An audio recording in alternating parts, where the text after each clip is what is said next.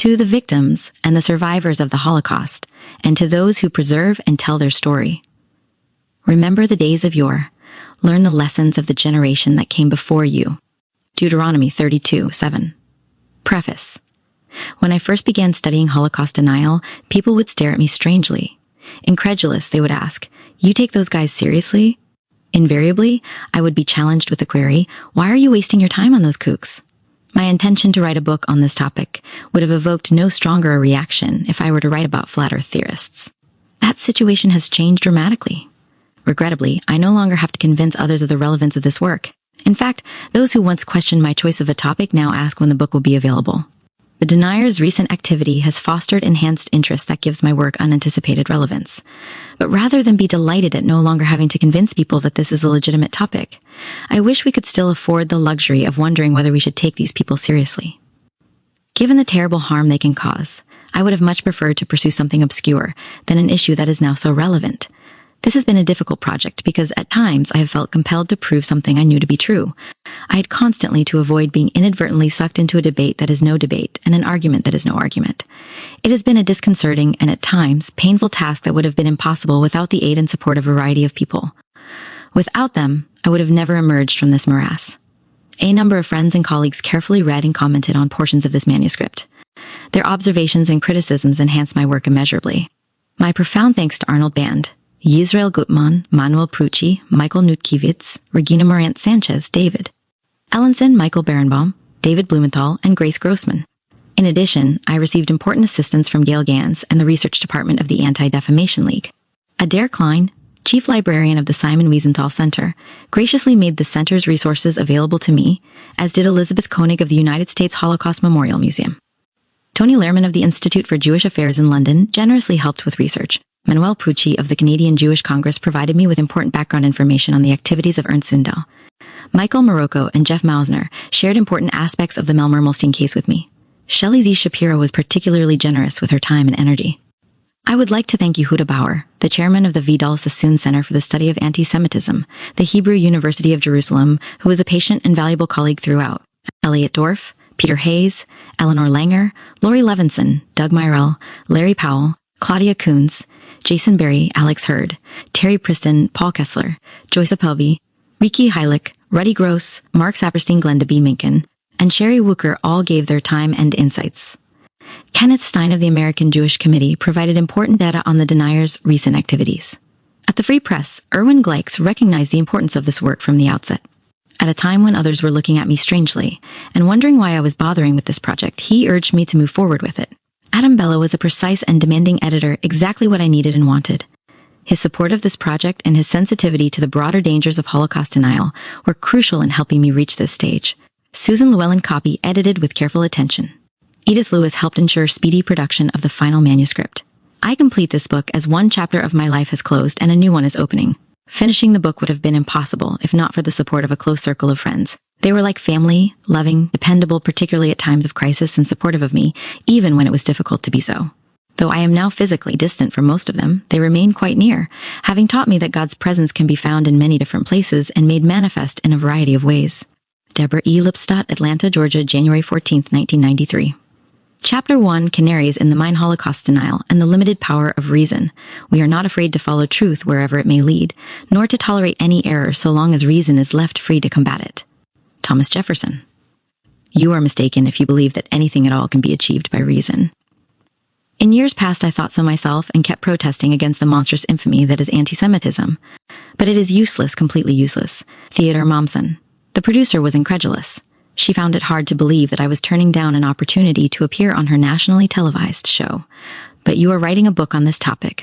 It will be great publicity. I explained repeatedly that I would not participate in a debate with a Holocaust denier. The existence of the Holocaust was not a matter of debate.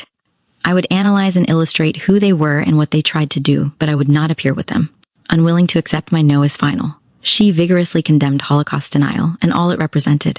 Then, in one last attempt to get me to change my mind, she asked me a question. I certainly don't agree with them, but don't you think our viewers should hear the other side? I soon discovered that this was not to be an isolated incident. Indeed, in the months before I completed this manuscript, I had one form or another of this conversation too many times. A plethora of television and radio shows have discovered Holocaust denial. Recently, the producer of a nationally syndicated television talk show was astounded when I turned down the opportunity to appear because it would entail discussing the issue with two deniers. She was even more taken aback when she learned that hers was not the first invitation I had rejected. Ironically, or perhaps frighteningly, she had turned to me because she read my work while taking a course on the Holocaust. When the show aired, in April 1992, deniers were given the bulk of the time to speak their piece. Then Holocaust survivors were brought on to try to refute their comments. Before the commercial break, the host, Montel Williams, urged viewers to stay tuned so that they could learn whether the Holocaust is a myth or is it truth.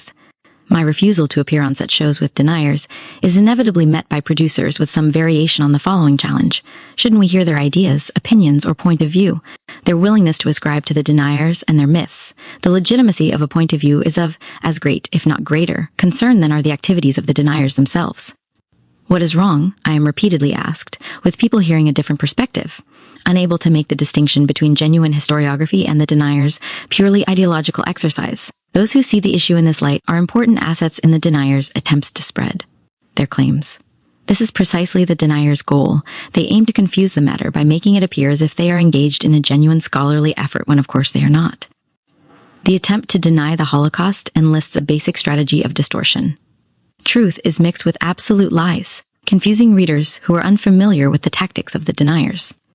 Half-truths and story segments, which conveniently avoid critical information, leave the listener with a distorted impression of what really happened. The abundance of documents and testimonies that confirm the Holocaust are dismissed as contrived, coerced, or forgeries and falsehoods. This book is an effort to illuminate and demonstrate how the deniers use this methodology to shroud their true objectives. My previous book on the Holocaust dealt with the American press's coverage or lack thereof of the persecution of the Jews from 1933 to 1945. Much of the story that I told justly deserved the title Beyond Belief. For most editors and reporters, this story was literally beyond belief, and the press either missed or dismissed this news story, burying specific news of gas chambers, death camps, and mass killings in tiny articles deep inside the papers. When I turned to the topic of Holocaust denial, I knew that I was dealing with extremist anti-Semites who have increasingly managed, under the guise of scholarship, to camouflage their hateful ideology. However, I did not then fully grasp the degree to which I would be dealing with a phenomenon far more unbelievable than was my previous topic. On some level, it is as unbelievable as the Holocaust itself, and, though no one is being killed as a result of the deniers' lies, it constitutes abuse of the survivors. It is intimately connected to a neo-fascist political agenda. Denial of the Holocaust is not the only thing I find beyond belief. What has also shocked me is the success deniers have in convincing good-hearted people that Holocaust denial is an other side of history, ugly, reprehensible, and extremist, but another side nonetheless. As time passes and fewer people can personally challenge these assertions, their campaign will only grow in intensity. The impact of Holocaust denial on high school and college students cannot be precisely assessed. At the moment, it is probably quite limited. Revisionist incidents have occurred on a number of college campuses, including at a Midwestern university when a history instructor used a class on the Napoleonic Wars to argue that the Holocaust was a propaganda hoax designed to vilify the Germans, that the worst thing about Hitler is that without him, there would not be an Israel, and that the whole Holocaust story was a ploy to allow Jews to accumulate vast amounts of wealth. The instructor defended himself by arguing that he was just trying to present two sides of the issue because the students' books only presented the orthodox view.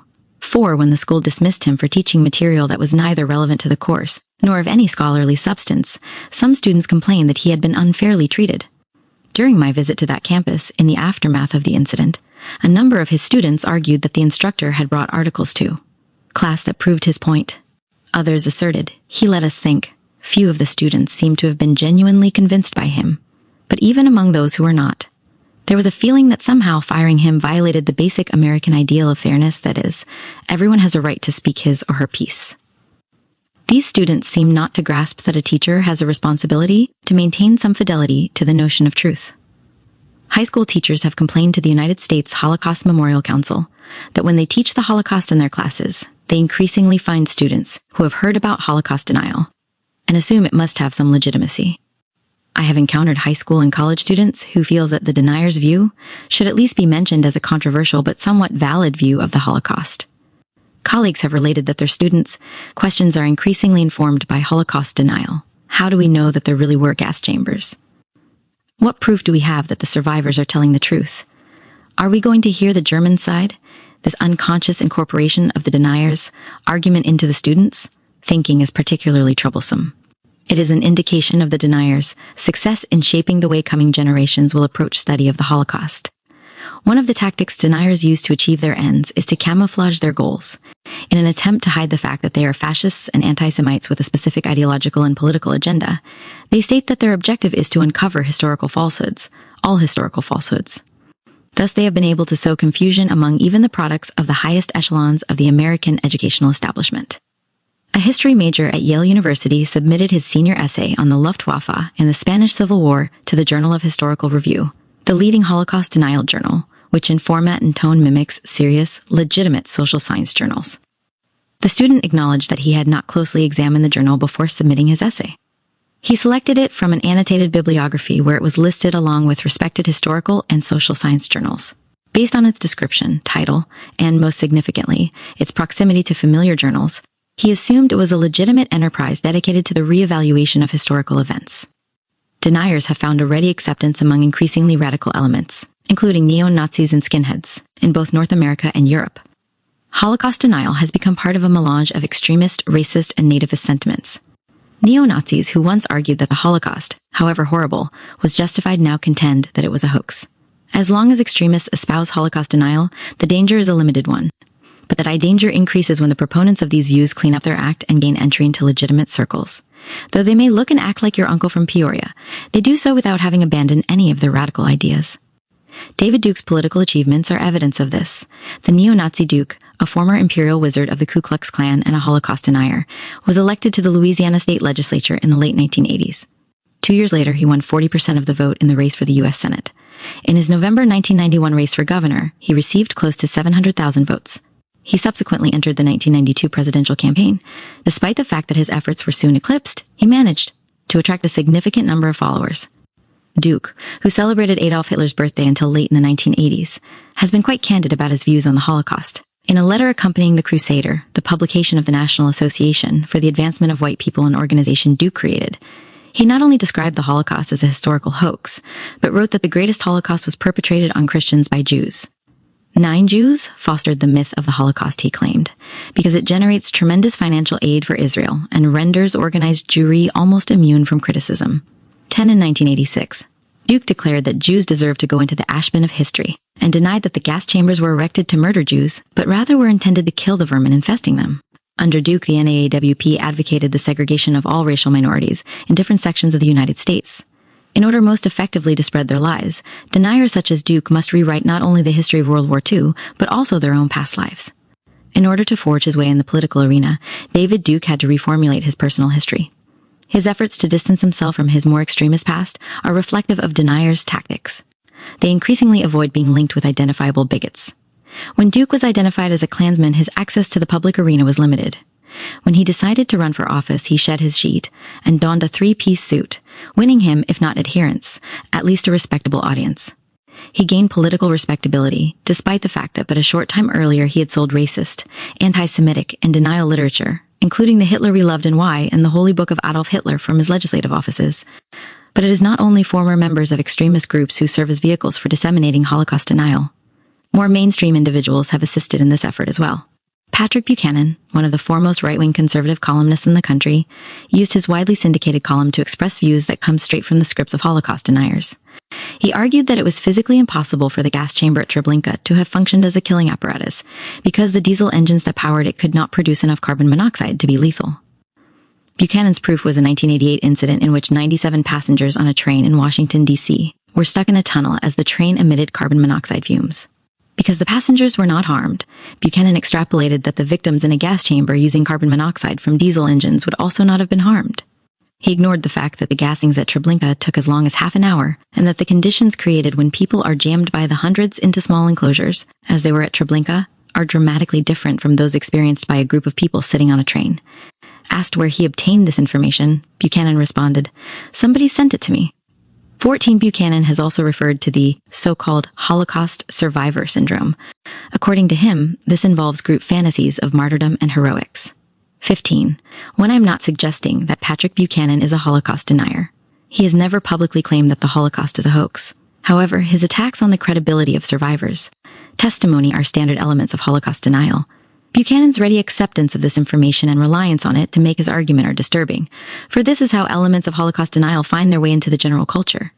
During the 1992 presidential campaign, when Buchanan was seeking the Republican nomination, he refused to retract these contentions. Nonetheless, few of his fellow journalists were willing to challenge him on the matter. As troubling as Buchanan's easy acceptance of these charges was the latitude given him by his colleagues. Denial arguments have been voiced not only by politicians in the United States, but by those in other countries as well. Extremist nationalist groups in those Central and Eastern Europe, countries with a tradition of populist anti-Semitism, have a particular attraction to Holocaust denial. Many of the precursors of these movements collaborated with the Nazis. Holocaust denial offers them a means of both wiping out that historical black mark if there was no Holocaust, then cooperating with the Nazis becomes less inexcusable, and rehabilitating those who were punished by communists for collaborating. Since the fall of communism, deniers in North America and Western Europe have worked with like-minded groups in Eastern European countries to establish mini-institutes for historical review. Their objective is to attract people, particularly intellectuals, who are seeking an extremist nationalism cleansed of taints of Nazism. 17 former communist bloc countries are particularly susceptible to this strain of pseudo-history, because post-war generations have learned virtually nothing about the specifically Jewish nature of Nazi atrocities. The communists, engaging in their own form of revisionism, taught that it was the fascists who killed communists. The specifically Jewish facet of the tragedy was excised. While no politician has based his or her entire campaign on Holocaust denial, a number have used it when it was in their interest to do so. Croatian President Franjo Tuđman wrote of the biased testimonies and exaggerated data used to estimate the number of Holocaust victims.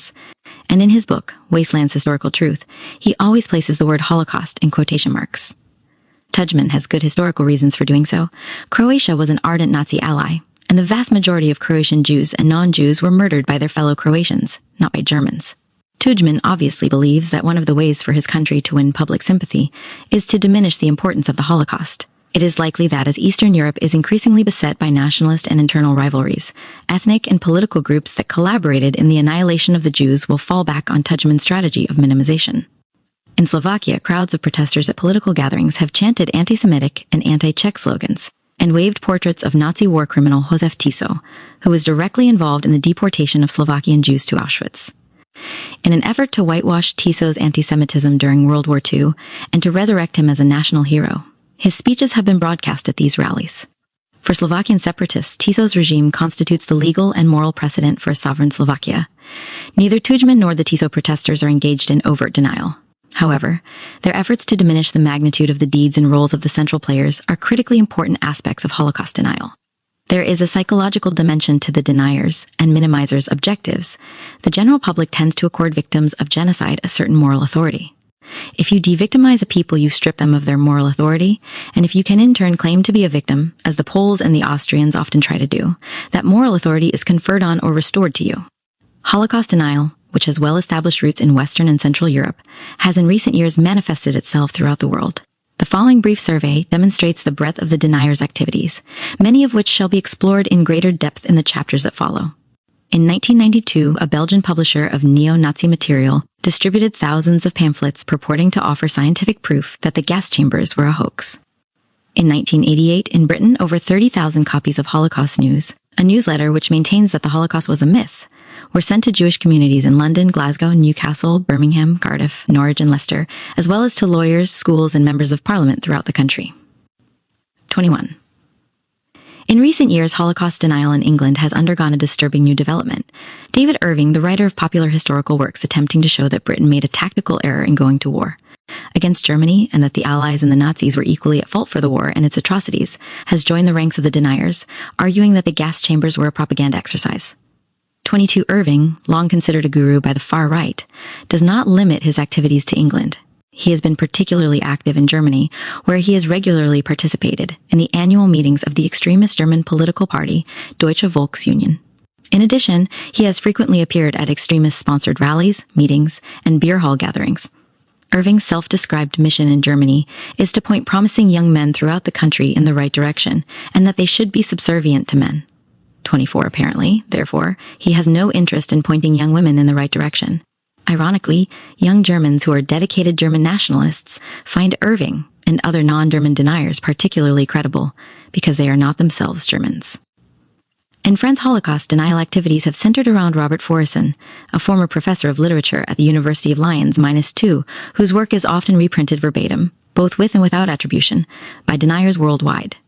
According to Forson, the so-called gassings of Jews were a gigantic politico-financial swindle whose beneficiaries are the State of Israel and international Zionism. Its chief victims were the German people and the Palestinians. Foreson's area of specialization is the rather unique field of the criticism of texts and documents, investigation of meaning and counter-meaning of the true and the false. 27% there is a definite irony in his choice of field because Forson, whose methodologies have been adopted by virtually all other deniers, regularly creates facts where none exist and dismisses as false any information inconsistent with his preconceived conclusions.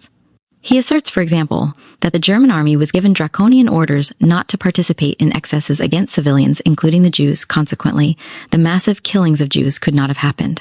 In making this argument, Forson simply ignores the activities of the Einsatzgruppen, the units responsible for killing vast numbers of Jews. Pierre Vidal-Naquet, one of Foreson's prime adversaries in France and someone who has studied him closely, observed that Forson is particularly adept at finding an answer for everything when encountering information that contradicts his claims. Forson interprets the Nazi decree, which mandated that Jews wear a yellow star on pain of death, as a measure to ensure the safety of German soldiers, because Jews, he argues, engaged in espionage, terrorism, black market operations, and arms trafficking. German soldiers needed a means to protect themselves against this formidable enemy. He even had an explanation as to why Jewish children were required to start wearing the star at age 6. They too were engaged in all sorts of illicit or resistance activities against the Germans against which the soldiers had to be protected. Documents containing information that Forson cannot explain away or reinterpret, he falsifies. Regarding the brutal German destruction of the Warsaw Ghetto, Forson wrote that in April 1943, suddenly, right behind the front, the Jews started an insurrection. The Ghetto Revolt, for which the Jews built 700 bunkers, was proof of the quite serious threat the Jews posed to German military security. Although it is true that the Jews started an insurrection, it was not right behind the front, but hundreds of miles from it. Forson's source for the information regarding the insurrection and the bunkers was a speech delivered in Posen in October 1943 by the Nazi leader Heinrich Himmler. But even Himmler was more honest than Forson. He described the uprisings as taking place in Warsaw and in territories in the rear. 28. Forson has not worked alone in France. In June 1985, the University of Nantes awarded a doctoral degree to a Forson protégé, Henri Roux, for a dissertation accusing Kurt Gerstein, one of those who transmitted the news of the gas chambers to the Allies, of being a master magician who created an illusion that the world accepted as fact. Implicitly denying the existence of the gas chambers, Roux tried to prove that Gerstein's reports were so laden with inconsistencies that he could not possibly have witnessed gassings at Belzec, as he maintained. There exist a variety of official documents and testimonies attesting to Gerstein's presence at these gassings. Roux, adhering to his mentor's pattern of ignoring any document that contradicts his pre-existing conclusions, simply excluded this material from his dissertation. Though Forson and most of his admirers are on the political right, they and their activities have been abetted by an extreme left-wing revolutionary group, La Vieille Dope. Originally a bookstore, it has become a publishing house that shelters an informal coterie of revolutionary types. Under the direction of its proprietor, Pierre Guillaume, it has distributed periodicals, cassettes, comic books, journals, and broadsheets, all attesting to the Holocaust hoax. Guillaume is France's leading publisher of neo-Nazi material. 24 hours after the Klaus Barbie trial began in France, the first issue of Annals of Historical Revisionism, a journal edited by Guillaume and containing articles by Forson, was distributed for sale to Paris bookstores and kiosks. Suggestions of Holocaust denial have come from French political figures as well. The leader of the far-right National Front, Jean-Marie Le Pen, declared in 1987 that the gas chambers were a mere detail of World War II. In a radio interview, he asserted that he had never seen any gas chambers and that historians had doubts about their existence. Are you trying to tell me is a revealed truth that everyone has to believe? Le Pen asked rhetorically. There are historians who are debating such questions.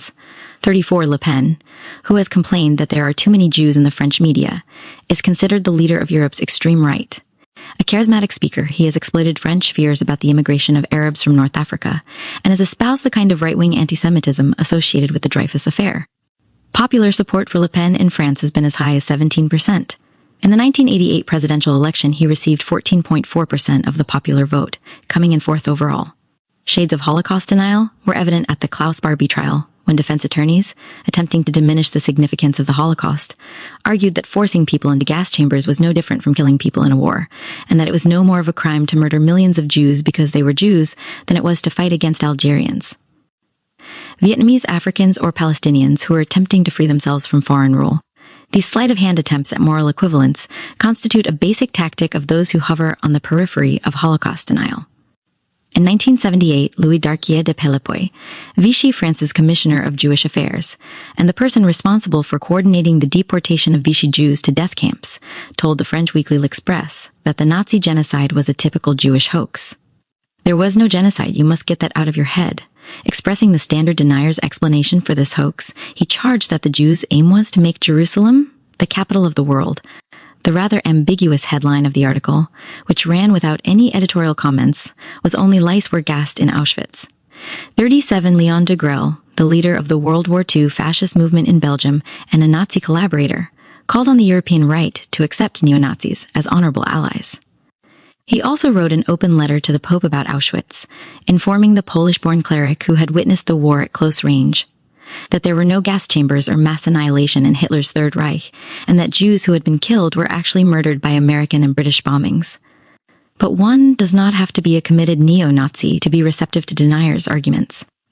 In Paris, in an interview with the leftist monthly Le Globe, Claude Autant-Latta, one of France's most acclaimed film directors, and at the time a member of the European Parliament, described the Holocaust as a legend stuffed with lies and claimed that France was in the hands of a left-wing cabal dominated by Jewish internationalists and cosmopolitans.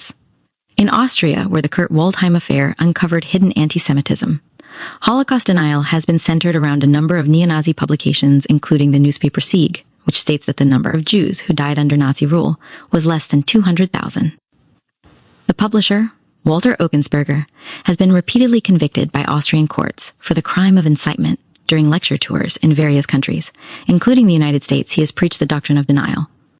The publisher of another neo-Nazi denial magazine, Halt, was indicted for Holocaust denial activities. In addition to Sieg and Halt, denial publications targeted at school children have appeared in Austria. Since the late 1980s, the American Ku Klux Klan has established groups in both Germany and Austria. These groups have added Holocaust denial to their traditional racist extremism. In certain parts of Europe, Holocaust denial has found its way into the general population. In the fall of 1992, a public opinion poll in Italy, where a wide array of denial publications have appeared, revealed that close to 10% of the Italian population believe the Holocaust never happened. Denial arguments have permeated the work of those who would not describe themselves as deniers.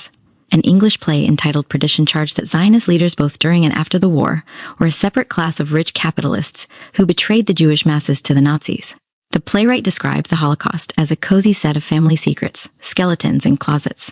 In a key passage, the leading character charges that Jews who died in Auschwitz were murdered, not just by the force of German arms, but by calculated treachery of their own Jewish leaders. 46. Though the play did not deny the Holocaust, the result was the same. The perpetrators were absolved, and the victims held responsible. But it has not only been Europe that has witnessed this phenomenon. Since 1965, Holocaust denial material has been available throughout Latin America. In Brazil, much of it has been released by a publishing house specializing in Portuguese language anti-Semitic materials. This publisher recently claimed that within 4 years of publication, one of its denial books had appeared in 28 editions and was read by 200,000 people. Holocaust deniers have also been active in Argentina, Mexico, Chile, and Peru. In Australia and New Zealand, Holocaust denial has adopted a particularly deceptive guise. The Australian League of Rights, camouflaging its intentions behind a facade of defending civil liberties, is in fact an ardently anti-Semitic organization. Its bookstore sells an array of traditional anti-Semitic works, including denial tracts, and its leader, John Bennett, has called the Holocaust a gigantic lie designed to foster support for Israel. Under him, the League of Rights has brought prominent deniers and neo-Nazis to Australia, including Fred Lechter, the self-described engineer, and gas chamber expert who claims to have conducted scientific tests at Auschwitz and Majdanek, proving that the gas chambers there could not have functioned as homicidal killing units. The League's meetings have been addressed by an assortment of Holocaust deniers, including hardcore Nazis and representatives of the California-based Institute for Historical Review. When Lechter was in Australia, he was interviewed on the radio and given other significant media coverage. The League, which uses conspiracy theories to attract economically vulnerable members of the working class, informed unemployed timber workers that their jobs had been lost because Jewish bankers had taken over their forests and lands. The Australian Human Rights and Equal Opportunities Commission describes the League as the most influential and effective, as well as the best organized and most substantially financed racist organization in Australia. 49. New Zealand has its own League of Rights, whose activities approximate those of its Australian counterpart. Because these leagues do not have the same offensive public image that some of the more blatantly anti-Semitic and neo-Nazi groups do, they have been more successful at winning popular support. By projecting an image of being committed to the defense of free speech, these pseudo-human rights organizations have attracted followers who would normally shun neo-Nazi and overtly anti-Semitic organizations and activities.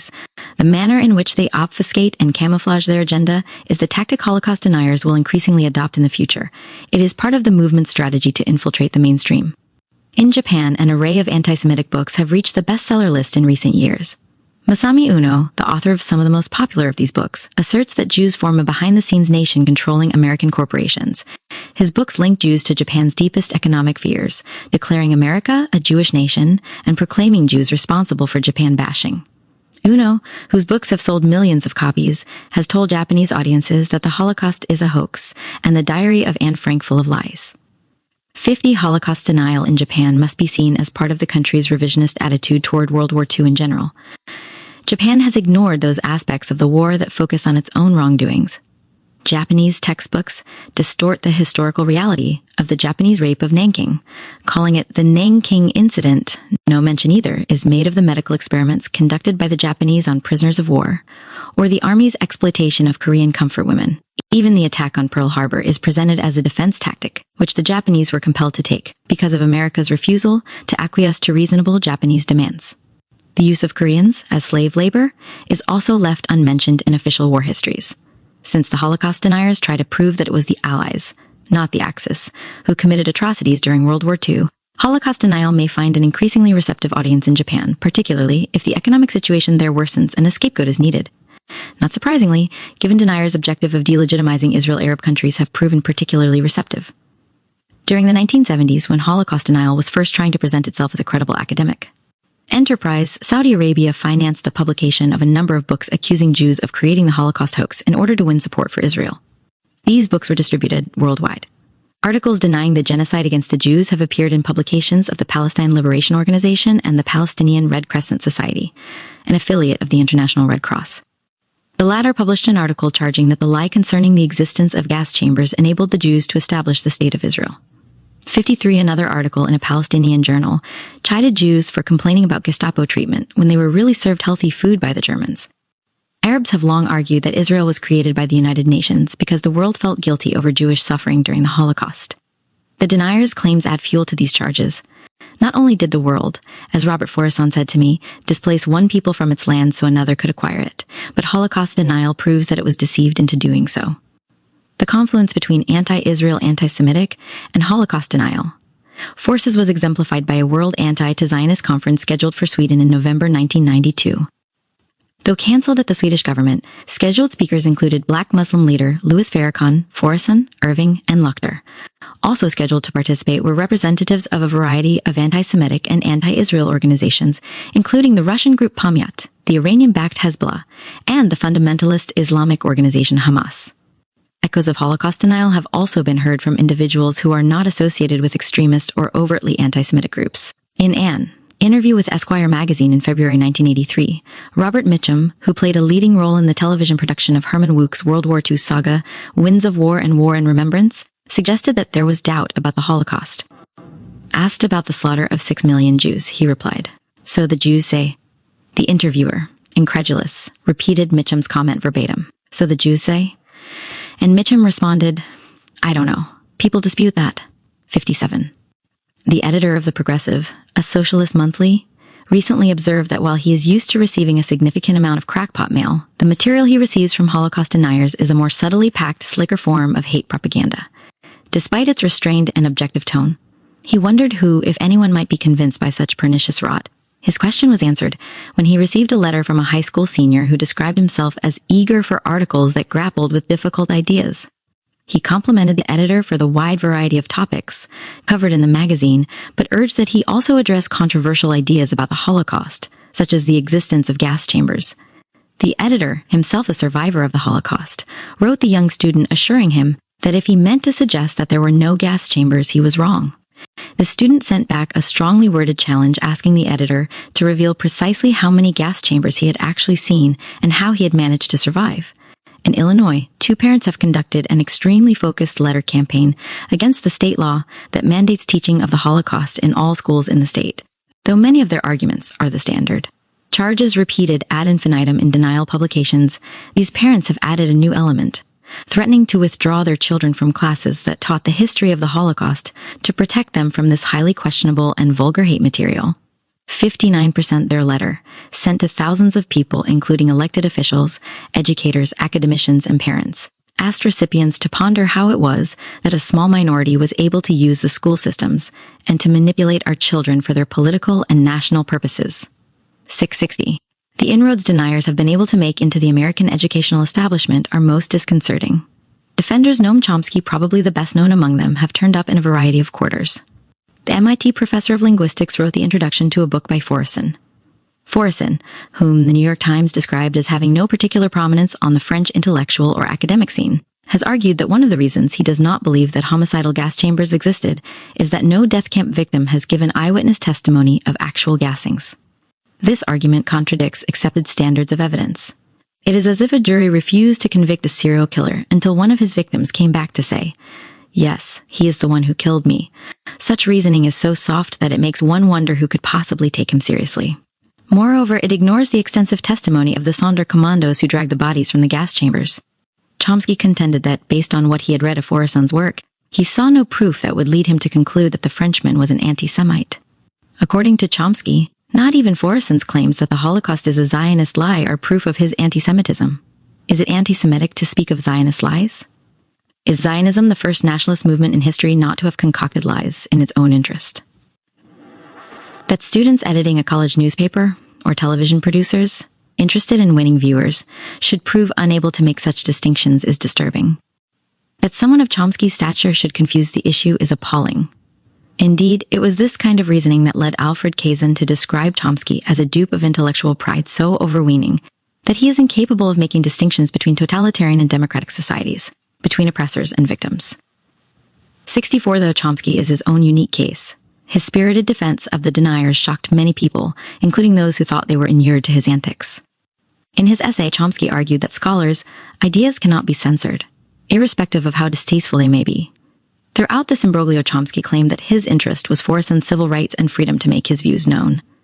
65. During the past few years, as deniers have intensified their efforts to insinuate themselves into the university world by placing ads denying the Holocaust in campus newspapers, echoes of Chomsky's arguments have been voiced by students, professors, and even university presidents.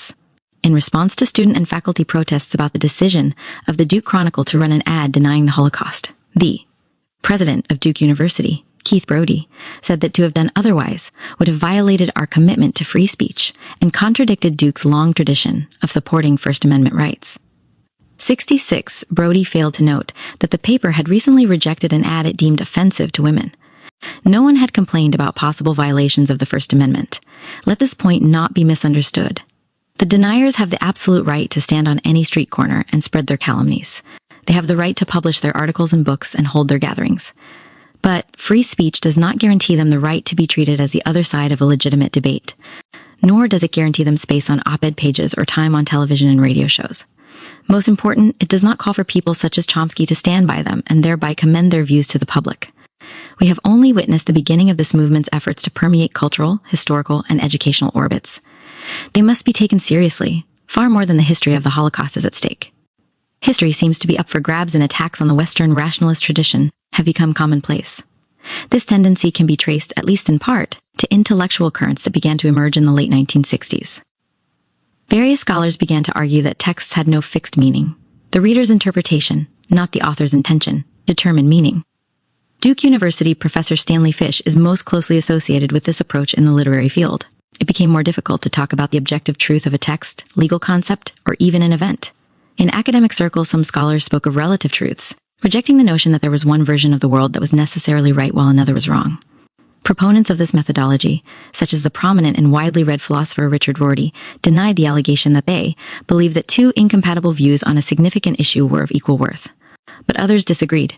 Hilary Putnam, one of the most influential contemporary academic philosophers, thought it particularly dangerous because it seemed to suggest that every conceptual system was just as good as the other. 70% still others rightfully worried that it opened the doors of the academy and of society at large to an array of far-fetched notions that could no longer be dismissed out of hand simply because they were absurd. Nonetheless, as a methodology, this approach to text had something to recommend it. It placed an important, though possibly overstated, emphasis on the role played by the reader's perspective in assigning meaning to a text. It was also a reminder that the interpretations of the less powerful groups in society have generally been ignored, but it also fostered an atmosphere in which it became harder to say that an idea was beyond the pale of rational thought. At its most radical, it contended that there was no bedrock thing such as experience. Experience was mediated through one's language. The scholars who supported this deconstructionist approach were neither deniers themselves nor sympathetic to the deniers' attitudes. Most had no trouble identifying Holocaust denial as disingenuous. But because deconstructionism argued that experience was relative and nothing was fixed, it created an atmosphere of permissiveness toward questioning the meaning of historical events and made it hard for its proponents to assert that there was anything off limits for this skeptical approach. The legacy of this kind of thinking was evident when students had to confront the issue. Far too many of them found it impossible to recognize Holocaust denial as a movement with no scholarly, intellectual, or rational validity. A sentiment had been generated in society, not just on campus, that made it difficult to say, this has nothing to do with ideas. This is bigotry.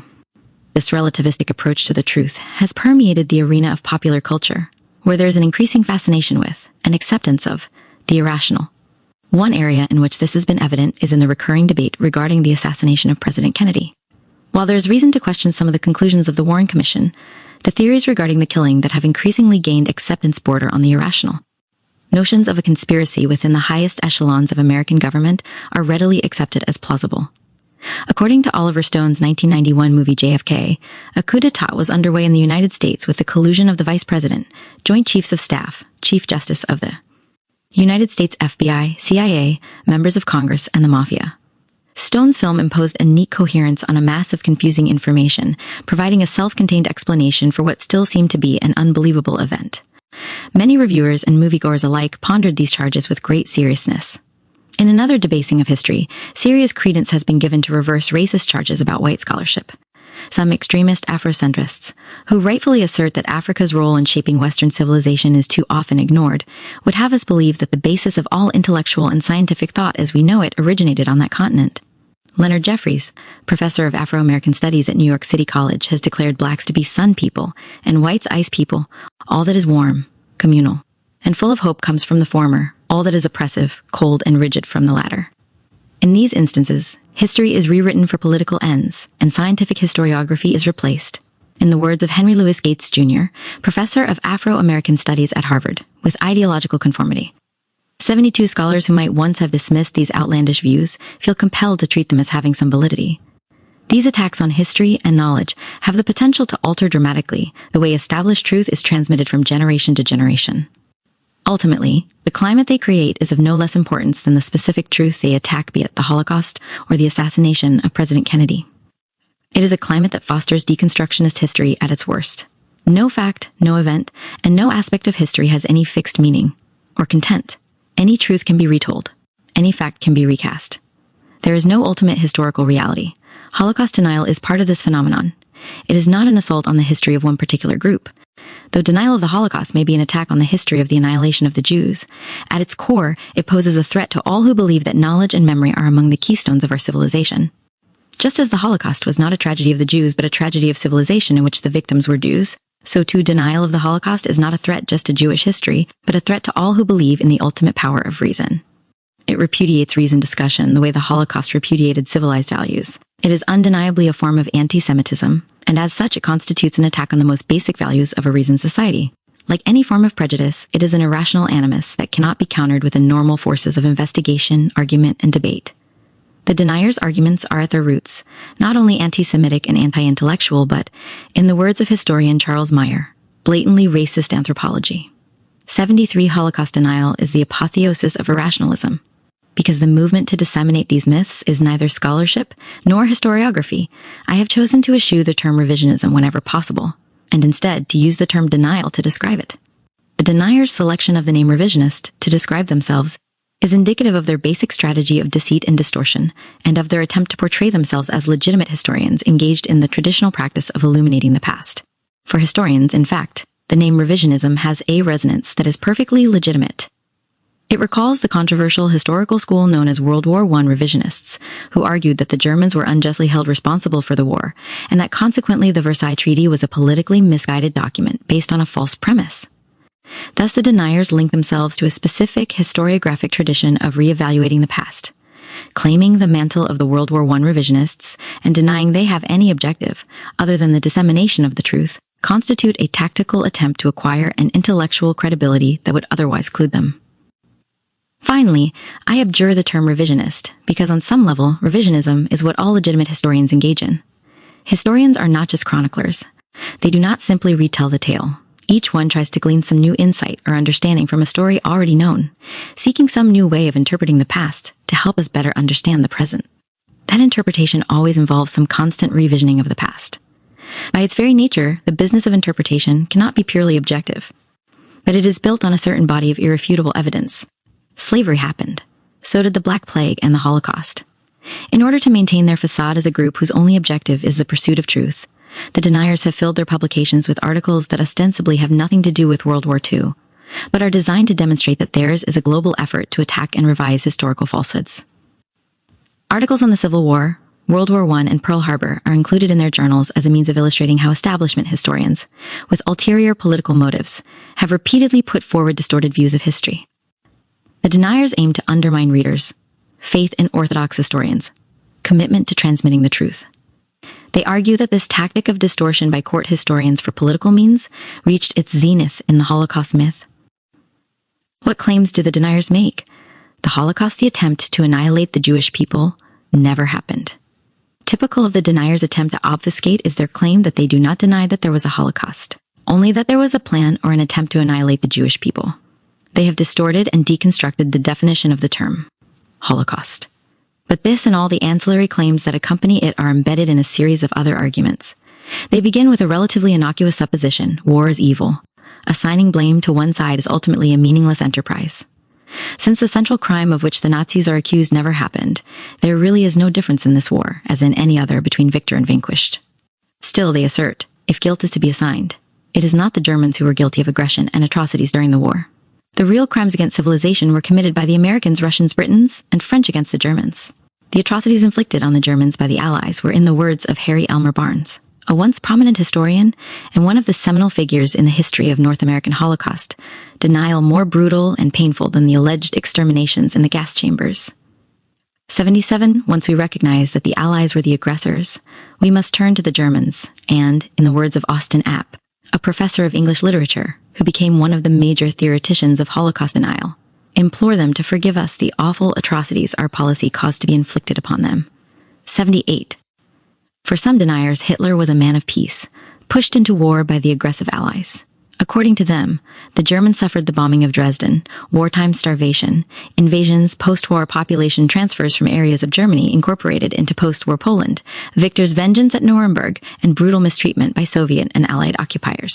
Portrayed as a criminal nation that had committed outrageous atrocities, Germany became and remains a victim of the world's emotional and scholarly aggression. But it is showing the Holocaust to have been a myth that is the deniers' real agenda. They contend that the ultimate injustice is the false accusation that Germans committed the most heinous crime in human history. The post-war venom toward Germany has been so extreme that Germans have found it impossible to defend themselves. Consequently, rather than fight this ignominious accusation, they decided to acknowledge their complicity. This seeming contradiction, namely that the perpetrators admit they committed a crime while those who were not present exonerate them, presents a potential problem for the deniers. How can a group that did not witness what happened claim that the perpetrators are innocent while the perpetrators acknowledge their guilt? The deniers explain this problem away by arguing that in the aftermath of World War II, the Germans faced a strategic conflict. In order to be readmitted to the family of nations, they had to confess their wrongdoing, even though they knew that these charges were false. They were in the same situation as a defendant who has been falsely convicted of committing horrendous crimes. He knows he will be more likely to receive a lenient sentence if he admits his guilt, shows contrition, and makes amends. So too, the innocent Germans admitted their guilt and made financial amends. The defendants at the war crimes trials adopted a similar strategy. They admitted that the Holocaust happened, but tried to vindicate themselves by claiming they were not personally guilty. Arthur Butz, a professor of electrical engineering at Northwestern University, is the denier who has most fully developed this theory of what I call incrimination to avoid self-incrimination. Deniers acknowledge that some Jews were incarcerated in places such as Auschwitz, but they maintain As they did at the trial of a Holocaust denier in Canada, it was equipped with all the luxuries of a country club, including a swimming pool, dance hall, and recreational facilities. Some Jews may have died, they said, but this was the natural consequence of wartime deprivations. The central assertion for the deniers is that Jews are not victims but victimizers. They stole billions in reparations, destroyed Germany's good name by spreading the myth of the Holocaust, and won international sympathy because of what they claimed had been done to them. In the paramount miscarriage of injustice, they used the world's sympathy to displace another people so that the state of Israel could be established. This contention relating to the establishment of Israel is a linchpin of their argument. It constitutes a motive for the creation of the Holocaust legend by the Jews. Once the deniers add this to the equation, the essential elements of their argument are in place. Some have a distinct political objective. If there was no Holocaust, what is so wrong with National Socialism? It is the Holocaust that gives fascism a bad name. Extremist groups know that every time they extol the virtues of National Socialism, they must contend with the question, if it was so benign, how is the Holocaust possible? Before fascism can be resurrected, this blot must be removed. At first they attempted to justify it, now they deny it. This is the means by which those who still advocate the principles of fascism attempt to reintroduce it as a viable political system. For many falsifiers, this, not anti-Semitism, is their primary agenda. It is certainly a central theme for the European deniers on the emerging far right. When one first encounters them, it is easy to wonder who could or would take them seriously. Given the preponderance of evidence from victims, bystanders, and perpetrators, and given the fact that the deniers' arguments lie so far beyond the pale of scholarly argument, it appears to be ludicrous to devote much, if any, mental energy to them. They are a group motivated by a strange conglomeration of conspiracy theories, delusions, and neo-Nazi tendencies. The natural inclination of many rational people, including historians and social scientists, is to dismiss them as an irrelevant fringe group. Some have equated them with the flat earth theorists, worthy at best of amused attention, but not of serious analysis or concern. They regard Holocaust denial as quirky and malicious, but do not believe it poses a clear and present danger. There are a number of compelling reasons not to dismiss the deniers and their beliefs so lightly. First, their methodology has changed in the past decade. Initially, Holocaust denial was an enterprise engaged in by a small group of political extremists. Their arguments tended to appear in poorly printed pamphlets and in right-wing newspapers such as the Spotlight, Thunderbolt, or the Ku Klux Klan's Crusader. In recent years, however, their productivity has increased. Their style has changed, and consequently, their impact has been enhanced. They disguise their political and ideological agendas. Their subterfuge enhances the danger they pose. Their publications, including the Journal of Historical Review, the leading denial journal, mimic legitimate scholarly works, generating confusion among those who do not immediately recognize the journal's intention. Their books and journals have been given an academic format, and they have worked hard to find ways to insinuate themselves into the arena of historical deliberation. One of the primary loci of their activities is the college campus, where they have tried to stimulate a debate on the existence of the Holocaust. It is here that they may find their most fertile field, as is evident from the success they have had in placing advertisements that deny the Holocaust in college newspapers. They have also begun to make active use of computer bulletin boards, where they post their familiar arguments. Certain computer networks have been flooded with their materials. Their objective is to plant seeds of doubt that will bear fruit in coming years, when there are no more survivors or eyewitnesses alive to attest to the truth. There is an obvious danger in assuming that because Holocaust denial is so outlandish it can be ignored.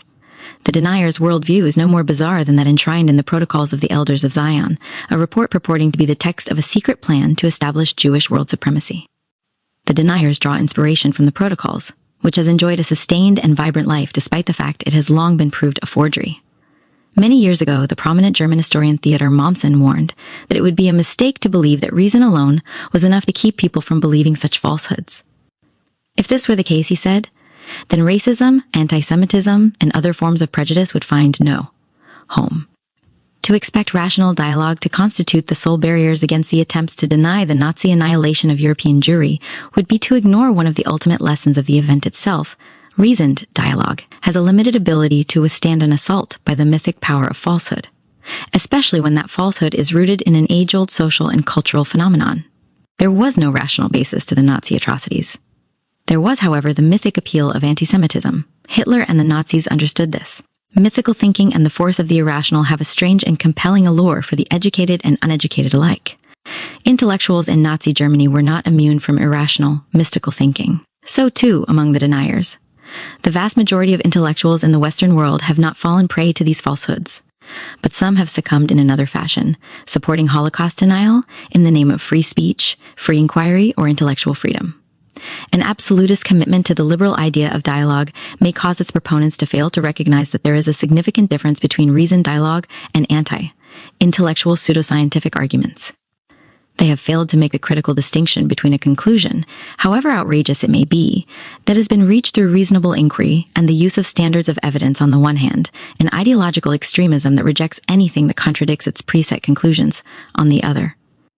Thomas Jefferson long ago argued that in a setting committed to the pursuit of truth, all ideas and opinions must be tolerated. But he added a caveat that is particularly applicable to this investigation. Reason must be left free to combat error. One of the ways of combating errors is by making the distinctions between scholarship and myth. In the case of Holocaust denial, we are dealing with people who consciously confuse these categories. As a result, reason becomes hostage to a particularly odious ideology. Reasoned dialogue, particularly as it applies to the understanding of history, is rooted in the notion that there exists a historical reality that, though it may be subjected by the historian to a multiplicity of interpretations, is ultimately found and not made. The historian does not create, the historian uncovers. The validity of a historical interpretation is determined by how well it accounts for the facts. Though the historian's role is to act as a neutral observer trying to follow the facts, there is increasing recognition that the historian brings to this enterprise his or her own values and biases. Consequently, there is no such thing as value-free history. However, even the historian with a particular bias is dramatically different from the proponents of these pseudo-reasoned ideologies. The latter freely shape or create information to buttress their convictions and reject as implausible any evidence that counters them. They use the language of scientific inquiry, but theirs is a purely ideological enterprise. This absolutist commitment to free inquiry and the power of irrational mythical thinking at least partially explain how the deniers have managed to find defenders among various establishment figures and institutions. Even the supposed protectors of Western liberal ideals of reasoned dialogue can fall prey to the absolutist notion that all arguments are equally legitimate arenas of debate. By arguing that the denier's views, however ugly, must be given a fair hearing, they take a positive Western value to an extremist end. They fail to recognize that the denier's contentions are a composite of claims founded on racism, extremism, and virulent anti-Semitism. The issue is not interpretation. The challenge presented by the deniers is whether disinformation should be granted the same status and intellectual privileges as real history. I reiterate that I am not advocating the muzzling of the deniers. They have the right to free speech, however abhorrent. However, they are using that right not as a shield, as it was intended by the Constitution, but as a sword. There is a qualitative difference between barring someone's right to speech and providing him or her with a platform from which to deliver a message. Quick to exploit this situation, the deniers have engaged in a calculated manipulation of two principles dear to Americans: free speech and the search for historical truth. In the pages that follow, I shall examine both the modus operandi of Holocaust denial and the impact it has had on contemporary culture. I undertake this task with some hesitation, since readers might wonder how marginal the deniers can be if historians do not simply dismiss them. Does scholars' attention suggest that they are not merely falsifiers? Does research on them give them the publicity they crave? Indeed, deniers are quick to pounce joyfully on any discussion of their work as evidence of the serious consideration their views are receiving. In 1981, President Reagan, speaking at the official commemoration of the Days of Remembrance of the Holocaust, related how horrified he was to learn that there were people who claimed that the Holocaust was an invention. In its newsletter, the Institute for Historical Review, the leading disseminator of Holocaust denial material, cited the president's comments to demonstrate Holocaust denial's vibrancy and just how far revisionism has come since our G86 to a response reminiscent of the witticism. I don't care what they say about me as long as they say something. Founding S. The deniers understand how to gain respectability for outrageous and absolutely false ideas. The anthropologist Marshall Salins has described how this process operates in the academic arena. Professor the 10th publishes a theory despite the fact that reams of documented information contradict his conclusions. In the highest moral tones, he expresses his disregard for all evidence that sheds doubt on his findings. He engages in ad hominem attacks on those who have authored the critical works in this field, and on the people silly enough to believe them. The scholars who have come under attack by this professor are provoked to respond. Before long, he has become the controversial prof. X and his theory is discussed seriously by non-professionals, that is, journalists. He soon becomes a familiar figure on television and radio, where he explains his ideas to interviewers who cannot challenge him or demonstrate the fallaciousness of his argument. While we not have yet descended to the point at which respectful reviews of denial literature appear in Time, Newsweek, or The New Yorker, virtually all else has evolved as Salins described. Normal and accepted standards of scholarship, including the proper use of evidence, are discarded. What remains, in the word of this eminent anthropologist, is a scandal. The danger that my research might inadvertently give the deniers a certain stature is not my only cause for trepidation. Another, more serious problem is inherent in the process of refuting the deniers. It is possible, as the French historian Pierre Vidal-Naquet has observed, that in the course of answering the deniers, an exterminationist school will be created in opposition to the revisionist one. Such was the case when radio and television producers wondered why I wouldn't talk to the other side. Deniers have, in fact, already taken to calling those who do research on the Holocaust exterminationists. Despite these dangers, I have undertaken this work for a number of reasons. First, denial of an individual's or a group's persecution, degradation, and suffering is the ultimate cruelty, on some level worse than the persecution itself. Those who have not experienced the Holocaust or the sting of anti-Semitism may find it difficult to understand the vulnerability it endangers in the victim. So too, those who have never experienced racism cannot fully grasp the pain and anger it causes. This book is, in part, an attempt to convey the pain the deniers inflict. In writing it, I have often found myself angry with them, despite the facts that they live in a strange mental wonderland, and that neither they nor the nonsense they spread are worthy of my anger. Although we do not take their conclusions seriously, contradictory as it may sound, we must make their method the subject of study. We must do so not because of the inherent value of their ideas, but because of the fragility of reason and society's susceptibility to such far-fetched notions. Many powerful movements have been founded by people living in similar irrational wonderlands, National Socialism foremost among them. I have also delved into this distasteful topic because of my conviction that only when society, particularly that portion of society committed to intellectual inquiry, comprehends the full import of this group's intentions, will there be any hope that history will not be reshaped to fit a variety of pernicious motives. Time need not be wasted in answering each and every one of the deniers' contentions. It would be a never-ending effort to respond to arguments posed by those who falsify findings, quote out of context, and dismiss reams of testimony because it counters their arguments. It is the speciousness of their arguments, not the arguments themselves, that demands a response. The way they confuse and distort is what I wish to demonstrate above all. It is essential to expose the illusion of reasoned inquiry that conceals their extremist views. It is also crucial to understand that this is not an arcane controversy.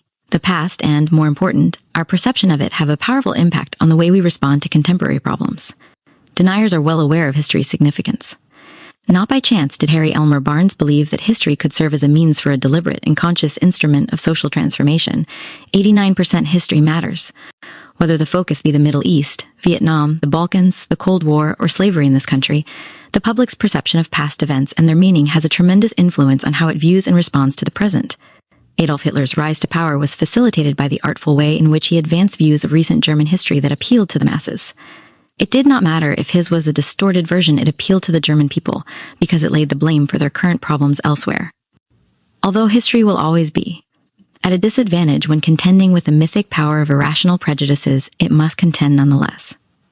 I was reminded of the potency of history when, on the eve of the Louisiana gubernatorial election in 1991, one of David Duke's followers remarked in a television interview that there was all this talk about Duke's past views on Jews and blacks and his Ku Klux Klan activities. That, the follower observed, was the past. What relevance, he wondered, did it have for this election? The answer was obvious. His past had everything to do with his quest for election. It shaped who he was and who he remained. It has never been more clearly illustrated that history matters. And if history matters, its practitioners matter even more. The historian's role has been compared to that of the canary in the coal mine, whose death warned the miners that dangerous fumes were in the air. Any poisonous nonsense and the canary expires. 91%, there's much poisonous nonsense in the atmosphere these days. The deniers hope to achieve their goals by winning recognition as a legitimate scholarly cadre and by planting seeds of doubt in the younger generation. Only by recognizing the threat denial poses to both the past and the future will we ultimately thwart their efforts. Modern Holocaust denial draws inspiration from a variety of sources. Among them are a legitimate historical tradition that was highly critical of government policies and believed that history was being used to justify those policies, an age-old nexus of conspiratorial scenarios that place a neat coherence on widely diverse developments, and hyperbolic critiques of government policies which, despite an initial connection to reality, became so extreme as to assume a quality of fantasy. The aforementioned historical tradition was taken over and co-opted by the Holocaust deniers. In the other two cases, denial was their logical successor. The deniers consider themselves heirs of a group of influential American historians who were deeply disturbed by American involvement in World War I. These respected scholars, who called themselves revisionists, would have been appalled to learn of the purposes to which their arguments were put. In contrast to the Holocaust deniers, who make no distinction between fact and fiction, the World War I revisionists engaged in serious research and relied upon established canons of evidence. Despite these differences, deniers have tried to link the two traditions, arguing that each has sought to create an alternative history for major events of the 20th century. However, one of these schools used traditional historiographic methodology to do so, whereas denial relies on pseudoscience.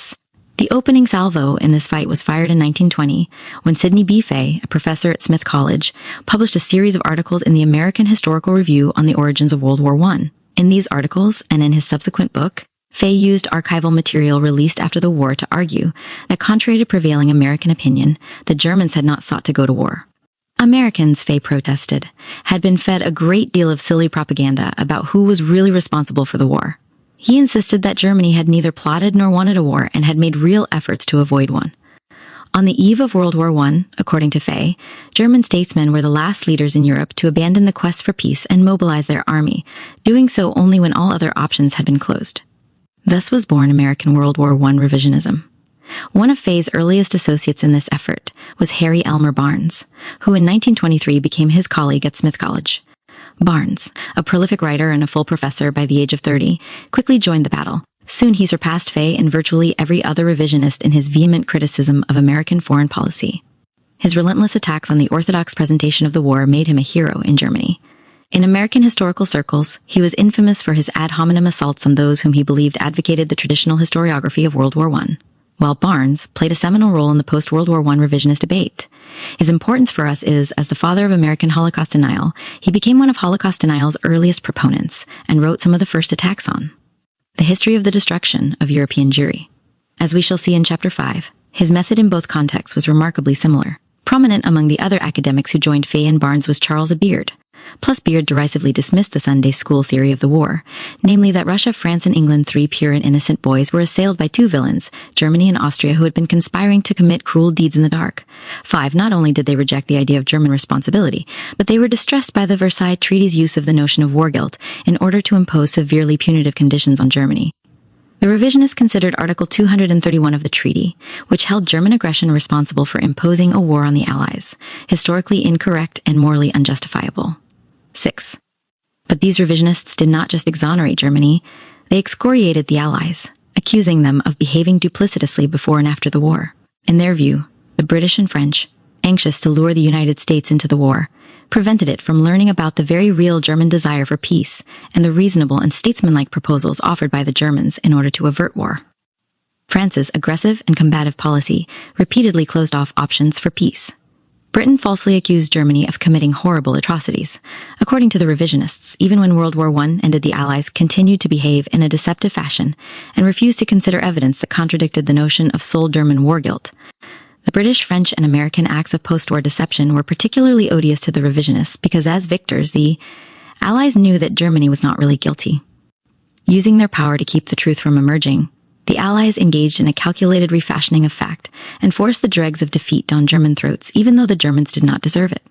Some of the more extreme revisionists, Barnes prominent among them, specifically castigated President Woodrow Wilson as responsible for the expense, losses, and miseries of the war, and for the arrogant and atrocious policies of France and England. They claimed that Wilson's initial support of American neutrality was disingenuous.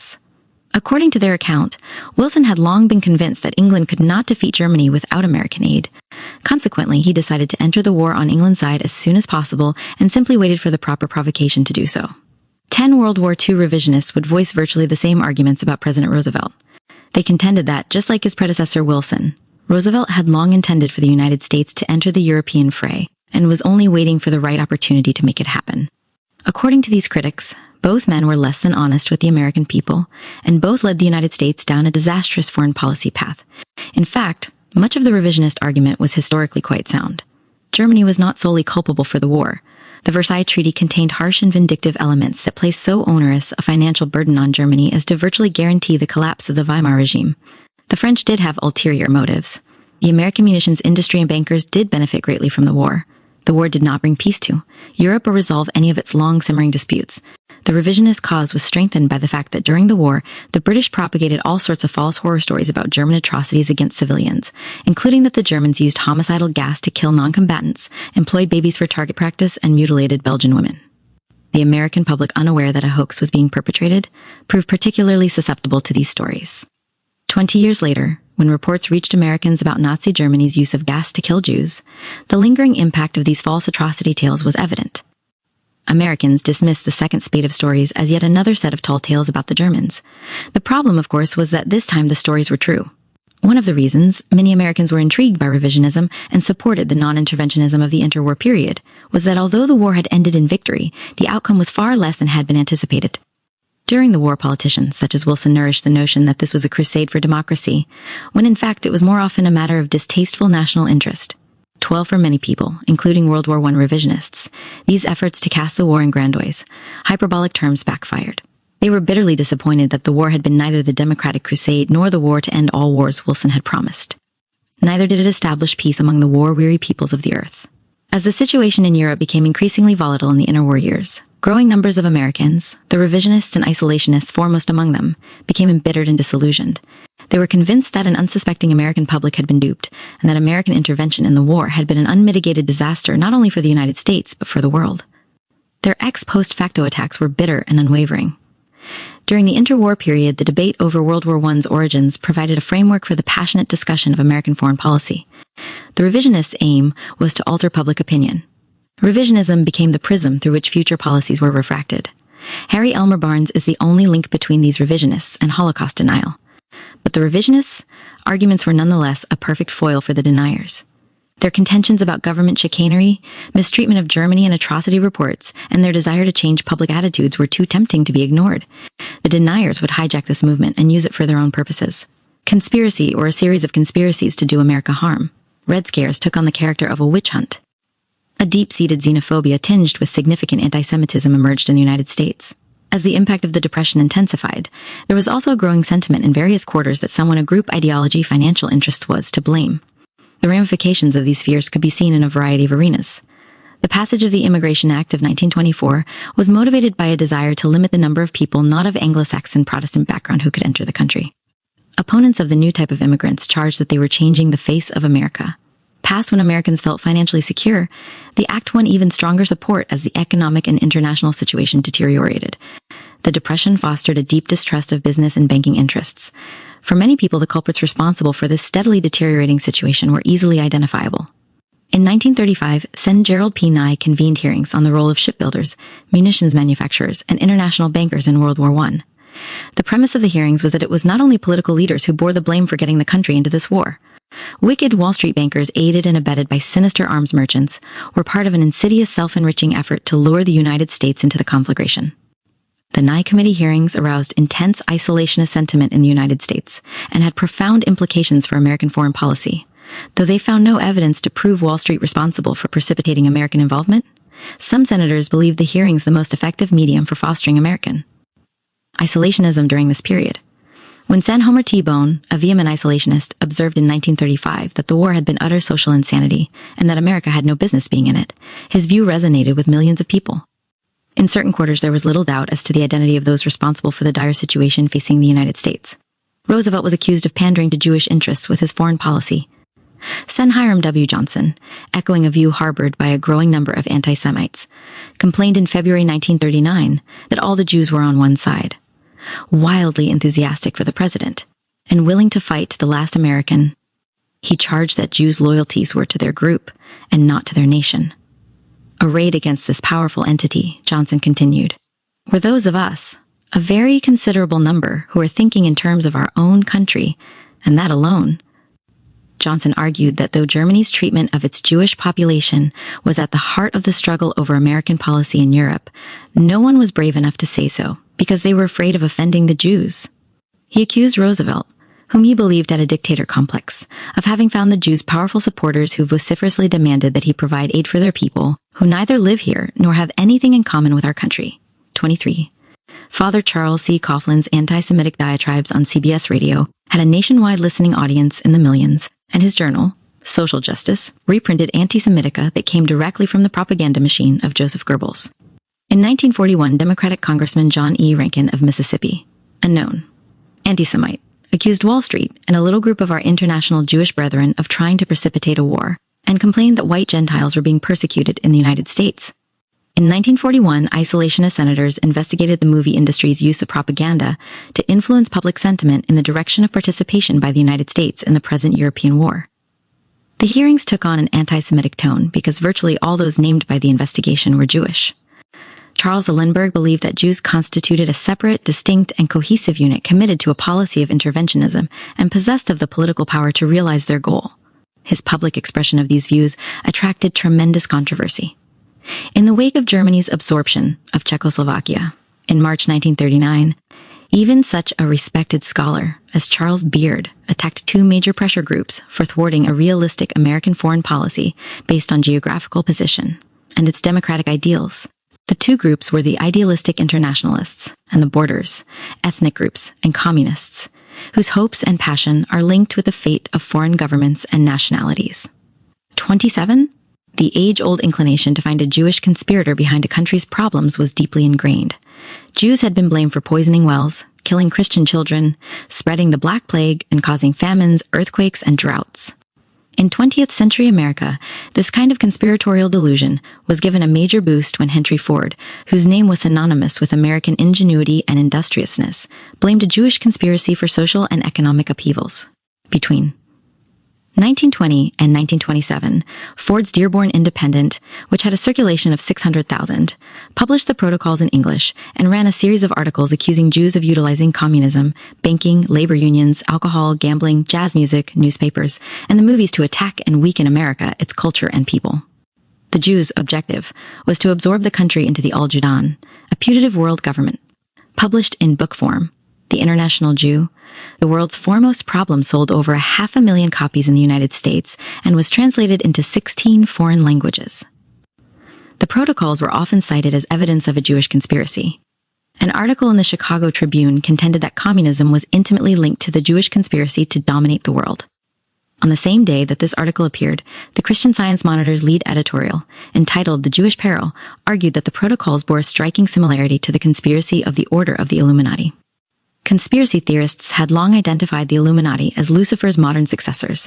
They supposedly used reason to undermine religion and the political order and establish world government. Not only were they said to be the force behind the French Revolution, but they were also held responsible for Karl Marx's Communist Manifesto and facilitated the rise of communism. According to this nexus of conspiratorial delusions, which the Dearborn Independent repeated, Jews, and Jewish bankers in particular, were responsible for the Illuminati's nefarious deeds.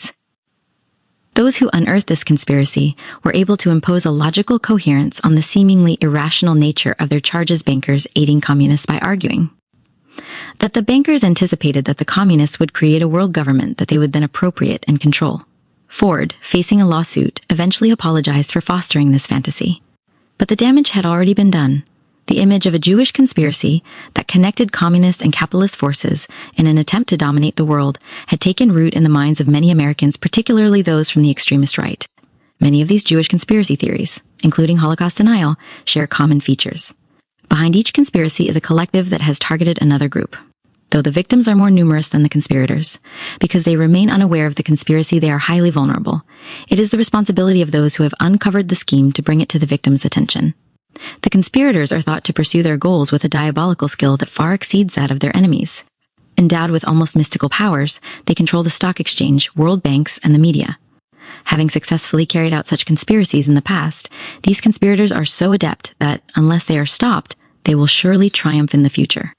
These delusions impose orderly consistency on situations that seem inexplicable. Worldwide depressions, famines, and the death of millions and draw on familiar stereotypes.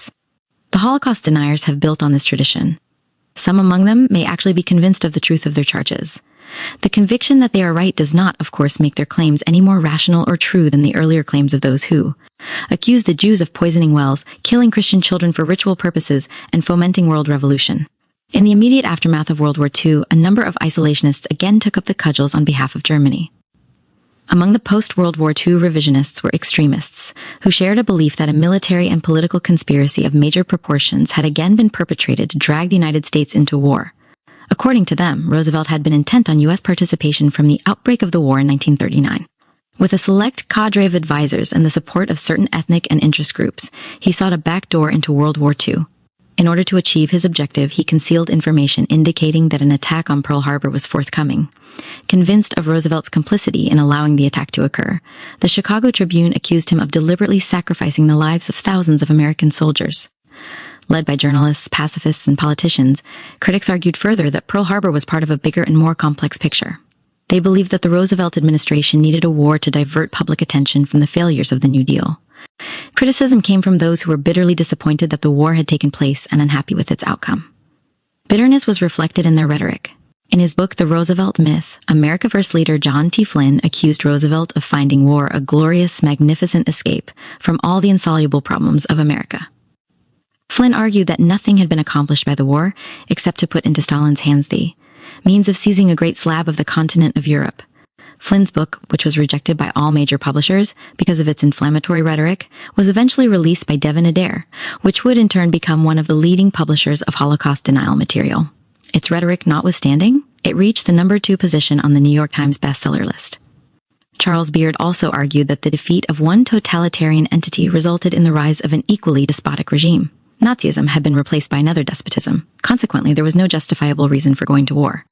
Juxtaposing the outrages committed by the Nazis with those committed by the Soviets, Beard wondered how it could be argued that the end justified the means employed to involve the United States in the war. 33 citing Beard for a purpose that would have appalled him. Holocaust deniers, journals and publications argue that the war against Hitler was not just folly but counterproductive to American interests. Consequently, the deniers contend there must have been some interest group that wanted the war to occur. These critics had various objectives. Some, possibly prompted by their German-American heritage, wished to win more lenient economic and political terms for a defeated Germany. Others may have been motivated by their conservative Midwestern roots and were wary of foreign entanglements. Many among them were anti-communists who believed that a strong post-war Germany provided the best defense against the spread of communism. Others, such as Barnes, were World War I revisionists who did not distinguish between one conflagration and the other. While the idea of a strong Germany became the linchpin of American post-war policy, some of the more extreme post-World War II revisionists took it a step further and, echoing a pre-war argument, contended that Nazi Germany had also been an excellent defense against communism, but that the Allies had been blind or blinded to this fact. The most extreme revisionist account of America's entry into World War II, Backdoor to War, by Charles C. Tansill, a professor of American diplomatic history at Georgetown University, was published in 1952. Tansill had previously addressed the issue of distorted accounts of American history when he accused Lincoln, whom he called a do-nothing soldier, invincible in peace and invisible in war, of having tricked the South into attacking Fort Sumter and thereby precipitating the Civil War. Tansill's book made a strong impression on Holocaust deniers who energetically promote it and use his arguments as a foundation for their own. Tansill declared that the main objective of American foreign policy during the first half of the 20th century was the preservation of the British Empire. He linked us entry into World War I with the rise of Nazism in Europe, the former having resulted in the latter. Our intervention completely shattered the old balance of power and sowed the seeds of inevitable future conflict. According to him, this sordid set of affairs did not end with World War I, and in his view, America's entry into World War II was thus an attempt to preserve, irrespective of the cost, the bungling handiwork of 1919. 35. Tansill set out a number of arguments of Holocaust denial. Most have no basis in fact. For example, Tansill and other revisionists contended that Hitler did not want to go to war with Poland, but planned for Germany and Poland to dominate Europe together. If Poland had agreed to Hitler's scheme that it become the chief satellite in the Nazi orbit, its security would have been guaranteed. It was the Poles' refusal, prompted by promises they had received from the British and made at America's urging to accede to the Nazi plan, that was responsible for the outbreak of the war. Therefore, it was American machinations that were ultimately responsible for pushing Poland into war and precipitating World War II. Roosevelt, according to this extreme revisionist point of view, played a grotesque role in the entire episode by pressing British Prime Minister Neville Chamberlain to make promises to the Poles that could not be fulfilled. These extreme arguments, which are rejected by virtually all historians, ignore the fact that Hitler did not intend to make Poland a satellite, but to decimate it, and that he regarded the Poles as Untermenschen, less than complete human beings. These arguments also exaggerate Roosevelt's role in convincing the British and the Poles to go to war. Stretching existing historical evidence to distorted limits, these arguments exonerated Nazi Germany and placed responsibility for the war on the Allies. Not surprisingly, deniers would make them a critical component of the nexus of arguments that together constitute their worldview. Among the extremists who, within months of the end of the war, were engaged in an attempt to lessen Germany's burden of responsibility, were the vanguard of the deniers. They generally agreed that the United States should not have allowed itself to be drawn into the war.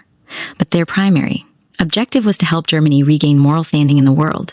They believed that a strong, revived Germany was the key to the future of Western Europe. They recognized that the Allies in general and Americans in particular were likely to balk at aiding a country that was perceived as vicious, if not genocidal.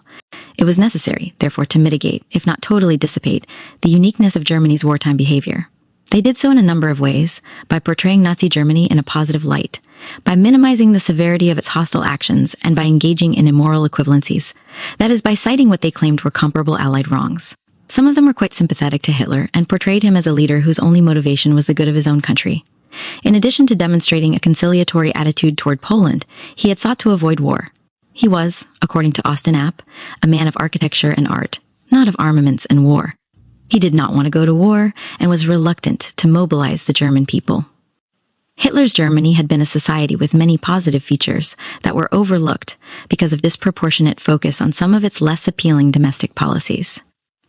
The war could not be defined as a moral struggle. All sides had been equally devious and, consequently, were equally guilty. In order to free Germany of its particular burden of guilt, those engaged in this effort had to address directly the issue of the atrocities committed under the Nazis. The most extreme among them tried to neutralize German actions by directly comparing the Nazis' annihilation of the Jews and murder of millions of others with Allied actions.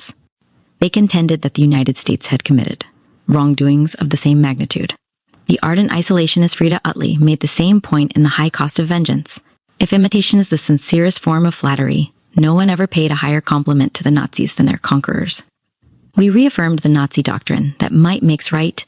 Instead of showing the Germans that Hitler's racial theories were both wrong and ridiculous, we ourselves assumed the role of a master race, +1.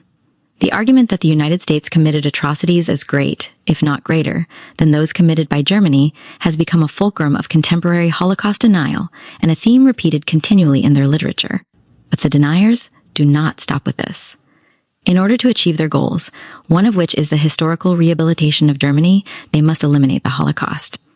Once they do so, this equation, everyone is equally guilty, becomes even easier to make. If there was no Holocaust and the Allies committed terrible atrocities, then what was so bad about Nazi Germany? It is also a central argument for those who relativize the Holocaust, that is, those who say the Nazis were no worse than anyone else. For the relativizer, these charges serve as immoral equivalents that mitigate the uniqueness of German wrongs. George Morgenstern, an editor of the Chicago Tribune, offered a mild example of American post-war equalizing or relativizing wrongdoings when he argued that none of the Allies had clean hands, or were real exemplar of justice. While the fascist slave states were abhorrent to decent people, the British Empire, whose existence was dependent on the exploitation of millions of natives, was equally abhorrent. William Neumann, who had been one of the first to attack pre-war U.S. foreign policy, believed that Allied atrocities were the point-by-point equivalent of the Nazis. Stalin had invaded Poland in 1939, England and France had declared war on Germany, and the United States had committed acts of aggression against Germany before Pearl Harbor in the form of Lend-Lease. Frederick Libby of the National Council for the Prevention of War tried to lessen Germany's burden by stating that no nation has a monopoly on atrocities. War itself is the supreme atrocity. 44. There were also those who, not satisfied with attacking Roosevelt or equating German and American wrongdoing, went a step further and portrayed Germany as the much maligned victim of Allied aggression.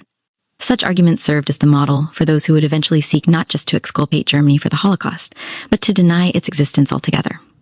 According to these post-war revisionists, the bombing of Dresden and Cologne, as well as Allied post-war policy toward Germany, were equivalent to Nazi atrocities. They assailed Allied acquiescence in allowing the bifurcation of Germany and Soviet hegemony in Eastern Europe, ignoring the fact that the West had no alternative short of armed conflict with the Soviets. They demanded and succeeded in getting special American immigration permits for Germans. Ignoring similar conditions in other parts of Europe, they accused the United States of allowing the German people to starve and insisted that special relief plans be instituted to help Germany. Isolationist forces in the Senate persuaded a total of 34 senators to inform the president jointly that Germany and Austria were facing starvation on a scale never before experienced in Western civilization. 46 Utley and other revisionists falsely claimed that, for 3 years after their unconditional surrender, the Allies had kept the Germans on rations that were less than, or, at best, the same as those in a concentration camp. Many of these isolationists seemed, according to Justice Duneke, who has written a sympathetic portrait of them, to draw righteous justification from the fact that they had found a way to portray Germany as the victim and the United States as the victimizer and malicious power. 47 some World War II revisionists found it hard to exonerate the German political and military leaders who led the nation in war. Instead, they attempted to distinguish between the behavior of the people as opposed to their leaders, depicting the Germans as a people who had themselves been persecuted and victimized. While there may have been elements of truth in their charges, these extremists carried them to a point where fantasy subsumed reality. Relativists and German apologists cited the Allies' mass transfer of German citizens from Czechoslovakia and Poland in the immediate aftermath of the war as the ultimate example of Allied brutality. Sen William Langer, who had vigorously opposed Roosevelt's foreign policy, spoke of a savage and fanatical plot to destroy 15 million German women and children. Senator Langer claimed that 3 million of the German refugees had died en route. 50 Frieda Utley described these population transfers as crimes against humanity. Her choice of this particular phrase, which had already gained wide currency as a result of the Nuremberg indictments, was telling. Eventually, Utley would become one of the most vocal of Sen Joseph McCarthy supporters, branding one of those he accused of being a communist spy as a Judas cow, an animal who led others to be slaughtered, using a tactic that typified the actions of those who, in their quest to defend Nazi Germany, stopped short of denying the atrocities. She compared these transfers with what had been done to the Jews. According to her, the expulsion of millions of people from their homes for the sole crime of being part of the German race was an atrocity equivalent to the extermination of the Jews and the massacres of the Poles and Russians by the Nazis. Utley continued, the women and children who died of hunger and cold on the long trek from Silesia and the Sudetenland to what remained of the German Reich may have thought that a quick death in a gas chamber would have been comparatively merciful. 52. She exonerated the German war criminals who were tried at Nuremberg, because what they did was minor in extent, if not in degree, compared with the post-war behavior of the Russian armies and the genocide committed by Poles and Czechs against Germans. Taking the tactic of immoral equivalencies to its ultimate extreme, she argued that there was no crime the Nazis had committed which we or our allies had not also committed. 54. Although Utley was an extremist who did not abandon her political beliefs even after the war, such charges were not only made by extremists. The Chicago Tribune accused the French of not permitting more than 500,000 German prisoners of war to return home. According to the paper, they were being kept as slaves, denied food sufficient to allow them to work, and beaten by Moroccan savages. 55%. Many of the critics focused on a plan proposed toward the end of the war by Secretary of the Treasury Henry Morgenthau, which would have prevented the economic rehabilitation of Germany. Though the plan was never put into effect, World War II revisionists and Holocaust deniers claim it was, and cite it as an example of the Allies' diabolical attitude toward Germany, and of the way Germany was to be made the victim of Allied post-war retribution. Henry Regnery, who published much of the World War II revisionist material, issued a pamphlet comparing Morgenthau's proposal with the Nazi plan to destroy millions of Jews through starvation. The fact that Morgenthau was not only a member of Roosevelt's cabinet, but an identifying Jew, was something these critics were quick to exploit. These post-war isolationists and World War II revisionists also cast Germany as the victim by stressing the inhumanity and injustice of the Allied war crimes trials and denazification programs. They questioned the legality of the Nuremberg trials and accused the Allies of hypocrisy in holding them, arguing that had the outcome of the war been reversed, the Allied leaders would have found themselves in the docket. Beard also attacked the trials. Sen Robert Taft argued that the trials were marked by a spirit of vengeance, and the Chicago Tribune declared that Russia's participation transformed them into a kangaroo court. 58 Congressman Rankin accused the court at Nuremberg of having perpetrated more outrages than any other organization of its kind. He found it particularly appalling that Soviet communist Jews, who he argued bore responsibility for the murder of tens of millions of Christians, should be able to sit in judgment of German soldiers, civilians, and doctors 5 or 6 years after the war closed. 59 Robert McCormick, probably America's most influential isolationist, refused to have dinner with former Attorney General Francis Biddle because, as a result of his role in the Nuremberg trials, M.C. Cormick considered him a murderer. 60 The New York Daily News declared that the defendants' real crime was that they did not win. 61 Allied behavior in the immediate aftermath of the war was not without fault. There had been insufficient planning for this period, and there were many shortcomings in Allied policies. The denazification program was applied unequally, and inequities in punishment resulted from it. But the critics ignored the circumstances that had produced the situation. Furthermore, there was no starvation program in Germany, and the rations Germans received far surpassed anything concentration camp inmates were ever given by the Nazis. The vigor of the isolationists' attacks on the denazification program did not abate even when it became clear that Washington wished to change, if not totally abandon it. The degree to which Germans could be singled out for having committed atrocities was a matter of debate from the moment the war ended. The concentration camps had barely been liberated when some critics and commentators began to argue that the reports, official photographs, and films of the camps were being released in order to implant in American minds a feeling of vengeance. James Agee, writing in The Nation of May 19, 1945, attacked the Signal Corps films of concentration camp victims, even though he had not seen them. He did not believe it necessary to show them. Such propaganda, even if true, was designed to make Americans equate all Germans with the few who had perpetrated these crimes. Milton Mayer, in an article in The Progressive, went a step further than Agee. He not only argued against vengeance, but questioned whether the films and reports could really be true. There are, to be sure, fantastic discrepancies in the reports. 63%, despite overwhelming evidence, doubts persisted. Respected Americans voiced concern about a spirit of vengeance. They sometimes did so by casting doubt on the veracity of the stories and by defending the perpetrators. Robert Maynard Hutchins, president of the University of Chicago, a vigorous isolationist who had been an advisor to America First, wrote in 1945 that the wildest atrocity stories could not change the simple truth that no men are beasts. An article in The Progressive by William B. Heseltine, a historian at the University of Wisconsin, compared the false atrocity stories that had been circulated in the aftermath of the Civil War with those that emerged from Germany after the end of hostilities there. Years later, in an example of how deniers pervert historical arguments, a virtually identical argument was made by Austin App. The top U.S. media, possibly because they are dominated by Jews, have no tradition of fairness to anyone they hate. They have also in wartime subverted much of the public to a frenzy of prejudice. Even in our Civil War, where Americans fought against Americans, Americans of the North were told and came to believe that Choctaw County stunk with dead bodies of murdered slaves, and that Southern belles had worn necklaces strung of Yankee eyeballs. If Yankees could believe that Southern girls wore necklaces of Yankee eyeballs, would they not even more readily believe that Germans made lampshades out of the skins of prisoners, or that they boiled Jews into soap? 66. 2 decades later, this argument would be reiterated in an essay in the Holocaust revisionist publication, the Journal of Historical Review.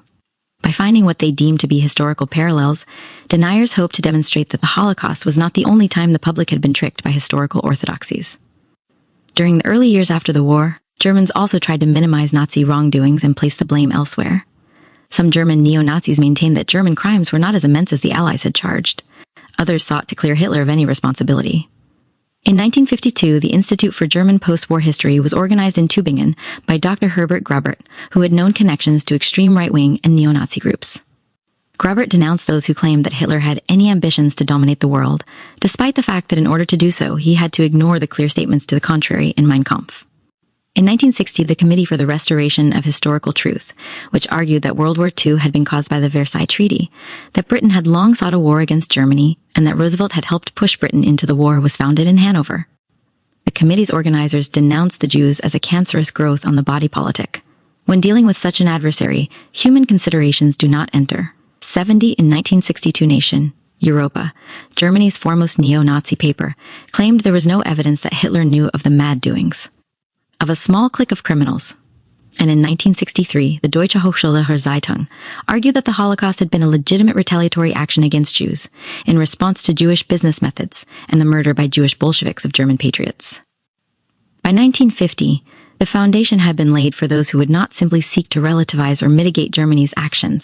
The arguments they needed to buttress their charges of a Holocaust hoax had been made, some voiced by legitimate historians and others expressed by extremist politicians and journalists. Virtually all the revisionists' charges were adopted by the deniers, including Germany's lack of culpability, chicanery by both presidents Wilson and Roosevelt, suppression of the truth after both wars, and use of propaganda falsified atrocity stories, in particular to whip up public support. These arguments would become crucial elements in the deniers. Attempt to prove that the Holocaust hoax is not a unique phenomenon, but a link in a chain of tradition whose hallmarks were chicanery, conspiracy, and deception.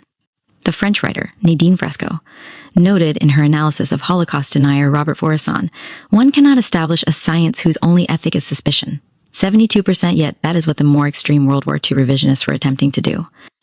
Nonetheless, There was one thing these defenders of Nazi Germany and critics of American involvement and post-war Allied policy never suggested, namely that the atrocities in question had not happened.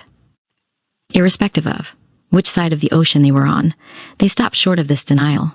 They may have claimed that they were not as bad as had been reported. They may have argued that the Soviets or the Allies had committed similar acts, or that Hitler knew nothing about them. They may have also ignored the moral implications of such behavior in order to argue that Allied and Axis behavior were virtually equal, but they did not deny that they were factual. Accusations to that effect were not long in coming, however, gaining currency within a few years after the war. Chapter 3 in the shadow of World War II denial's initial steps. The end of World War II meant the defeat of Adolf Hitler's dream of a Third Reich.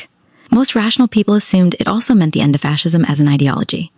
As long as fascism could be linked with Nazism, and Nazism in turn could be linked with the horrors of the final solution, then both would remain thoroughly discredited.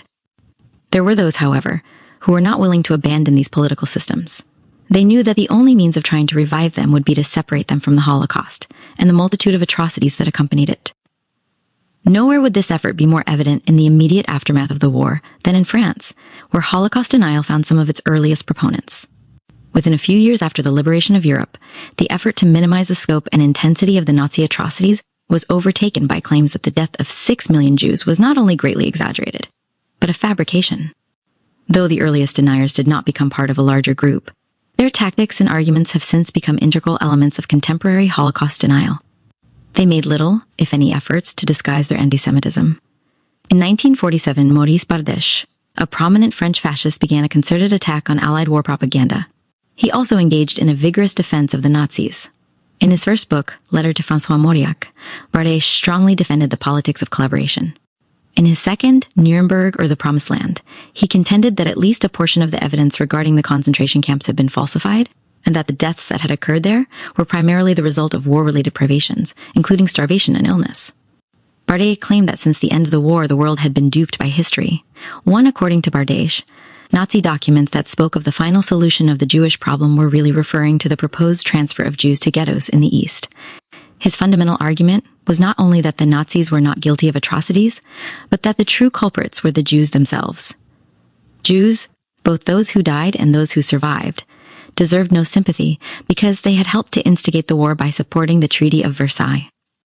He argued that it was morally wrong to hold German soldiers or officers of any rank culpable for following orders. Nazi Germany had to defeat the communists in order to survive. A strong state with a strong and loyal army were absolute necessities for it to do so.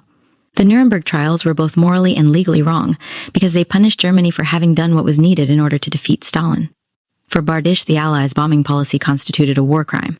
While some of these notions, particularly those regarding the Versailles Treaty and the Allied bombing policy, were being articulated by others, including isolationists in the United States, Bardèche was the first to contend that the pictorial and documentary evidence of the murder process in the camps had actually been falsified.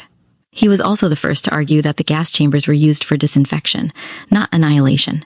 Bardèche's dubious credentials, he remained a committed fascist all his life, made him a controversial figure in denial circles. Despite his contentions that the Holocaust was a myth and that the Nazis were wrongly implicated, Bardèche has never been openly embraced by contemporary deniers. That has not kept them from adopting his ideas. Though they use his arguments, they rarely mention him by name because of his political views, about which he was always quite explicit. Indeed, he began his book, What is Fascism?, with the unequivocal declaration, I am a fascist writer. In Bardèche's second book, he laid out his objectives, which remain almost verbatim the credo of contemporary deniers. I am not defending Germany. I am defending the truth. I know a lie has been put about. I know a systematic distortion of facts exists. We have been living with a falsification. It captures the imagination. Today, deniers protest that they are neither for Germany nor against Jews. They are not out to defend Hitler or castigate the Allies. They are interested only in revising history so that it will convey the truth. But such claims notwithstanding, examination of their methods and arguments reveals that, since Bardèche's work, truth has been the antithesis of their enterprise. The next assault on the history of the war also emanated from France. In 1948, Paul Rassinier, a former communist and a socialist who had been interned in the concentration camps of Buchenwald and Dora, published Le Passage de la Ligne. This was the first in a series of books. He would write during the next 2 decades, intended to show that survivors' claims about the behavior of the Nazis, particularly in relation to the atrocities, could not be trusted. Rassinier, who became a member of the Communist Party in 1922 when he was 16, left the Communists in the mid-1980s and joined the Socialists. When the war broke out, he became part of the resistance.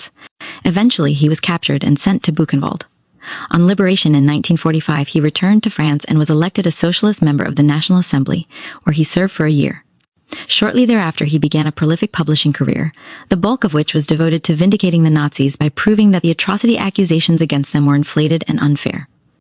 Given his earlier role in the French resistance, his arguments have the flavor of the utterances of a repentant sinner. His books are a mixture of blatant falsehoods, half-truths, quotations out of context, and attacks on the Zionist establishment. In 1977, Rassinier's major books concerning the Holocaust were reissued in one volume, Debunking the Genocide Myth, by the Noontide Press, which publishes neo-Nazi material and is connected with the California-based headquarters of the Contemporary Deniers, the Institute for Historical Review. The first part of this composite volume is made up of his first two works, Crossing the Line and The Lie of Ulysses, in which he focused on the concentration camps and the behavior of both inmates and Nazi administrators. He set out two propositions. Survivors exaggerate what happened to them, and it was not the SS that was responsible for the terrors of the camps, but the inmates to whom they entrusted the running of the camps. He dismissed as gossip the testimony of survivors who claimed they had witnessed atrocities and denigrated the credibility of their assertions regarding the number of Jews who had been killed. Concerning figures the witnesses have said, and written the most improbable things, concerning the implementation of the means of killing. Also, he described concentration camp literature as a collection of contradictory pieces of ill-natured gossip. 4. Rassinier initially limited his argument regarding the killing process to denying that there was a policy of annihilation. People may have been killed, he declared, but those who conducted such exterminations were acting on their own and not in the name of a state order, in the name of a political doctrine. 5. Rassinier sought to absolve the National Socialist leadership from responsibility for the gas chambers, claiming there appeared to have been no official Nazi policy of gas exterminations. Though Rassinier would eventually deny the existence of gas chambers altogether, in these early works he stopped short of doing so and posited that there probably had been exterminations by gas, but not as many as had been claimed. At this time, even the most extreme neo-Nazi groups were not denying that gas chambers had been used to murder Jews. Instead of denying Nazi atrocities, however, they defended them, one of the major distinctions between the earliest deniers and more recent ones. Bardesha, Rassinier, Barnes, App, and others among the first generation of deniers differ from those who followed them. The first group sought to vindicate the Nazis by justifying their anti-Semitism. While they argued that the atrocities were exaggerated or even falsified, they also contended that whatever was done to the Jews had been deserved because the Jews were Germany's enemy. Distorting the truth, they blamed Jews for Germany's financial and political plight and made the wildly exaggerated claim that Jews had been the prime beneficiaries of the chaos of Weimar. Jews were disloyal citizens, likely to be subversives and spies. Only in the 1970s, when they finally began to recognize the futility of trying to justify Nazi anti-Semitism, did deniers change their methods. They saw that, from a tactical perspective, the proof of Nazi anti-Semitism was so clear that trying to deny or justify it undermined their efforts to appear credible. As deniers became more sophisticated in the subtleties of spreading their argument, they began to concede that the Nazis were anti-Semitic. They even claimed to deplore anti-Semitism, all the while engaging in it themselves. They acknowledged that some Jews may have died as a result of Nazi mistreatment, but continued to argue that there was no Holocaust. In Crossing the Line, Rassinier chose an interesting tactic to express his most radical contentions regarding the inmates and their experiences. Instead of arguing in his own voice, he quoted a fellow inmate, whom he described as a Czech, a lawyer who had been the assistant mayor of Prague before the war. It is not clear whether this Czech really existed, or whether Rassinier created him as a foil for his own controversial notions. What is clear is that the Czech voiced ideas that became part of Rassinier's litany of claims regarding the Holocaust. Rassinier may have put this argument in the Czech's voice for a practical reason. In the early 1950s, when he was arguing that the Nazi leadership bore little, if any, responsibility for atrocities, war wounds were still quite fresh. This was particularly so in France, which had been occupied by the Nazis. Rassinier may have been reluctant to express his views about the innocence of the Nazi leadership, the inmates' culpability in their own suffering, and the trustworthiness, or lack thereof, of survivors' testimony. Such views would have been particularly odious in the 1950s. In truth, whether this Czech existed or was a literary creation is immaterial, since Rassinier not only articulated no reservations about his views, but in fact acknowledged that he was convinced that this Czech was right. Even when Rassinier challenged the Czech's views, in the end he always conceded that his friend's ideas vanquished his own. In these early works, Rassinier set out to do three things. First, he had to demolish the credibility of his fellow prisoners' testimony. As long as one could trust what they said, any attempt to absolve the Nazis would be futile. But given the sympathy toward the inmates that existed particularly during the years immediately after the war, he could not ascribe to them diabolical or even devious motives. Instead, he explained their supposed behavior in psychological terms. Human beings need to exaggerate the bad as well as the good, and the ugly as well as the beautiful. Everyone hopes and wants to come out of this business with the halo of a saint, a hero, or a martyr, and each one embroiders his own odyssey without realizing that the reality is quite enough in itself. Had Rassinier or his Czech argued that some concentration camp inmates were wont to exaggerate certain aspects of the treatment they endured, few would have questioned their conclusions. For a variety of reasons, some inmates did and still do embellish their experiences. Others sometimes adopt the experiences of fellow survivors as their own. Historians of the Holocaust recognize this and do not build a historical case on the oral history of an individual survivor, engaging instead in what anthropologists call triangulation, matching a survivor's testimony with other forms of proof, including documents and additional historical data. But Rassinier blatantly dismissed all survivors' testimony. Nor did he stop there in his attack on the survivors. He not only cast doubt on the testimony of victims, but he exonerated the perpetrators, the Nazi leadership in general, and the SS in particular. According to Rassinier, the SS never meddled with the camp life. If there were any excesses in the camps, it was the responsibility of the inmates. Outrages in the camps were always made still worse by the prisoners. In response to those who argued that the camps constituted a peculiarly Nazi form of punishment and incarceration, Rassinier asserted that the camps were not uniquely German institutions. Incarceration in concentration camps was a classic method of coercion practiced by all countries, including France. Once again, we see a harbinger of what would become a familiar method for absolving the Nazis. Whatever they did was not as severe as that of which they were accused. Moreover, all nations did the same. Finally, in one of his most extreme arguments, Rassinier attempted to transform the Nazis from perpetrators into benefactors. He claimed that they had benign, if not positive, motives when they put people in concentration camps. Initially, the National Socialists' incarceration of people in concentration camps was a gesture of compassion. Their objective was to protect their adversaries by putting them where they could not hurt the new regime and where they could be protected from the public anger.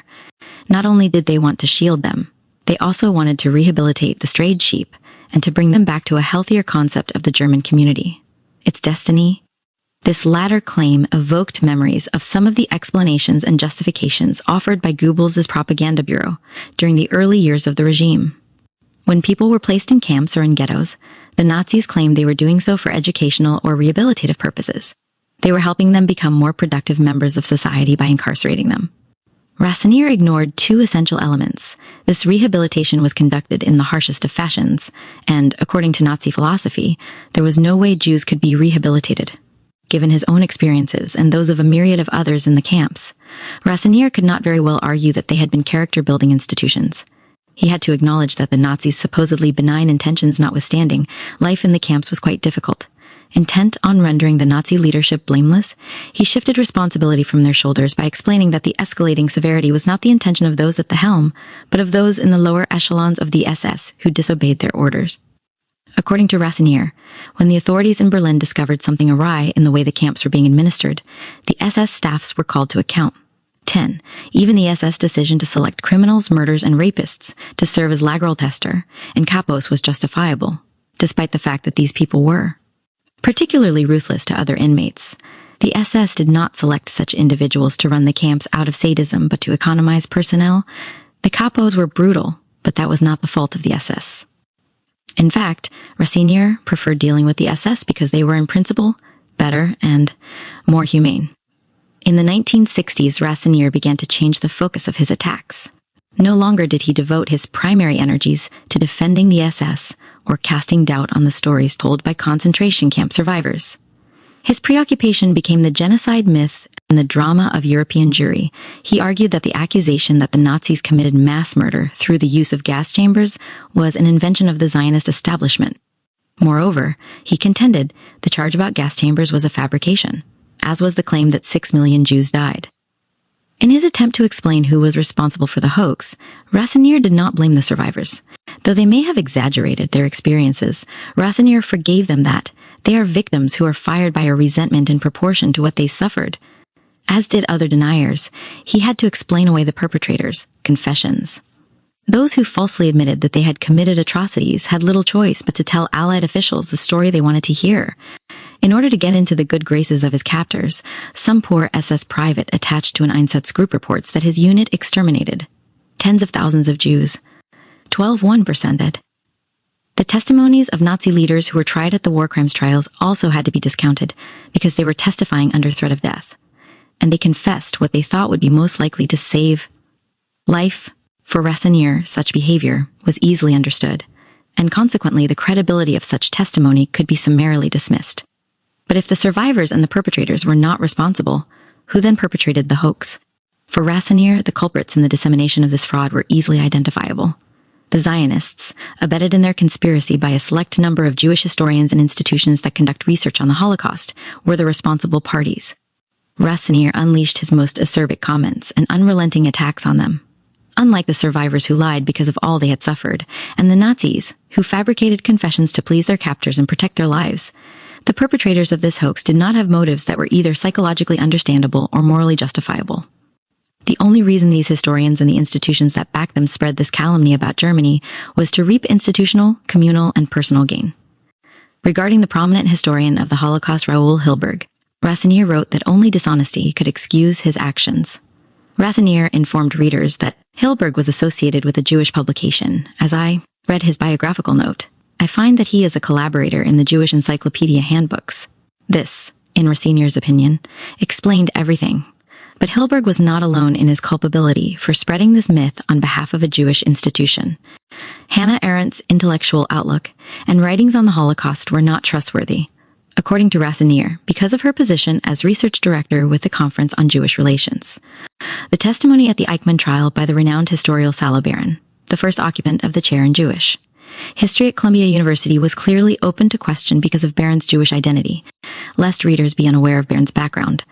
Rassinier made a practice of referring to him throughout his book as Mr. Shalom Baron. 15. Their dishonesty and that of the Jewish institutions with which they were formally or informally associated was motivated by what Rassinier considered a traditional Jewish vice, the love of money. Their motive for concocting the genocide myth, Rassinier bluntly stated, is purely and very basely a material problem. 16. They wished to make Germany an everlasting milk cow for Israel. 17. They devised the hoax and then demanded that Germany pay to Israel sums calculated on the basis of about 6 million dead.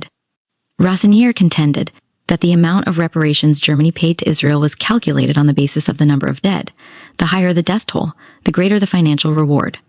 Israel, with the aid of cooperative Jewish historians and the Zionist establishment, had inflated the number of dead in order to swindle the Germans out of millions of marks. They claimed that 6 million died, but in truth, at least 4/5 of those 6 million were very much alive at the end of the war. 19. Rassinier offers no evidence to prove this or most of his other claims. Their existence had been kept a secret in order to inflate the amount of money Israel was able to extract from the Germans. Rassinier based his argument on a completely false premise. One must assume that he did so knowingly, given the documents he cites. The reparations Germany paid to Israel were not based on the death toll, but on the cost to Israel of absorbing and resettling both Jews who fled Germany and German-controlled countries during the pre-war period and survivors of the Holocaust who came to Israel during the post-war years. Israeli officials detailed their claims against Germany in their communique of March 1951 to the four powers, and this document became the official basis for the reparations agreement. It contained an explanation of Israel's means of calculating the size of the reparations claim. In the communique, Israeli officials explained that Nazi persecution had stimulated a second Jewish exodus of close to 500,000. Based on the size of this exodus, Israel determined the amount of the reparations it would request. The government of Israel is not in a position to obtain and present a complete statement of all Jewish property taken or looted by the Germans, and said to total more than 6,000 million.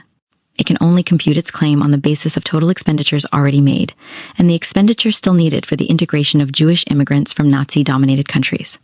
The number of these immigrants is estimated at some 500,000, which means a total expenditure of 1.50 million. It seems hardly necessary to point out that since the money the state received was based on the cost of resettling survivors, had Israel wanted to increase the amount of reparations it obtained from Germany, it would have been in its interest to argue that fewer than 6 million had been killed and that more had managed to flee to Israel. The contention that Israel is the main financial beneficiary of the genocide myth has become a critical element of Holocaust denial for a number of reasons. This explanation is particularly important for the deniers because it provides a rationale for the hoax. Moreover, it harks back to traditional anti-Semitic imagery, Jews' association with money, particularly ill-gotten gains, For those with an inclination to believe anti-Semitic charges and to accept the stereotypes associated with them as true, this is a charge that feels familiar and makes sense. This is but one of many instances in which the deniers have woven a web that deftly combines pseudo-historical research with traditional anti-Semitism. The depiction of Israel as the beneficiary of a worldwide Jewish conspiracy also plays on pre-existing hostilities toward the Jewish state. Those who are opposed to its existence and believe it came into being through nefarious means find this myth compelling. In fact, the vast majority of reparations went to individual survivors, not to Israel. But it was for Raoul Hilberg that Rassinier reserved his greatest contempt. Hilberg's internationally acclaimed study of the German death machine in The Destruction of the European Jews, which was first published in 1961, made him an obvious target for Rassinier and subsequent generations' eye of deniers. Because of his extensive research on the German bureaucracy during the Third Reich, specifically as it was used in the killing process, deniers have long felt obligated to try to destroy his credibility. In the drama of European Jewry, Rassinier branded Hilberg dishonest and accused him of being a falsifier of information, particularly in regard to the number of Jews killed by the Nazis. Revealingly, on the same page that Rassinier made those accusations, he engaged in the very same tactics of which he had accused Hilberg. One of the methods Rassinier used to convince his readers that the Holocaust was a fraud was his use of the numbers game. Among the first two. Engaged in this practice, he established a pattern followed by all deniers who try to prove that the death tolls are not valid.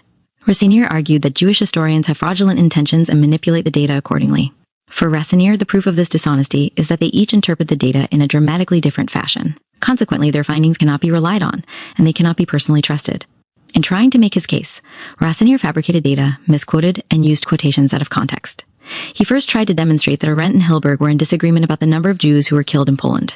According to Rassinier, in her February 23, 1963, New Yorker article Arendt coolly informed us that 3 million Polish Jews were massacred during the first day of the war. He then wrote, Mr. Raoul Hilberg found that about 2 million Polish Jews were transported to their deaths in 1942 and 1943. Rassinier complained about this apparent contradiction between the findings of these two historians and added, it would be a good thing to come to an understanding. Were there in Poland 3 to 3.3 million Jews during the war, as all statisticians unanimously claim, including those who are Jewish? Or were there 5.7 million, as MME Hannah Arendt is obliged to claim, since here are 5 million exterminated? 21. Rassinier simply falsified Arendt's statement. In addition, he made minor but strategically important changes in Hilberg's quote and then quoted it out of context in order to make it appear as if there was some contradiction between the two scholars. In The Destruction of the European Jews, Hilberg analyzed the role of the railways in the annihilation process. He observed that the railway network managed to carry about 2 million Polish Jews to their deaths in 1942 and 1943. Rassinier ignored the references to the railway network. He makes it appear as if Hilberg is citing the total number of Polish Jews who were annihilated, and not just those transported by rail. But Rassinier committed an even more egregious falsehood connection with Arendt's quote. Arendt did not write that 3 million Polish Jews were killed in the first day. Discussing German estimates of the number of Jews left in Europe in 1940, Arendt observed that one particular estimate did not include 3 million Polish Jews, who, as everybody knew, had been in the process of being massacred, even since the first days of the war. 23. By changing Arendt's quote to say 3 million had been killed on the first day, Rassinier manages to make Arendt sound not only in total contradiction to other historians, but quite out of touch with reality. Deniers would repeatedly rely on this tactic to try to make the findings of Holocaust historians seem particularly fantastic.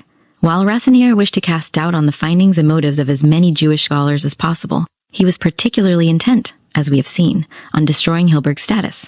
Ironically, after attacking Hilberg's credibility, he used Hilberg's standing as the premier historian in this field to cast doubt on the finding of other Jewish historians and institutions. In an obvious attempt to throw into question the findings of the World Jewish Congress, he wrote that while the Congress gives the figure of 1 million, Mr. Raoul Hilberg finds only 420,000. 24. Once again, Rassinier misrepresented Hilberg's findings. In one of his tables delineating the number of victims according to their countries of origin, Hilberg lists the pre-war and post-war populations of the USSR. The difference between the two figures is 420,000. But the two figures represent dramatically different categories, as Hilberg clearly acknowledges at the bottom of the table, where he notes that the first column was based on pre-war and the second on post-war boundaries.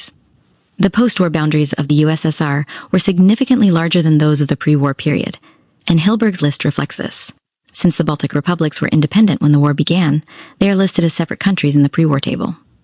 because they became part of the USSR as a result of an agreement between Germany and the Soviet Union in 1941. In post-war totals, Hilberg treats their Jewish victims as part of the toll for the entire USSR. Moreover, Hilberg's post-war total must also be adjusted because it includes, as again he clearly notes, 300,000 refugees, deportees, and survivors from other regions. With these adjustments, Hilberg's total was 1 million, precisely that of the World Jewish Congress. By ignoring these critical and obvious pieces of information, Rassinier makes it sound as if Hilberg is not only contradicting other historians, but himself as well, since elsewhere in the book, he cites the total dead in the USSR as approximately 1 million. Rassinier devised this alleged contradiction in order to depict these historians as willfully creating far-fetched facts and figures. One would like to invite all of these people and the multitude of others in the same boat to please get together and agree on their figures before undertaking to explain us to ourselves. The fact is that while there are differences in totals, there are no fundamental contradictions between the findings of these or any other major historians. Virtually all agree that of the total killed, approximately 3 million were Polish Jews. There is some variation of opinion on the number of Soviet Jews killed. The estimates range between 1 million and 1.3 million. The total death toll is somewhere between 5 and 6 million. Rassinier's thesis, built on falsified data, is that the discrepancies between these historians invalidate their findings. Rassinier is correct in one regard, however. There are variances in each of their findings. Few agree on precisely the same number, but rather than invalidating their credibility, these discrepancies support it. According to Rassinier, if Hilberg has one toll for the victims and Barron another, it is proof that both are creating fictionalized accounts. Since both use official documents and testimonies to reach their conclusions, the contradictions in their findings supposedly illustrate that neither they nor the documents can be trusted. But in making this argument, Rassinier ignores a critically important historical fact. Complete unanimity among historians regarding an event of such magnitude would itself be highly suspicious. A death toll on which all historians unequivocally agreed would raise legitimate suspicions about the independent nature of their historical research. It is precisely these differences that show that these are not court-appointed historians but independent researchers, each trying to assemble a myriad of details regarding one of the most brutal and chaotic chapters in recent history.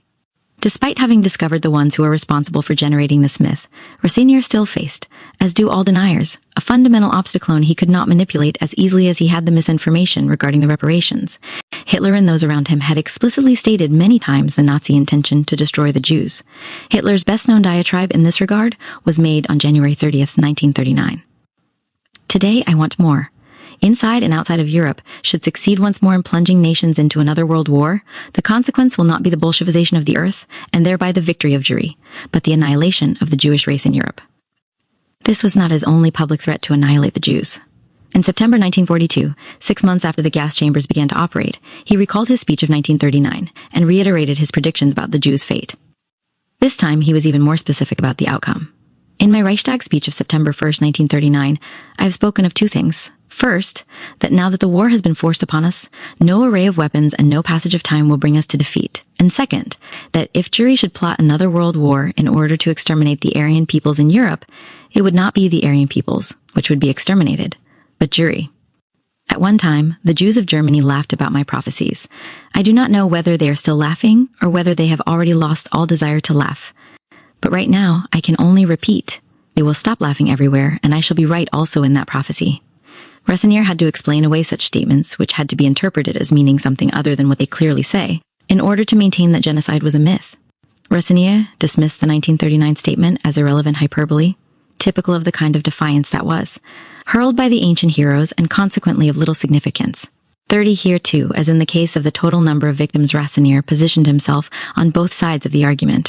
He repeatedly demanded explicit proof, specifically indicating that it was the Nazis' objective to murder the Jews. The absence of such proof, he argued, invalidated all conclusions regarding mass murder. But when a document or statement explicitly indicating an intention to annihilate was cited as proof, Rassinier dismissed it as euphemistic, hyperbolic, or irrelevant. These tactics were later adopted by deniers in their treatment of historical documents that, they argued, proved that the genocide of the Jews was not a myth, used a slightly different approach for the 1942 speech. Rather than simply dismissing this as hyperbole, Rassinier contended that the fact that this threat against European Jewry was not cited at the Nuremberg war crimes trials proved that it was not considered to be serious evidence. Had the Allies considered it a serious document, they would have introduced it as evidence. But Rossinier failed to note that Hitler was not on trial at Nuremberg, and that consequently many of his statements and speeches, including those with specific anti-Semitic themes, were not cited. Moreover, it is both ironic and revealing that Rossinier, who had such contempt for all that went on at Nuremberg, should have used the trial as a standard for determining what does and does not constitute serious evidence. Rossinier's attempt to explain how the Holocaust hoax has been perpetrated and spread worldwide is even more clumsy, and it revealed the true objective of his Holocaust denial. His explanation relied on traditional anti-Semitic imagery in order to explain the Jews' intentions. It can be briefly summarized. The Jews have been able to dupe the world by relying on their mythic powers and conspiratorial abilities. As they have so often done in the past, world Jewry has once again employed its inordinate powers to harness the world's financial resources, media, and political interests for their own purposes. In isolating the source of this huge conspiracy against Germany, Rossinier rooted it in the actions of one Polish Jew. After some 15 years of historical research, I have come to the following conclusion. It was in 1943 that National Socialist Germany was accused for the first time of the systematic mass extermination of the Jews in the gas chambers. The author of this first, horrible, and infamous accusation was a Polish Jew, Raphael Lemkin, who in 1944 introduced both the word and concept of genocide into international law, served as counsel to Supreme Court Justice Robert Jackson when Jackson was the United States Chief Counsel for the prosecution at the Nuremberg trials. Rossinier was wrong about this, as he was on so many other things. Nazi Germany was first accused of mass murder of Jews in 1942, not 1943. Lemkin had nothing to do with this accusation. Rossinier attributed Lemkin's success in making such an accusation take hold and stick to the fact that he was supposedly aided and abetted in his efforts by falsified documents and an amenable world press, which took its marching orders from Jews. With the release of this information by a Polish Jew and the discovery during the Nuremberg trials of documents detailing the existence of gas chambers at Auschwitz, in the world press, the gas chambers mythology began its dance to every tune and diabolical rhythm. That unrestrained saraband full of missteps has not stopped since. The media were one of the primary instruments the Jews used to spread this calumny. Here again, Rossinier relied on traditional anti-Semitic imagery. The media had to help Jews because they were dominated by them. Consequently, the media publicized, with remarkable consistency, the thesis that 6 million Jews had been victims of the Nazis. According to Rossinier, the real culprits behind Lemkin, the historians, Jewish institutions, and all others who participated in the hoax were the Zionists, who used their remarkable powers to prevent the truth from emerging, including thwarting a census of world Jewry from being taken so that they could subject the Holocaust death toll to all kinds of manipulation. 35, 36, their ultimate objective was financial. Once they had rendered Germany a cash cow for Israel and its supporters, they could turn to their larger and more monstrous objective, control of world finances. Rossinier, who had already relied on an almost unbroken chain of traditional anti-Semitic images, Jews' nefarious use of their inordinate international political powers, control of the press, and financial chicanery, now slipped into a purely anti-Semitic diatribe in his description of what would happen when the Jews consolidated their power. Today, speaking metaphorically, the aim is the gold of Fort Knox. If the plan should succeed, and all that is needed is for the American branch of international Zionism to get its hand on Wall Street, the Israeli home, port of the diaspora would become the command post of all the world's industry. You will earn bread by the sweat of your brow. The Eternal One said to Adam and to Eve, you will give birth in pain, as he chased the couple from the earthly paradise he had created for them. The women of Israel would, to be sure, continue to bear their children in pain, but their men would earn their bread and that of their children by the sweat of others' brows. Then at the very least, it could be said that the designation chosen people, which the Jews claim for themselves, would assume its full significance. Ultimately, it was arguments such as these that conclusively demonstrated that Rossinier's Holocaust denial was no more than a guise for the expression of a classic form of anti-Semitism. Though Rossinier's work may be distinguished by its Holocaust denial, it is in fact no different from the myriad of anti-Semitic tirades that have been published over the centuries. His invective about Jewish power and influence and his conviction that Jews have the most sinister intentions qualify him for the company of a host of anti-Semites. His are the observations of a man whose work is cited by all subsequent deniers as the formative influence in their thinking. Rossinier's and Bardiche's contributions to the evolution of Holocaust denial in France would eventually be magnified by the work of their protégé, Robert Faurisson, a former professor at the University of Lyons, who today is one of the leading Holocaust deniers. But shades of French fascism and Holocaust denial would also be found in the political arena, as exemplified by the policies and statements of Jean-Marie Le Pen and his political party, the National Front. They constitute Bardèche's and Rassigneur's most important legacies and demonstrate that both fascism and Holocaust denial have found a sympathetic environment in contemporary France. Chapter 4: The First Stirrings of Denial in America. Holocaust denial found a receptive welcome in the United States during the 1950s and 1960s, particularly among individuals known to have strong connections with anti-Semitic publications and extremist groups. Their Holocaust denial was preceded by their anti-Semitism. Until the beginning of the 1970s, Holocaust denial in the United States was primarily the province of these fringe, extremist, and racist groups, though they found unexpected support in a number of seemingly respectable circles. The earliest deniers in the United States were extremely receptive to Paul Rassigneur's arguments that the Holocaust had been created by Jewish leaders in order to control the world's finances and increase support for Israel. Like Rassigneur, they tried to demonstrate that it was statistically impossible for millions of Jews to have died. Their arguments were unsophisticated, crude, and often lacking in any attempt to prove their point. In 1952, W. D. Herstrom, an American anti-Semite, declared in Bible News flashes that there were 5 million illegal aliens in the United States, most of whom were Jews. These were the Jews who were supposed to have died in the Holocaust. No use looking in Schicklgruber's ovens for them. Walk down the streets of any American city. There they are.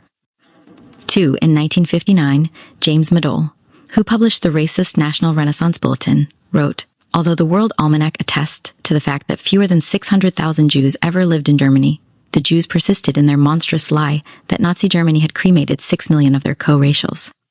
3. Madole's chicanery is easily exposed. While it is true that Germany's Jewish population was less than 600,000 in 1933, most of the Jewish victims of the Holocaust were not German Jews. Benjamin H. Friedman, who provided the financial support for the anti-Semitic publication Common Sense, argued in 1959 that there were many million more Jews in the United States than Jews were willing to admit.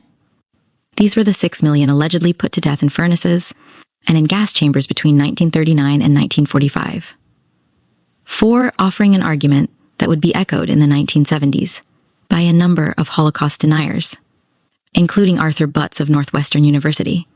Friedman contended that the American Jewish community was opposed to a question about religious affiliation on the census because it would reveal that the Jews who had allegedly died were actually in the United States. The well-known American Nazi leader George Lincoln Rockwell called the Holocaust a monstrous and profitable fraud. He echoed Friedman's notion that the 6 million later died happily and richly in the Bronx, New York. In June 1959, in an article entitled "Into the Valley of Death Rode the 6 Million. Or did they? American anti-Semite Gerald L. K. Smith's cross and the flag informed its readers that the 6 million Jews were in the United States. Such blatant attempts to confuse readers were typical of deniers' behavior during the first 2 decades after the war. Ultimately, most of these people had little impact because they could so easily be dismissed as extremists and right-wingers. Nonetheless, their arguments eventually worked their way into the mainstream of Holocaust denial. In subsequent years, their statistical claims would become, if not more sophisticated, then certainly more complicated. Flagrant falsehoods would be entwined in complex arguments, confusing those who did not know the facts. Not all the early deniers had overt associations with extremist groups. Consequently, they were able to make some of their accusations in more mainstream publications.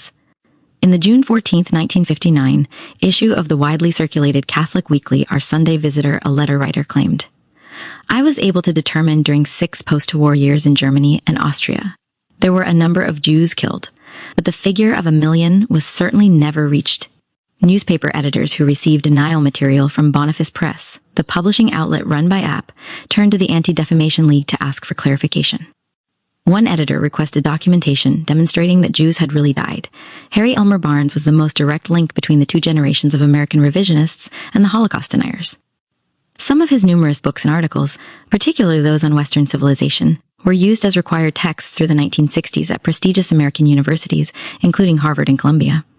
Barnes also lectured widely at other universities throughout the United States, his arguments about needless American participation in World War I, winning the admiration of many people in the United States and abroad, including the publisher of The Nation, Oswald Garrison Villard, the socialist leader Norman Thomas, the journalist H. L. Mencken, and the historian Charles Beard. At one time, he served as bibliographic editor of Foreign Affairs, but from the outset, Barnes's career was not without controversy. During World War I, he had been an ardent advocate of the Allied cause. The material he submitted to the National Board for Historical Service, the principal vehicle for dissemination of pro-Allied propaganda by historians, was deemed too violent to be acceptable. And those involved in the effort described him as one of the most violent, sort of shoot-them-at-sunrise chauvinists. 11, but his views changed dramatically after the war. With the zeal of a convert, he moved to the isolationist, pro-German end of the political spectrum and stayed there for the rest of his life. Much of his work relied on polemics and flamboyant tactics. He so savaged advocates of the orthodox view of the war that even those who agreed with him recoiled.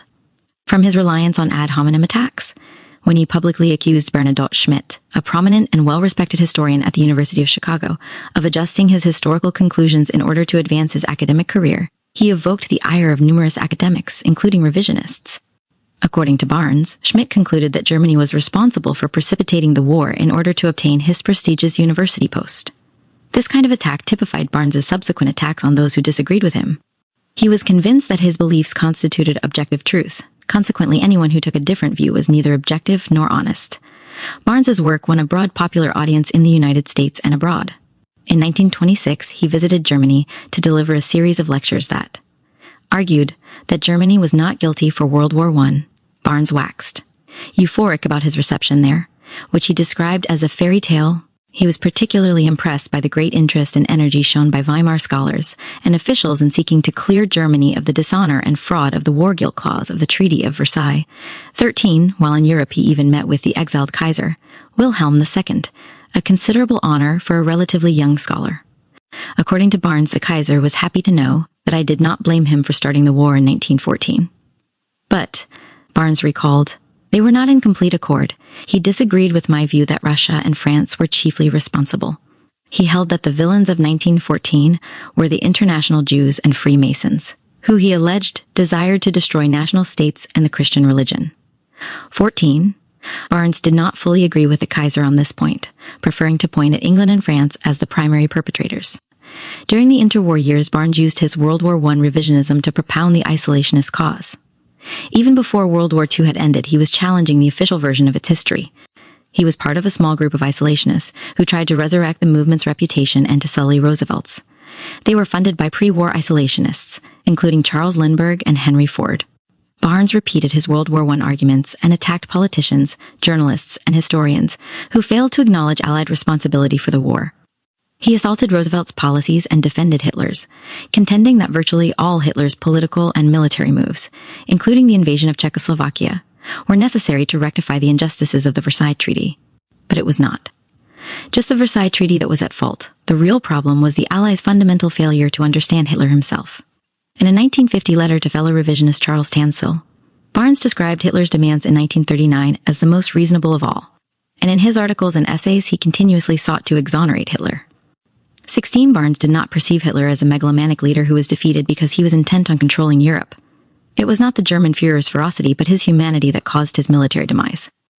According to Barnes, Hitler's downfall resulted from his unwillingness to use his full military power against innocent English civilians. Contrary to the prevailing consensus, Hitler did not precipitously launch an aggressive attack on Poland. In fact, Barnes argued, Hitler made a greater effort to avoid war in 1939 than the Kaiser had in 1914. Barnes not only vindicated Hitler, but held the British almost solely responsible for the outbreak of war on both the eastern and western fronts. Hitler did not wantonly stick a dagger in the back of France in June 1940, but was forced into war by British acts of economic strangulation. 18. In 1952, in a letter to Harvard historian William Langer, who had authored a 2-volume defense of America's pre-war policies, Barnes wrote that he considered Roosevelt's foreign policy the greatest public crime in human history. 19. Barnes pursued this argument throughout his career, arguing in 1958 that Roosevelt lied the United States into war, and, had he not been able to incite the Japanese to attack Pearl Harbor, the tragedies of the war and the even greater calamities that resulted from it could well have been avoided. 20. Barnes had made precisely the same arguments about Wilson and World War I. Barnes not only believed Hitler reasonable and Britain, France, and the United States responsible for the war, he also argued that a pervasive historical blackout silenced anyone who might question the notion of German guilt. The blackout was the keystone of a plan to prevent the truth about World War II from emerging.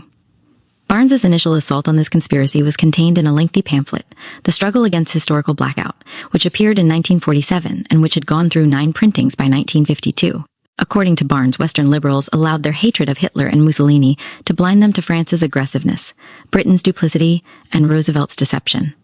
Court historians kept the truth from emerging by quashing any information that might tarnish Roosevelt's image and silencing critics who questioned American intervention in World War II. Scholars suspected of revisionist views were denied access to public documents. Publishers who wished to issue books or periodicals dealing with the topic were intimidated. Material that embodied revisionist facts or arguments was ignored or obscured. Revisionist authors were smeared. This was not simply a case of obtuseness, this was willful deceit. The court historians were not just blind or unaware of the facts. They lied, ignored contradictory information, and created new truths. In subsequent years, Holocaust deniers would claim that they faced precisely the same situation. According to Barnes, politicians, diplomats, and historians, vindictiveness toward Germany was completely out of proportion to reality, and they knew it. Consequently, they needed a rationale to justify their enmity. Thus, they accused Germany of starting the war and of unparalleled atrocities. Barnes claimed that only 10 years after the war had he concluded that Germany was not responsible for the outbreak of war or for the atrocities of which it was accused. He wrote in 1962, for a decade following 1945, "I was convinced that the best thing which could have happened to Germany and the world in pre-war days would have been the assassination of Hitler, say around 1938 or early 1939, if not much earlier." He claimed that it was only with great reluctance that he was weaned from this view of an evil Nazi Germany, and forced by the evidence to accept a new truth. This assertion is disingenuous in light of what he wrote in 1947 in the struggle against the historical blackout, as well as the opinions he expressed in private correspondence. Indeed, the war had barely ended when Barnes began to blame the Allies and exonerate Hitler. More significantly, his protestations that he reluctantly revised his notion of the truth when he came into contact with revisionist literature are reminiscent of the tactics adopted by many conspiracy theorists and by Holocaust deniers in particular. Virtually all of them claim to have been enlightened only after being forced by the evidence to abandon their previously mistaken beliefs.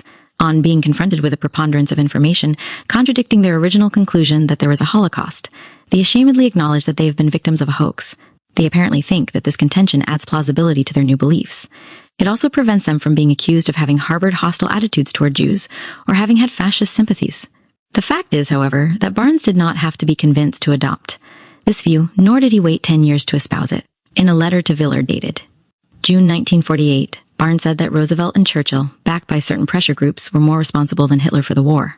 That same year, he argued that throughout history, France had repeatedly invaded Germany without provocation. Offhand, he wrote in a private communique, "I cannot recall a really unprovoked German invasion of France in modern times." 24. To buttress his point, he prepared a list of all the French invasions of Germany beginning in 1552, and concluding his list with two 20th century entries. 1918 French invade Germany with American aid. 1944-45 French again ride into Germany on backs of Americans. He failed to acknowledge that both of these invasions were in response to massive German attacks. Despite this evidence to the contrary, Barnes continued to assert that it was only in 1955, when he came upon a dissertation completed at Harvard by David Leslie Hagen, that he realized that Hitler had not desired war, and that Britain was almost exclusively responsible. 26 Hagen, then teaching in the history department of the University of California at Berkeley, convinced Barnes that Hitler had not desired war in 1939. Hagen argued that Hitler had made more moderate demands on Poland than many leading American and British publicists had recommended in the years after Versailles. Moreover, Hitler had offered in return an amazing concession to Poland that the Weimar Republic would never even remotely countenance. 27. Barnes was instrumental in helping Hagen publish his book, The Forced War, which is based on, but quite different from, the dissertation. According to one of Hagen's advisors at Harvard, his dissertation had been a solid, conscientious piece of work, critical of Polish and British policies in 1939, but not beyond what the evidence would tolerate. But when it was published in Germany in 1961 by Herbert Grabert, it was a very different book. Hagen portrayed the English and the Poles as having willfully provoked the war, and the Germans as innocent victims who tried every means to avert a confrontation. This was a war that had been imposed on Hitler. Though it was not his main focus, Hagen also addressed the question of Germany's treatment of the Jews. In an attempt to rehabilitate Germany's reputation and relieve Hitler and the Nazis of any particular onus, he argued that Poland's treatment of its Jewish population was far more brutal than Germany's. In fact, he asserted, most of Germany's anti-Semitic measures were taken in order to preempt Poland from expelling its Jewish population into the Reich. Hagen continually represented Nazi Germany's Jewish policies as benign or, at the very least, as better than Poland's. Hagen suggested that the fine levied on German Jews in the wake of Kristallnacht was simply an equitable way to keep Jews from getting rich from the destruction by pocket vast amounts of money from the German insurance companies. 30. he failed to note that the monies were payments reimbursing Jews for property that had been destroyed. In fact, the fine was designed not to keep Jews from obtaining insurance payments, but to confiscate virtually all of the Jewish population's remaining liquid assets. And contrary to all reports, Hagen also claimed that no Jews had been killed either during the pogrom or in its immediate aftermath, in an attempt to demonstrate that the Jews had not really been discriminated against and were in quite a secure position as late as 1938. Hagen noted that in early 1938, Jewish doctors and dentists were still participating in the German National Compulsory Insurance Program. This guaranteed them a sufficient number of patients. 32. Hagen failed to cite the many obstacles that were put in the way of Jewish medical personnel, including that by 1938 it had become a radical, if not illegal, act for a German to use a Jewish doctor. Furthermore, in July 1938, a decree was enacted withdrawing licenses from Jewish physicians. Again, ignoring the host of laws and regulations that severely limited Jews' ability to function in German society, he argued that Jewish lawyers had been free to practice as late as 1938. Citing information contained in a letter to the State Department from the American ambassador in Germany, Hagen noted that, as of 1938, 10% of German attorneys were Jews. If this was indeed correct, how could it be argued that they were being persecuted? The ambassador did mention that 10% of the lawyers were Jews, but in a context quite different from the one in which Hagen presented it. The ambassador had written to Washington to report that the situation of Jewish lawyers, which had been deplorable for a long time, was growing worse. As early as 1933, pressure was exerted to oust Jews from the legal profession.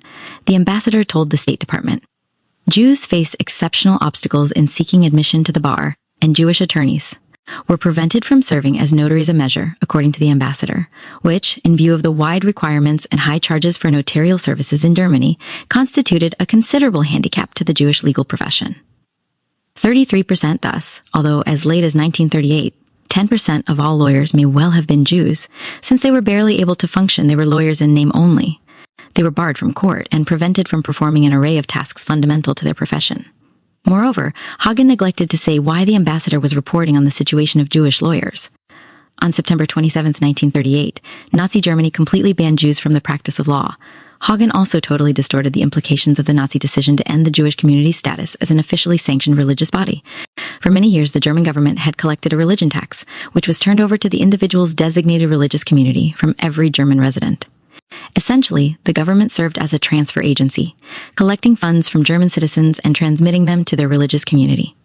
The American ambassador reported that because the Jewish community was no longer an officially sanctioned entity, it would no longer receive the taxes levied upon members by the state for the meeting of community expenses. In other words, Jews would continue to pay the tax, but the government would not give it to their community. Hagen gave an entirely different and dishonest slant to this decision, making it sound as though the Jewish community was supported by the state. He wrote that the new law meant that German public tax receipts would go no longer to the Jewish church. Then, in an effort to diminish further the impact of the decree, Hagen falsely claimed that it had simply brought German practice into conformity with current English practice. 34. He failed to note that the same was not done to other religious communities and ignored the ambassador's comment that the new law constituted discriminatory legislation that would greatly hamper the social and welfare world of the already seriously harassed Jewish Gemeinde. 35. Hagen's book, on which Barnes heaped accolades, is full of such misrepresentations in relation to British and Polish foreign policy and concerning Germany's treatment of the Jews. His dissertation contains few such observations. Barnes read the dissertation before it was turned into a book and was in contact with Hagen for a full 6 years before the book was published. Barnes helped get it published and provided a blurb for its jacket, obviously playing a significant turning conscientious piece of work into a Nazi apologia. One German historian observed that rarely have so many inane and unwarranted theses, allegations, and conclusions been crammed into a volume written under the guise of history. 36. Gerhard Weinberg, in his review of the book in the American Historical Review, described it as full of fabrications, twisted evidence, and transpositions of the sequence of events. All public statements by Hitler that substantiated Hagen's thesis were taken at face value, as when Hitler professed that he only wanted peace. All statements, public or private, which did not agree, were ignored. 37. Hagen's contribution to Holocaust denial is significant. He buttressed the bogus notion that Germany was the victim, the Allies the victimizers, and the war easily preventable. In addition, his Harvard credentials and his association with Berkeley, however tenuous, provided a measure of credibility to a movement that had thus far been relegated to the scholarly fringes. Beginning in the 1960s, Barnes began to pay increasing attention to the issue of German atrocities. He did not explicitly state that the atrocity stories were fabricated. Instead, he suggested that they were inaccurate and politically motivated. In a 1962 publication, Revisionism and Brainwashing, he condemned the lack of any serious opposition or concerted challenge to the atrocity stories and other modes of defamation of German national character. And attempting to deflect the charges of German atrocities, Barnes relied on immoral equivalencies, arguing that there was a failure to point out that the atrocities of the Allies were more brutal, painful, mortal, and numerous than the most extreme allegations made against the Germans. 38. This form of relativism was becoming a fundamental component of Holocaust denial. During this period, Barnes was exposed to Paul Ressenier's claims that the Holocaust was a hoax. Apparently, it was Ressenier's work that prompted Barnes to contend that the atrocity stories were fabrications. Barnes described Resenier as a distinguished French historian and applauded him for questioning the existence of gas chambers in concentration camps in Germany and for exposing the exaggerations of the atrocity stories. 39%. In an essay entitled Zionist Fraud, which originally appeared in the American Mercury, Barnes heaped lavish praise on Resenier and expressed support for many of the Frenchman's accusations. The courageous author lays the chief blame for misrepresentation on those whom we must call the swindlers of the crematoria, the Israeli politicians who derive billions of marks from non-existent, mythical, and imaginary cadavers whose numbers have been reckoned in an unusually distorted and dishonest manner.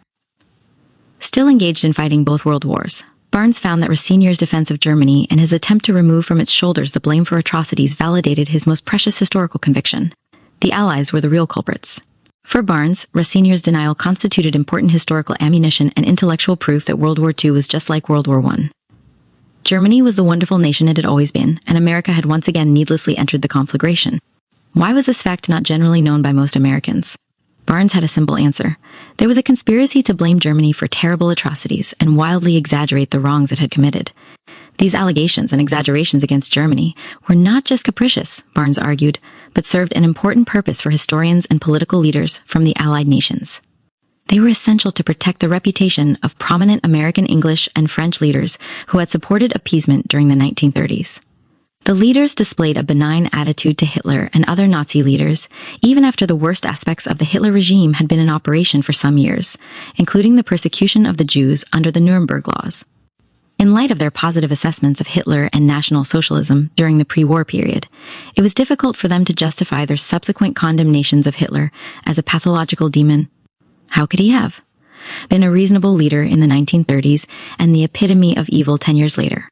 Something different and dramatic was needed to make the thesis of diabolism sink in and stick. Without it, these eminent eulogists would appear to be silly dupes.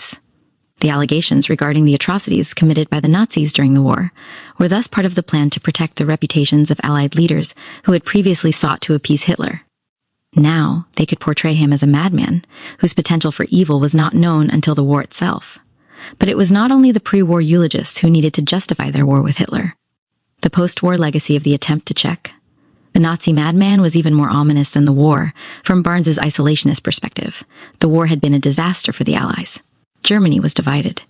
Stalin was stronger than before. The Soviet Union controlled much of Eastern Europe, including portions of Germany, and the United States had to spend billions to rebuild and arm Western Europe. All this resulted from an attempt to stop Hitler, who, Barnes contended, had no interest in going to war against the Allies.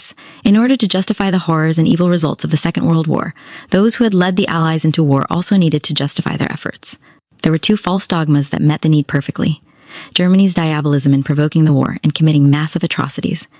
Hitler and National Socialism became the Allies' scapegoat. 43, according to Barnes, these two accusations were linked in a pernicious fashion. Hitler setting off the war was also deemed responsible for the wholesale extermination of Jews, for it was admitted that this did not begin until a considerable time after war broke out. Though not yet willing to deny the Holocaust, he did cast doubt on it by declaring it a theory at best. The size of the German reparations to Israel has been based on the theory that vast numbers of Jews were exterminated at the express order of Hitler, some 6 million being the most usually accepted number. A few years later, Barnes again raised questions about the veracity of the Holocaust in his article, Revisionism, a Key to Peace, apparently reluctant explicitly to deny the Holocaust. Barnes relativized the alleged atrocities of the Germans, as he had previously done. Even if one were to accept the most extreme and exaggerated indictment of Hitler and the National Socialists for their activities after 1939, made by anybody fit to remain outside a mental hospital, It is almost alarmingly easy to demonstrate that the atrocities of the Allies in the same period were more numerous as to victims and were carried out for the most part by methods more brutal and painful than alleged extermination in gas ovens. In 1960's take in revisionism, Barnes charged that what had begun as a blackout had now become a smother-out as a result of the Eichmann trial. It provided an unexpected but remarkably opportune moment and an effective springboard for stopping World War II, revisionism dead in its track. Moving close to explicit denial, Barnes argued that the trial revealed an almost adolescent gullibility and excitability on the part of Americans relative to German wartime crimes, real or alleged. The charges against Eichmann and Nazi Germany were based on fundamental but unproved assumptions that what Hitler and the National Socialists did in the years after Britain and the United States entered the war revealed that they were vile, debased, brutal, and bloodthirsty gangsters. Barnes attacked popular American weekly and monthly journals for their sensational articles about exaggerated National Socialist savagery. He repeated what had become a consistent refrain in his articles: Allied atrocities surpassed those of the Germans.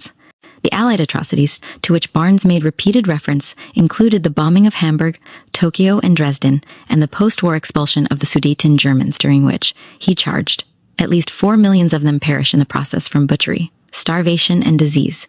Using language that was purposely chosen to evoke a comparison to what the Jews claimed was done to them, Barnes described the population transfer as the final solution for defeated Germans. In the public stake in revisionism, Barnes again stopped short of explicitly denying the existence of gas chambers. The number of civilians exterminated by the Allies before, during, and after the Second World War equaled, if it did not far exceed, those liquidated by the Germans, and the Allied liquidation program was often carried out by methods which were far more brutal and painful than whatever extermination actually took place in German gas ovens. Once again coming close to, but not quite crossing the boundary into denial, he complained in the same article that Allied atrocities are naive cogently and frankly placed over against the doings, real or alleged, at Auschwitz. 50. Barnes tried to argue that the gas chambers were post-war inventions. Ignoring the fact that information on gas chambers in various death camps had been publicized long before the war ended, he falsely claimed that the charges had only been made afterward, when it was necessary to justify the war and its outcome. According to Barnes, when the court historians were forced by revisionists to admit reluctantly that there were only concentration camps and not death camps in Germany, they needed something else to maintain the evil image of the Nazi Empire. It was then, he argued, that they contrived the existence of gas chambers at other camps. Once this allegation was placed in the public domain, the smother-out historians changed the focus of their attacks on Nazi Germany. No longer did they emphasize the Japanese attack on Pearl Harbor or Hitler's precipitation of the war. They found something far more potent. These new charges kept the public from becoming bored by hearing the same stories. To ensure public interest, the details were made more unceasing, exaggerated, and inflammatory. 52. Once again, Barnes totally distorted the truth and reshaped the historical record. Information about Chelmno, Auschwitz, Birkenau, and other camps was well known long. Before the war ended, details about them had been published in the Western press on repeated occasions. Moreover, it was precisely those whom Barnes accused of being court historians who, in fact, were responsible for demonstrating that there had been no homicidal gas chambers in German concentration camps. After the war, there had been persistent confusion about the difference between concentration camps and death camps. The latter, located outside Germany, had facilities for the express purpose of murdering people, primarily Jews. While there were no death camps in Germany, there were many concentration camps, in which multitudes died from overwork, disease, starvation, beatings, and severe mistreatment. Much of the confusion centered around the idea that there was a functioning homicidal gas chamber in Dachau. This was what historians were trying to clarify in 1962, when Professor Martin Brosat, who served for many years as the director of Munich's Institute for Contemporary History, wrote to the newspaper Die Zeit to hammer home, once more, the persistently ignored or denied difference between concentration and extermination camps. Contrary to deniers' claims, he said, his letter did not constitute an admission on his part but an effort to set the record straight. 53. This remains a consistent tactic of the deniers. Every time historians who study the Holocaust correct a mistake in the record, deniers immediately claim that they do so because their previous lies were about to be exposed. Barnes also tried to recast history by changing the nature of the assignment of the Einsatzgruppen that functioned as the mobile killing units. The Einsatzgruppen entered Soviet territory in July 1941. Between that date and the beginning of the retreat of German forces in the spring of 1943, it is estimated that they murdered well over 1 million Jews and hundreds of thousands of other Soviet nationals. Their brutal methods were eventually replaced by the more efficient gas chambers. Barnes transformed them from groups whose express task was to murder Jews in Soviet territory into units that were battling guerrilla warfare behind the lines. This profile is totally contradicted by reams of documents and the testimony of Einsatzgruppen leaders and members, as well as that of those who saw them massacre Jews. Barnes's transformation of their role was his means of trying to work around the truth. He did not have to deny that they may in fact have killed some Jews, but according to his explanation, their actions were justified because their victims were anti-German guerrillas. But even with all these attempts to twist information and misrepresent established historical fact, Barnes and other revisionists faced a fundamental challenge in their effort to exculpate Nazi Germany. It was difficult to argue that Germany had not committed these outrages when the post-war West German government accepted responsibility for the war and the atrocities. Barnes castigated both the government and the academic community of the Federal Republic of Germany for failing to challenge this unfair verdict and the false dogma propagated by the Allies and accepted by the Bonn government. The government's approach to history prevented the restoration of Germany to its proper position of unity, power, and respect among the nations of the world. 56. Barnes's ire at the Adenauer government for its masochistic behavior was heightened by his comparison of it with the Weimar government's attitude toward World War I. Barnes complained that none of the open-mindedness he had discovered during his trip to Germany in the Weimar period was evident in the Federal Republic. The Bonn government had brainwashed or indoctrinated the German people into accepting an indictment of German responsibility for the war. According to Barnes, the post-war German leadership did more than acquiesce in the charges brought against it. It furthered the smother out by opposing the discovery and publication of the truth. 57. Barnes claimed to be deeply puzzled about the Adenauer government's acceptance of responsibility for German precipitation of the war and its downright disinclination to seek to refute the most outrageous charges of cruelty and barbarism leveled against Germany by conscienceless atrocity mongers. The continuation to this very day of not-so-little Nuremberg trials. Barnes did not, of course, consider the possibility that West Germany did not contest the accusations because they were true, and West Germans, from Chancellor Konrad Adenauer on down, knew it. Instead, he condemned German leaders for smearing people like Rathenier and for the sheer lunacy of paying reparations based on atrocity stories. 59%. This was a precise repetition of Barnes's behavior in relation to World War I revisionism. Convinced that his view constituted objective truth, he dismissed any information that challenged his conclusion, treating it as the work of perverted minds. Barnes found West Germany's relationship with the State of Israel particularly galling.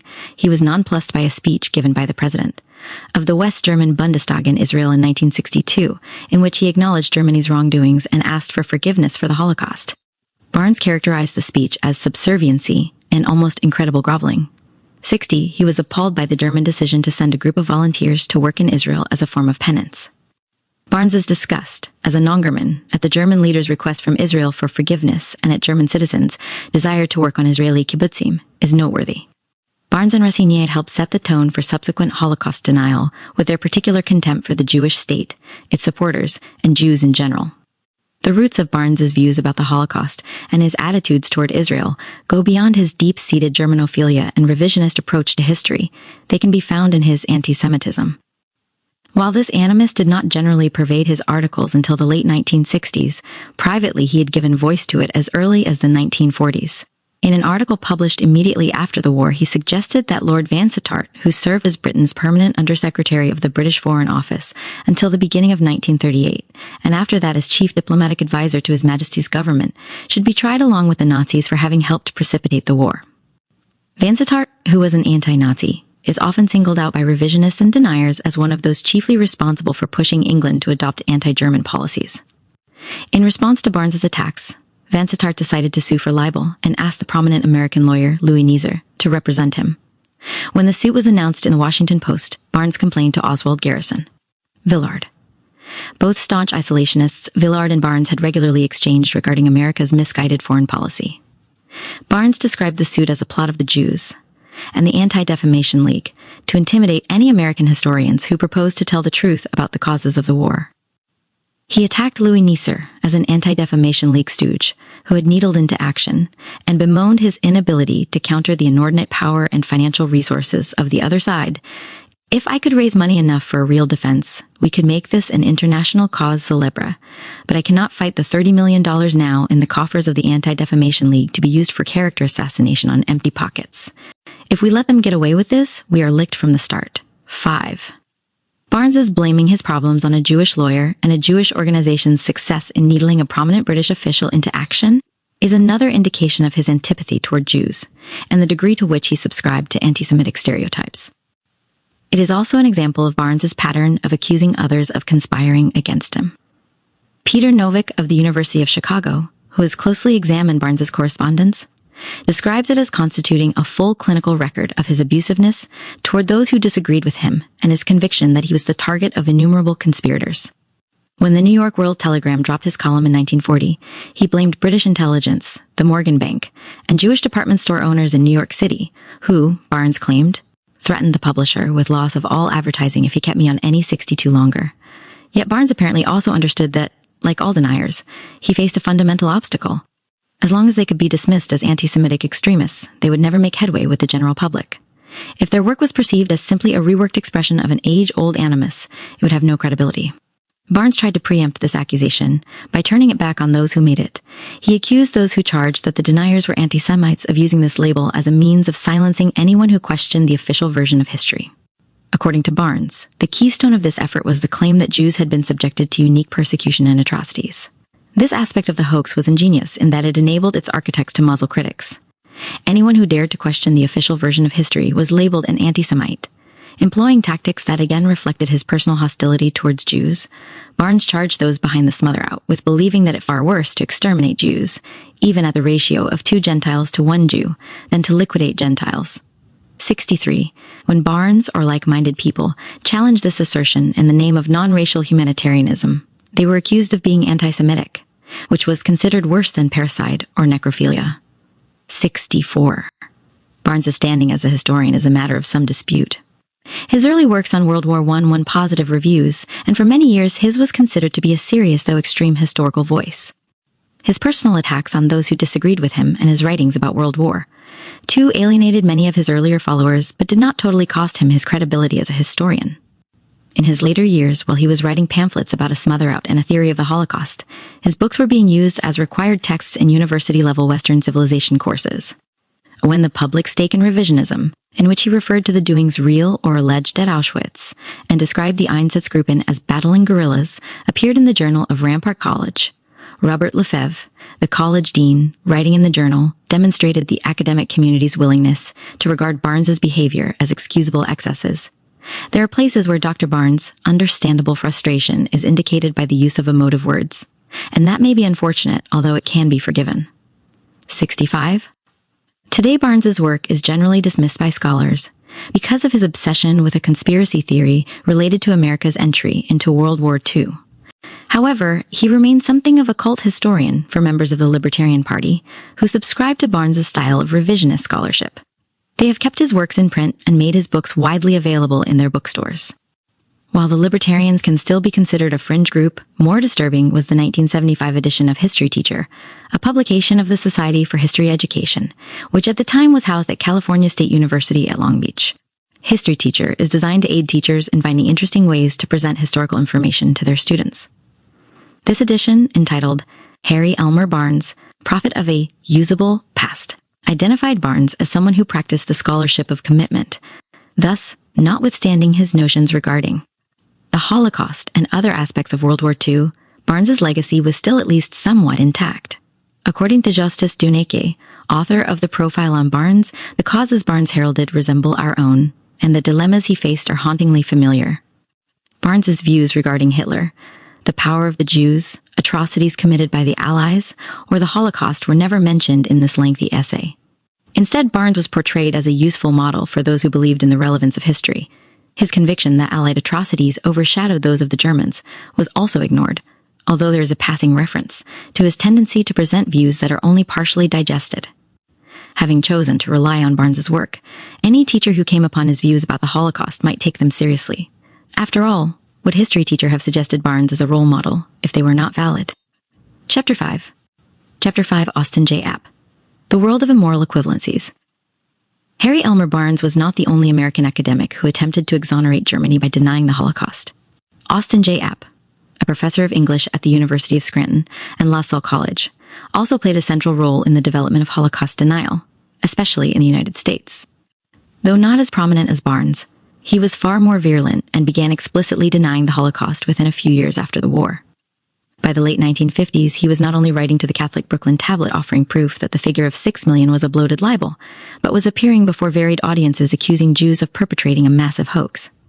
Like Barnes, App was mainly concerned to lift the moral burden of the atrocities charged from the shoulders of a defeated and divided Germany. In contrast to Barnes, App had no independent standing in the academic world. An active member of various German-American groups, App was an ardent defender of Germans and Nazi Germany. He served for several years as president of the 5,000-member Federation of American Citizens of German Descent, founded in 1945. Though it never reached its membership goal of 3 million, it was part of a successful post-war congressional lobbying effort to allocate a substantial number of the immigration slots that had been intended for Holocaust survivors to Germans and Austrians. Born in Milwaukee in 1902 to German immigrant parents, App attended Catholic University in Washington, D.C., where he obtained his MA and PhD degrees in English literature. At the University of Scranton, where he taught from 1934 to 1942, he received its faculty medal as an outstanding educator. He served for a brief period in the Army in 1942, but for unknown reasons was released within a short time after his induction. He subsequently joined the faculty of La Salle College, where he remained throughout the rest of his teaching career. At La Salle, where he taught medieval English literature and was known for pronouncing Beowulf, the Canterbury Tales, and other Old and Middle English works in the original. Some of his students regarded him as a sort of dry arrangement the college kept on its staff to achieve accreditation. They had no idea of his other activities. But completely unknown to his students, App had a far more dubious side. He inundated newspapers, magazines, politicians, and journalists with letters attacking U.S. intervention in World War II, Allied demands for unconditional surrender, and the imposition of Morgenthauism on Germany. The latter was App's way of placing responsibility for all of Germany's post-war problems on President Roosevelt's Secretary of the Treasury, Henry Morgenthau. Of course, Morgenthau's plan was never put into effect. In fact, Allied treatment of Germany was the exact opposite of the plan. The letters were also App's self-described attempt to explode the lies and calumnies that had been spread about Germany since the war, and to prevent Roosevelt and Morgenthau from selling out Christian Europe to the Red Barbarians. The letters bristled with overt anti-Semitism and racism. Talmudists, Bolsheviks, and Zionists, all of whom were intimately connected in App's mind with one another, were blamed for the evils that beset the world after the end of the war. Plus, though few of his letters were actually published by the newspapers or magazines that received them, App kept up a steady stream of communiques. Though much of what App wrote can be relegated to traditional, almost gutter-level anti-Semitism, he is nonetheless an important figure in the development and evolution of Holocaust denial. His major contribution was to formulate 8 axioms that have come to serve as the founding principles of the California-based Institute for Historical Review, and as the basic postulates of Holocaust denial. Since App posited them in 1973, virtually all deniers have built their arguments on them. The deniers' tactics may have changed over time, but their arguments have remained the same. Though App echoed many of Barnes's views, he stated, for example, that Hitler was a man of architecture and art, not of armaments and war, and that Germany was the victim, not the victimizer. App was a more extreme figure than Barnes. Barnes was avidly pro-German but was not a fascist. He wished to defend Germany against all claims of wrongdoing, but did not look for a resurrection of a totalitarian regime, a notion to which App was attracted. His Holocaust denial was more fully developed and explicit far earlier than Barnes's. As we have seen, Barnes had initially been reluctant to assert openly that the Holocaust was a fraud. Instead, he found various ways to suggest it was theory, a doing, real or imagined, or only an alleged atrocity. During the war itself, Barnes refrained from overt criticisms of Allied policies. In contrast, Austin App showed no such reluctance. He did not wait for the war to be over to begin building a case in defense of German actions. In 1942, while the Allies were being defeated on all fronts, App sent a steady stream of letters to newspapers, periodicals, and individual journalists expressing a strong sympathy for Germany and its political objectives. Echoing World War I revisionists, he vigorously contested the notion that Germany could be held responsible for starting the war and sought to justify Germany's pre-war behavior. In May 1942, barely 6 months after Pearl Harbor, in a letter to CBS radio commentator Elmer Davis, App challenged the notion that Germany desired to dominate Europe. According to App, Germany's territorial conquest did not represent naked aggression, but rather the Reich's aspiration to secure the raw materials and power it needed, and in his view deserved. At a time when the Allies were being pushed back by the Axis in both Europe and the Pacific, App proclaimed that the Anglo-Saxon bloc would have to give Germany both raw materials and power commensurate with its talents, or inevitably the Allies would be terribly mangled and defeated. App maintained that Germany had gone to war because this was the only way she could obtain what justifiably belonged to her. He argued that the means to end the war and win the peace was to give Germany precisely the things which, if we had given them in 1939, would have prevented the war. But App did not stop there. His defense of Germany and his critique of Allied policy continued unabated through the war. In 1943, in the wake of the Casablanca Conference, at which Roosevelt and Churchill agreed that peace could only come to the world by the total elimination of Germany and Japan as war powers, he complained to the Columbus Evening Dispatch that to demand unconditional surrender from Germany was grossly unethical. In 1944, as it became increasingly clear that Germany would be defeated, and speculation had begun as to what a post-war Germany would look like, App argued that the Allies perpetrated a war on Germany because of the latter's legitimate desire to reunite with Danzig. According to App, the prospect of a reunited Germany had frightened the Allies, and that is why they started the war. In this and numerous other letters, App reiterated his central arguments.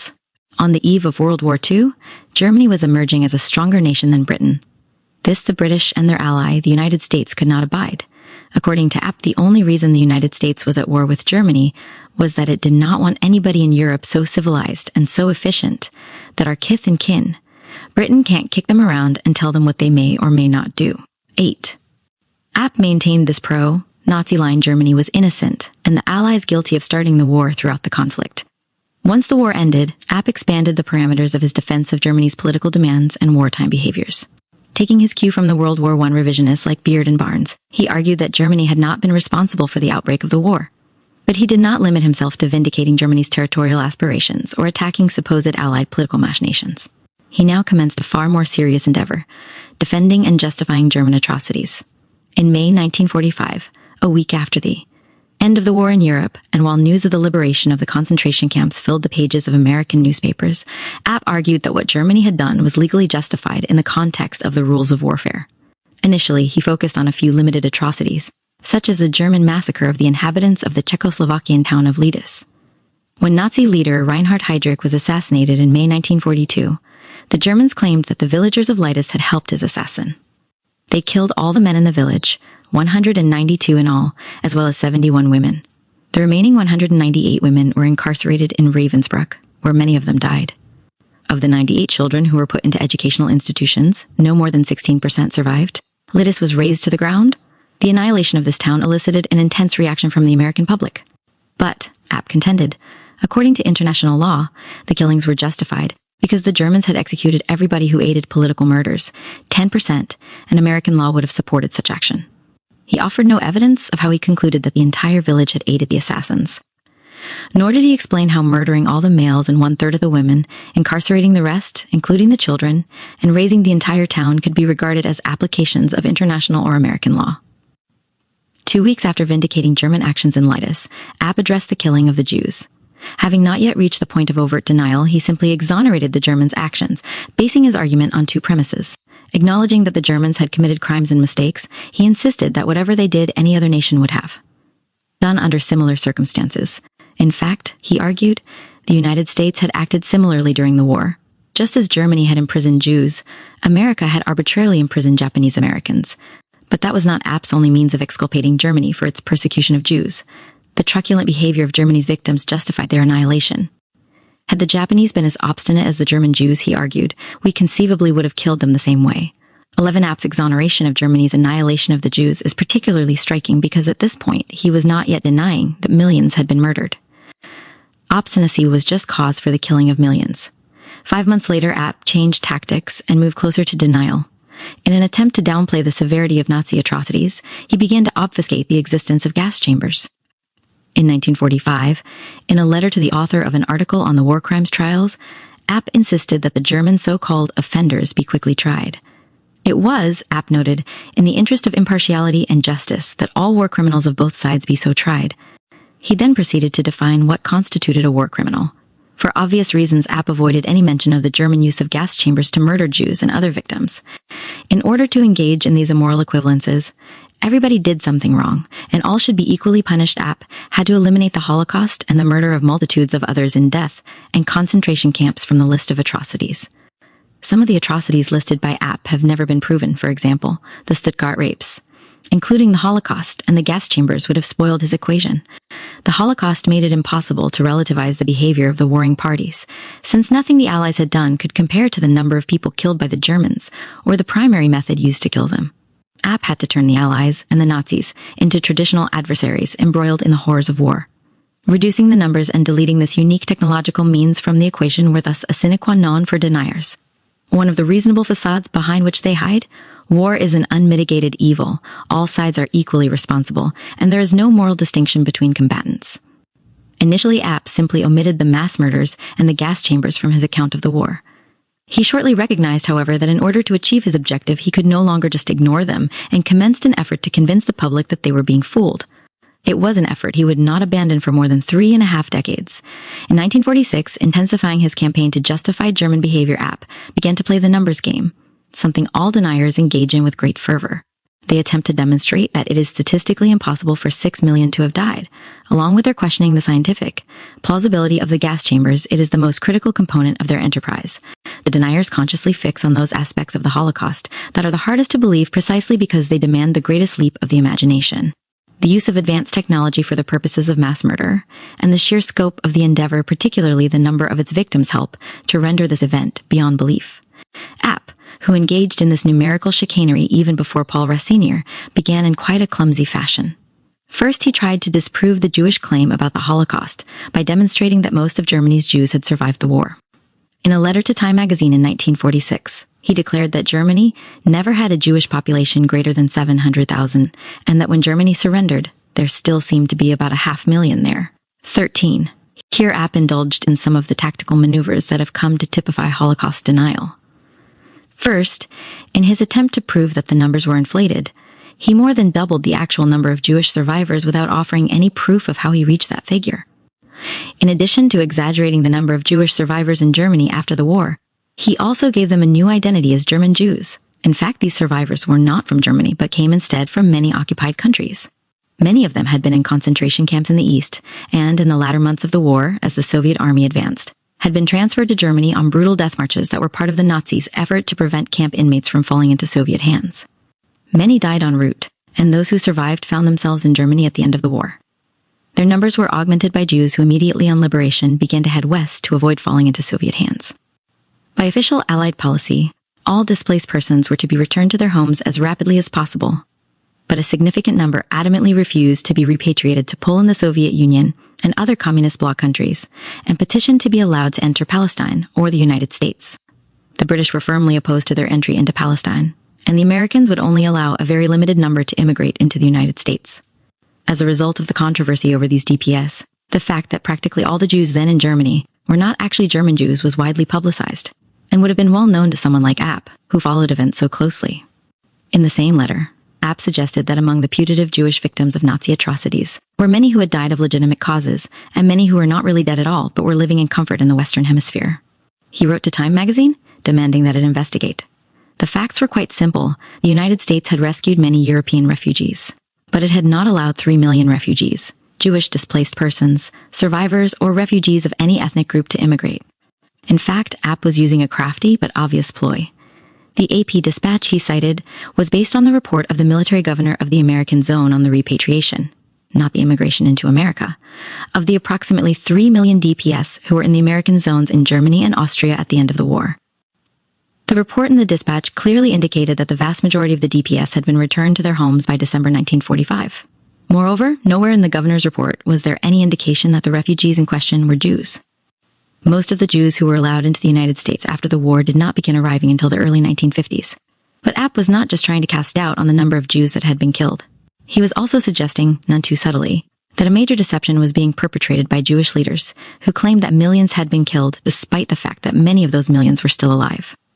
App would repeatedly return to this theme. Supposedly dead Jews were really hiding in America, and in the future he would do so more directly.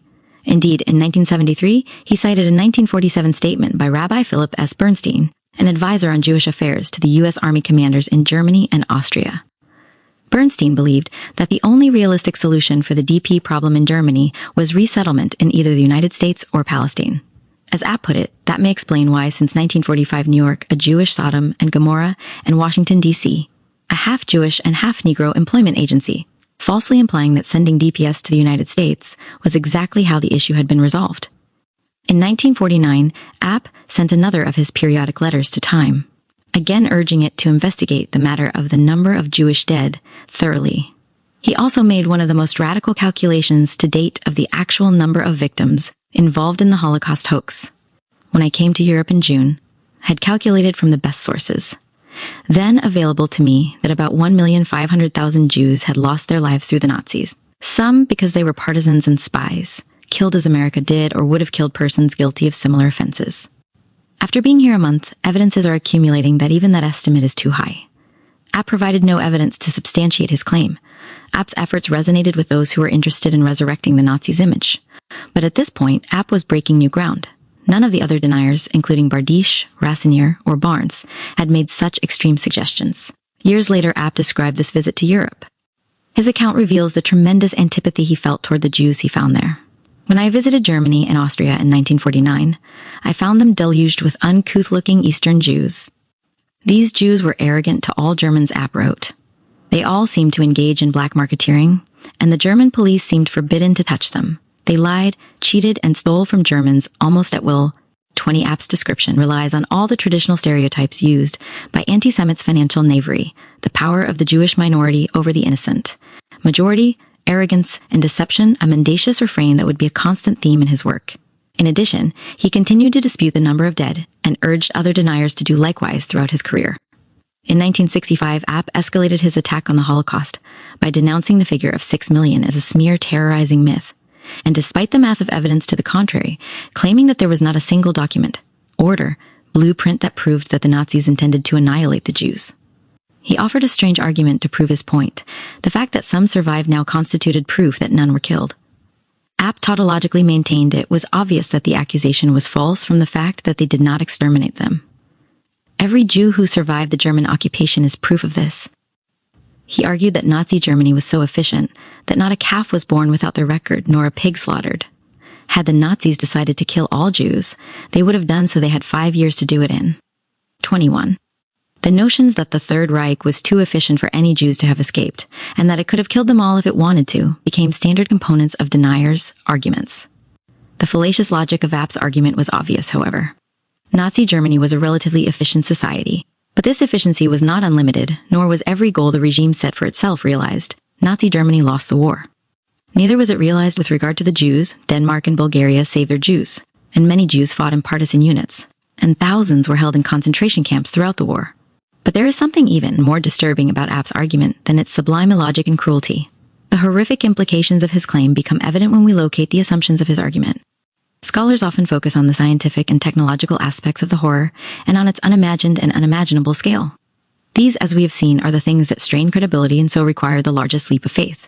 But as the theologian Richard Rubinstein has observed, the greatest horror of Nazi Germany was its breaching of a moral barrier of social organization. It was this inhuman social organization that enabled the Nazis to realize their goal of annihilating masses of Jews with such technologically advanced instruments. Thus, because they made the latter possible, the bureaucratic achievements of the Nazis were more frightening than the technological ones. Max Weber, writing long before the evolution of Nazism, understood the potential power of bureaucracy and social organization. According to Weber, bureaucracy is valued the more it is absolutely dehumanized. The more successfully it eliminated emotions from its official business, the more perfect it became. The absolute bureaucratic organization demanded optimum precision, unity, unambiguity, knowledge of the files, and strict subordination. Weber also understood that bureaucracies rarely, if ever, achieve this level of efficiency, although that is their aim. The Nazis were keenly aware of the critical role the bureaucratic mechanism could play in allowing them to realize their plans. They knew that just as Weber taught, they had to demand complete dehumanization from their system if they were to realize their goals. They may not have achieved an ideally operating bureaucratic system, but not for lack of trying. Consequently, some Jews may have survived. Ironically, then, in App's attempt to defend Nazi Germany from the standpoint of its bureaucratic efficiency, he pinpointed its essential horror. By 1973, App's fully evolved Holocaust denial was laid out in his pamphlet, The 6 Million Swindle, blackmailing the German people for hard marks with fabricated corpses. His use of the term swindle in the title is another of his not-so-subtle attempts to link his Holocaust hoax arguments to traditional anti-Semitic imagery. In the pamphlet, App explained that the Holocaust hoax was a plot jointly inspired and nurtured by communists and Jews. In the late 1950s, he had argued that the utterly unsubstantiated claims of 6 million dead worked only to benefit the Reds. According to App, the Soviets had a very good motive for participating in this hoax. They wished to hide the grim fact that more Jews had come to grief in Stalin-controlled territory than in Nazi-occupied lands. Whatever atrocities had occurred were committed by the Soviets themselves, not the Nazis. The Holocaust hoax conveniently allowed them to shift the blame onto the Germans. But the Soviets were not in this alone. App charged that Talmudic leaders were well aware of the horrid truth that the atrocity charges had been fabricated and the Germans innocent. But if the Jews knew this, why did they go along with it? What was their motive for blaming Germany if they know the USSR was really responsible? App offered a simple, and for those inclined toward anti-Semitism, completely logical answer. These Jews knew the truth, but did not publicize it for a practical reason. The Bolsheviks could not be successfully blackmailed for reparations for either real or fabricated corpses. As long as money was their ultimate objective, blaming no purpose. Germany, on the other hand, had both the financial ability and the political inclination to pay in order to remove the stain from its reputation. In an article in American Mercury entitled The Elusive 6 Million, App elaborated on this point and accused Zionists of wanting to use the figure of 6 million vindictively as an eternal club for pressuring indemnities out of West Germany and for wringing financial contributions out of American Jews. 27. The Zionists, who were, according to App, identical with the Bolsheviks in terms of their propensity for evil, thus emerge as the main force behind the Holocaust myth. In the 6 million swindle, written shortly after the Yom Kippur War, App left no doubt as to the Jews' rationale. The Talmudists have from the beginning used the 6 million swindle to blackmail West Germany into atoning with a $20 billion of indemnities to Israel. 28. Moreover, he claimed, Israel and its supporters continued to use the fraudulent 6 million casualty to achieve their political and military objectives. It was secret, unacknowledged guilt that caused the United States to side with Israel in the Arab-Israeli War of 1973. Here, too, is another basic flaw in App's reasoning. According to him, the U.S. government played a pivotal role in fostering the notion of the hoax. Why would the government be motivated to act by unacknowledged guilt when it knew the charges were a hoax? For App, all claims of Israel's importance to American security were nothing but hogwash and hypocrisy. For him, Israel was a millstone about America's neck, and we in Germany are its vitro. 30%. Israel manipulated public opinion in America and Germany by exploiting the myth of the Holocaust denial. In 1974, App returned to the essential elements. He argued that at least 500,000 of the Jews who were supposedly gassed in German concentration camps were actually in Israel, where they received huge reparations from Germany. Other putative victims were really in New York, where they had helped precipitate the 1973 energy crisis by blackmailing Nixon into rushing several $1 billion worth of weaponry to Israel so it could clobber the Arabs. The Talmudists had a secret ally in their efforts to manipulate foreign policy, the media. Jews used their media, which for App included, among others, the New York Times, Washington Post, and Newsweek, to cry themselves hoarse because the Arabs refused to sell oil to the West. App was not the first to link Jewish control of the media to the Holocaust hoax. Senior had done so previously, but App made it a central element of his argument. He repeatedly returned to the theme of Jewish domination of the media. It was through their domination of the press that Jews had been able not only to perpetrate this hoax, but subsequently to control the foreign and domestic policies of nations around the world. This theme of Jewish control of the media was a traditional component of modern anti-Semitism. At the core of anti-Semitism from the far-right end of the political spectrum was the image of the Jews as a permanent source of unrest and revolutionary zeal in society. According to these anti-Semites, the media was one of the primary tools Jews used to foster that unrest. They ignored the paradox inherent in this accusation. If Jews controlled the media, why did it treat Nazi Germany's persecution of the Jews in such a lackadaisical fashion during the 1930s and 1940s? Though App identified the main force behind the Holocaust hoax as the Talmudists and Bolsheviks, he believed there was another participant in the spread of this slander. At the end of the war, when the Americans and British invaded Germany, they saw the results of their indiscriminate bombing. The Allies knew, App wrote, that they had been responsible for more destruction than any vandals of history, except the Bolsheviks, recognizing that their people would not understand or condone the unnecessary barbarism. Allied leaders needed something that would save them from the condemnation that was sure to come. It was then, according to App, that they discovered that their only salvation was to manufacture and harp on a mountain of atrocities, particularly those against the Jews. Harping on Jews as victims was particularly efficacious for the Allied leaders because, App explained, Jews controlled the media, and the media would play a critically important role in disseminating the hoax. And their plan worked. They exaggerated real and phony Third Reich atrocities to such monstrous proportions that Allied crimes were totally ignored. They then took matters a step further by instilling such a guilt complex in Germany that the Germans felt compelled to pay unprecedented sums of reparations to Jews in Israel. But even when he linked the Holocaust hoax to the Allies' need for a camouflage in which to hide their own outrages, App did not absolve the Talmudist leaders. In fact, he maintained that the Jews were ultimately responsible for Allied actions and actually controlled Allied policy. This leap enabled him to argue that Soviet and American atrocities against the German people were the result of Jewish influence. App focused on the two people he considered responsible for these atrocities. Not surprisingly, both of them were Jews. American Secretary of the Treasury Henry Morgenthau and Ilya Ehrenberg, a member of the Soviet Anti-Fascist Committee, were to blame for the Soviet soldiers' rape of German women and plunder of German property. App argued, without offering a shred of proof, that Ehrenberg personally urged Soviet soldiers to commit rape against the German people. This vindictive Jewish communist supposedly gave the most beastly directive in history: rape the German women as booty. Similarly, App blamed virtually every American action against the Germans on Henry Morgenthau. It is true that Morgenthau, after learning of the horrors of the German annihilation of the Jews, proposed that in the post-war period, Germany be converted into a country that was primarily agricultural and pastoral in character. As we have seen, the plan was never seriously considered and was subsequently completely abandoned by President Truman. But App claimed that the plan had been put into effect, at least in part. He contended that Morgenthau not only bribed Churchill to stiffen the treatment of German prisoners of war, but also inspired the Allies to starve and abuse unto death several million of these prisoners. This was obviously a Jewish plot, App argued, because Christians at their worst are not as barbarous as communists and Jews at their average. 36 thus, when the Jews saw that the Allies were going to deal leniently with the Germans in the post-war period, they went into action. According to App, the American army was planning to allow the German prisoners to be repatriated as soon as possible after the war. But this did not happen, despite the fact that it was what the army leadership and our Christian citizens wanted. App had a simple explanation as to how the tribalists were able to prevent it. They kept screeching the lie that the Germans gassed, 6 million of them. It was the Jews who kept screaming for abusing German prisoners of war, for keeping them from home, for slave laboring them. This is the voice of the Talmudists, the barbarians of the Morgenthau Plan. 37. As his rhetoric about the Jewish role in directing Allied policy escalated, the two became fused in his mind. No longer did he even speak of the Jews' ability to direct Allied policy. For App, Allied tactics and the Jews' objectives became one. Allied policy, at its worst, was Jewish policy. This is most evident at the end of A Straight Look at the Third Reich.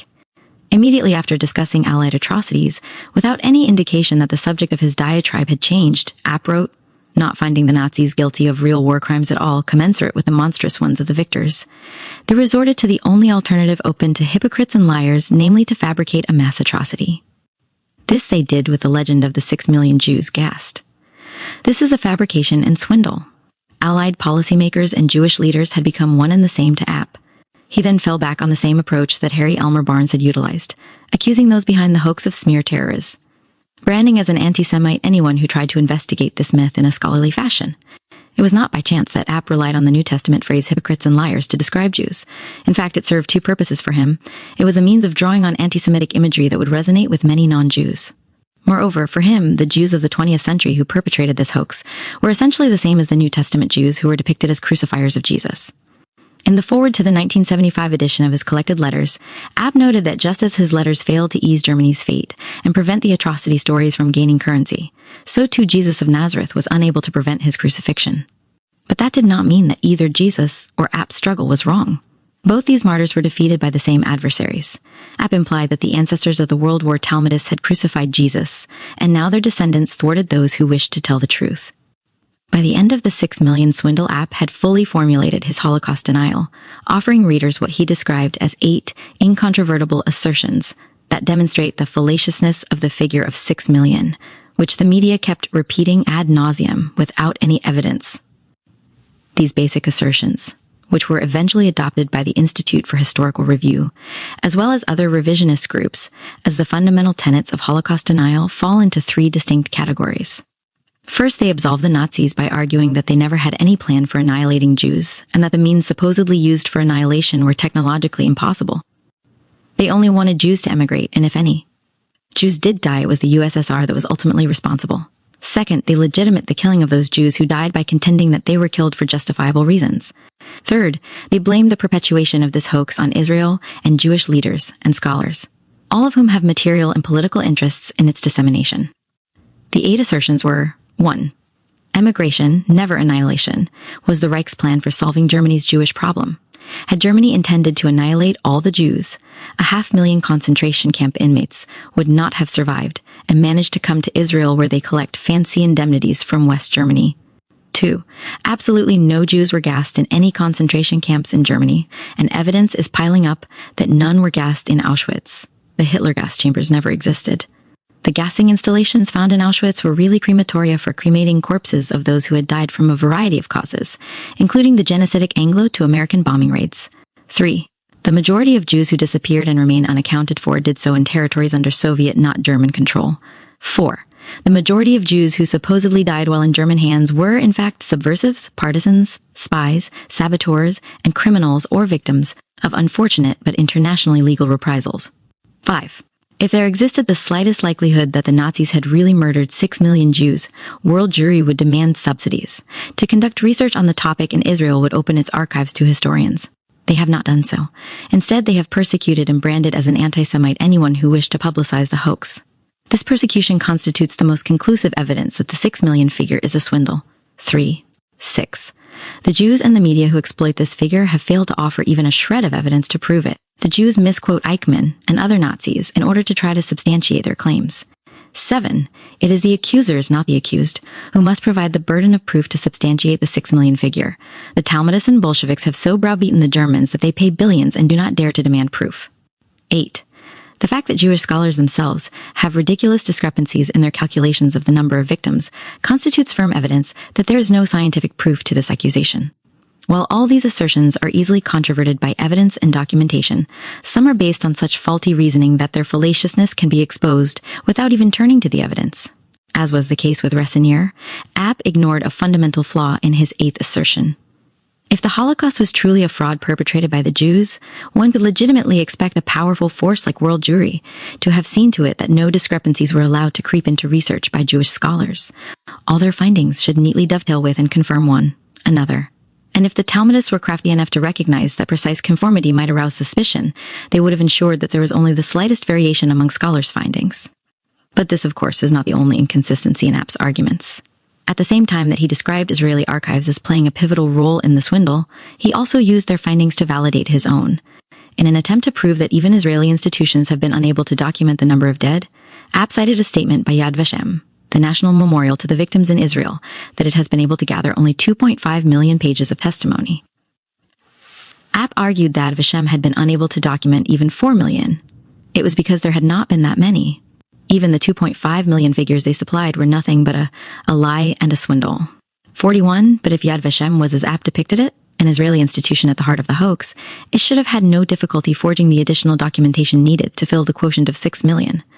More recently, the Institute for Historical Review published a report from the Jerusalem Post in which the director of Yad Vashem's archives reported that more than half of its testimonies from Holocaust survivors are unreliable. According to Yad Vashem officials, these testimonies have never been used as evidence in Nazi war crimes trials because survivors who wanted to be part of history may, in fact, have allowed their imaginations to run away with them. 43% for the deniers, this was further evidence of a hoax. What the Institute for Historical Review could not ask, given its ideological predilections, was the question of why Yad Vashem would acknowledge that some of its archival holdings are incorrect if its objective was to perpetuate the Holocaust myth.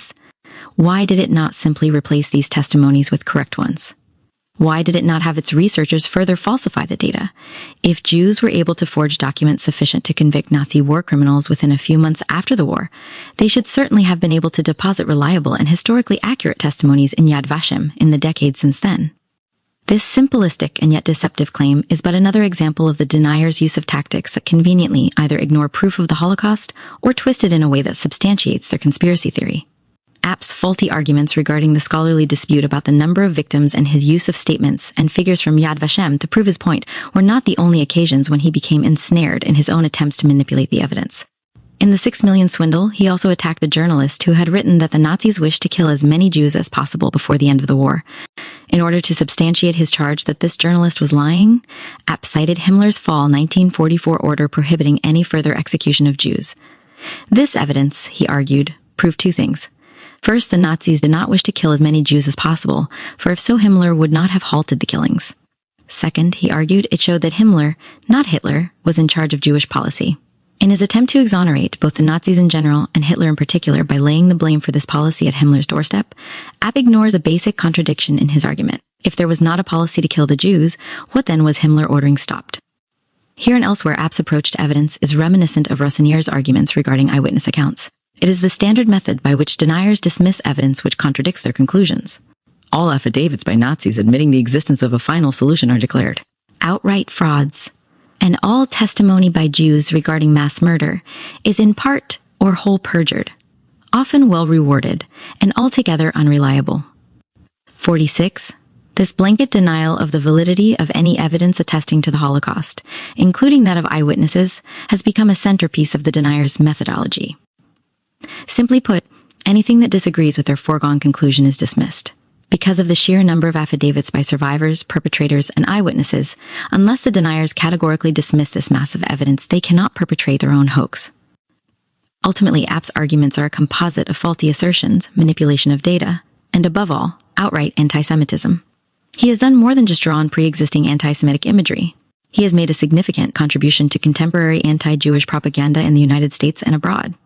His distillation of Holocaust denial into these 8 assertions, each of which plays on an anti-Semitic theme, has proven extremely useful to individuals and groups, which not only deny the Holocaust, but wish to portray the Jews as able to control American foreign policy for their own diabolical ends. It has also proved extremely efficacious for those who would delegitimize the existence of Israel. Together, App, Barnes, Rossinier, Bardiche, and Hagen constitute the most significant figures in the evolution of the denial hoax. Those who followed them discarded some of their more blatant and vulgar arguments, learning how to render them in a slightly more oblique fashion. But with the fundamental text established, virtually all the rest would be commentary. Chapter 6, Denial, a Tool of the Radical Right. In the late 1960s and 1970s, neo-fascist organizations and political parties in Western Europe, especially in England, grew in number and strength. These groups, which vehemently opposed the presence in their countries of blacks, Asians, Arabs, Jews, and all non-Caucasian immigrants, were responsible for launching a series of violent attacks on immigrants, minority groups, and Jewish institutions. In England, the neo-fascist National Front built its political agenda on opposition to the immigration of Africans and East Asians from Commonwealth countries. By 1977, it was polling close to 250,000 votes in national elections. These groups, whose ideology embraced racism, ethnocentrism, and nationalism, faced a dilemma. Since World War II, Nazism in general, and the Holocaust in particular, had given fascism a bad name. Those who continued to argue after the war that Hitler was a hero and National Socialism a viable political system, as these groups tended to do, were looked upon with revulsion. Consequently, Holocaust denial became an important element in the fabric of their ideology. If the public could be convinced that the Holocaust was a myth, then the revival of National Socialism could be a feasible option. This effort to deny the Holocaust was materially assisted by the publication in 1974 of a 28-page booklet, Did 6 Million Really Die? The Truth at Last by Richard Harwood, sent to all members of Parliament, a broad spectrum of journalists and academics, leading members of the Jewish community, and a wide array of public figures. For close to 10 years, it was the preeminent British work on Holocaust denial. Within less than a decade, more than 1 million copies had been distributed in more than 40 countries. Because at first glance it seemed to be a sober scholarly effort, many outside the circle of deniers were confused by the claims it made. Deniers continually cited as an authoritative source. Given the pamphlet's wide distribution, there was significant public curiosity about the identity of both the author and publisher. Richard E. Harwood was described as a writer who specialized in the political and diplomatic aspects of World War II, and who was at present with the University of London. It did not take the British press long to discover that this was false. The University of London told the Sunday Times that Harwood was neither a staff member nor a student, and was totally unknown to it. It returned all mail to Harwood marked, addressee unknown. In fact, Richard Harwood was a pseudonym for Richard Verrill, the editor of Spearhead, the publication of the British right-wing neo-fascist organization, the National Front. Did 6 Million Really Die? Is identical in format, layout, and printing with Spearhead. Neither the National Front nor Verrill denied that he was the editor of the pamphlet. In 1979, In a letter to the New Statesman, Verrall, who had a degree in history from the University of London, responding to articles on the Holocaust, reiterated the pamphlet's basic arguments and defended its conclusions against attacks that had appeared in the British press. He did so despite the fact that most of his conclusions had already been shown to be false. He made no attempt to challenge the assertion that he was the author, even though the article in the New Statesman specifically identified him as such. His letter to the magazine was described by the editors as one of numerous mock scholarly letters it regularly received from Verrall and his cohorts. In addition to concealing the author's true identity, the publishers also attempted to camouflage their identity. Though the booklet listed the address of its publisher, Historical Review Press, the address was that of a vacant building, whose landlord, the British press discovered, was Robin Beauclerk, a farmer with established connections to the National Front, and various other organizations, all of which were dedicated to defending racial purity. Asked by the press about the publication, he declared the Holocaust part of a network of Jewish propaganda and revealed his own deep-rooted anti-Semitism. Don't you know that we live under Jewish domination? The entire mass media is Jewish-controlled. It is time that we as British people dictated our own destiny. Not an original creation. This work was largely based on a small American book, The Myth of the 6 Million, published in 1969 by Noontide Press, a subsidiary of the Anti-Semitic Liberty Lobby. The American publication contained both an unsigned publisher's foreword and an introduction by an E.L. Anderson, identified as a contributing editor to American Mercury, which by that time had become unabashedly anti-Semitic.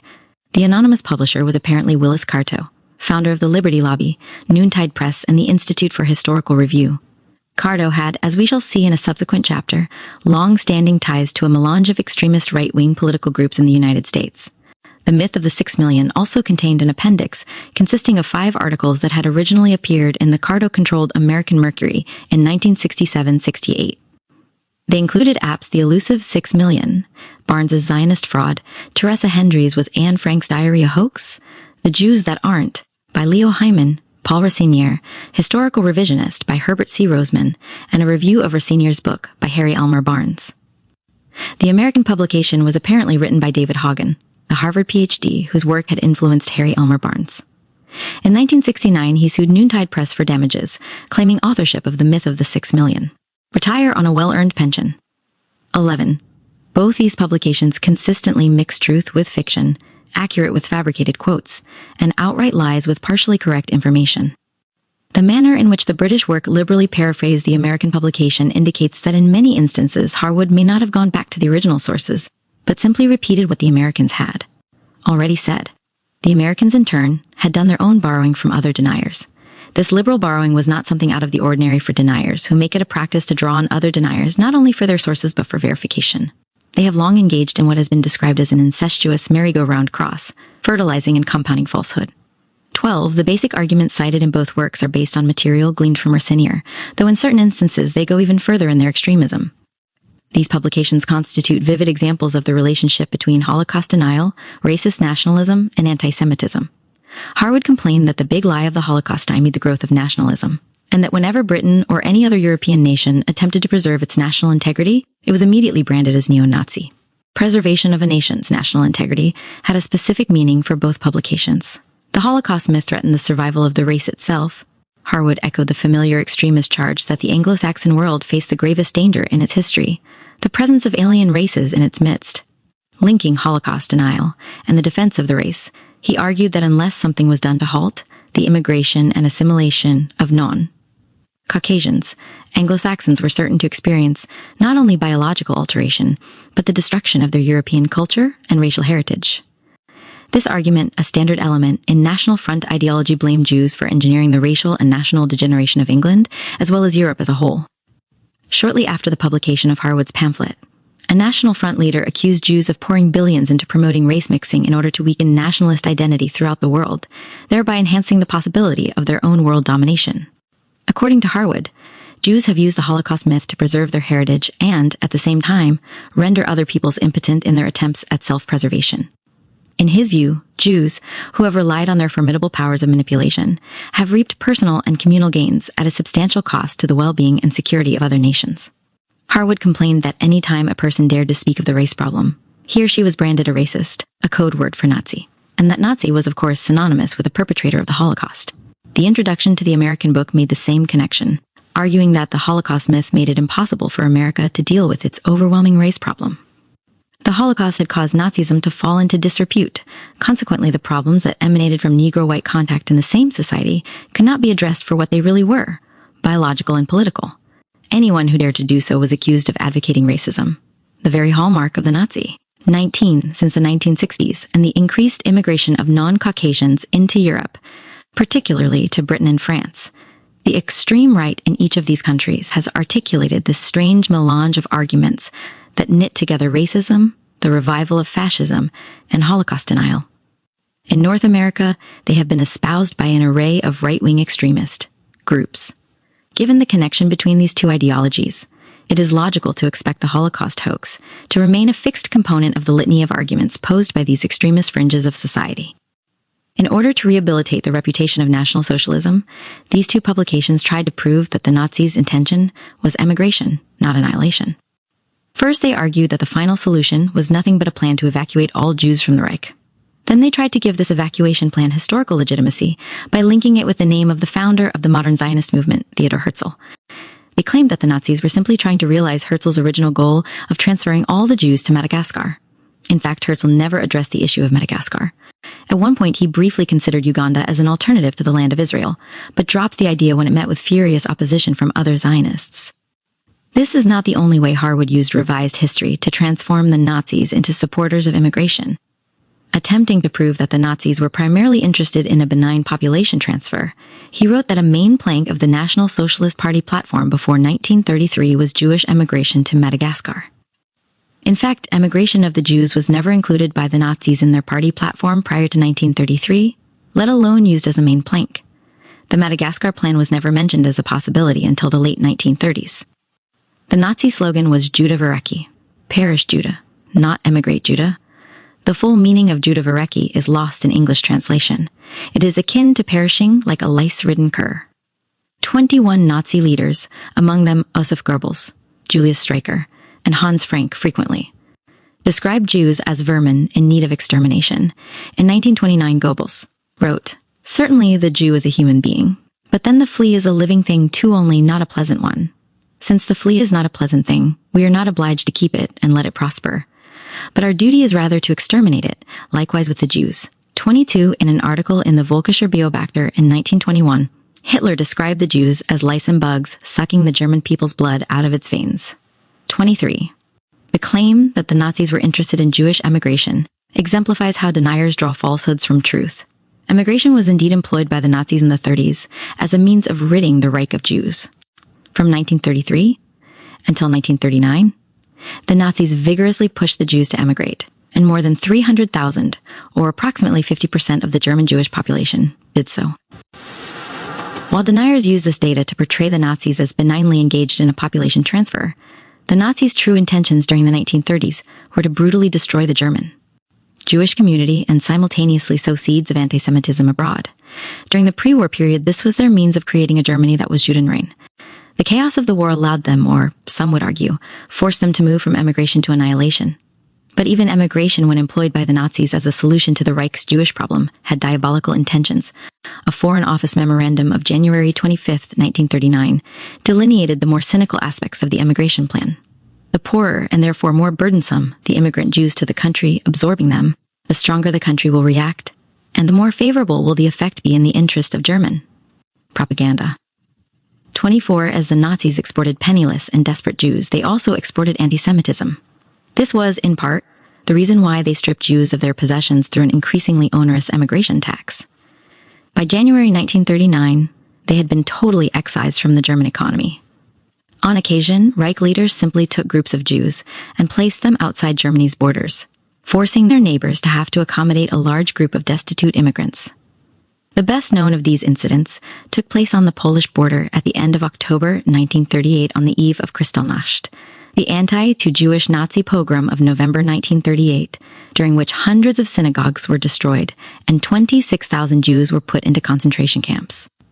The emigration myth, the idea that the Nazis stuck to their original aim of getting rid of Jews by emigration, is easily refuted by Nazi documents, newspapers, and journals themselves, which are replete with statements by high-ranking officials and party leaders attesting to their ultimate objective. The Nazi leader, Dr. Robert Ley, articulated these intentions in 1942 when he said that it was not enough to isolate the Jewish enemy of mankind. The Jews have got to be exterminated. 25 in his testimony at Nuremberg. Victor Brack, who was in charge of the gassing of 50,000 mentally deficient and chronically ill Germans and Jews under the euthanasia program from 1939 to 1941, acknowledged that by March 1941, it was no secret among higher party circles that the Jews were to be exterminated. 26 in a May 1943 article in the Berlin weekly Das Reich, Goebbels announced, "No prophetic utterance by the Führer is being fulfilled with so gaunt an assurance and inescapable force as that another world war would cause the extinction of the Jewish race." In October 1943, told high-ranking officers in Posen that we had a moral duty towards our people, the duty to exterminate this people. Based on these and of other statements by Nazi leaders, including Hitler's own January 1939 promise to exterminate the Jews and his wartime repetition of that promise, there is no doubt that while emigrate Germany of its Jewish population during the 1930s, once Poland came under Nazi control and portions of the Soviet Union with its large Jewish populations were targeted to be conquered, annihilation became German policy. Anti-Semitism was such a fundamental aspect of National Socialism that even the most creative denier cannot claim it did not exist. Thus, what they cannot deny or distort, they rationalize. We have already seen this in the attempts to portray German Jews as spies and partisans who deserved whatever the Nazis meted out. Harwood widened that scope. He interpreted Nazi anti-Semitism as Germany's legitimate response to attacks on it by international Jewry. He argued that Zionist leader Chaim Weizmann's statement in 1939, on the outbreak of the war, that the Jews would stand by Great Britain and fight on the side of the democracies, constituted the Jews' declaration of war on Nazi Germany and transformed them into a threat to Germany's security. Actually, Weizmann never mentioned Great Britain in his statement, but spoke of the democracies in general. Harwood added the reference to Great Britain. Harwood insisted that under the tenets of international law, Hitler had the right to declare Jews enemy agents intent on prosecuting a war against the Reich. They could therefore be legitimately subjected to a policy of internment. Harwood ignored the fact that Nazi anti-Semitic policies antedated Weizmann's pronouncement by almost 7 years. Weizmann's statement was a response to those policies, not the reverse. Since 1933, Germany had excluded Jews from most professions and subjected them to economic boycotts, incarceration, physical violence, and horrendous degradation. This process was followed by the disenfranchisement of German Jews under the 1935 Nuremberg laws and the destruction and brutality of Kristallnacht in 1938. Was speaking as a leader of a stateless people who were in no position to wage a war of any kind against an independent, well-armed nation. He was, after all, a citizen of Great Britain, and Palestine was a British-mandated territory. A declaration of loyalty to the democracies in their war against Germany was the least and, on some level, the most he could do. This ploy to cast Nazi anti-Semitism as a legitimate response to a threat to Germany's security could be dismissed, were it not for the way it has been adopted by prominent historians. The German historian Ernst Nolte, whose books on fascism have become historical classics, espoused the same argument regarding Weizmann's statement in his attempt to lessen Nazi responsibility for the outrages of World War II. Nolte was the historian most prominently associated in the 1980s with what has become known in Germany as the Historikerstreit, an effort by some historians, particularly those with conservative political tendencies, to normalize and relativize the history of the Nazi period by arguing that many Nazi policies, including persecution of the Jews, were defensive reactions to foreign threats and were no different from what other countries have done in the past. Chancellor Helmut Kohl's invitation to President Ronald Reagan to join him in a wreath-laying ceremony at Bitburg was a political manifestation of this historical tendency to try to normalize the German past, particularly its National Socialist past. By asking the American president to accompany him to a German military cemetery that included fallen SS soldiers in an act of reconciliation, Kohl was attempting to lessen the historical blot on German nationalism and patriotism. He was not trying to rewrite or deny the past, but to cast it in a different light. One of the dangers of Holocaust denial is that it so stretches the parameters of the argument regarding Germany's wartime behavior that it renders Nolte's kind of relativism increasingly respectable. Echoing Harwood, Nolte contended that Weizmann's official declaration at the outbreak of hostilities gave Hitler good reason to be convinced of his enemy's determination to annihilate him much earlier than when the first information about Auschwitz came to the knowledge of the world. 32. What power the Jews had to effect Hitler's annihilation. Nolte did not specify. When Nolte was criticized on this point in light of pre-war Nazi persecution of Jews, he said that he was only quoting David Irving, the right-wing writer of historical works. How quoting Irving justified using such a historically invalid point remains unexplained. unless one wishes to see it as a reflection of Nolte's personal predilections. As we shall see in subsequent chapters, Irving, who had frequently proposed extremely controversial theories about the Holocaust, including the claim that Hitler had no knowledge of it, has become a Holocaust denier. These works demonstrate how deniers misstate, misquote, falsify statistics, and falsely attribute conclusions to reliable sources. They rely on books that directly contradict their arguments, quoting in a manner that completely distorts the author's objectives. Deniers count on the fact that the vast majority of readers will not have access to the documentation or make the effort to determine how they have falsified or misconstrued information. Harwood attempted to prove that it was statistically impossible for 6 million Jews to have perished at the hands of the Nazis. The most cursory examination of his sources reveals his spurious methodology.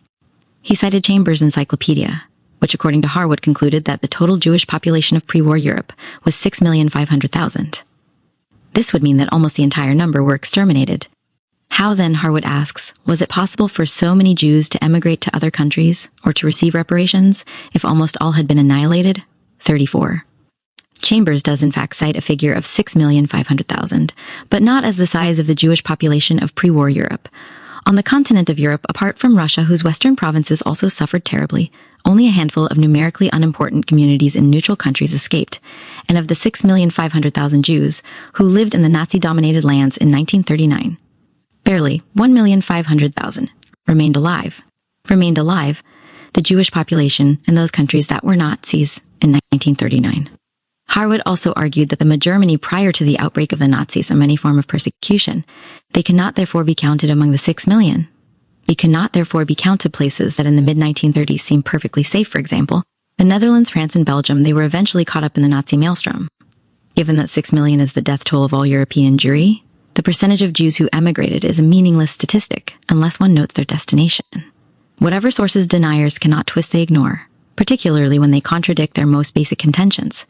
Such was the case with the Chambers Encyclopedia. After citing the population figures, the encyclopedia discussed a systematic campaign of annihilation and a series of death camps as a result of which 1/3 of the Jewish population was killed. Harwood repeatedly used partial information to distort trustworthy sources. He wrote that the Basler Nachrichten, a Swiss newspaper, reported in June 1946 that a maximum of only 1.5 million Jews could be numbered as casualties. 38 Harwood neglected to mention a subsequent article in the same paper that acknowledged that the previous figure was incorrect and that the accurate number of victims was 5,800,000. He similarly twisted the conclusions reached by Marguerite Buber. She proved that the concentration camps were comfortable institutions with sufficient food and facilities to allow inmates to live in relatively acceptable conditions. He identified the author as a German Jewish woman, who was the only Jew in her group of deportees from Russia, who was not immediately allowed by the Gestapo to return to Russia. There is nothing in the book to indicate that Buber was Jewish. More significant is the manner in which Harwood misconstrued her description of Ravensbrück. According to Harwood, she found it clean, civilized, and well-administered. When she first arrived in 1940, she ate a meal of white bread, sausage, leek porridge, and dried fruit. 41, she lived in these comfortable circumstances until 1945, when she experienced the progressive decline of camp conditions.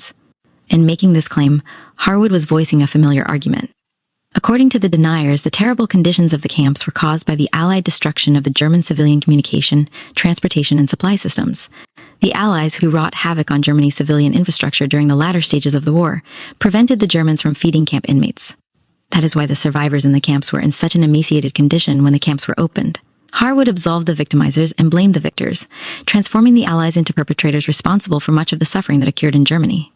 More to the purpose, something that could not be denied the inmates' skeletal condition was explained away. But this version of Buber's account is totally at variance with what she actually says. Buber explicitly describes conditions that had broken down long before 1945. She made specific reference to executions, starvation, and terrible conditions that existed prior to the Allied raids of 1945. In addition to relating how inmates died as a result of being beaten, starved, or frozen to death in the punishment cells, she made specific references to gas chambers and executions. Referring to the crematorium in the camp, she wrote, "The SS men were fond of telling us that the only way we should ever leave Ravensbrück would be up the chimney." 42 Harwood ignored these references in Buber's work, transforming a book that explicitly depicted the horror of the camps into one that renders them benign. Harwood also used selective quotations to turn Colin Cross's Adolf Hitler inside out. He claimed Cross concluded that moving millions of Jews around Europe and murdering them in a time of desperate war emergency was useless from any rational point of view. Harwood implied that Cross, in dismissing the annihilation program as totally irrational, believed it did not exist. Such is not the case. Virtually all Holocaust scholars call attention to the fact that the Nazi annihilation of the Jews was irrational. Skilled workers were killed even if their tasks were unfinished. Precious freight cars needed to transport material to the front were used to carry Jews to their deaths. The Holocaust must be understood as something inherently lacking in functional reason. Therefore, Cross's description of it as irrational cannot be interpreted as indicative of denial tendencies. As he had with Buber's book, Harwood ignored an array of passages that attested to Cross's firm belief that there had been a plan for the annihilation of the Jews. It was with the attack on the Soviet Union in 1941 that Hitler's policy switched decisively to mass murder. 44. Neither was there doubt in Cross's mind about Hitler's role in the final solution. Even the most cursory examination of the facts points to the extreme possibility that Hitler was not only aware of the policy, but was its active instigator.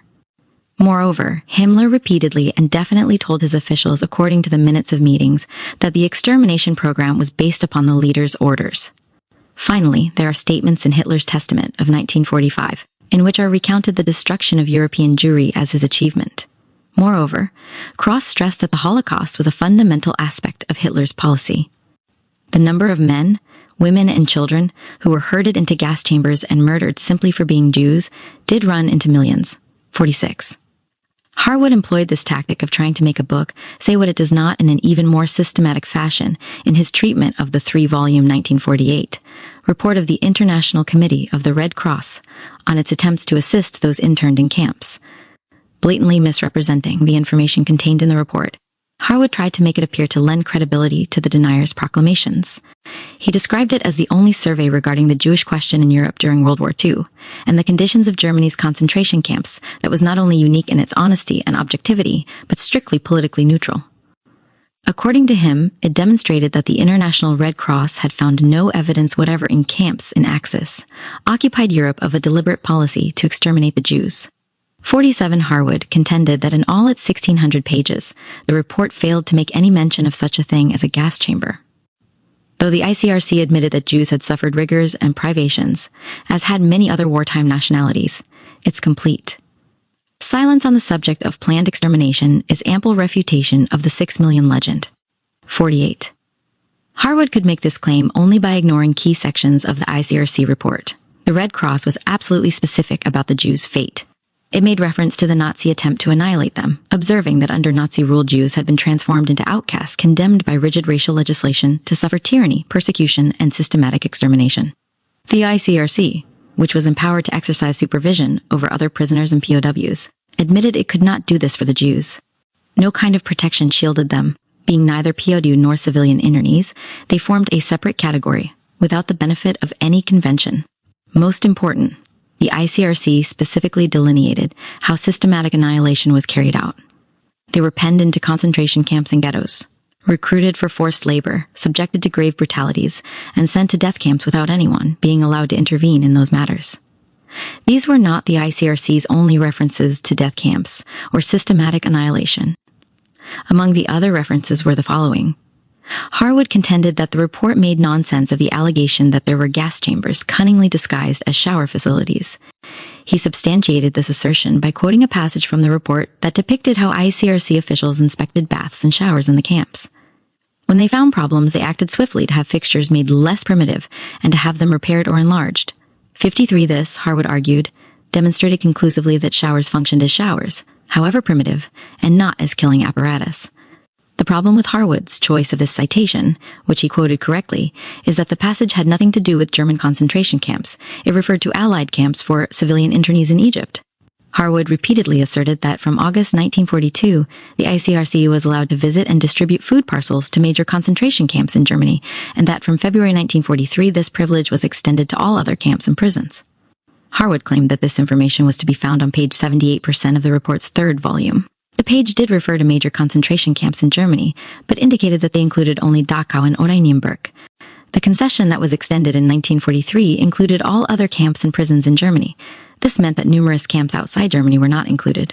Moreover, the Red Cross acknowledged that it was limited to giving parcels only to deported aliens for whom it had addresses, and that many inmates, among them the vast majority of Jews, were not allowed to receive food parcels at all.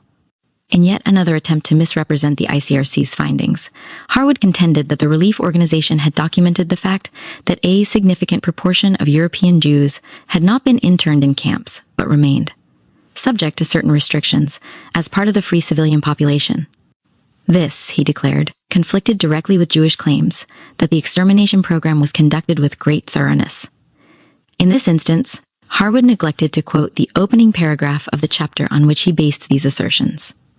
It completely contradicted his claims regarding the Jews' fate.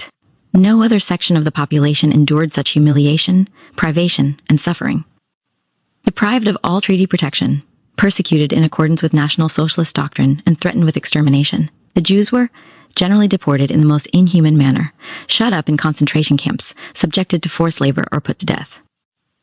Harwood's misuse of the ICRC report is a reflection of how deniers, fairly certain that few people will be able to check the original material, twist information and findings.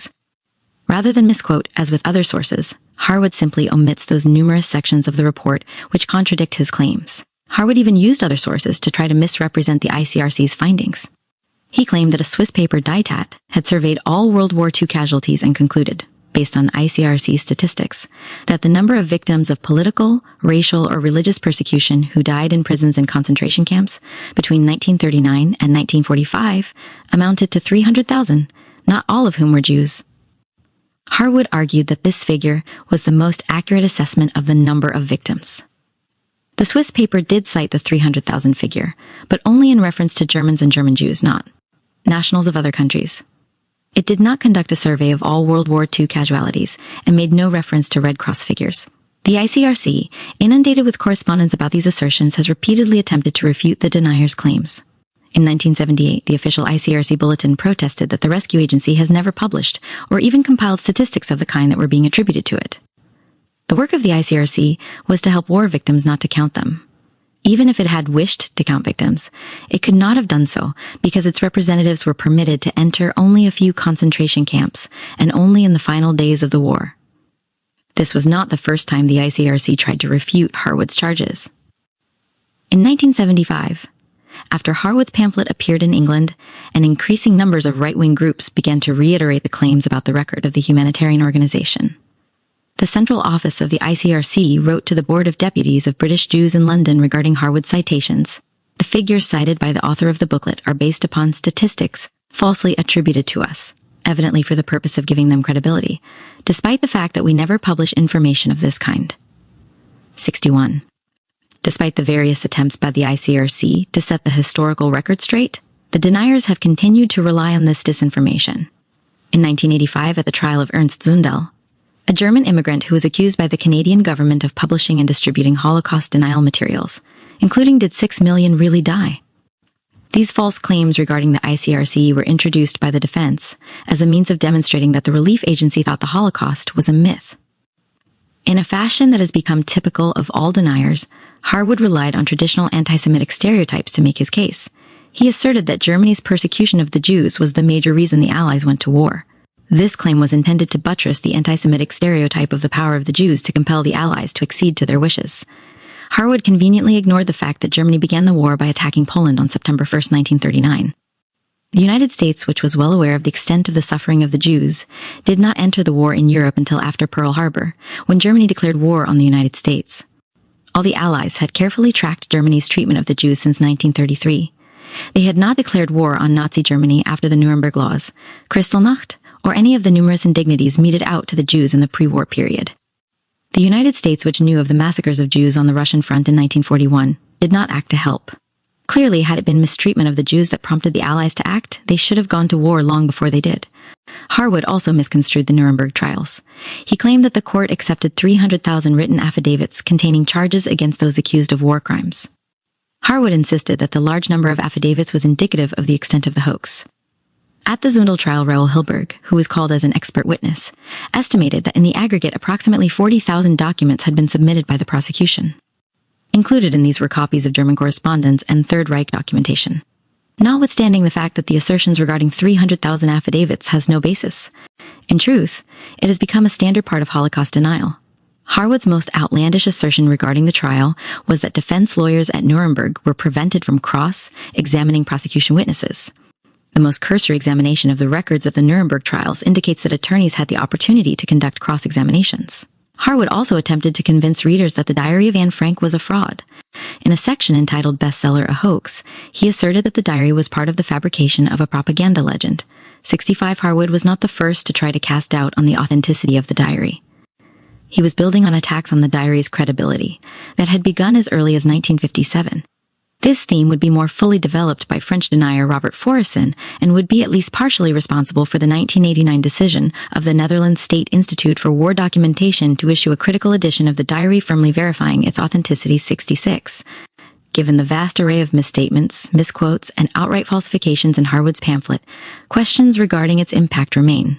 Until the publication of The Hoax of the 20th Century by Arthur Butts of Northwestern University, it remained the most frequently cited work on Holocaust denial. Because it is shorter and more cheaply reproduced than Butts's, it remains in circulation today. It is, of course, impossible to assess the precise degree to which it has entered mainstream literature. But on at least one occasion, its arguments were cited virtually verbatim in a major British publication, not as examples of distortions and fallacious findings by a right-wing extremist, but as legitimate historical research. In 1974, a lengthy two-part review of Joachim Fest's biography of Hitler appeared in the English magazine Books and Bookmen. The review was written by Colin Wilson, a well-known British novelist and critic, who periodically reviewed books for the magazine. At the end of the second part of his review of Fest's book, the reviewer added what he himself described as a curious but highly relevant postscript. 67, Wilson related that a number of years earlier, he had received an advertisement from a Dublin publisher for The Myth of the 6 Million. Curious about this, he sent off for it, only to discover that the publisher had sold out. While he was writing the Fest review, he received a pamphlet by Richard Harwood of the University of London. Wilson summarized Harwood's argument. What Harwood says, briefly, is that Hitler had no reason to murder Jews when he needed them for forced labor. He goes on to point out that the total number of Jews in Europe before the war was 6.5 million, and that 1.5 million emigrated abroad. Harwood cites figures from international organizations, all quoted to demonstrate that there were not more than 3 million Jews in Nazi Germany.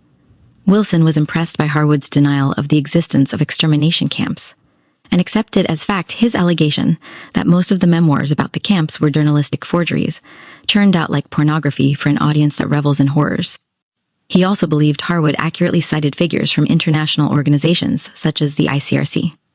Wilson acknowledged that when he checked Raoul Hilberg's gigantic 500,000-word book and the 50-plus other books he had in his library on the topic, he found it hard to believe that the Holocaust was all an invention.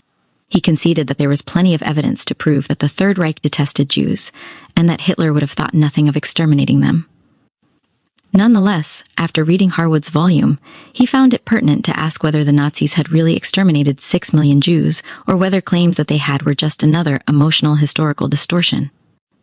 Finally, in his most provocative musing thus far others would follow, he wondered, if the final solution had indeed been a hoax, would it not be better to be prepared to face the whole truth, no matter how unpleasant? 69 Wilson left no doubt that Harwood had convinced him of the unpleasant truth. The Holocaust was a myth. As was to be expected, Wilson's ruminations launched an avalanche of letters to the magazine, including 2 from Harwood. Many of the letters cited evidence contradicting Harwood's conclusions. In the face of such information, Wilson became even more passionate in his defense of Harwood's views. In response to this barrage of letters, he offered a strange prediction that, it could be argued, reflected his own personal biases. Sometime over the next 10 years or so, an Israeli historian is going to write a book called The Myth of the 6 Million. It will cause a tremendous scandal. He will be violently attacked and will become a rich man, and no one will be able to accuse him of being anti-Jewish. 70 Wilson was trying to bolster his case by relying on the same argument made by both Barnes and App. Jews accuse those who question the existence of the Holocaust of being anti-Semites in order to silence them. Regarding the books he had collected on the topic, he wrote, "I would like to know how many of my 50 books on the death camps are forgeries." 71 His willingness tacitly to accept Harwood's contention that the books were forgeries or communist propaganda, and to ignore the possibility that Harwood might be the forger, is particularly telling. In response to still more letters, he described Harwood's tone as reasonable and logical, and devoid of hysteria or emotional anti-Semitism. He explained that Harwood made sense to him because he quoted figures and listed his sources, and his tone was generally rather pedantic. This evaluation by Wilson is further evidence of why the new pseudo-academic style adopted by deniers in recent years is so dangerous. Their packaging, which mimics legitimate scholarly research, confuses consumers. Readers are more susceptible to being influenced by an academic style than by poorly printed extremist and racist publications. In response to attacks for espousing Harwood's views, Wilson protested almost reflexively that he was not anti-Nazi or anti-Jewish, but deeply pro-objectivity. Such protestations are reminiscent of deniers' claims that they are only interested in the truth and harbor no sympathies toward Nazis or antipathies toward Jews. The controversy continued until June 1975. Eventually, even the editors of Books and Bookmen felt compelled to respond to readers who criticized the magazine for assigning Harwood's work for review. The editors assured readers that the pamphlet was never sent to Colin Wilson for review by B&B, nor has it ever been the subject of a review in B&B 74. Wilson had included it on his own. The penultimate letter the editors published on this controversy was from Harwood himself. In it, he reiterated his false claims regarding the Chambers Encyclopedia's estimates of the pre-war Jewish population of Europe. It was followed by a letter that can be interpreted as the magazine's final editorial comment on the entire matter. The letter writer wondered if the deniers could explain. What happened to my German Jewish parents, grandparents, and cousins, since I find it hard to attribute their deaths, attested to by the International Red Cross, either to Nazi benevolence or Russian propaganda. 75. In the face of this query, there was only silence. Chapter 7, Entering the Mainstream, the Case of Arthur Butz. In 1977, a previously unknown professor of electrical engineering at Northwestern University in Evanston, Illinois, initiated a concerted effort to win Holocaust denial scholarly and historical legitimacy. Arthur R. Butz, author of The Hoax of the 20th Century, garnered considerable attention, and his book was the subject of news stories in some of the nation's major papers. Butz's position as a professor at one of the more prestigious universities in the country enhanced a sense of controversy. It was hard for the public to reconcile Holocaust denial with the pursuit of truth to which universities and their faculty are supposedly dedicated. But there was another draw as well. Taking a different tack than his predecessors, Butz not only revealed a more subtle, sophisticated, and ultimately devious approach to this material, but he also significantly changed the nature of Holocaust denial. Relatively little is known of Butz I. Born in the mid-to-1940s in New York of German and Italian ancestry, he graduated from MIT and received his Ph.D. from the University of Minnesota. What distinguishes Butz from virtually all the deniers who preceded him was the veneer of scholarship and the impression of seriousness and objectivity he is able to convey. Tenured at Northwestern University since 1974, he is well-versed in academic etiquette. His book's format indicated that he understood the structure and nuances of scholarly debate and would use them to his advantage. In contrast to many of the previous publications, particularly the poorly printed pamphlets that had typified much of denial writing, Butz's book contained the requisite myriad notes and large bibliography that were the hallmarks of scholarly works, quoting many of the prominent historians who worked in this field and thanking a number of legitimate research centers and archives. At first glance, there were few reasons to question the book's true import or intent, but readers who were aware of the identity of the publishers would have had little trouble discerning either. In England, the book was brought out by the Historical Review Press, which had published Richard Harwood's Did 6 Million Really Die? In the United States, the book was released by Noontide Press too. But it was not just the form of Butz's publication that distinguished it from its predecessors. His putative willingness to confront a host of issues most deniers had previously ignored gave the book a different tone, one that was clearly designed to disarm innocent readers and enhance Butz's aura of scholarly objectivity. He criticized contemporary deniers, describing the myth of the 6 million, the American denial publication, on which Richard Harwood based much of his work, as full of errors of fact. 3. Nor did he try to whitewash German wartime behavior. Of equal importance in establishing his scholarly veneer was his willingness to concede that as many as 1 million Jews may have actually died at the hands of the Nazis. Moreover, he acknowledged that the Einsatzgruppen may have actually murdered civilians, and that Jews were singled out for special persecution by the Germans and suffered in concentration camps. In contrast to Barnes, App, Rassinier, and others, Butz did not justify the German persecution of the Jews by claiming that Jews were disloyal, untrustworthy, or intent on causing Germany's downfall. He gave the impression of being a serious scholar who was critical of Nazi anti-Semitism. Closer examination revealed that he harbored precisely the same attitudes and used the same methodology that had characterized all Holocaust denial literature up to this point. The packaging had changed, but the contents remained the same.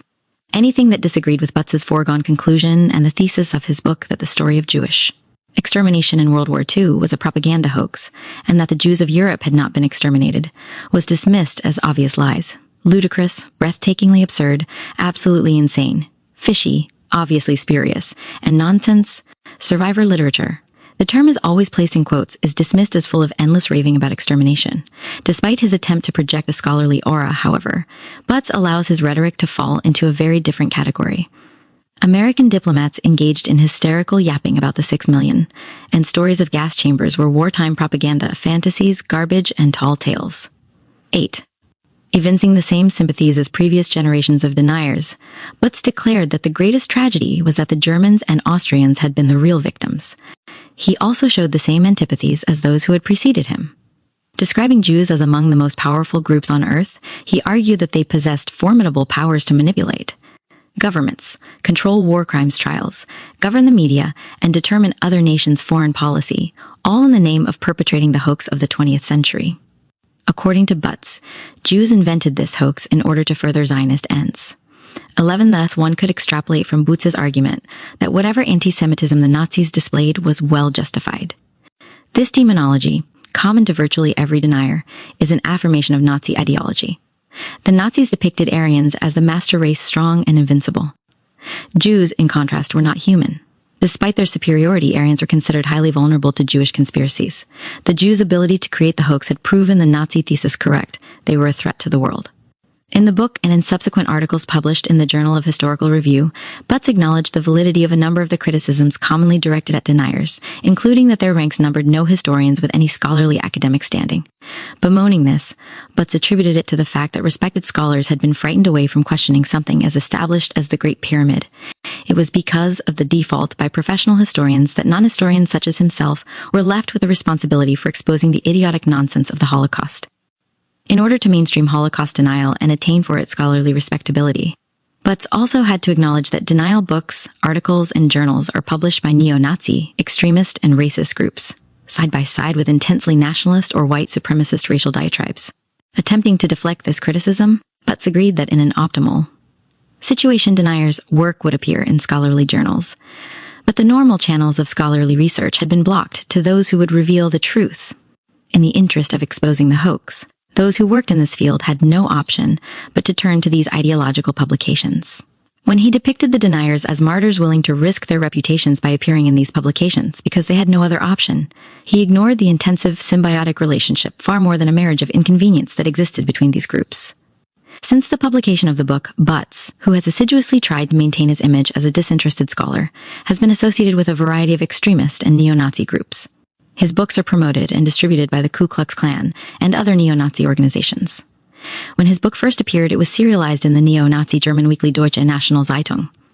In 1985, he presented his hoax ideas at the Savior's Day meeting of Louis Farrakhan's Nation of Islam. Despite its veneer of impartial scholarship, Butts's book is replete with the same expressions of traditional anti-Semitism, philo-Germanism, and conspiracy theory as the Holocaust denial pamphlets printed by the most scurrilous neo-Nazi groups. This is particularly evident when he turns to the hoax itself and the culprits responsible for it. Although Jews were the instigators, they engineered this effort with the assistance of other forces. Together they formed a vast conspiratorial network that, despite the broad assortment of groups involved, managed to keep its existence a secret. According to Butts, all these vastly different forces were coordinated by Zionists, who nurtured the legend until it achieved the stature of an international historical hoax. A complex and convoluted process that involved multitudinous forces, it remained undetected, amazingly, until a professor of electrical engineering conducted his own brand of historical research.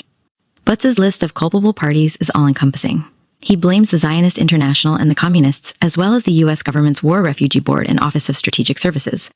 Addition, the New York-based Research Institute YIVO, U.S. government officials, the prosecutors and judges at the war crimes trials, Polish Jewish propagandists, and Soviet officials all helped perpetrate this fraud, aided and abetted by the media and such international welfare organizations as the Red Cross.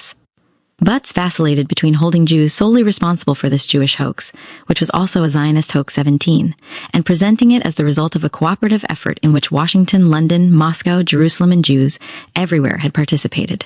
Using their political power, Jews had amassed a broad array of allies, official Washington among them.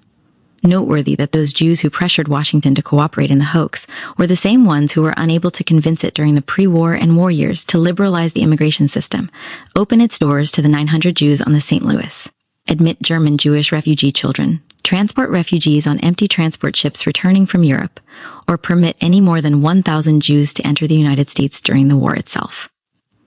Butts would have us believe that the same Jews whose rescue record was a dismal failure, were somehow able to manipulate Washington into participating in this massive hoax. According to Butts, the key to perpetrating the hoax was the forging of massive numbers of documents, an act committed with the complicity of Allied governments. There was no shortage of people to assist in this endeavor. Hundreds of trained staff members were sent to Europe in the immediate aftermath of the war. They were responsible for a fabrication constructed of perjury, forgery, distortion of fact, and misrepresentation of documents. 20% without being discovered by anyone, they created reports by Einsatzgruppen commanders listing the precise cities in which massacres had been conducted and the exact numbers of men, women, and children who had been killed. They prepared documents purporting to be official communiques from the highest-ranking offices of the Third Reich. Not only were they able to falsify and fabricate at will, but they even succeeded in planting the documents in the correct places so that those who were not part of the hoax would happen upon them. So complete was their control that they were able to determine whether the war crimes courts received genuine documents, forged documents, or no documents at all.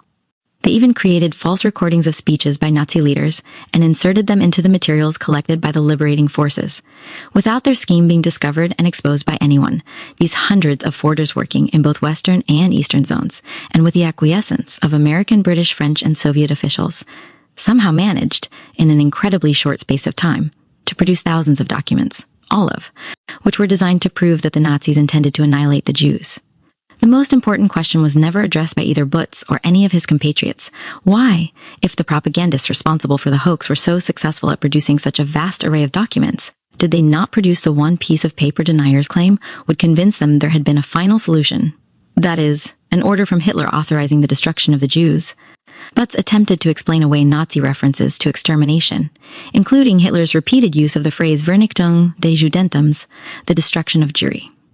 He acknowledged that while it could be interpreted to mean the killing of all Jews, Hitler had used it to mean the destruction of Jewish influence and power. Recognizing that this stretched the parameters of rational explanation, Butts reluctantly conceded that Hitler could have chosen his words more carefully. 23. But it was not only Hitler's references to extermination that were problematic. Himmler, in his famous October 1943 Posen speech to the SS, spoke of the annihilation of the Jews. Made us hard. In our history, this is an unwritten and never-to-be-written page of glory, for we know how difficult we would have made it for ourselves if today, amid the bombing raids, the hardships, and the deprivations of war, we still had the Jews in every city as secret saboteurs, agitators, and demagogues. If the Jews were still ensconced in the body of the German nation, we probably would have reached the 1916-17 stage by now. It was critically important for Butts to destroy the credibility of the speech because of its explicit references to the annihilation program. For those unwilling to dismiss the speech as a forgery, Butts suggested that the corpses to which Himmler referred were actually corpses of Germans killed by Allied air raids, a suggestion rendered preposterous by even the most cursory examination of that portion of Himmler's speech. Butts even tried to cast doubt on Hitler's last will and testament. In it, the Nazi leader, well aware that his entire Reich had crumbled around him, identified the Jews as the race that is the real guilty party in this murderous struggle, and observed that he had kept his promise that the real culprits would pay for their guilt. Butts, aware that since the document bore Hitler's signature, it would be difficult to dismiss it as a forgery, suggested that it might have been tampered with.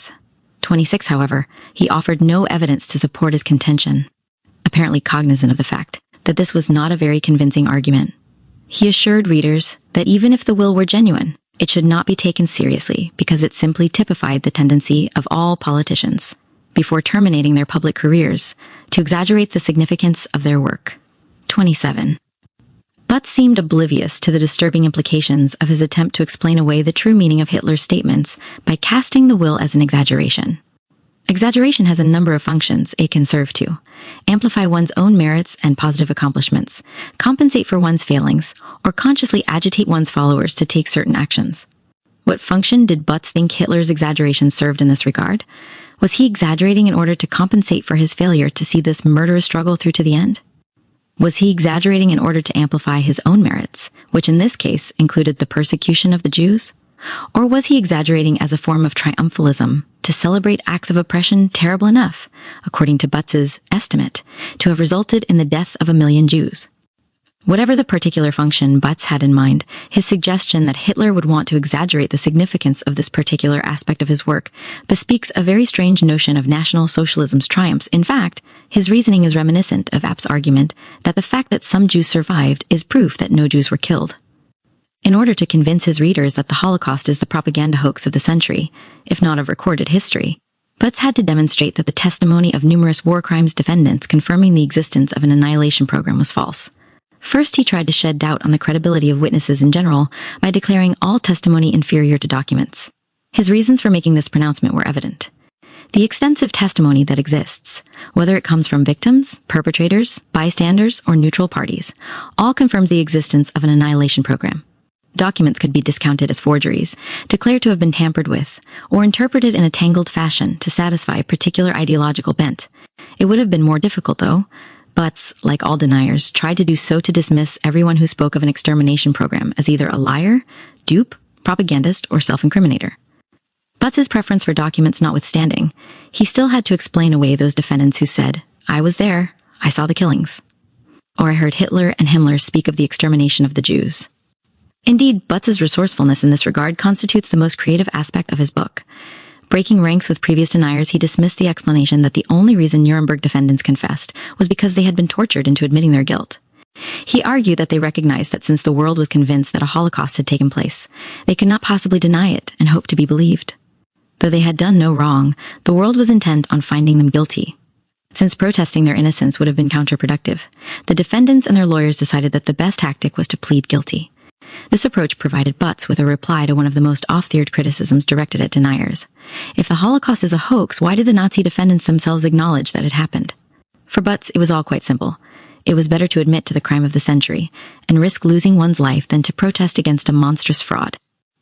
However, in pursuing this theory, Butz ignored a basic problem. If the end result promised to be the same, a death sentence, what purpose was served by falsely pleading guilty to such a vicious act? Butz still had to try to discredit defendants who not only testified that the annihilation happened, but admitted their complicity in it. Why would? Defendants confessed to personal involvement in such a horrendous crime when they knew that they were innocent and the charges a hoax. Their objective, Butz explained, was to do whatever was necessary to survive, while a temporary wave of post-war hysteria swept Germany. Thus, they deferred setting the record straight to a future time when the truth could emerge, because not all the defendants behaved in the same fashion. Butz had to find different ways to demonstrate that their confessions had been duplicitous. Those who admitted that it had occurred even though they knew it had not, but argued that they had had nothing to do with it, did so in order to shift the blame onto someone else. This made it politically possible for the court to be lenient. 30 Oswald Pohl, the high-ranking SS officer in charge of the concentration camp system, who oversaw the transfer back to Germany of all the personal possessions of Jews who had been killed, fell into this category.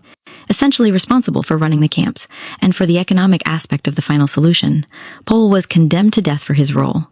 He testified at the 1947 war crimes trial that he had heard Himmler deliver his famous 1943 speech to the SS leaders in Posen.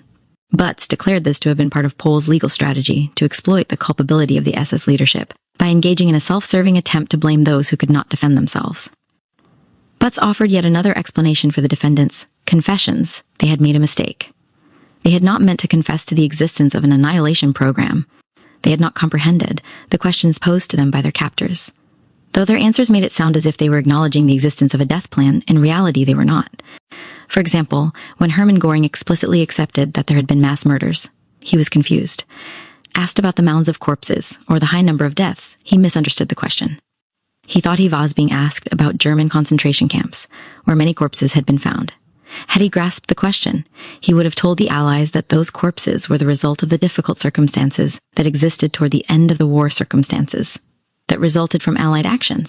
How men who had reached positions of incredible power in the German Reich could have misunderstood such serious questions that would determine their own fate remains a mystery, as does why they did not clarify their answers when they saw how they were being interpreted. Butz also claimed that defendants' confessions about the Holocaust were the result of their having been subjected since the end of the war to a barrage of familiar propaganda.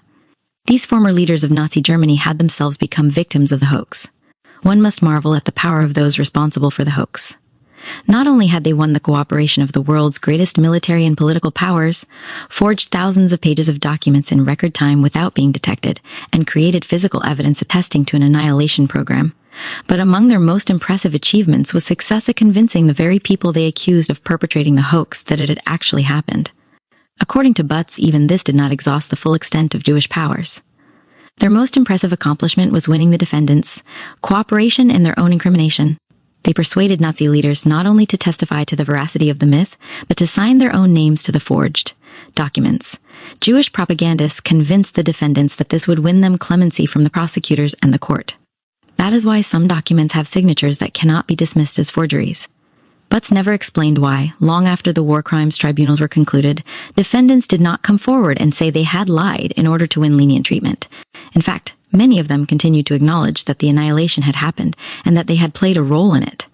Butz declared that the conspirators not only concocted the proofs to establish the hoax as fact, but had won the cooperation of the mass media in disseminating the story. Motivated by both gullibility and culpability, the mass media in Western democracies constituted a lie machine of vaster extent than even many of the more independent-minded have perceived. These charges hark back to the work of Rasinier, App, and Barnes, and evoke what has become a standard litany of anti-Semitic charges regarding Jews' control of the banks and the media. Butz dismissed the media as a lie machine for disseminating the Holocaust legend. At the same time, however, he used the media's wartime failure to highlight news of the annihilation as proof that the story was false.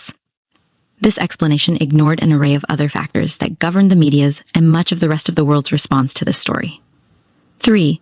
It also failed to address the fact that all the Allied governments publicly condemned it in December 1942, and a number of papers did consistently feature the story, among them the New Republic, Nation, PM, the Hearst Papers, and the Catholic journal Commonwealth. Butz's explanation had its own internal contradiction. How? Could the Jews have had such control over the media after the war, but virtually none during it? Butz favorably contrasted the record of the Nazi press with that of the American media.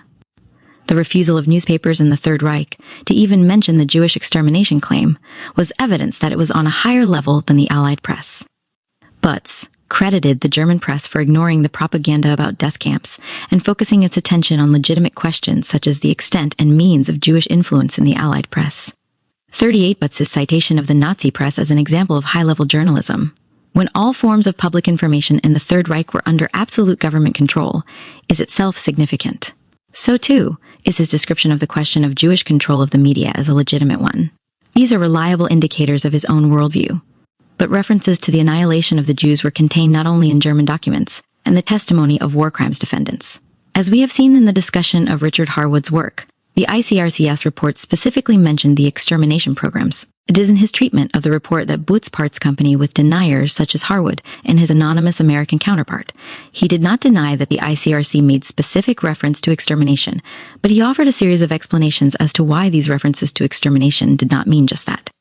Butz insisted that the ICRC capitulated to external political pressures to inject into the report an anti-German bias.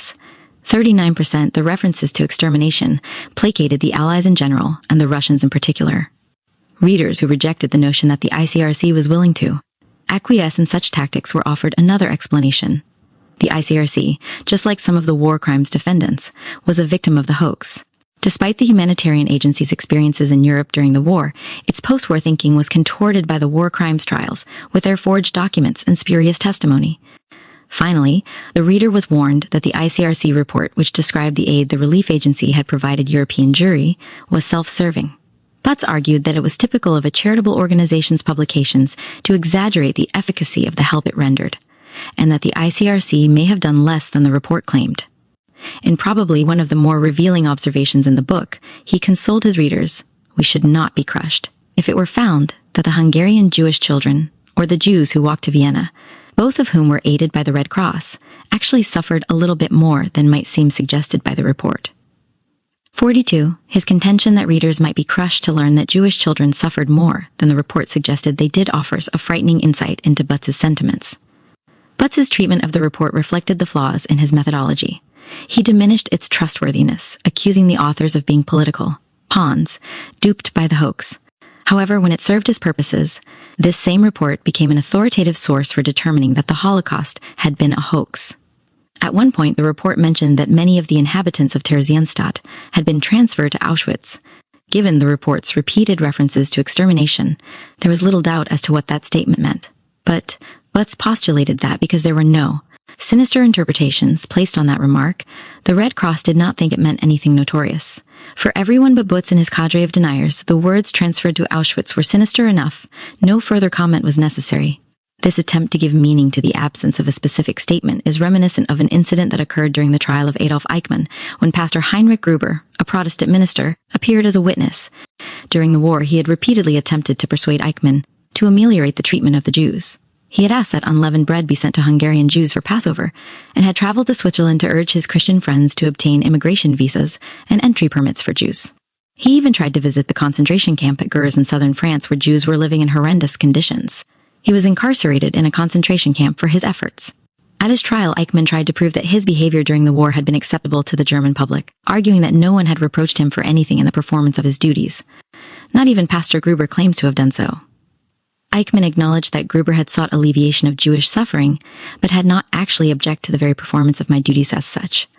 43. Eichmann and Butz used the same tangled kind of thinking to try to make a situation appear to be other than it was. Eichmann argued that because the pastor had not specifically said stop the extermination, he approved of it. So too, Butz contended that because the ICRC report did not explicitly mention extermination in relation to transfer to Auschwitz, those words meant nothing sinister. Butz's treatment of the ICRC report was a prime example of how he tried to play both ends against the middle, claiming that the ICRC officials had been duped while at the same time citing their statement to prove that nothing sinister happened at Auschwitz. As with his treatment of the media, such internal contradictions are standard elements of his methodology.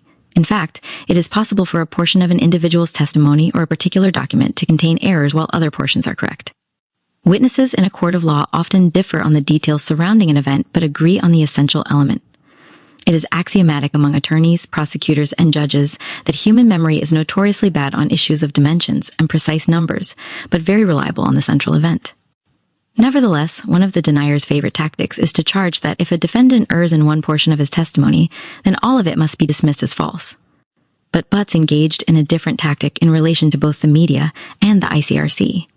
He was not declaring that they had made occasional errors, but that they had to be rejected in their entirety as factual sources, because they themselves constituted vast lie machine and political pawns. And then he tried to use both these institutions as reliable judges of what happened. Butz cannot have it both ways.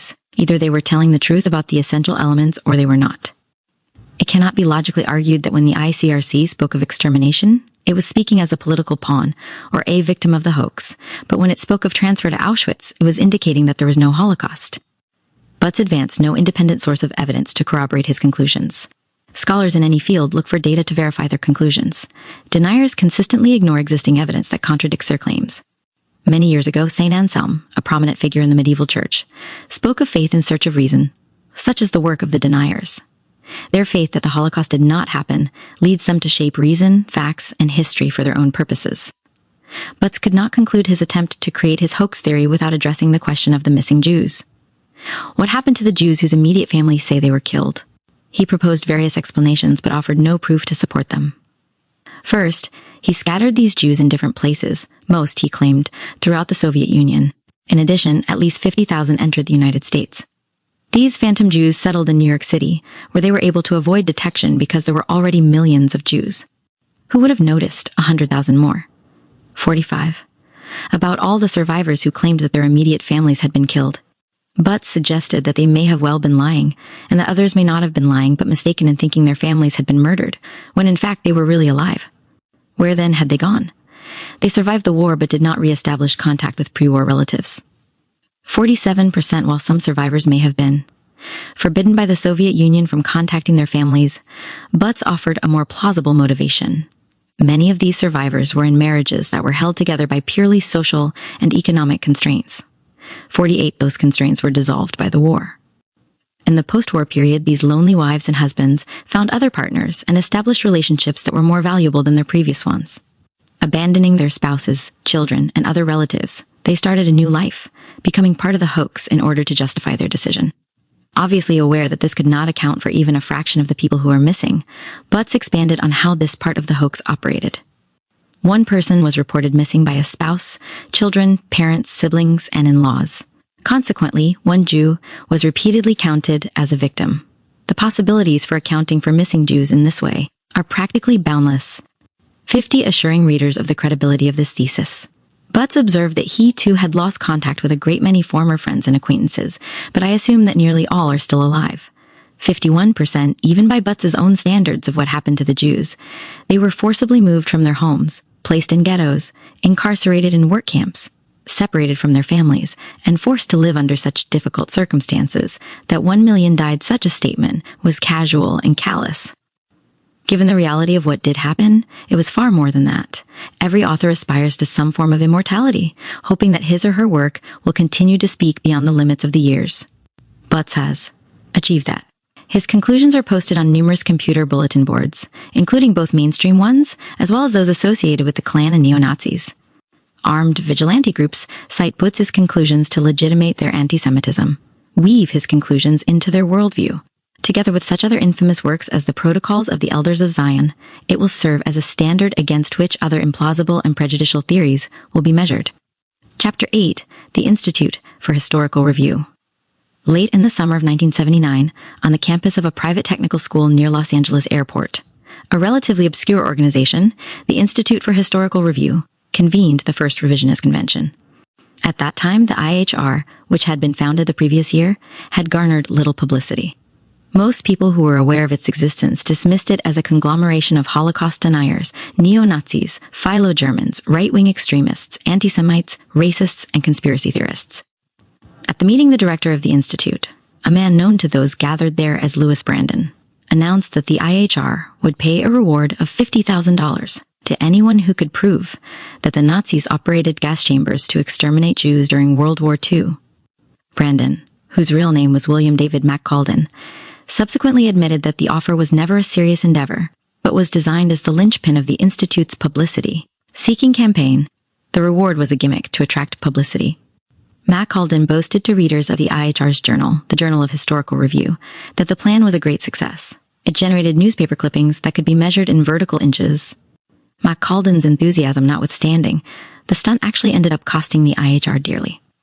McCalden, who in addition to Louis Brandon used a series of other pseudonyms, including Sandra Ross, David Berg, Julius Finkelstein, and David Stanford, was born in 1951 in Belfast, Northern Ireland, where he attended grade school and high school. 2. He then received a teaching certificate from the University of London. He was known in England for his neo-fascist and extremist involvements. A former officer of England's right-wing extremist party, anti-Semitic, and racist publications in England prior to coming to the United States. An admitted racist, McCalden was denied membership in the English National Union of Journalists because of what was termed his racist politics. When he appealed the union's decision, McCalden acknowledged in writing encouraged race discrimination and called himself a racialist. 3. He claimed to have been converted to Holocaust denial by Richard Harwood's Did 6 Million Really Die? In 1978, he moved to California, where he initially worked for the anti-Semitic journal, The American Mercury. According to McCalden, when he saw that the magazine and everything associated with it were moribund, he helped found the IHR to spread the gospel of Holocaust denial. Served as IHR director from 1978 until 1981. Them to prove that Jews had been gassed in Auschwitz, and offering them a reward of $50,000 if they could do so. The contest and a list of the rules, which stipulated that claimants were to attend the Second Revisionist Convention at their own expense to present their evidence. The decision of a tribunal of experts, to be named by the IHR to determine the validity of the testimony and evaluate the evidence presented, would be final. Claimants were asked for their ethnic origins, the dates of their internment in any concentration camp, and the exact date and location of any gassing operations they witnessed.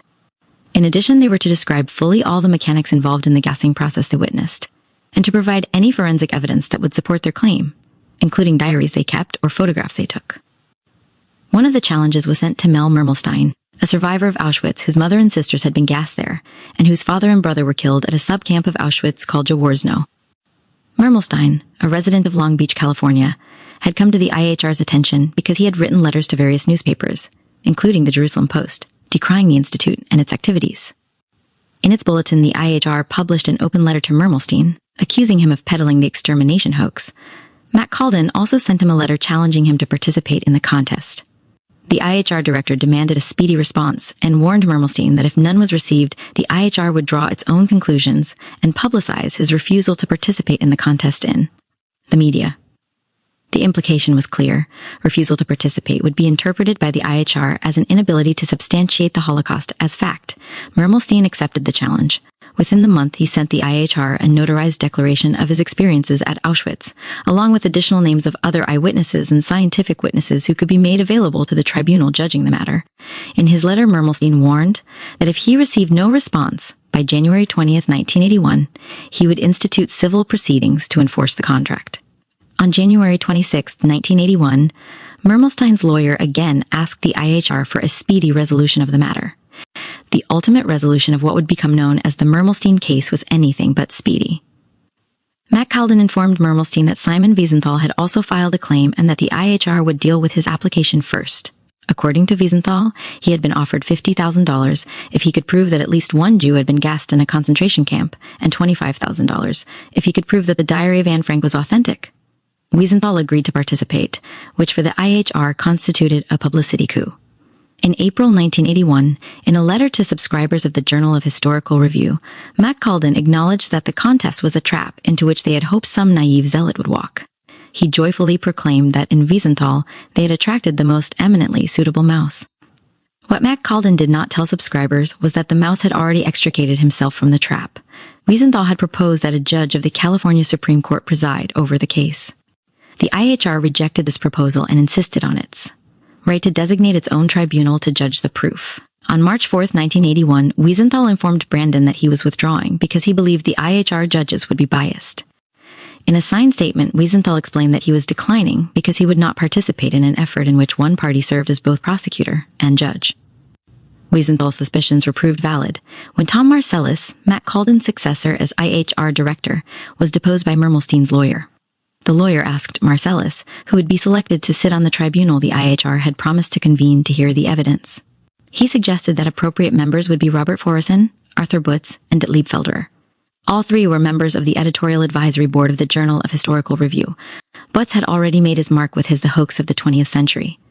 At the time of the Mermelstein case, Forison had already been convicted, put on probation, fined, and ordered to pay damages by a French court for the libel of denying the fact of the Holocaust. Detlef Felderer, an Austrian-born resident of Sweden who claims to be a Jew, published a vitriolic anti-Semitic publication, Jewish Information Bulletin, which, in contrast to the Journal of Historical Review, did not even try to camouflage its anti-Semitic diatribes under a respectable veneer. In 1983, he was sentenced to 10 months in prison for disseminating hate material. According to the prosecutor in the case, Felderer had sent leaders of the European Jewish community mailings that contained pieces of fat and locks of hair with a letter asking them if they could identify the contents as Hungarian Jews gassed at Auschwitz. Undeterred by such considerations about the judges on February 19, 1981, Mermelstein filed a lawsuit against the IHR, Carto, and Brandon, M.C. Calden. During pretrial hearings, the presiding judge, Thomas T. Johnson, took judicial notice of the fact that Jews had been gassed to death in Auschwitz, ruling that it was not subject to dispute, but was simply a fact. After many lengthy delays, Mermelstein won his case. In July 1985, the Los Angeles Superior Court ordered the IHR to pay Mermelstein $90,000, which included the $50,000 reward, which included to sign a letter of apology to Mermelstein for the emotional distress they had caused him and all other Auschwitz survivors. The apology contained a verbatim repetition of the judicial notice regarding Auschwitz. Despite the financial loss and public ridicule the Mermelstein case caused the IHR, there were those in the organization's leadership who continued to maintain that, given the press coverage generated by the contest, it succeeded. But the Mermelstein case was not the IHR's only public imbroglio during its early years. It rented the University of California's Lake Arrowhead Conference Center for its 1981 meeting. Apparently, when the IHR applied for use of the facility, the university official in charge of renting the conference center assumed that the IHR was a legitimate scholarly group. Despite vigorous protests by faculty and students about the inappropriate nature of the use of a University of California building, the administration, with the support of Gov. Jerry Brown, claimed it could not legally break the contract. When the university learned that Matt Calden had used his Brandon pseudonym to sign the contract, it charged that deception was involved and that this constituted legitimate grounds for cancellation of its agreement with the IHR. At approximately the same time that the university was trying to find a way to break its contract, Matt Calden had written a letter to IHR supporters acknowledging that the entire gas chamber contest was a public relations maneuver. The university also justified its decision to cancel by citing Matt Calden's admission that the contest was a publicity gimmick. 15. In many respects, this case represented a detour from the IHR's primary objective, The creation of the IHR had the same objective as Arthur Butz's The Hoax of the 20th Century, to move denial from the lunatic fringe of racial and anti-Semitic extremism to the realm of academic respectability. The IHR was designed to win scholarly acceptance for deniers, which is why it was so anxious to use the University of California facility, although the IHR and its followers proclaim that Holocaust denial is heir to a genuine intellectual legacy. Analysis of the Institute, its publications and activities, and the people most closely associated with it throws into stark relief the fact that, notwithstanding its claims to intellectual legitimacy, the IHR is part of a continuum of extreme anti-Semitism and racism. Were its publications and activities not enveloped in the aura of research, they would be dismissed out of hand for what they truly are, fanatical expressions of neo-Nazism. The Institute's anti-Israel, racist, and anti-Semitic attitude is reflected in virtually all its activities. The organizational form, the IHR, adopted a research institute, and its outward trappings may have been innovative, but its agenda was not to rehabilitate National Socialism, inculcate anti-Semitism and racism, and oppose democracy. From the outset, the IHR has camouflaged its actual goal by engaging in activities that typify a scholarly institution. It sponsors annual gatherings that are structured as academic convocations and publishes the Journal of Historical Review, which imitates the serious and highbrow language of academia.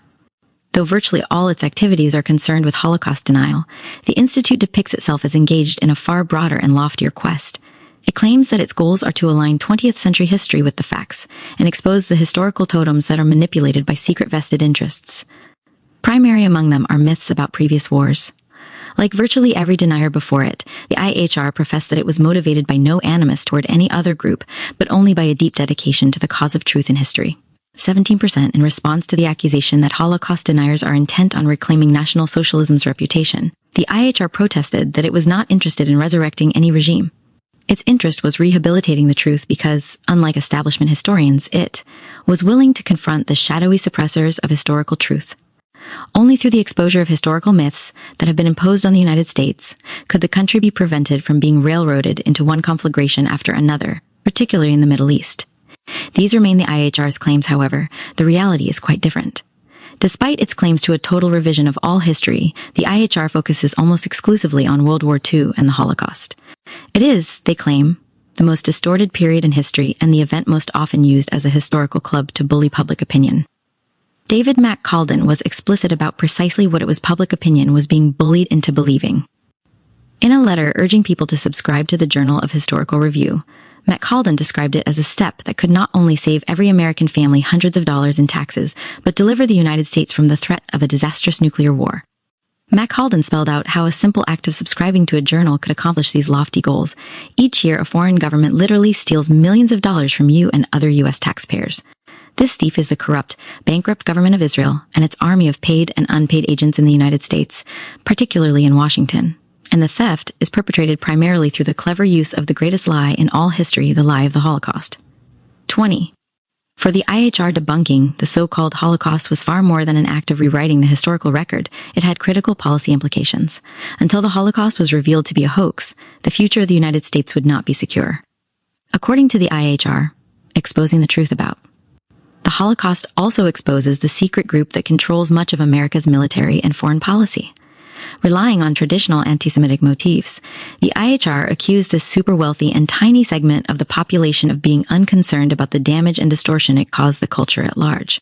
This group a thinly veiled reference to Jews control the media and use it to flaunt the Holocaust as the main rationale for America's dog-like devotion to the illegal state of Israel. 21. Tom Marcellus, M.C. Calden's successor as IHR director, broadened this line of argument. The Holocaust lie not only served as a justification for the commission of genocide by Israel, but also affected the rights of American citizens in their own country. Americans' constitutional guarantee of freedom of speech was suppressed in order to protect the interests of Israel firsters, but it was not just the United States that was threatened. The very existence of Germany and the Western culture were also caught in the balance. Marcellus revealed another of the IHR's true agenda items, with his warning that acceptance of the Holocaust myth resulted in a radical degeneration of accepted standards of human behavior and a lowering of the self-image of white people. These racist tendencies, which the IHR has increasingly kept away from the public spotlight, are part of the extremist tradition to which it is heir. The IHR's ideology can be directly linked to its founder and primary supporter, Willis Carto, who is also the founder and treasurer of the Liberty Lobby, a well-established ultra-right organization that has a direct connection with other anti-Semitic publications, including The American, Mercury, Washington Observer Newsletter, and Noontide Press. Only the most superficial attempt has been made by either the IHR or any of these publications to camouflage the connection between them. In fact, at one point, the IHR, Noontide Press, and the American Mercury all shared the same post office box. This anti-Semitic network is known for its anti-Israel publications, many of which contain details of a world Zionist conspiracy. In some of them, Israel is referred to as a bastard state. 25. Carto was born in 1926 in Indiana, after serving in the Army, and then moved to San Francisco to work for a finance company as a debt collector. For a short while, he was associated with the radical right-wing John Birch Society until he had a falling out with its founder, Robert Welch. According to a former editor at the Liberty Lobby, Carto's anti-Semitic activities were too extreme even for Welch, a known anti-Semite who personally fired him. In 1958, he organized a pressure group for patriotism, which eventually emerged as the Liberty Lobby. A former chairman of the Liberty Lobby's Board of Policy acknowledged that by the 1980s, its annual income was close to $4 million. The lobby's anti-Semitic, anti-Zionist newspaper, Spotlight, claims a circulation of more than 330,000. When it reached this goal in 1981, it celebrated by holding a gala reception at the National Press Club in Washington. The Liberty Lobby is so extreme that it is estranged from even the fringes of the far right. The investigative columnist Drew Pearson described Carto as a Hitler fan and the Liberty Lobby as infiltrated by Nazis who revere the memory of Hitler. The Wall Street Journal is also among those who have identified Carto and the Liberty Lobby as anti-Semitic. The Anti-Defamation League believes Carto to be the most important and powerful professional anti-Semite in the United States. According to the ADL, the Liberty Lobby stands at the helm of a major publishing and organizational complex that for more than 2 decades has propagated anti-Semitism and racism in the United States. The Wall Street Journal and the ADL are not alone in their assessment. When Carto and the Liberty Lobby sued the Wall Street Journal for calling them anti-Semites, the District Court for the District of Columbia ruled against them and concluded that it would be difficult to imagine a case in which the evidence of anti-Semitism was more compelling. 30%. Some of the strongest condemnations of Carto and the Liberty Lobby have come from conservative and right-wing political groups in the United States. Scott Stanley, the managing editor of American Opinion, the publication of the John Birch Society, believes Willis Carto responsible for preserving anti-Semitism as a movement in the United States. In 1981, William F. Buckley described the Liberty Lobby as a hotbed of anti-Semitism centered around the mysterious Carto, who regularly poisons the wells of political discourse. 31. The conservative weekly Human Events condemned the Liberty Lobby as an organization that exploited racist and anti-Semitic sentiments, and Carto as someone who has long maintained sympathy for Hitler's Germany. Buckley's National Review, which accused Carto of always having his eyes on Jewry, warned that it was not only Carto's anti-Semitism that was dangerous, but his philosophy of pure power, which was alien and fundamentally hostile to the American tradition. The conservative columnist R. Emmett Tyrell Jr., editor-in-chief of the American Spectator, condemned the lobby as an organization that always attracted a colorful collection of bigots and simpletons who make an art of applying conspiracy theories to every problem that vexed the public. Not surprisingly, Carto denied these charges. Examination of what he has written, said, and done, however, reveals otherwise. Willis Carto's political vision is encapsulated by 3 things: contempt and revulsion for Jews, a belief in the need for an absolutist government that would protect the racial heritage of the United States, and a conviction that there exists a conspiracy designed to bring dire harm to the Western world. The articles, journals, and books brought out by the Carto nexus of publications consistently focus on predictable themes: the ignoble Allied treatment of Nazi Germany, Jewish responsibility for the ills of the Western world, the grotesque misdeeds of the bastard state of Israel, and the existence of a conspiracy perpetrated by a high elite, consisting mainly of people with Jewish names, to control American foreign and financial policy. Jews besmirch Germany's good name and support the communists' attempt to impose their system on the Western world. At the heart of every serious problem facing the United States civil rights, energy, defense, racial integration, are Jews manipulating matters for their own benefit. Nevertheless, the Jews are not Carto's sole target. Carto believes that at the root of civilization's problems are the Jews and Negroes.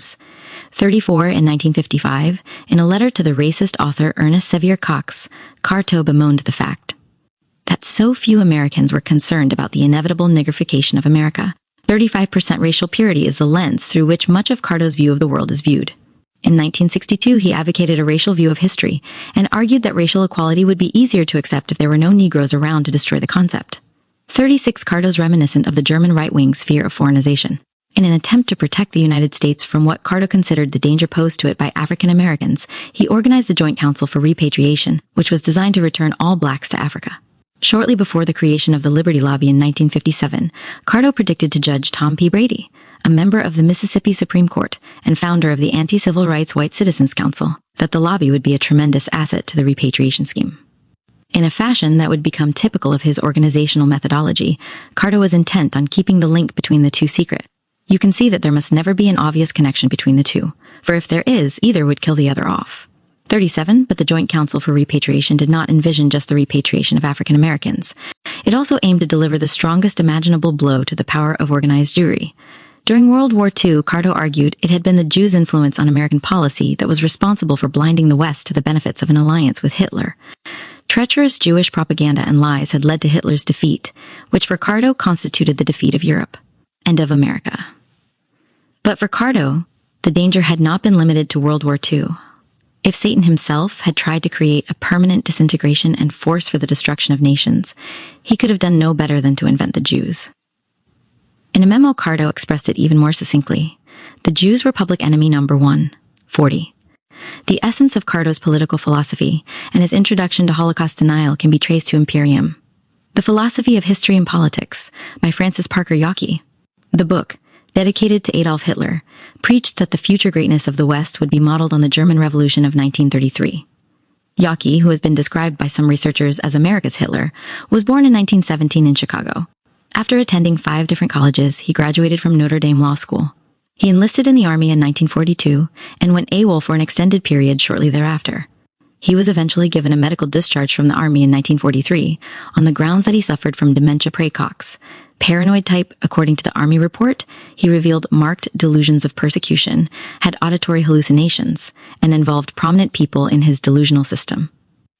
In 1945, after the war, he took a job as a legal researcher for the War Crimes Tribunal in Germany. He left that post in less than a year because of what he claimed was the tribunal's unfair treatment of the Nazi leaders awaiting trial. He subsequently went to Ireland, where he wrote Imperium.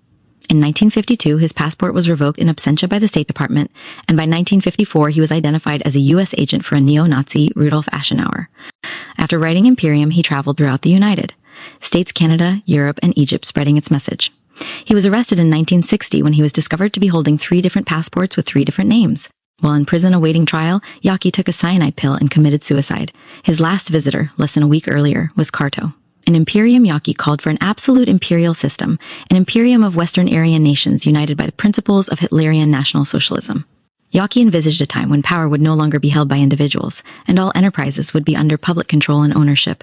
The regime Yockey proposed envisioned the death knell of democracy. He called for an age of absolute politics in which elections would become old-fashioned until they ceased altogether. It is the book's anti-Semitic ideology that harks back most directly to National Socialism. The Jew is spiritually worn out, according to Yockey. He can no longer develop. He can produce nothing in the sphere of thought or research. He lives solely with the idea of revenge on the nations of the white European American race. 45% obsessed with the power of the Jews, Yockey warned that they were bound to destroy the West. Imperium is filled with descriptions of conspiracies against both the West and the United States. It christened those orchestrating these conspiracies as the culture distorters. Included in their ranks were racial and cultural misogynists, egalitarians, believers in human rights, and participatory. Democracy and the rear guard in the west of the fulfilled Arabian culture, the church-state nation, people, race of the Jew.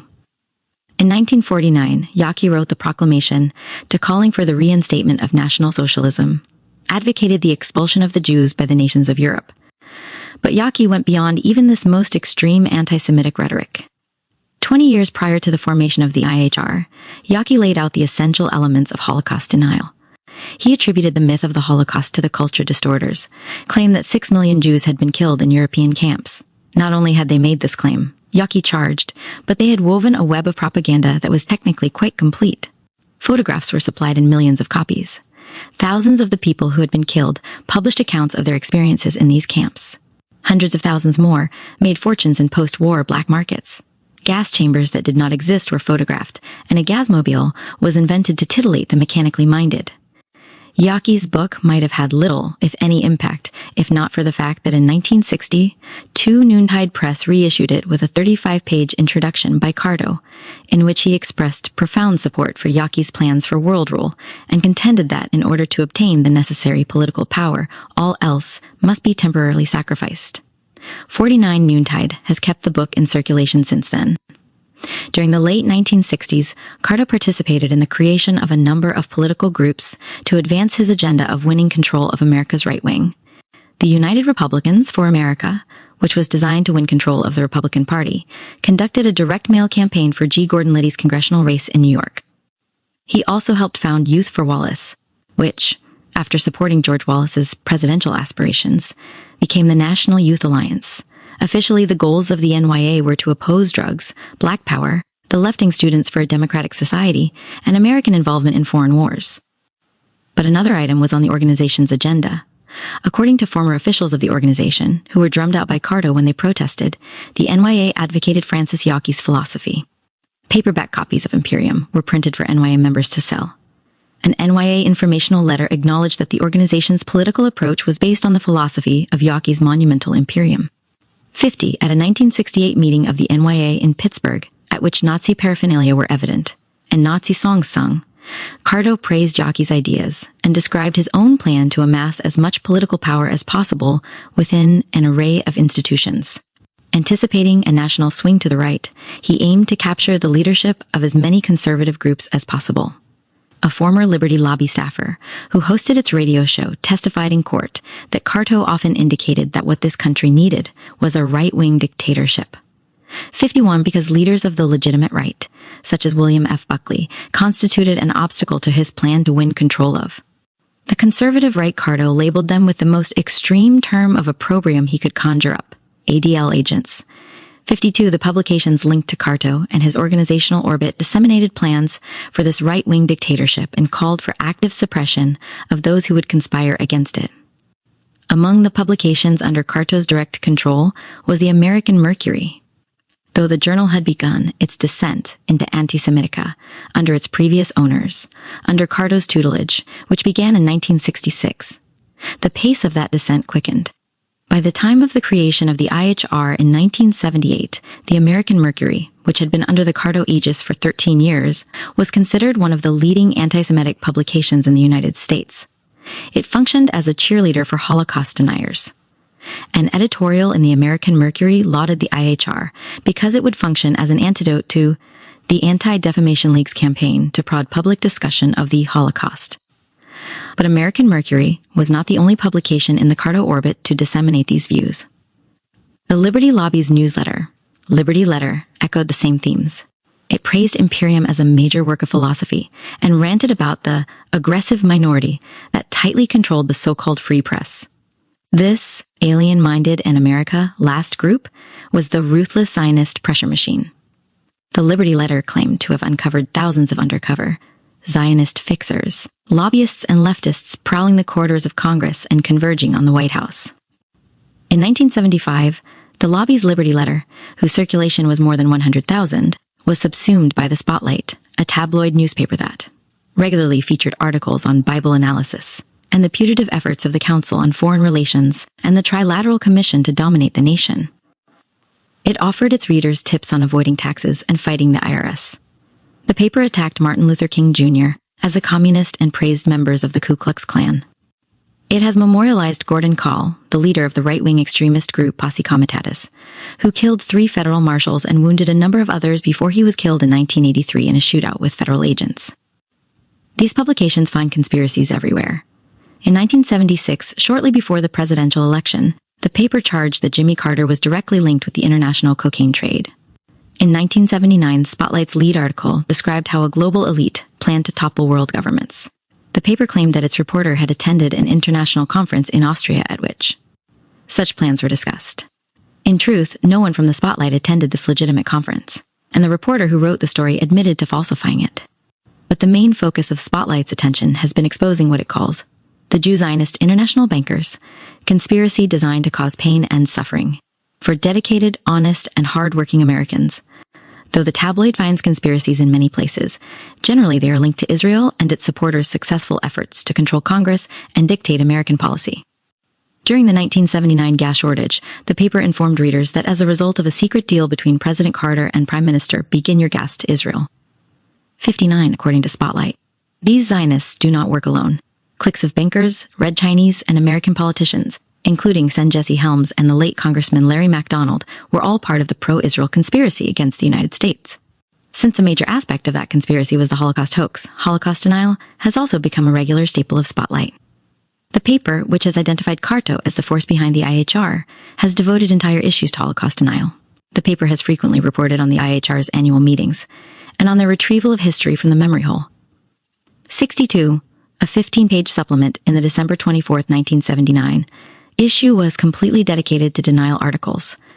Reiterating familiar denial themes, Spotlight has claimed that the bodies at Auschwitz were cremated as a hygienic measure to control typhoid, that the so-called gas chambers were actually life-saving delousing showers, that the Diary of Anne Frank was a propaganda hoax, that the 6 million number was used to entice the United Nations to support the creation of the illegal State of Israel, and that professional Zionist survivors planned to extort $5 million from America. It also touted the IHR's contest. The front page of the Holocaust supplement carried the following headlines. In 1981, a 2-page article bore the following headline: Gathering of Liberators may expose Allied war atrocities. Believers in the Holocaust have invited the liberators of the concentration camps to gather for a convention. But to show up would be tantamount to admitting having murdered innocent German guards. The nature of Spotlight's readership can be gauged to some degree by the contents of its classified advertising section. There are ads for poetry, lay trial prescriptions, dating services for patriotic Christians, and devices for dramatically increasing a car's gasoline mileage. In addition, its classified section regularly offers Nazi paraphernalia, gun silencer parts, bullet, proof vests, clandestine mail drops, and instructions for manufacturing false identification. The Noontide Press has also participated in spreading the message espoused by Yawkey, Carto, the Liberty Lobby, and the IHR. Among the books listed in the 1992 Noontide Press catalog was Yawkey's Imperium. The catalog described Yawkey as a brilliant young American who saw through the Holocaust propaganda as early as 1948. Also offered for sale were the standard works on Holocaust denial, many of which were published by Noontide, among them the Journal of Historical Review, Butts as the Hoax of the 20th Century, and Harwood's 6 Million Lost and Found. The catalog also featured the anti-Semitic standards, Henry Ford's The International Jew, and the Protocols of the Learned Elders of Zion. Included as well was a listing of books on race and culture, many of them described.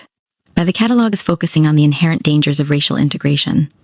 The Testing of Negro Intelligence, by Travis Osborne and Frank C.J. McGurk, was described as a searching evaluation of black performance on intelligence tests from 1966 to 1980, whose findings give little comfort to egalitarians. Race and Reason, A Yankee View, by Carlton Putnam, was touted as the intelligent reader's guide to the pitfalls of black-white integration from the white standpoint. The sequel, Race and Reality, demonstrated how egalitarians have used botched science and faulty scholarship to obscure biological facts about racial differences. 66 Noontide these racist publications in its catalog, but it also tried to win subscribers for a tabloid newspaper, The White Student. According to Noontide, the paper was designed to help students on campus fight back. It was an antidote to being brainwashed by Marxist teachers and debilitated by the rigors of survival in our integrated schools. 67. In their espousal of anti-Semitism, racism, and extremism, these publications are no different from a variety of similar offerings worldwide. In fact, the articles in all of them are mind-numbingly similar. However, what is particularly disturbing about this group of publications is their interlocking network and growing source of funds. In 1989, the director of the IHR protested that neither he nor any other member of the staff could offer advice as to the merits of other patriotic movements or right-wing groups. The IHR, he claimed, pleads agnosticism concerning the goals or methods of any group whose objective was not the revision of history. 69%. This was an attempt by the IHR to maintain its facade as an independent research entity dedicated to the exposure of historical falsehoods. Despite its pronouncement, the connection between the Institute for Historical Review, the American Mercury, and Noontide Press had already been officially established. In 1980, Carto's wife, Elizabeth, acting on behalf of the Legion for the Survival of Freedom, filed an application in Torrance, California, for a business license for the IHR. The Institute, according to the papers filed, was to operate as the Noontide Press, Institute for Historical Review, The mailing address listed on the application for the IHR was identical with those of the American Mercury and Noontide Press. Some of the members of the management of the American Mercury were also officers of the Noontide Press, Institute for Historical Review. Former staffers, including David McCalden, have testified under oath that Carto had ultimate authority over all decisions made by the IHR. The courts have also found the IHR, Noontide Press, Spotlight, the Liberty Lobby, and Willis Carto intimately connected. In 1988, the United States Court of Appeals rejected the attempt of the IHR, Noontide Press, and the Legion for Survival of Freedom to present themselves as unrelated entities. Justice Robert Bork, in his decision dismissing Carto's attempt to sue the Wall Street Journal for labeling him an anti-Semite, stated that Carto had specifically designed the Liberty Lobby, Legion, Noontide, IHR network so as to divorce Liberty Lobby's name from those of its less reputable affiliates. One of the main tactics the Carto networks at bay has been the lawsuit. It has filed numerous lawsuits throughout the United States charging defamation. The Court of Appeals noted that Carto and his nexus of organizations have consistently used the libel complaint as a weapon to harass. 72. The IHR's early loss in the Mermelstein case did not stop it from proceeding with its objectives of spreading denial, anti-Semitism, and racism. One of the ways it has tried to give credence to its claim that it is a research institute with a broad historical agenda is by publishing articles in the Journal of Historical Review on topics that have no connection with World War II or the final solution. David McCalden, in a letter sent to students on various campuses, argued that history had long been orchestrated by those who were willing to parrot, just what the establishment wants them to, and that the IHR was dedicated to ending this. The spring 1982 edition of the Journal of Historical by Harry Elmer Barnes entitled Revisionism and the Promotion of Peace, in which Barnes argued that revisionism was dedicated to the honest search for historical truth and the discrediting of misleading myths that are a barrier to peace and goodwill among nations. Revisionists, as Barnes described them, were engaged in an effort to correct the historical record through the collection of more complete historical facts in a more calm political atmosphere and a more objective attitude. 74. The journal enumerated a series of instances, other than the Holocaust, in which the historical record had also been manipulated. In need of a revisionist analysis were the American Revolution, the War of 1812, the German invasion of Belgium in World War I. The British would have done. The same thing if Germany had not done it first, and Theodore Roosevelt's role in the Spanish-American War. As was often the case with revisionist arguments, the issues raised had a kernel of truth to them, but the deniers proceeded not only to distort that kernel, but ascribe to it a conspiratorial nature premeditated distortions introduced for political ends. By offering alternative conclusions in each of these cases, the journal apparently believed it could lull its readers into accepting that revisions were also needed in relation to the Holocaust. This was the objective of an article on Civil War prisoner of war camps. The author, Mark Weber, claimed that false reports about Union prisoners suffering in southern camps prompted the North to order similar abuse for prisoners in its concentration camps. Weber's reliance on Sonderbehandlung, the euphemistic term the Nazis used for what was to happen to the Jews once they were taken to the death camps in the East, was designed to make a link in the reader's mind with the Holocaust. Exaggerations about conditions in the South multiplied with the passage of time, as former prisoners wrote books they claimed documented their experiences. Henry Wurz, the commander of Andersonville, the most notorious camp in the South, was executed by the United States because the inmates imagined him the cruel and inhuman author of all their sufferings. Weber described a proposal that Andersonville be maintained as a permanent reminder of the war as shades of Dachau, and maintained that many prisoners on both sides had died, but prisoners had not been deliberately killed. It was bad. Management, particularly in the South, which caused such extensive death and misery. In the main, Weber's article followed fairly well-established historical grounds, only his conclusion revealed his true agenda. He drew a direct parallel between the Civil War and World War II. In both wars, the victors hysterically distorted the conditions in the camps and branded the defeated adversary as intrinsically evil. In Weber's view, all the suffering and death in the camps of the side that lost the war was ascribed to a deliberate policy on the part of an inherently atrocious power. The victorious powers demanded unconditional surrender and arrested the defeated government leaders as criminals. 76. There was one major difference, Weber insisted. The Civil War rendition of Sonderbehandlung never achieved the sinister notoriety of its Second World War counterpart. Nonetheless, Weber continued, in both wars, the political system of the vanquished was considered to be not merely different but morally depraved, and the ethics of the side that lost the war were judged in terms of readiness to atone for past sins and embrace the social system of the conquerors. This argument harked back to a basic tenet of Holocaust denial: war is evil, no side can claim the moral upper hand, and defeated parties are regularly accused by the victors of having committed terrible misdeeds. Weber's immoral equivalency in terms of treatment of the defeated enemy was part of the deniers' effort to cast the myth of the Holocaust as part of a long-established pattern of the distortion of history for political ends. According to the deniers, the Holocaust is not the only deceptive legacy of World War II.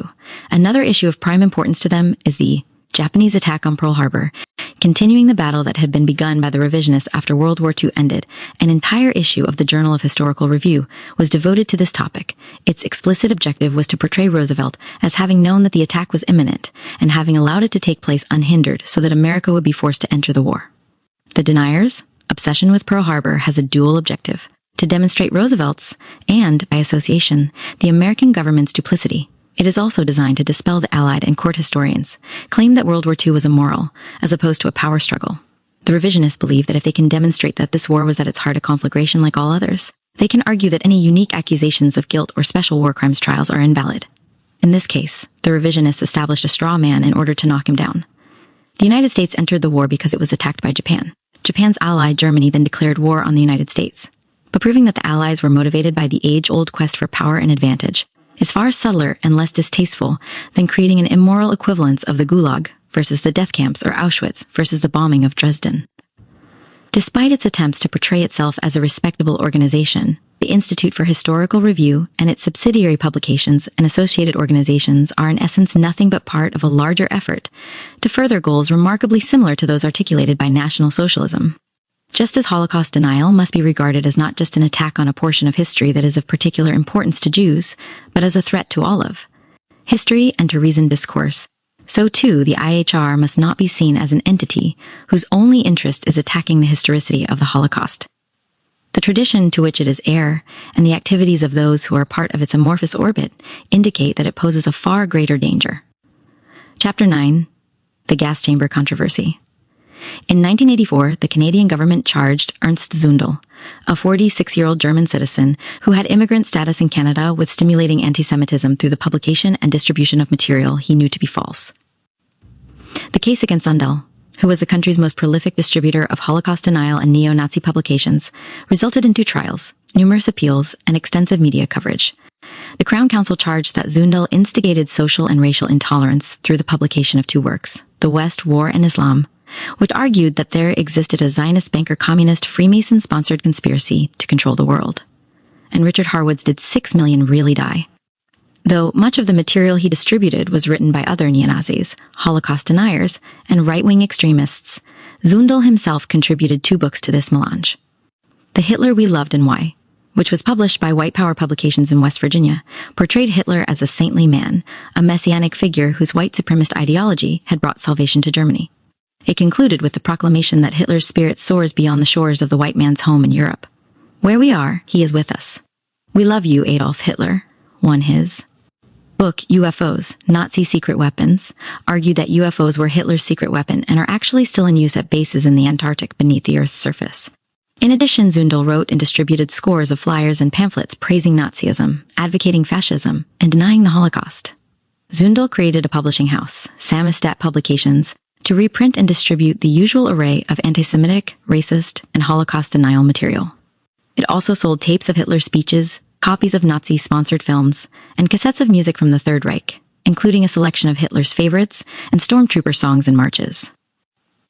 Zundel did not just wait for customers to order his wares. He sent Canadian members of Parliament a steady stream of Holocaust denial publications, nor did his reach end at Canada's border. Thousands of Americans received his publications, as did U.S. radio and television stations, but it was West Germany that was his main target.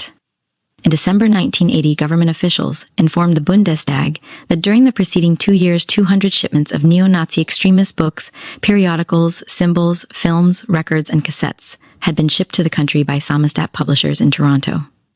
In 1981, during a German crackdown on neo-Nazis, West German police discovered in the hundreds of homes they raided weapons, ammunition, and explosives, as well as thousands of copies of Zundel-produced material. The German Ministry of the Interior identified Zundel as one of the country's most important suppliers of radical right and neo-Nazi propaganda material. Zundel has also sent his publications to Australia, the Middle East, and a variety of other countries. But Zundel is not just a prolific disseminator of extremist, denial, and neo-Nazi publications. A showman who is extremely adept at winning media attention, he has been dubbed by Manuel Pucci the P.T. Barnum of Holocaust denial. Zundel has honed his public antics over many years. When NBC's Holocaust was screened in Canada in April 1978, he created an organization, Concerned Parents of German Descent, to protest the screenings. He declared the West German government to be the West German occupation regime. In September 1981, he placed an ad in the classified section of the Toronto Star, wishing a Happy New Year to all our Jewish friends, signed by himself and Samizdat Publishers. Written rabbis and synagogues throughout Canada offering to lecture on topics of common interest to Germans and Jews. When the Canadian Jewish Congress advertised for a director of its Holocaust Documentation Bank project, Zundel applied for the job. He created a German Jewish Historical Commission and announced that it would organize symposia on topics of Jewish interest. His publicity stunts received the most attention at his trial. Each day he appeared at the courthouse wearing a bulletproof vest and a hard hat bearing the words freedom of speech. On the day of his sentencing, he arrived at court in a rent-a-wreck vehicle, emerging with a blackened face to demonstrate that whites could not receive justice in Canada, hefted an 11-foot cross labeled freedom of speech on his shoulders, and carried it up the steps to the courthouse door. Born in Germany in 1939, Zundel's childhood memories were of hunger, cold, sickness, and life under occupation. He came to Canada in 1958 to learn to be a photo retoucher. While in Canada, he was greatly influenced by the country's leading anti-Semite and neo-Nazi, Adrian Arcand, who introduced him to a group of ardent anti-Semites, including Paul Resinier. Zundel recalled that Arcand made a German out of me. Zundel built a professional reputation as an accomplished photo retoucher. Most of his clients, which included Canada's leading magazines, did not know that he was one of the country's most active distributors of neo-Nazi material. One customer who inadvertently came into his shop discovered a huge swastika on the wall, surrounded by pictures of Hitler and other Nazis. During his trial, the prosecution stressed Zundel's ardent devotion to Hitler, allegiance to the Nazis, advocacy of revolution in the Federal Republic of Germany, and his belief that the white race's position in the world had deteriorated because of the success of an international Zionist conspiracy. Israel was a terrorist state, which was financially and morally bankrupt, and Zionists controlled the moguls in Bonn. Found guilty in 1985 and sentenced to 15 months in prison, Zundel was given a temporary reprieve when the ruling was overturned on appeal because of procedural errors. The second trial, which began in 1988, was memorable because it served to set off the denier's most important salvo fired by a newcomer to the movement who was guided into Holocaust. Denial by Zundel's team of advisors and their assault on the truth since the publication of Arthur Butz's book. Zundel's lawyer, Douglas Christie, the main legal defender of Holocaust deniers, anti-Semites, Nazi war criminals, and neo-Nazis in Canada, came to Zundel's attention when he defended Jim Kegstra, a schoolteacher in Red Deer, Alberta. Kegstra, who denied the Holocaust, taught his students that a group of Jews called the Illuminati was behind all the revolutions and deaths in the world since the 1700s, and that Judaism was an evil religion. He believed it his Christian duty to fight the evil conspiracy controlled by Jews through their money system. The worst Jews were Talmudic Jews, though such atheistical Jews as Leon Trotsky were also a danger. Zionism was a Jewish fraud, and the Holocaust was a hoax. Christie's tactics during the first Zundel trial were the subject of great controversy. He tried to have all potential jurors who were Jewish or who had Jewish friends or relatives screened out, treating Holocaust survivors in a brutal fashion, calling one a liar and insisting that another give him the full names of at least 20 family members who had been killed in the camps. He exhibited what Ontario lawyers weakly described as sheer nastiness. In the midst of cross-examining Roel Hilberg, Christie asked him if he recognized a certain historical tract, and then declared, "I thought you're a historian of sorts." 11, he managed to structure his defense so that it seemed to some observers that the Holocaust, not Zundel, was on trial. For Christie, the chief issue in the trial was the Zionist, power to curtail freedom of speech. He declared the belief that the Nazis killed 6 million Jews during the Holocaust to be the result of brainwashing, and told the jury that they were being prevented from asking questions about the Holocaust. In addition, Robert Forresong came to Canada to advise Zundel and his lawyers. One of the world's leading deniers, he was a proponent of the notion that it was technically and physically impossible for the gas chambers at Auschwitz to have functioned as extermination facilities. Forresong argued that compared to American execution chambers, the German facilities were too small and primitive to have been killing chambers. Forresong, who testified as an expert witness for the defense during the first trial, was asked by the Crown to explain the missing 6 million Jewish victims of the Holocaust. Foresson acknowledged that he did not know what happened to them, but urged surviving Jews to give him the names of family members they had lost, so he could try to locate them. At the second trial, Christie and Foresson were joined by David Irving, who flew to Toronto in January 1988 to assist in the preparation of Zundel's second defense and to testify on his behalf. Scholars have described Irving as a Hitler partisan wearing blinkers and have accused him of distorting evidence and manipulating documents to serve his own purposes. He is best known for his thesis that Hitler did not know about the final solution, an idea that scholars have dismissed. The prominent British historian Hugh Trevor Roper depicted Irving as a man who seizes on a small and dubious particle of evidence, using it to dismiss far more substantial evidence that may not support his thesis. His work has been described as closer to theology or mythology than to history, and he has been accused of skewing documents and misrepresenting data in order to reach historically untenable conclusions, particularly those that exonerate Hitler. An ardent admirer of the Nazi leader, Irving placed a self-portrait of Hitler over his desk, described his visit to Hitler's mountaintop retreat as a spiritual experience, and declared that Hitler repeatedly reached out to help the Jews. In 1981, Irving, a self-described moderate fascist, established his own right-wing political party, founded on his belief that he was meant to be a future leader of Britain. He is an ultranationalist who believes that Britain has been on a steady path of decline accelerated by its misguided decision to launch a war against Nazi Germany. He has advocated that Rudolf Hess should have received the Nobel Peace Prize for his efforts to try to stop war between Britain and Germany. On some level, Irving seems to conceive of himself as carrying on Hitler's legacy. In an interview with the Daily Telegraph in June 1992, he related that his one mistake in life was getting married. Marriage is a detour. This was, Irving observed, something Hitler understood. Irving related that Hitler's naval adjutant once told him how Hitler decided he could not marry because Germany was his bride. Irving asked when the German leader had informed the naval adjutant of this decision. When told the date was March 24, 1938, Irving responded, "Herr Admiral, at that moment I was being born." 23.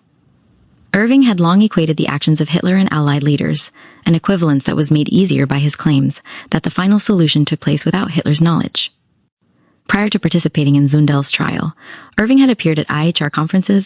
At one, he declared Hitler the biggest friend the Jews had in the Third Reich, but he had never denied the annihilation of the Jews. That changed in 1988 as a result of the events in Toronto. Both Irving and Foresson advocated inviting an American prison warden who had performed gas executions to testify in Zundel's defense, arguing that this would be the best tactic for proving that the gas chambers were a fraud and too primitive to operate safely. They solicited help from Bill Armantrout, warden of the Missouri State Penitentiary, who agreed to testify and suggested they also contact Fred Luter, an engineer residing in Boston who specialized in constructing and installing execution apparatus. Irving and Foresson immediately flew off to meet Luster. Irving, who had long hovered at the edge of Holocaust denial, believed that Luster's testimony could provide the documentation he needed to prove the Holocaust a myth. According to Foresson, when he first met Luster, the Bostonian accepted the standard notion of the Holocaust. 26 after spending 2 days with him, Foresson declared that Luster was convinced that it was chemically and physically impossible for the Germans to have conducted gassings. Having agreed to serve as an expert witness for the defense, Luter then went to Toronto to meet with Zundel and Christie and to examine the materials they had gathered for the trial. Within a few days, Luter left for a week in Poland. Accompanied by his wife, a cinematographer supplied by Zundel, a draftsman, and an interpreter, the group toured Auschwitz, Birkenau, and Majdanek. In light of the fact that Zundel paid Luster approximately $35,000 to make the trip, one cannot help but wonder what would have been the reaction if Luster had returned to confirm the existence of gas chambers. However, Luter's leanings were revealed by his observation that although Zundel and Foresson could not accompany the group, they were ex officio members of the team, whose spirit was with them every step of the way. 29. The group spent 3 days in Auschwitz, Birkenau, and one in Majdanek, surreptitiously and illegally collecting bricks and cement fragments. Luchter called them forensic samples from a number of buildings, including those associated with the killing process. On returning to Massachusetts, Luster had the samples chemically analyzed. He summarized his findings in the Luster Report, an engineering report on the alleged execution gas chambers at Auschwitz, Birkenau, and Majdanek, Poland, which was published by Zundel's Samizdat Publications and David Irving's publishing house, Focal Point Publications in London. In it, he concluded that there had never been homicidal gassings at any of these sites. Luchter claimed that his findings were based on his expert knowledge of the design criteria for gas chamber operation, and his visual inspections of both the remains of the chambers and of original drawings and blueprints of some of the facilities. The latter, he asserted, had been given to him by officials of the Auschwitz Museum, SEAM. According to Luchter, the design and fabrication of these facilities made it impossible for them to have served as execution chambers. Moreover, Luchter argued, given the size and usage rate of the alleged facilities at Auschwitz and Majdanek, it would have required 68 years to execute the alleged number of 6 million of persons. 32. Deniers consider Luchter's testimony at the trial a historical event. It marked, Forson claimed expansively, the end of the myth of the gas chambers. 33 emotions were intense as Luchter tore away the veil of the great swindle. Forson described his own feelings as a mixture of relief and melancholy. Relief because the thesis that I had defended for so many years was at last fully confirmed, and melancholy because I had fathered the idea in the first place. 34. The record reveals that something quite different occurred. If any veil was lifted, it was that of Luchter's expertise. On the stand, Luchter was shown to have little technical training to equip him to reach his conclusions. The judge derided aspects of his methodology as gross speculation, and dismissed his opinion as being of no greater value than that of an ordinary tourist. Perhaps Forson's relief was also rooted in the fact that he knew that despite the revelations about Luchter's lack of credentials and his fallacious scientific and historical methodology, the Luchter report would have a life of its own, as has been the case with the Protocols of the Elders of Zion, which has repeatedly been demonstrated to be a forgery. In fact, when it was originally published in France in the mid-19th century, Jews did not appear in the book at all. Only at the beginning of the century was it rewritten with Jews as the primary culprits. This easily documented information has not stopped the protocols from being accepted by people in different parts of the world as a factual rendition of international juries' nefarious goal to rule the world. So too, Forson may have recognized that Luchter's so-called scientific report would make Holocaust denial plausible, despite its having been shown to be rooted in spurious scientific principles. With the jury out of the room, the court began to determine Luchter's qualifications as an expert witness. When the Crown Counsel questioned him about his training in math, chemistry, physics, and toxicology, he acknowledged that his only training in chemistry was basic, on the college level. The only physics he had studied, likewise, consisted of 2 courses taken when he was studying for a Bachelor of Arts degree at Boston University. Admitting that he was not a toxicologist and had no degree in engineering, he rather cavalierly dismissed the need for it. To this, the judge responded sharply. Throughout the trial, Judge Ronald Thomas made it clear that he was appalled by Luchter's lack of training as an engineer as well as his deprecation of the need for such training. The judge was particularly taken aback by Luchter's repeated assertions that anyone who went to college had the necessary math and science to be an electrical engineer and to conduct the test he conducted at Auschwitz. The judge ruled that Luchter could not serve as an expert witness on the construction and functioning of the gas chambers. The judge's findings as to Luchter's suitability to comment on questions of engineering was unequivocal. The court, I'm not going to have him get into the question of what's in a brick, what's in iron, what isn't. He has no expertise in this area. He is an engineer because B has made himself an engineer in a very limited area. Unknown to the court, Luchter, who admitted under oath that he had only a Bachelor of Arts degree, was not being entirely candid regarding his education, implying that an engineering degree had been unavailable to him. He told the court that when he was a student at Boston University, the school did not offer a degree in engineering. In fact, it did, 3 different kinds. Later in the trial, when the jury returned to the room, Zundel's lawyer and Luchter obfuscated the paucity of his training. Q. And you are, I understand, a graduate of Boston University with a BA in a field that entitles you to function as an engineer. Is that right? A. Yes, sir. That field was history. Luchter was also less than candid about his methodology. He repeatedly asserted that he obtained the bulk of his research material on the camps, including maps, floor plans, and original blueprints for the crematoria from the official archives at Auschwitz-Birkenau and Majdanek. He testified that these drawings and blueprints played a far more important role in shaping his conclusions than the samples he collected at the camp. Museum unequivocally denied that Luchter had received any plans or blueprints from the museum. He may have procured tourist materials sold in the official souvenir kiosks in the camps. Irrespective of who gave him the materials, he acknowledged that he didn't see any necessity to reveal to camp officials that he was asking questions in order to gather material for a scientific report or legal action. Anyone who had visited a heavily frequented tourist site, which, for better or for worse, Auschwitz-Birkenau has become, knows that the caliber of the answers one receives from officials varies markedly. If they believe that they are speaking to someone who has a professional expertise pertaining to the site, they tend to be more precise. Nor, for that matter, did he see any necessity to ask permission to violate the Polish law against defacing national monuments and memorials.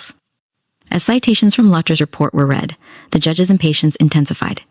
He characterized Luchter's methodology as ridiculous and preposterous, 46 ruling that this report is not going to be filed.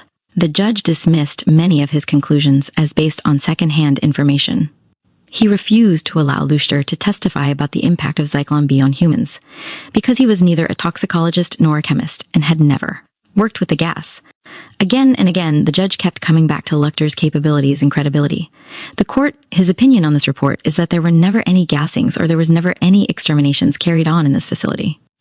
As far as I am concerned, from what I've beard, he is not capable of giving that opinion. He is not in a position to say, as he said so sweepingly in this report, what could not have been carried on in these facilities. On the question of the functioning of the crematoria, despite the defense attorney's opposition, the judge's decision was unequivocal. He could not testify on this topic for a simple reason. The court, he hasn't any expertise. The judge might have been even more irritated had he known that Luchter misrepresented the extent of his familiarity with the operation of hydrogen cyanide. He told the court that he had discussed matters relating to the gas with the largest U.S. manufacturer of sodium cyanide and hydrogen cyanide, DuPont, and that such consultation was an ongoing thing. Luchter was again being less than accurate.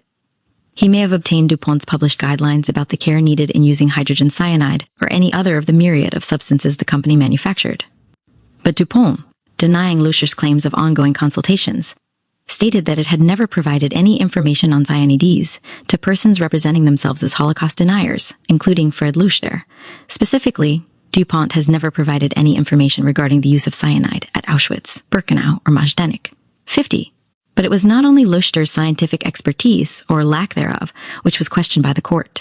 The judge also expressed serious doubts about Luchter's historical knowledge, which, as it emerged at the trial, was limited and often flawed. Luchter was unaware of a host of documents pertaining to the installation and construction of the gas chambers and crematoria. He did not know of a report filed in June 1943 by the Waffen-SS Commandant of Construction at Auschwitz on the completion of the crematoria.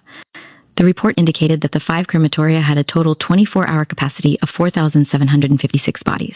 Luchter had stated that the crematoria had a total capacity of 156 bodies in the same period of time. Even if the SS's calculation was overly optimistic, the difference between it and Luchter's was staggering. He also had to admit that he did not know that there existed correspondence and documentation regarding powerful ventilators installed in the gas chambers to extract the gas that remained after the killings.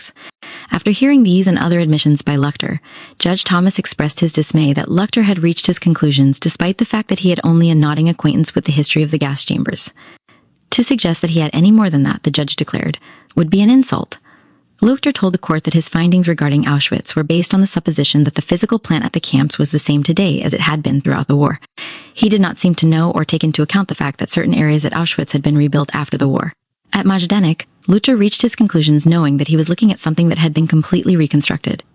Hearing this, the judge dismissed the credibility of Luchter's analysis of the Majdanek facility. The court, we have no plans, we have a reconstruction. This witness is in no better position than I will be to give evidence on this point. He went to Majdanek, he has seen something, and it is really just speculation. This is creating a tourist attraction. I'm not going to have evidence in this court about tourist attractions. Luchter claimed that his scientific conclusions were based, in great measure, on the residue left by Zyklon B. In addition to being used by the Nazis to murder people, the gas was used to delouse clothing and combat insects and rodents. The samples Luchter took from the delousing chambers contained a far higher residue of hydrogen cyanide than those from the homicidal gas chambers. The bricks of the delousing chambers generally showed far more of the blue coloration often left by hydrocyanic acid than did those in the homicidal gas chambers. Luchter argued that this lower-level residue and stain were conclusive proof that the structures presented to visitors as homicidal facilities could not have been used for that purpose. But both Forson and Luchter either ignored or did not know a number of critically important facts. Lice, which were destroyed in the delousing chambers, have a far higher resistance to hydrogen cyanide than do humans. It takes a more concentrated exposure to cyanide gas over a longer period of time to kill lice than to kill humans, hence the more intense blue stain. When the Crown Counsel asked Luchter about this, he declined to answer because it was an area about which he was not qualified. To testify 57, yet he used the delousing chamber as a control for his findings. Furthermore, the amount of hydrogen cyanide used in the homicidal gas chambers was lethal to humans 40 to 70 times over. Because of the intensity of the gas, only a limited amount of it was inhaled by the victims. The remainder was quickly extracted from the chamber by the powerful ventilation system. Consequently, the gas was in contact with the walls of the gas chamber for a very brief time each day it was in operation. In the delousing chambers, the situation was quite different. According to both technical manuals and the accounts of former prisoners, the cyanide gas was in contact with the walls for between 12 to 18 hours a day. One would, therefore, logically expect a higher residue of cyanide in the delousing chambers, and the blue stain that indicated presence of the cyanide was more likely to be found on the bricks of a delousing chamber than those of a homicidal gas chamber. Both Luschter and Foresson argued that it would be insanity to operate a gas chamber in close proximity to crematoriums because of the danger of explosion. But records show that the amount of gas used by the SS was well below the threshold of explosion. The Crown Counsel also pointed out that the manufacturer's manual stated that 3 times as much of the substance was required to kill rats than to kill humans, and 20 times as much to kill beetles as to kill rats. The Crown argued that if it had been safe to use these much larger amounts for beetles without the threat of explosion, then it would certainly have been safe to use the far smaller amount for humans. There was also a basic contradiction inherent in Foresson, and Luchter's argument that the crude construction of the gas chambers proved that they could not have served as homicidal units without causing serious harm to the SS personnel operating them. The delousing chambers were constructed in the same fashion as the homicidal gas chambers. Irrespective of whether people or clothing would be contained therein, if one facility posed a threat of leakage, the other would as well. Theoretically, the delousing chamber would have been even more dangerous because it needed a higher concentration of hydrogen cyanide for a longer period of time. In a certain gas chamber, no cyanide traces were found. Luschter cited this as proof that this facility was never used as a gas chamber. But this particular gas chamber had been dynamited in January 1945. Its ruins were inundated with 30 centimeters of water in the summer and up to 1 meter of water in spring. The exposure to the elements lessened the presence of hydrogen cyanide.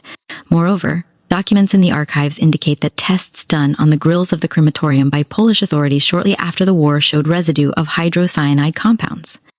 3 of these grills are in the Auschwitz Museum. Had Luschter asked museum officials, with whom he claimed to have consulted, they might have shown him the test results. This was not the only time that Luschter was tripped up by history. In one crematorium, some samples were negative and some were positive. Logically, all should have been either positive or negative. Had he asked the authorities in the Auschwitz Museum, they could have told him that this crematorium, which had been destroyed in the wake of the abortive inmate uprising of October 1944, had been rebuilt with both original bricks as well as bricks from other buildings. Consequently, Luchter's test was conducted on some bricks that did not even come from that particular crematorium. Nor did Luchter seem to consider that the building had been exposed to the elements for more than 40 years, so that cyanide gas residue could have been obliterated. He also took samples from a floor that had been washed regularly by the museum staff. In a move apparently calculated to enhance the drama of Luchter's escapade, a cameraman had videotaped the collection of samples. On the tape, Luschter stressed that he had used protective gloves in order to collect his samples. Since the tests he was conducting were chemical and not bacteriological, the gloves served relatively little purpose other than a theatrical one. He and his associates also wore protective masks.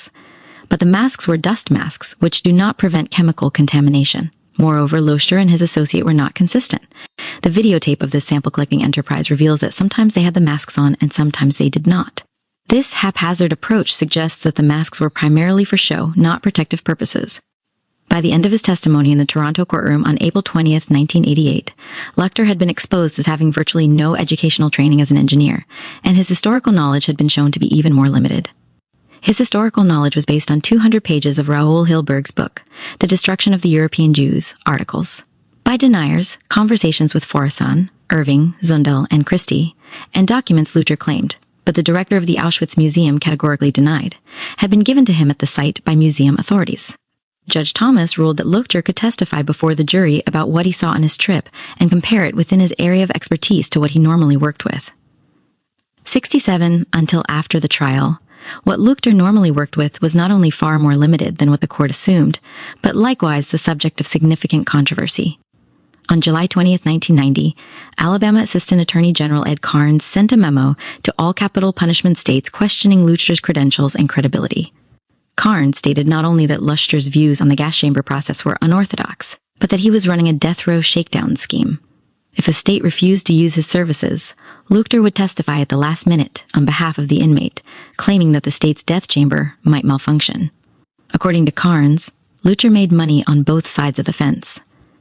69 describing Luchter's behavior in Virginia, Florida, and Alabama, Carnes observed that in less than 30 days, Luschter had testified in 3 states that their electric chair execution technology was too old and unreliable to be used.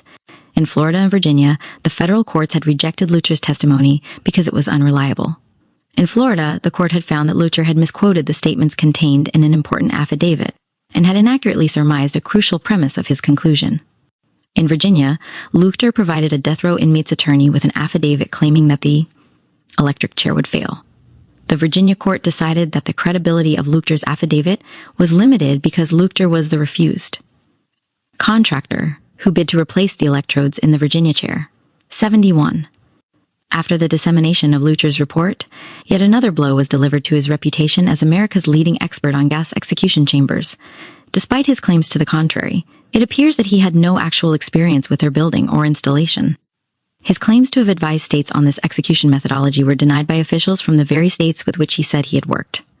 According to Luchter's testimony at the Zundel trial, the Department of Correction in North Carolina, a state that permits gas chamber executions, consulted with him regarding the functioning of its gas chamber. In the Luchter report, he reiterated his claim to have been a consultant to North Carolina. Gary Dixon, the warden of the Central Prison in Raleigh, North Carolina, where the gas chamber is located, contradicted Luchter's claims. According to Dixon, the former warden vaguely recalled that he had received a telephone call from Luchter trying to sell the prison a lethal injection machine. Dixon denied Luchter's contention that he had consulted with North Carolina prison officials on gas chamber matters. Our records do not support that Mr. Luchter performed either consultation or any service during the installation of our execution chamber. There were, in fact, 6 states in the United States at the time of the publication of Luchter's report that permitted executions by gas chambers. Arizona, California, Maryland, Mississippi, North Carolina, and Missouri used to permit executions by gas, but recently switched to lethal injection. Representatives of each of these states provided crucial information on Luchter's connections with them. Despite Luchter's claim to the contrary, according to these officials, he had not advised them on executions. A spokesman for Mississippi, Ken Jones, stated that while Luchter had visited Mississippi's execution facility and commented on it, the visit had been initiated at Luchter's request. Moreover, the state had not entered into any financial agreement with him. According to Shelley Z. Shapiro, the head of a Holocaust Education Center in Albany, New York, who coordinated an investigation into Luchter's background, he has not worked for either Arizona or Maryland. Maryland used Eaton Iron Works to check its chamber prior to an execution. State officials reported that Luchter had never worked or consulted with the Maryland Penitentiary. An official of the Arizona Corrections Office also stated that they had never used Fred Luchter's services. In fact, the official observed, Arizona does not even maintain its gas chamber in working order, and any maintenance done in the past was performed by the state service personnel. Luchter may have misrepresented his technical expertise in areas other than gas chambers. At the Zundel trial, he claimed to have consulted with Warden Daniel B. Vasquez of California's San Quentin prison about a heart monitoring system that would replace the older type mechanical stethoscope then being used.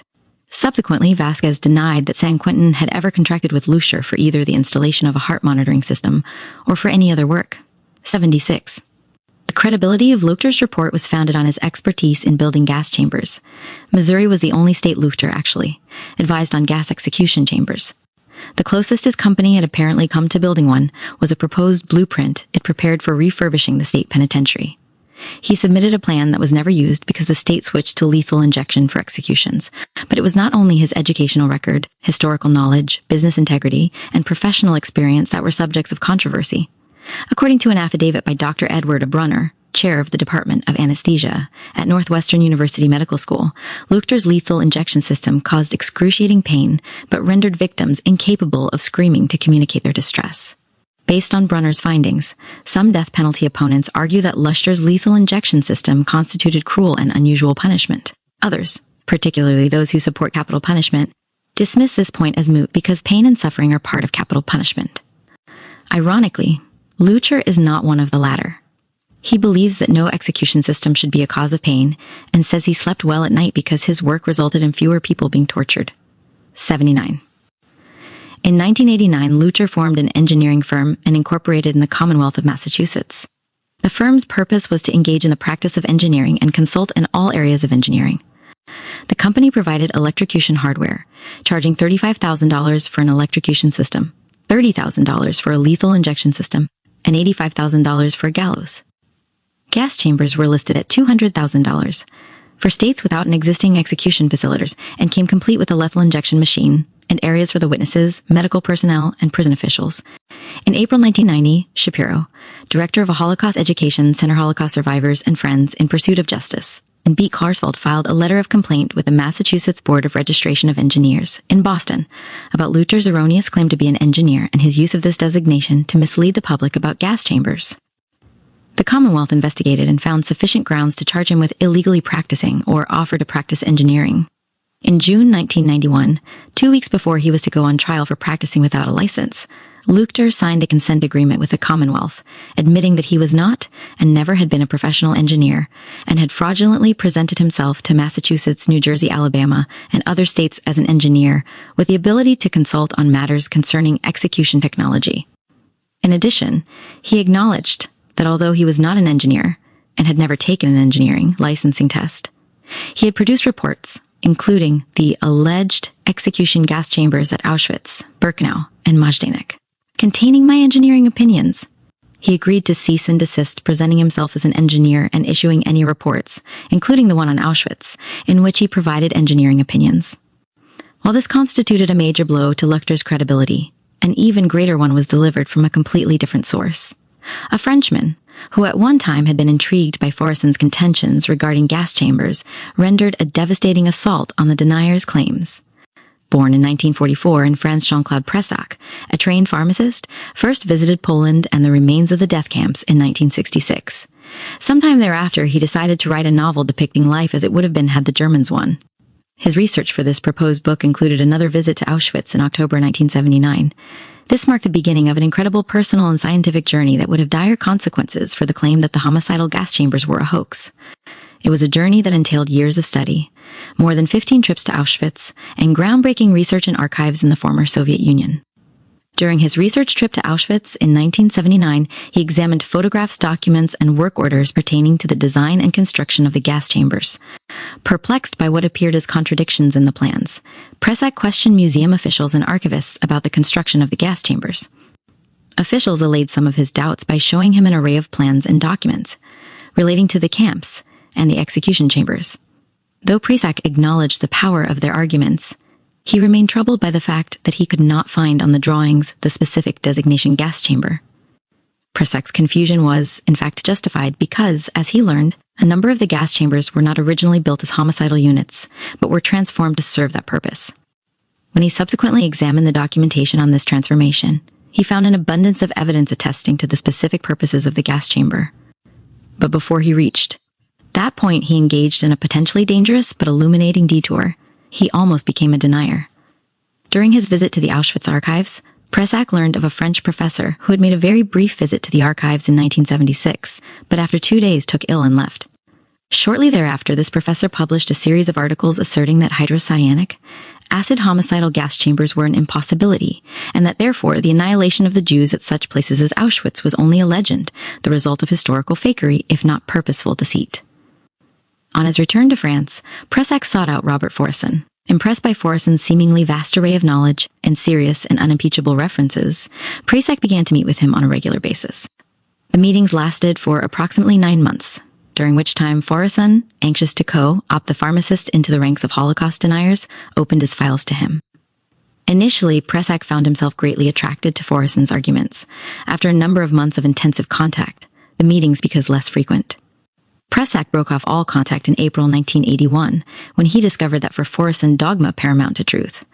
Pressac's own reading of the documents convinced him that Foresson's arguments were fatally flawed. After Pressac broke with Foresson, he recognized that it was not Foresson's theories that attracted him, but the professor's seeming ability to explain away something that was inherently unbelievable. This is the denier's ultimate trump card. They have the only rational explanation for something that remains, despite massive research, essentially irrational. It could not happen. When Pressac subjected denier's theories to documentary analysis, he understood that they were not just scientifically flawed.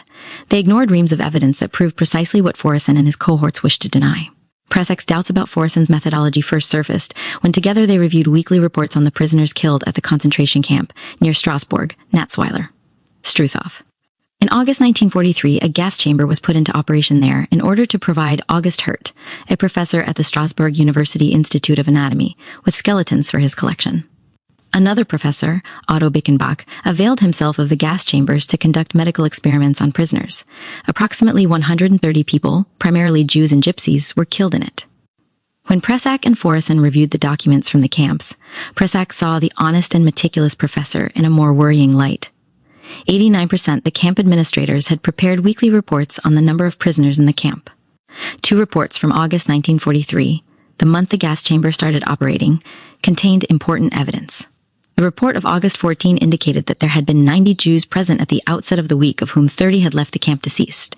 The report for the next week indicated that of the 60% remaining at the beginning of that week, 57% had died. This extremely high death rate, 2 weeks in a row at precisely the time the gas chamber commenced working, aroused Pressak's suspicions.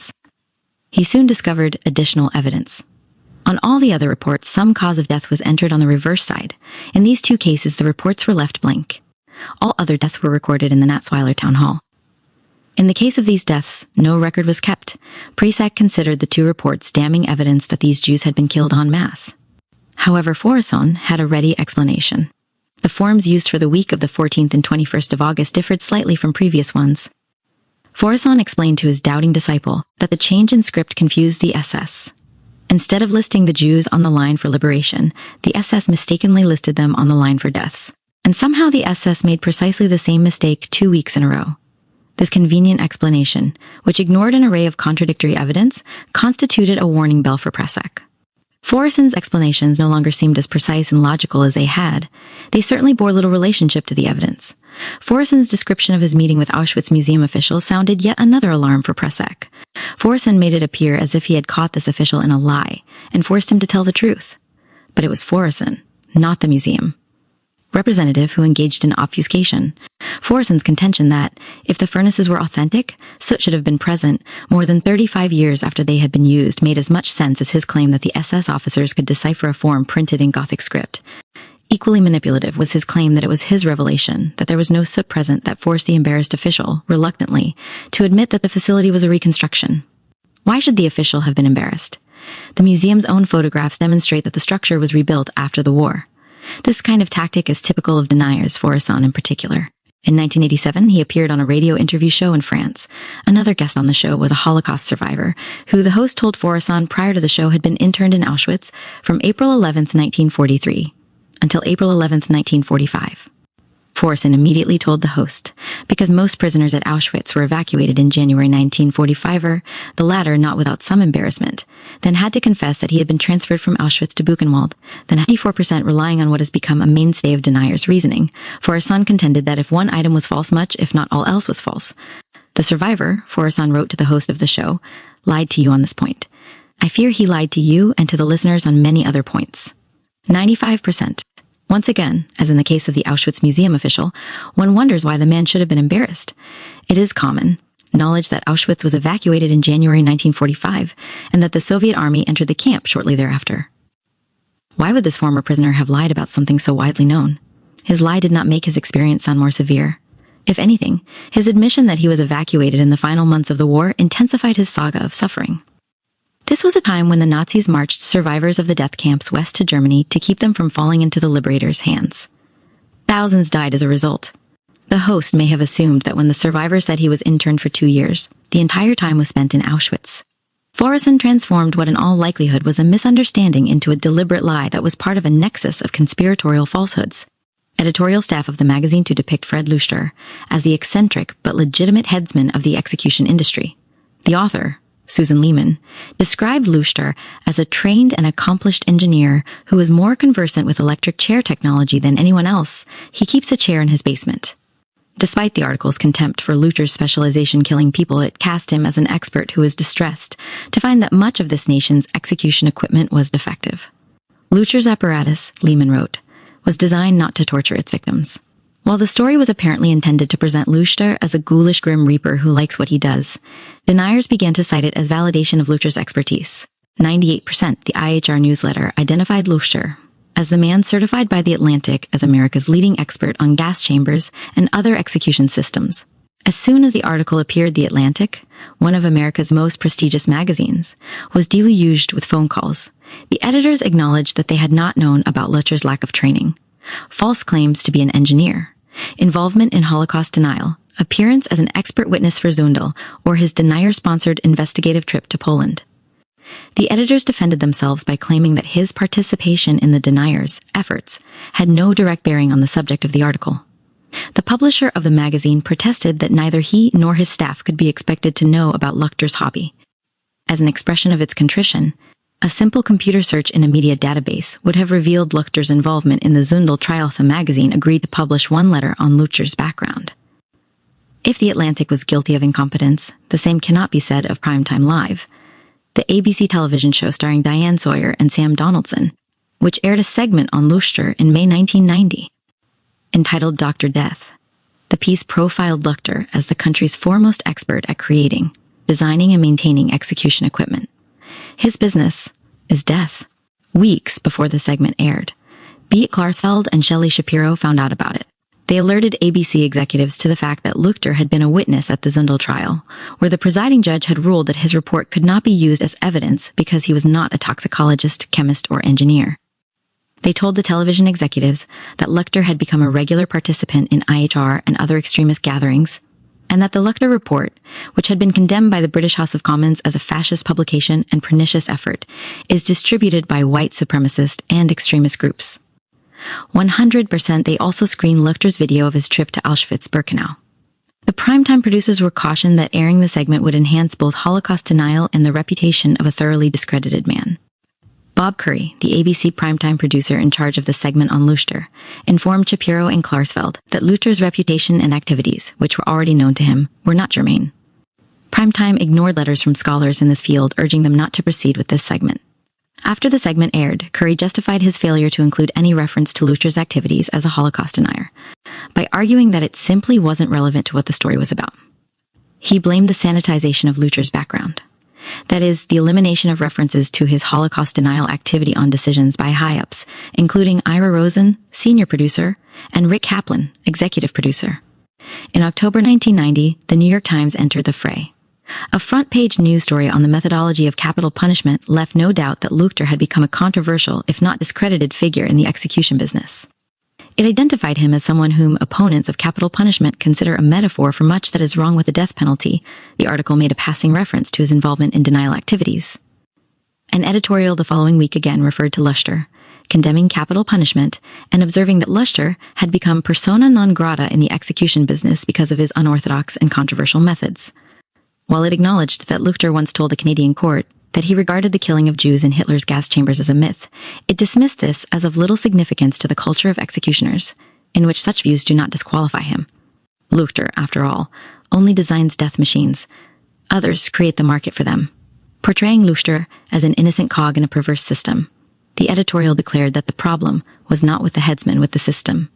Despite its shortcomings, the editorial, together with the previous article, destroyed whatever remained of Luchter's technical credibility. 104. But it was another major media institution, London's Sunday Times, that eventually gave the Luchter report and its proponents another lease on life. David Irving, who during the Zundel trial declared himself converted by Luchter's work to Holocaust denial and to the idea that the gas chambers were a myth, described himself as conducting a one-man intifada against the official history of the Holocaust. In his foreword to his publication of the Luchter report, Irving wrote that there was no doubt as to Luchter's integrity and scrupulous methods. He made no mention of Luchter's lack of technical expertise or of the many holes that had been poked in his findings. Most important, Irving wrote, "Nobody likes to be swindled, still less where considerable sums of money are involved." Irving identified Israel as the swindler, claiming that West Germany had given it more than 90 billion Deutsche Marks in voluntary reparations, essentially in atonement for the gas chambers of Auschwitz. According to Irving, the problem was that the latter was a myth that would not die easily. 106. He subsequently set off to promulgate Holocaust denial notions in various countries. Fined for doing so in Germany in his courtroom. Appeal against the fine, he called on the court to fight a battle for the German people and put an end to the blood lie of the Holocaust, which has been told against this country for 50 years. He dismissed the memorial to the dead at Auschwitz as a tourist attraction. 107, he traced the origins of the myth to an ingenious plan of the British psychological warfare executive, which decided in 1942 to spread the propaganda story that Germans were using gas chambers to kill millions of Jews and other undesirables. 108, branding Irving and Luchter Hitler's heirs, the British House of Commons denounced the former as a Nazi propagandist and longtime Hitler apologist, and the latter's report as a fascist publication. 109-1 might have assumed that would have marked the end of Irving's reputation in England, but it did not. Condemned in the Times of London in 1989 as a man for whom Hitler is something of a hero and almost everything of an innocent, and for whom Auschwitz is a Jewish deception, Irving may have had his reputation revived in 1992 by the London Sunday Times. The paper hired Irving to translate the Goebbels diaries, which had been discovered in a Russian archive and, it was assumed, would shed light on the conduct of the final solution. The paper paid Irving a significant sum plus a percentage of the syndication fees. Journalists and scholars alike were shocked that the Times chose such a discredited figure to do this work. Showered with criticism, the editor of the Sunday Times, Andrew Neil, denounced Irving's views as reprehensible but defended engaging Irving because he was only being used as a transcribing technician. Peter Pulser, a professor of politics at Oxford and an expert on the Third Reich, observed that it was ludicrous for Neil to refer to Irving as a mere technician, arguing that when you hired someone to edit a set of documents others had not seen, you took on the whole man. However the matter is ultimately resolved, the Sunday Times has rescued Irving's reputation from the ignominy to which it had been consigned by the House of Commons. In the interest of a journalistic scoop, this British paper was willing to throw its task as a gatekeeper of the truth and of journalistic ethics to the winds. By resuscitating Irving's reputation, it also gave new life to the Lutcher Report. Lutcher has also had his reputation resurrected by a recent book and documentary film about America's capital punishment industry. The Execution Protocol, by Stephen Trombley, examines the steps between the imposition of the death sentence and the actual execution. A major focus of both Trombley's book and film is Fred Luther. Trombley draws a sympathetic portrait of Luther, depicting him as a slightly bizarre and unconventional, myopic craftsman and entrepreneur who filled a need in the execution industry in a creative fashion. Trombley does address Luther's denial activities, but represents them as simply another aspect of this iconoclastic man. In contrast to his portrayal of Luther, he presents the ADL, Shapiro, Klarsfeld, and others who protested Luther's denial activities as unfairly harassing this committed craftsman who may harbor some bizarre notions, but, in truth, only wants to make killing more humane. As a result of Trombley's book and film, Luther has once again been invited to appear on various talk shows as an expert on gas chambers. He has been interviewed on German, French, and British television. Most of these segments fail to mention his association with the Holocaust deniers. A similar attitude is evident in the media reviews of David Irving's books, most rarely address his neo-fascist or denial connections. Irving is one of the most dangerous spokespersons for Holocaust denial. Familiar with historical evidence, he bends it until it conforms with his ideological leanings and political agenda. A man who is convinced that Britain's great decline was accelerated by its decision to go to war with Germany, he is most facile at taking accurate information and shaping it to confirm his conclusions. A review of his recent book, Churchill's War, which appeared in New York Review of Books, accurately analyzed his practice of applying a double standard to evidence. He demands absolute documentary proof when it comes to proving the Germans guilty, but he relies on highly circumstantial evidence to condemn the Allies. This is an accurate description, not only of Irving's tactics, but of those of deniers in general. The impact of Luther's work is difficult to assess. Rationally, one would like to assume that, since Luther has been exposed as a man without the qualifications necessary to perform this analysis, and since his work has been demonstrated to be scientifically and methodologically fallacious, the destiny of the Lutcher Report would be the dustbin of history. But the Holocaust and, to only a slightly lesser degree, Holocaust denial itself remind us that the irrational has a fatal attraction even to people of goodwill. It can overwhelm masses of evidence and persuade people to regard the most outrageous and untenable notions as fact. This is easier to accomplish when the public does not have the historical and technical knowledge necessary to refute these irrational and inherently fantastic claims. Ultimately, the denier's ability to keep repeating Luther's conclusions, even though they have been discredited, is another indication that truth is far more fragile than fiction, and that reason alone cannot protect it. Chapter 10, The Battle for the Campus. This is not a public stagecoach that has to take everyone who buys a ticket. Benjamin Franklin. In the early 1990s, American college campuses became loci of intensive activity by a small group of Holocaust deniers.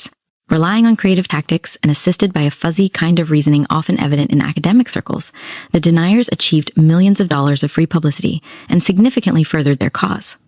Their strategy was profoundly simple. Bradley Smith, a Californian who has been involved in a variety of Holocaust denial activities since the early 1980s, attempted to place a full-page ad claiming that the Holocaust was a hoax in college newspapers throughout the United States. The ad was published by papers at some of the more prestigious institutions of higher learning in the United States. Entitled The Holocaust Story, How Much is False? The case for open debate, the ad provoked a fierce debate on many of the campuses approached by Smith. His strategy was quite straightforward. He generally called a paper's advertising department to ascertain the charge for publication of a full-page ad and then submitted camera-ready copy and a certified check in the proper amount. On occasion, he inquired in advance whether a paper would be willing to run this particular ad. Even when he was rejected, the attempt to place the ad won him significant media. Attention, To. Campus newspapers began to use his name in headlines without identifying him, assuming readers would know who he was. Articles, letters, and op-ed pieces defended Holocaust denial's right to make its views known, but not all the results were necessarily what Smith would have wanted. On some campuses, there was a backlash against him and Holocaust denial. Courses on the Holocaust that had languished on the back burner for an extended period materialized in the next semester's offerings. Campus administrators admitted that the ad constituted the final push necessary to move these courses from the planning stage to the schedule books. Professors from a wide variety of disciplines included discussion of the Holocaust in their courses. Movies, speakers, photographic exhibits, and other presentations relating to the Holocaust were brought to campus. Students participated in rallies, teach-ins, and protests. This response prompted some observers to argue that the controversy had a positive impact. Students had become increasingly aware not only of the Holocaust, but of the contemporary attempt to subvert history and spread anti-Semitism. While this may be a relatively accurate analysis of the immediate outcome of Smith's endeavor, there's another more sobering and pessimistic aspect to the matter.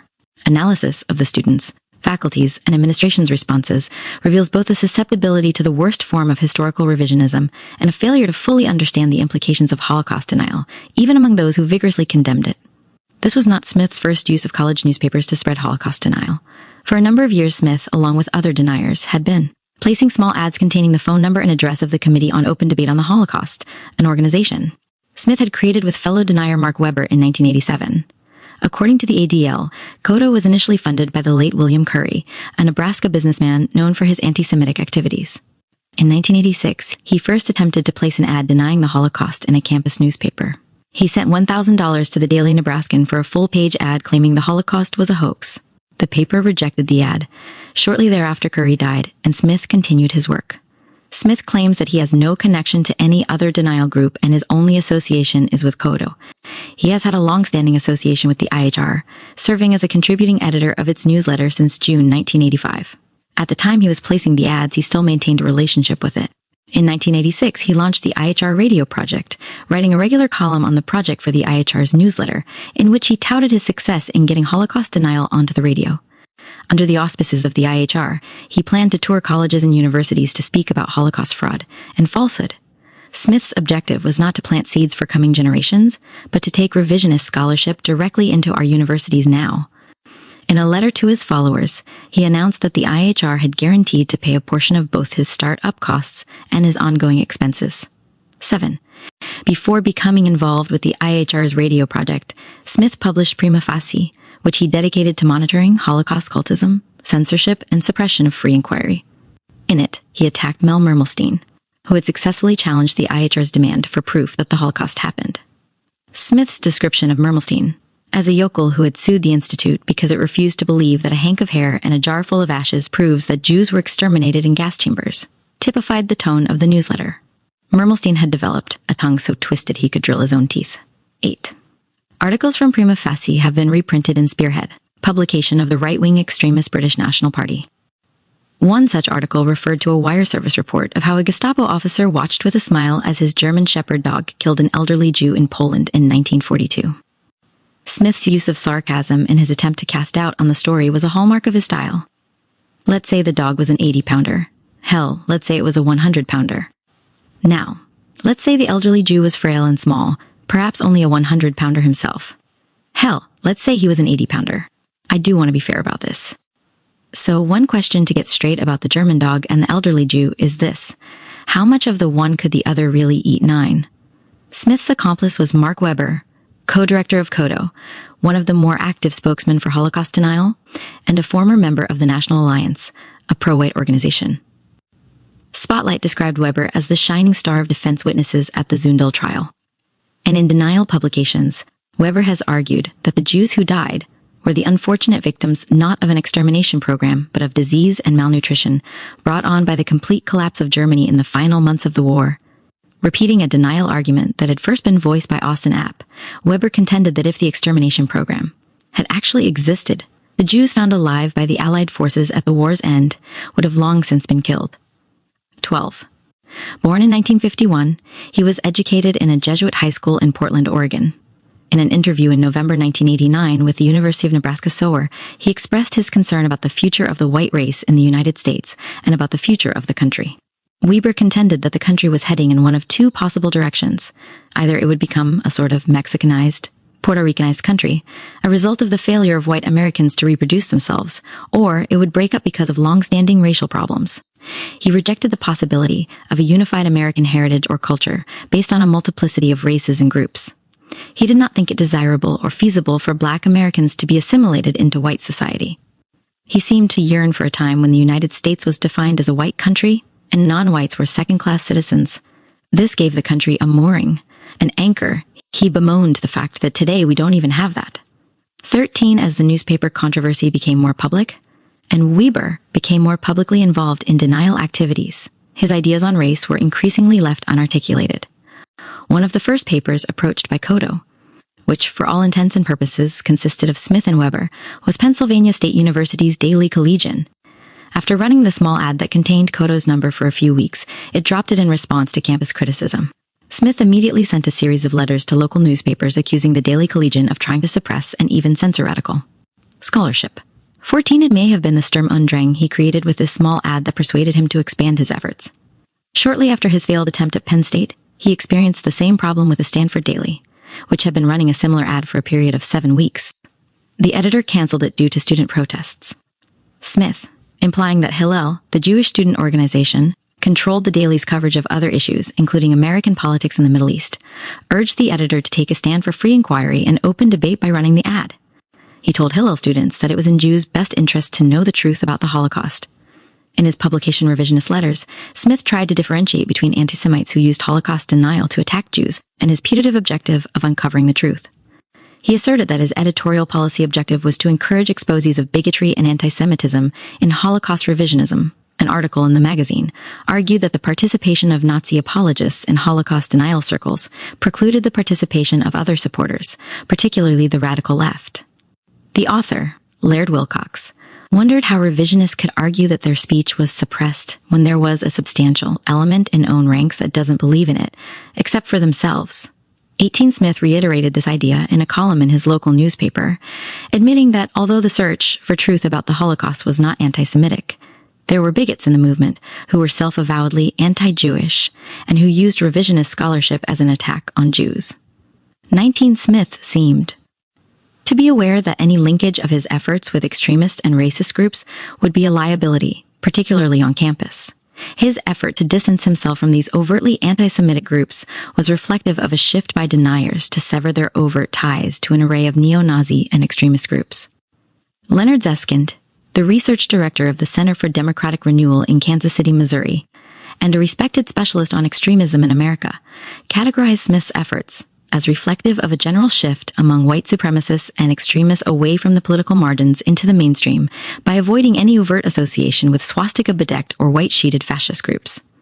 David Duke's recreation of his past during the presidential campaign was an example of this strategy, which confuses many people who can easily identify the objectives of the Klan, White Aryan Nation, and Posse Comitatus, but who find it more difficult to recognize extremism when it is cloaked in a seemingly rational and familiar garb. The ad Smith began to circulate in the spring of 1991 contained the deniers' familiar litany of claims. It declared the gas chambers a fraud, photographs doctored, eyewitness reports ludicrously unreliable, the Nuremberg trials a sham, and camp internees well-fed until Allied bombings destroyed the German infrastructure in the most barbarous form of warfare in Europe since the Mongol invasions, preventing food from being delivered and causing the inmates to starve. According to Smith, the notion of a Nazi attempt to destroy the Jews was the product of Allied efforts to produce anti-German hate propaganda. Today, that same propaganda was used by powerful forces to scapegoat old enemies, seek vengeance rather than reconciliation, and pursue a not-so-secret political agenda. 21. He repeated the familiar protest that his sole objective was to uncover the truth through an open debate on the Holocaust debate that had been suppressed by a powerful but secret group on campus as part of their larger political agenda. Let's ask these people what makes such behavior a social good. Who benefits? The ad contended that denial was forcing mainline Holocaust historians to admit the more blatant examples of Holocaust falsehoods. It was the deniers who had forced them to revise the Orthodox Holocaust story. They had to admit that the number of Jews killed at Auschwitz was far smaller than originally claimed, and had been made to confess that the Nazis did not use Jewish cadavers for the production of soap.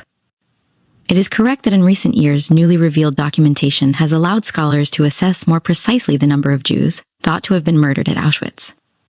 2. It is also accurate that scholars have long written that despite wartime rumors to the contrary, the Nazis apparently did not use Jewish cadavers for soap. There has been a wide array of other revelations by Holocaust historians, all part of the attempt to uncover the full details of one of the most horrifying acts of human destruction. Smith suggested to his readers that scholars and others who work in this field, all of whom vigorously repudiate Holocaust denial, have been compelled to admit the truth of deniers' claims. We are told that it is anti-Jewish to question Orthodox assertions about German criminality.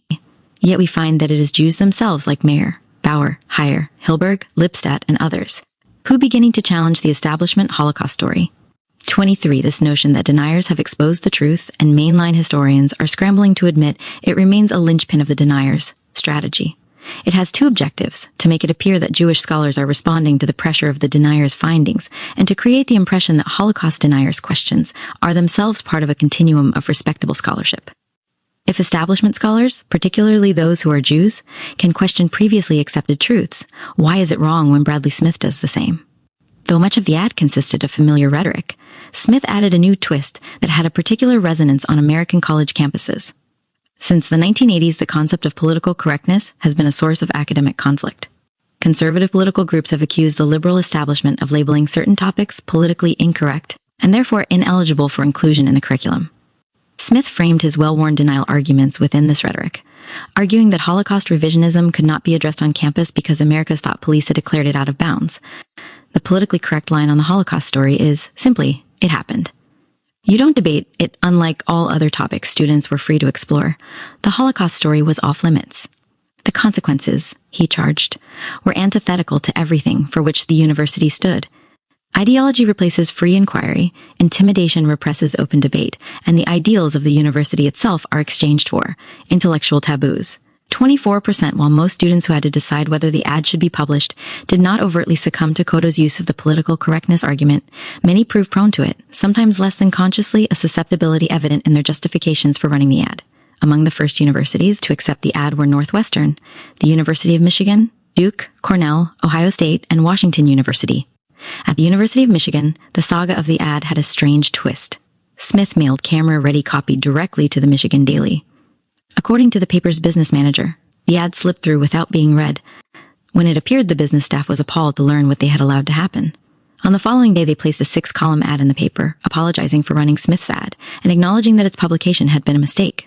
They declared it a sorrowful learning experience for the staff. 26, the manager told the Detroit Free Press, "We make mistakes like any organization." 27%. The story might well have ended here, an example of faulty monitoring by a segment of the staff of the Michigan Daily, but the issue became more complicated when, despite the fact that those responsible for running the ad acknowledged doing so as a mistake, the editorial board attempted to transform a blunder into a matter of principle.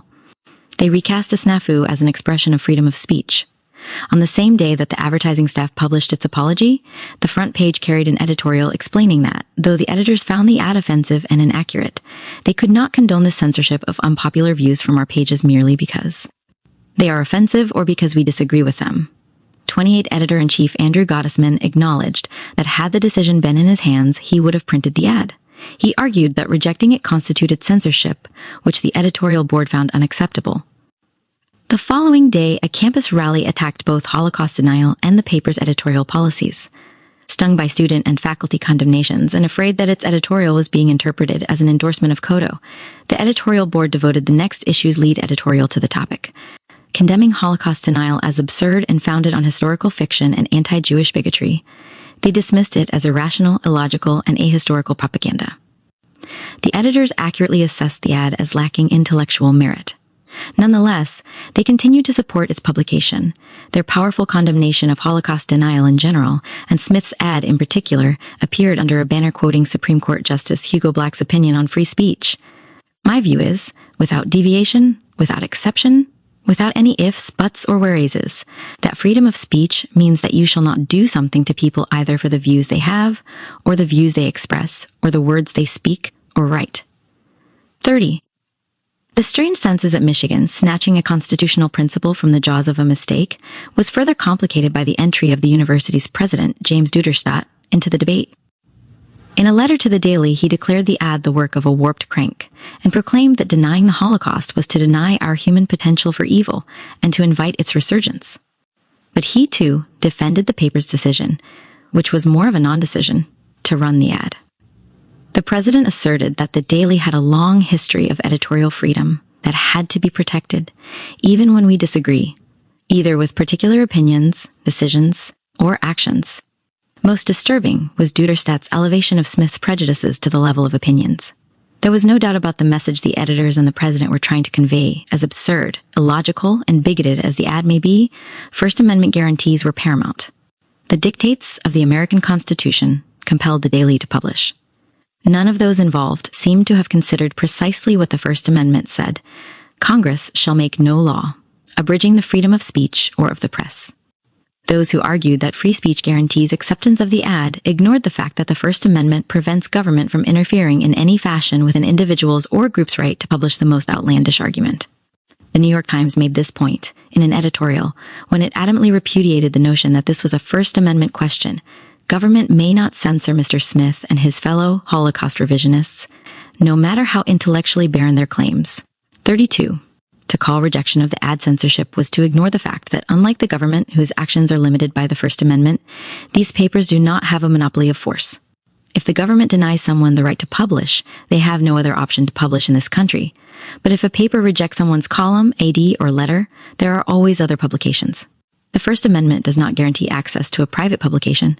It is designed to serve as a shield to protect individuals and institutions from government interference in their affairs. It is not a sword by which every person who makes an outlandish statement or notorious claim can invoke a constitutional right to be published.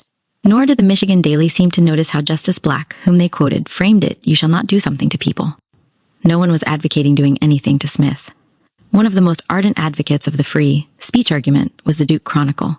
In an editorial column, the editor-in-chief, Ann Heimberger, justified the paper's decision by acknowledging that while the paper knew it could reject the ad, it chose to accept it as an expression of the paper's desire to support the advertiser's rights. The editorial board believed that it was not the paper's responsibility to protect readers from disturbing ideas, but to disseminate them. 34. Echoing his Michigan colleague, Duke University President Keith Brody repeated the free speech defense in a statement that, though it contained a strong refutation of the ad, was more vigorous in its support of the Chronicle's publication of the ad. To have suppressed the ad, he argued, would have violated the university's commitment to free speech and contradicted its long tradition of supporting First Amendment rights. 35. When the Cornell Daily Sun ran the ad, the editors justified the decision in an editorial statement warning that page 20 will shock most readers, but proclaimed that it was not the paper's role to unjustly censor advertisers. Viewpoints, echoing their colleagues on many of the other campuses that printed the ad, the editors declared that they decided to print it because the First Amendment right to free expression must be extended to those with unpopular or offensive ideas.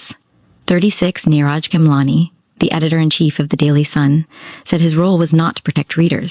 Cornell President Frank H.T. Rhodes joined his colleagues at Duke and Michigan in defending the paper's decision. The University of Montana's paper, the Montana Kaimin, also used the First Amendment to defend its publication of the ad. The editor contended that it was not the paper's place to decide for the campus community what they should see. 39%, the University of Georgia's paper, the Red and Black, expressed the hope that publishing the ad would affirm America's unique commitment to allowing every opinion to be heard, no matter how objectionable, how outright offensive, how clearly wrong that opinion may be. After the ad appeared, the paper's editor defended the decision by describing it as a business decision, arguing that if the business department is set up to take ads, they darn well better take ads. Given the juxtaposition of these two explanations, there was, as Mark Silk, an editorial writer for the Atlanta Constitution, pointed out, something dubious about this high-minded claim. 40. After an extensive debate, Washington University's Student Life decided to run the ad. When the ad appeared in the paper, Sam Moyne, the opinion editor, was responsible for conveying to the university community the reasoning behind the staff's controversial action. The editors, he wrote, conceived of this as a free speech issue. The abridgment of Mr. Smith's rights endangers our own. 41. The St. Louis Post-Dispatch defended the students' actions, declaring the ad offensive, provocative, and wrong. It praised the student newspaper's courage to print it and stated that its actions strengthened the cause of freedom of speech. The University of Arizona also depicted its actions as protecting the First Amendment. The editor-in-chief, Beth Silver, proclaimed that the mission of student newspapers is to uphold the First Amendment and run things that are obviously going to be controversial and take the heat for it. 43. This attitude, we have to do what is right irrespective of the costs, was voiced by a number of papers. Ironically, it echoed a theme frequently voiced by the deniers themselves: we will tell the truth, the consequences notwithstanding. At Ohio State University, the decision-making process was complex. The Lantern's advertising policy is in the hands of a publications committee comprising faculty, students, editorial board members, and the paper's business manager. University policy requires committee approval before acceptance of an ad designating a religious group. The committee voiced 5-4 to reject Cotto's submission. But the story did not end there. Enjoined by the committee's decision from running the ad, the Lantern's editor, Samantha G. Haney, used her editorial powers to run it as an op-ed piece, explaining that the paper had an obligation to do so. This decision gave Smith added legitimacy and saved him the $1,134 it would have cost to place a full-page ad in the paper. A lengthy editorial explaining the Lantern's decision condemned Bradley Smith and his cohorts as racists, pure and simple, and the ad as little more than a commercial for hatred. Nonetheless, the newspaper had to publish it because it could not only run things that were harmless to everyone. 48. Haney and her staff rejected the suggestion that they turned to: the Ohio State History Department to pick apart the ad fact by fact. That, they explained, might suggest that the ad had some relevancy and some substance, which they were convinced it did not, given that one of the rationales the Lantern offered for publishing the article was that truth will always outshine any lie. Its refusal to ask professional historians to elucidate how the ad convoluted historical fact seemed self-defeating. It seemed to reflect an understandable reluctance to accord denial legitimacy. There is no better example of the fragility of reason than the conclusion by these editorial boards that it was their obligation to run an ad or an op-ed column that, according to their own evaluation, was totally lacking in relevance or substance. In contrast to the position adopted by James Duderstadt at the University of Michigan, Ohio State's president, Gordon G., attacked the decision to give Smith space in the newspaper, declaring the deniers arguments pernicious and cleverly disguised propaganda that enhanced prejudice and distorted history. When this issue was being debated at Ohio State, a CBS reporter came to that campus to film a segment on Holocaust denial for a network show on hatred and extremism in the United States. Alerted in advance to the pending controversy, the cameras were conveniently present when the editor received a call from Smith congratulating her for running the ad and standing up for the principles of free speech and free press. When Haney hung up, the television reporter, who was standing nearby, asked how she felt. She turned and somewhat plaintively observed that she thought she had been had. Not all the papers subscribed to the First Amendment argument. Indeed, some explicitly rejected it. The University of Tennessee's Daily Beacon dismissed the idea that not running the ad harmed the deniers' interests. It was not censorship or even damaging. 51. Pennsylvania State University's Daily Collegian, which had been one of the first to receive an ad from Smith, denied that the issue was one of free speech. After seeing student leaders and numerous individuals on campus inundated with material by deniers, the paper reasoned that those behind the ad had sufficient funds to propagate their conspiracy theory of Jewish control without being granted space in the paper. In an eloquent editorial, the Harvard Crimson repudiated Smith's claim to a free speech right to publish his ad, to give Cotto a forum so that it could promulgate malicious falsehoods under the guise of open debate constituted an abdication of the paper's editorial responsibility. The University of Chicago Maroon agreed that while the deniers may express their views, it had no obligation at any time to print their offensive hatred. 54. The argument that not publishing the ad constituted censorship was not only a misinterpretation of the First Amendment, but disingenuous. The editorial boards that reached this decision ignored the fact that they all had policies that prevented them from running racist, sexist, prejudicial, or religiously offensive ads. How could they square their principled stand for absolute freedom of speech with policies that prevented them from publishing a range of ads and articles?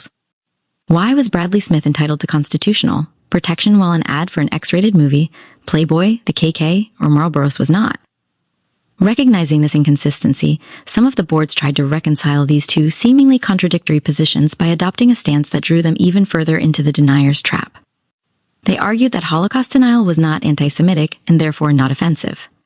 The Cornell Daily Sun editorial board determined that the ad does not directly contain racist statements about Jewish people.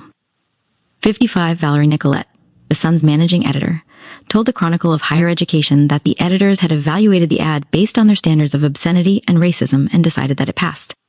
When a group of Jewish students at Duke met with the editorial board of the Duke Chronicle to protest the running of the ad, they were told that the paper's policy was not to run any ad that was racist or contained ethnic slurs, but that this ad did not fall into that category.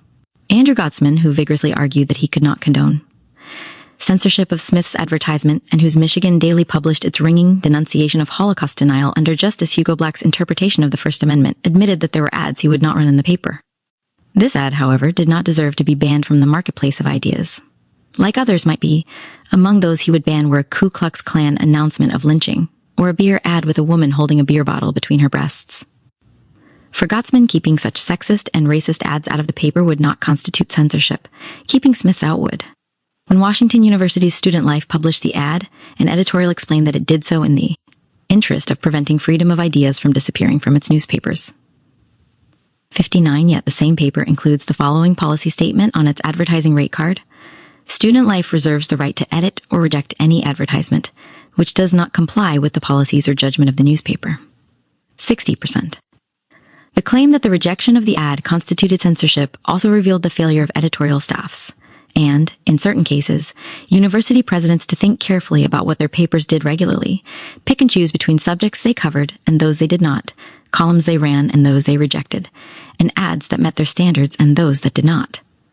The Daily Tar Heel, the paper of the University of North Carolina, proclaimed that as soon as an editor takes the first dangerous step and decides that an ad should not run because of its content, that editor begins the plunge down a slippery slope toward the abolition of free speech. 61%. What the Tar Heel failed to note was that newspapers continuously make such choices. As Tom Teepen, the editor of the Atlanta Constitution's editorial page, observed, running a newspaper is mainly about making decisions, not about ducking them. 62, in fact, the Duke Chronicle, whose editor had wondered how newspapers founded on the principles of free speech and free press could deny those rights to anyone, had earlier rejected an insert for Playboy and an ad attacking a fraternity. While some papers justified their decision by arguing that the ad was not anti-Semitic, and others leaned on the censorship argument, an even more disconcerting rationale was offered by many papers. They argued that, however ugly or repellent Smith's ideas, they had a certain intellectual legitimacy. Consequently, it was the paper's responsibility to present these views to readers for their consideration. Those editors who made this argument fell prey to denial's attempt to present itself as part of the normal range of historical interpretation. That they had been deceived was evident in the way they described the contents of the ad. The editor-in-chief of the Cornell Daily Sun described the ad as containing offensive ideas. 65%, the Sun argued that it was not the paper's role to unjustly censor advertisers' viewpoints, however unpopular or offensive. 66, in a similar vein, the University of Washington Daily defended giving Smith up, EdSpace, because the paper must constitute a forum for diverse opinions and ideas. Ironically, 6 weeks earlier, when it rejected the ad, it had described Smith's assertions as so obviously false as to be unworthy of serious debate.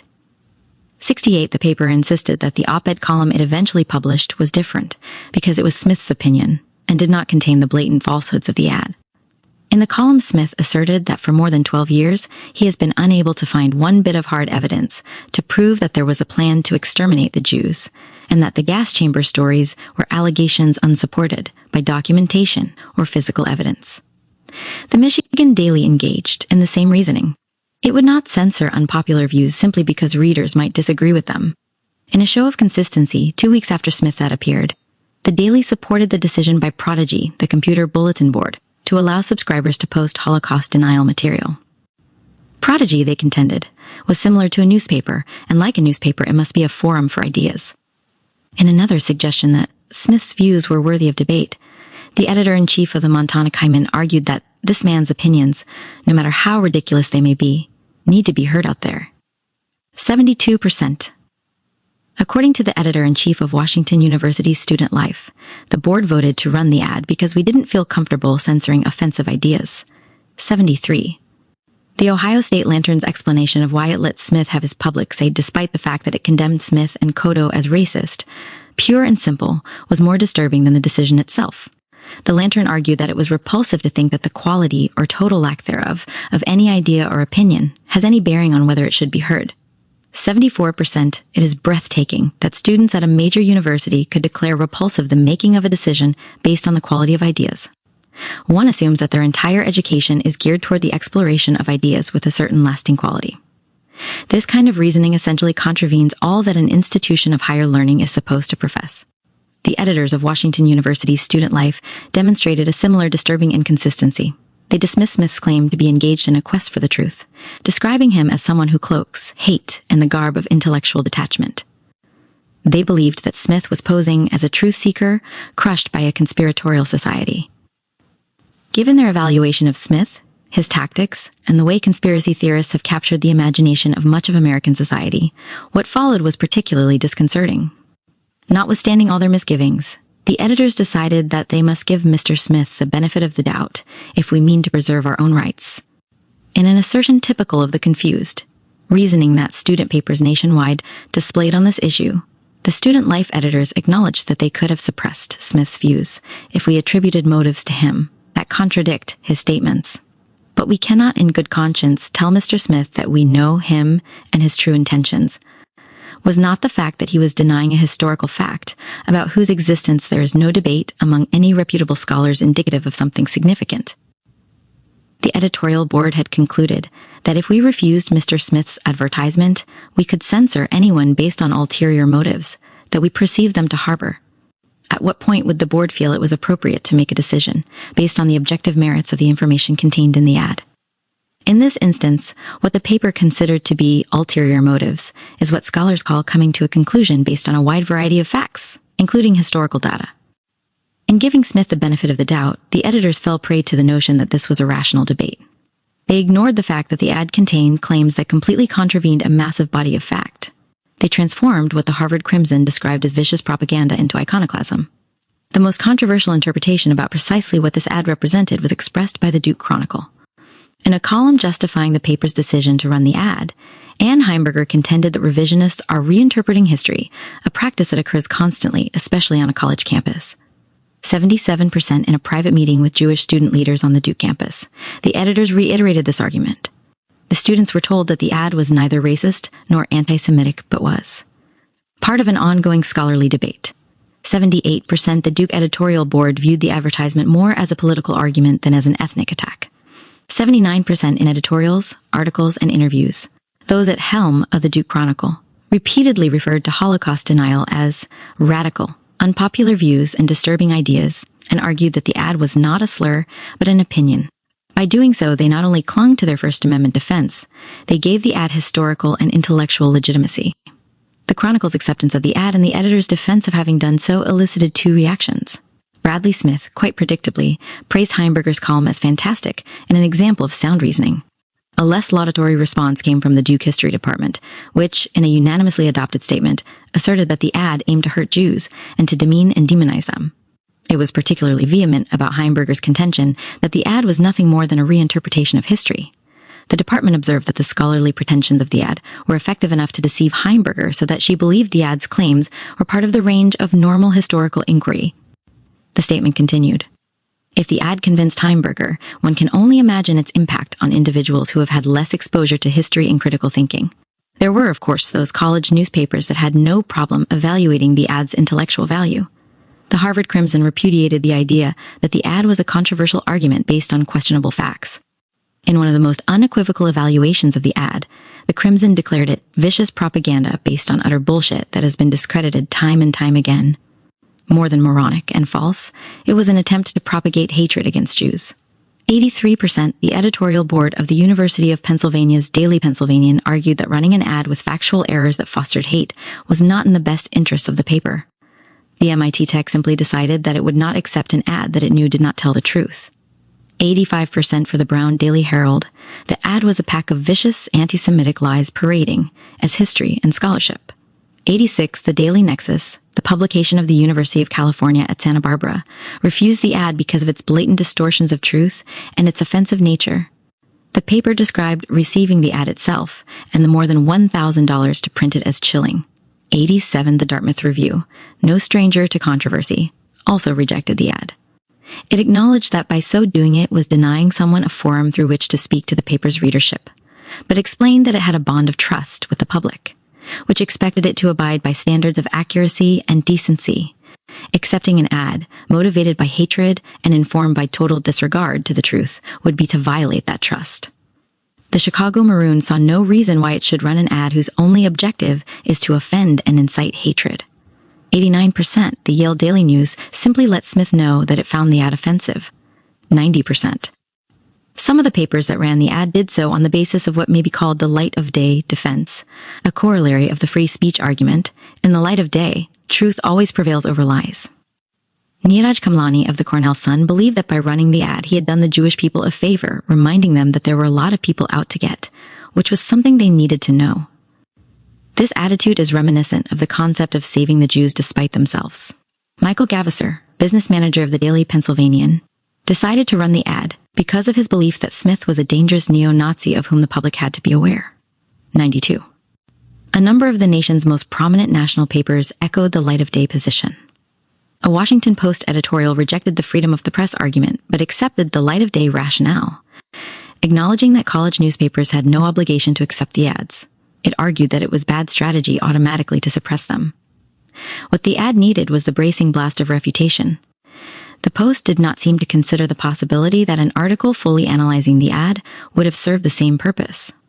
In an archetypal deniers, Move Smith cited the Post's editorial as proof that the paper believed it both ethical and permissible to debate the Holocaust story. 94%. He made the same claim about a New York Times editorial that left it up to each newspaper to decide whether to publish Smith's pseudo-scholarly and intellectually barren tract. The Rutgers Daily Targum contended that publication of the ad constituted a means of defeating Smith. The editors argued that you cannot fight the devil you cannot see. 96% exposing Smith's views through publication of his ad could thwart his objectives. The Targum correctly understood that the First Amendment did not apply. Cotto has wrapped itself so tightly. In the First Amendment, it borders on suffocation. And the claim to be engaged in historical investigation was dismissed as a sham. Nonetheless, it chose to reprint Smith's ad in full on the editorial page, surrounding it with 3 ed pieces and an editorial, all of which attacked the ad's contents. In addition, an editor's note introducing the column noted that the ad had originally been rejected by the paper's business section because of its false content and anti-Semitic nature. The editorial board argued that, despite all this, it was necessary to print the advertisement in full because, more than anything else, makes it painfully obvious that a clear and present danger exists. 98% reiterating this point in a letter to the New York Times. Targum editor Joshua Rolnick argued that publishing the ad in its entirety was the best way of mobilizing the community in opposition to its hateful ideas. 99%. The Targum's decision to print the ad as a column and surround it with dissenting opinion won it the editorial praise of the New York Times. The editors thus transformed revulsion into education. 100% nevertheless, there is reason to question that decision. First of all, it saved Smith the approximately $500 it would have cost to purvey his extremist arguments. The paper proudly proclaimed that it had not accepted any payment from him, as if the acceptance of money made them accomplices. In fact, it was Smith, Rolnick acknowledged, who had encouraged him to run it as an op-ed piece. Smith may well have recognized that, the dissenting articles notwithstanding, the full text of his ad was likely to win converts to his cause, even as it mobilized some people against him. Given the space the Daily Targum devoted to the topic, a lengthy analytical piece quoting heavily from the ad and demolishing it point by point would have served the same purpose and given Smith less of a chance to lay out his argument. Some wonder, what was the danger of allowing Smith his say, particularly when surrounded by articles that firmly and swiftly refuted him? But the Daily Targum had given Smith just what he wanted. They made him the other side of a debate. Although it may not have been evenly balanced, although more room may have been given to the articles that surrounded his, and although editorials may have condemned him, he had nonetheless been rendered a point of view. Smith seems to be acutely cognizant of the efficacy of even bad publicity. That may well be why, when a rally at Rutgers denounced Holocaust revisionism in his ad, he declared himself grateful and delighted that the rally was held. In the spring of 1992, Smith began to circulate a second ad that was essentially a reprint of an article from the Journal of Historical Review by Mark Weber. The article, entitled Jewish Soap, blamed the post-war spread of the rumor that the Nazis made Jews into soap on Simon Wiesenthal and Stephen Wise, a claim that has no relationship to reality. Echoing the first ad, it charged that historians of the Holocaust have officially abandoned the soap story in order to save what's left of the sinking Holocaust ship by throwing overboard the most obvious falsehoods. 103, the point of the second effort, Smith acknowledged, was to submit a piece that was thoroughly referenced. 104, the ad was submitted with a cover letter that claimed that the original ad had been rejected by a number of papers because it was not sourced In contrast, every significant claim in the second ad was backed up by sources. Entitled Falses in Uno, Falses in Omnibus, the Human Soap Holocaust Myth, the essay on soap was preceded by a statement citing Roman law: if a witness could not be believed in one thing, he should not be believed in anything. 106. Most universities that received the second ad, including those who had accepted the first, rejected it out of hand. When it was submitted to the Ohio State Lantern, the editor immediately refused it, observing that the only news value in this is that Bradley Smith is approaching schools again. Having been burned once, the editor seemed far more cognizant of Smith's motives. The fact that it is Holocaust Remembrance Week indicates that he's in to ruffle some feathers and stir up trouble again. 107. The arguments about the First Amendment and censorship no longer seem to apply. At the University of Texas, the deliberations about the second ad were directly linked to what had occurred with the first ad. The editor of the Daily Texan, Matthew Connolly, had wanted to run the first. 108, however, after familiarizing himself with the group behind the ad, he reversed his decision. They were not only showing a disregard for the truth, but they were doing it with malicious intent. 109, the Texas Student Publication Board, which has ultimate authority over the paper's advertising and financial affairs, supported Connolly and voted to reject the ad. After hearing Connolly's arguments, TSPB member Professor John Murphy, who initially voted in favor of running the ad, decided to oppose it. But that was not the end of the story at Texas. In April, the paper received Smith's second ad. Though the Daily Texan's editorial board was firmly against running it, they quickly discovered that the decision was not in their hands. They were told by the TSPB that they must run it. "We do not want to do this, but we're being told we must follow orders," a member of the editorial board told me sadly. This time, Professor Murphy emerged as the ad's most vociferous supporter. According to the Houston Chronicle, Murphy, joined by other faculty members on the TSPB, argued that the paper needed to publish divergent and unpopular opinion. 111, facing a situation in which it would be forced to publish something it detested, the editorial board considered leaving all the pages blank except for the ad. The ad was scheduled to run on Holocaust Memorial Day, Yom HaShoah, 1992. Students opposed to the ad discovered that the internal regulations of the TSPB prohibited the newspaper from printing opinion ads unless all persons cited in those ads had granted permission to be quoted. I was among the scholars quoted in the ad. Fortuitously, I was scheduled to visit the campus to deliver a lecture on Holocaust denial the day before the ad's scheduled publication. When I indicated my opposition to being cited in the ad, an emergency meeting of the TSPB board was called to discuss the matter. I informed the board that I had not given my permission to be quoted in the ad and was opposed to being associated with it. I pointed out that the ad specifically violated their own regulations. Despite my objections and my announcement that I would explore the possibility of legal remedies should the ad be published, the TSPB voted to run it, postponing publication for a few days so that my name could be dropped and a rebuttal prepared. 2 days later, the university's legal counsel suggested that because individuals quoted in the ad had protested me this time, other professors mentioned in the ad had joined the protest the ad should be dropped. The TSPB then voted to reject the ad, but the story did not end here. In February 1993, the TSPB compelled the paper to accept an ad promoting a video expose of the gas chambers by a Kodo member claiming to be a Jew. Based on advertisements and articles by this young man, the video apparently contains the same recycled arguments deniers have been making for years. Though the editorial board and the university president opposed the ad because it was deceptively rigged, the TSPB ran the ad. The TSPB's 3 faculty members, 2 working professionals, and 5 of its 6 students voted for the ad. During this period, students were not the deniers' only campus targets. For more than 2 years, not for the first time, deniers had tried to insinuate themselves into the scholarly arena by finding ways to place Holocaust denial on the agenda of organizations of professional historians. They sought to force these groups to treat denial as a legitimate enterprise. In the spring of 1980, all members of the Organization of American Historians received a complimentary copy of the first issue of the Journal of Historical Review. It was quickly revealed that the IHR had purchased the OA's 12,000-member mailing list. Some OA members protested the sale of the list to this neo-Nazi group. Others argued that to deny anyone the right to purchase the list would be to abridge intellectual freedom. The executive secretary of the OA proposed to resolve the issue by inviting a panel of well-qualified historians to analyze the journal and evaluate it based on the credentials of the contributors and the use of evidence. He would then transmit this evaluation to the OA executive board so it could decide how to treat the matter. Lucy Dawidowicz, a fierce critic of the OA response, wondered what those historians would evaluate, perhaps that the neo-Nazis did not have proper academic credentials or that they failed to use primary sources. 113 Carl Degler, a past president of the OA, defended the suggestion that the OO should sponsor an analysis of the journal. He argued that once historians begin to consider the motives behind historical research and writing, we endanger the whole enterprise in which the historians are engaged, following the same pattern as the student editors who described the contents of the denial ad as opinions, views, and ideas. He described the articles contained in the journal as bad historical writing. Given the journal's contents and its publisher's identity, Diegler's categorization of it as bad history was described by Dewitowicz as a travesty. 114th. A far less ambiguous position was adopted by the editors of the Journal of Modern History when the Liberty Lobby bought its subscription list and sent out anti-Semitic material. The journal's editors sent a letter of apology to its subscribers acknowledging that an anti-Semitic hate organization had obtained its mailing list.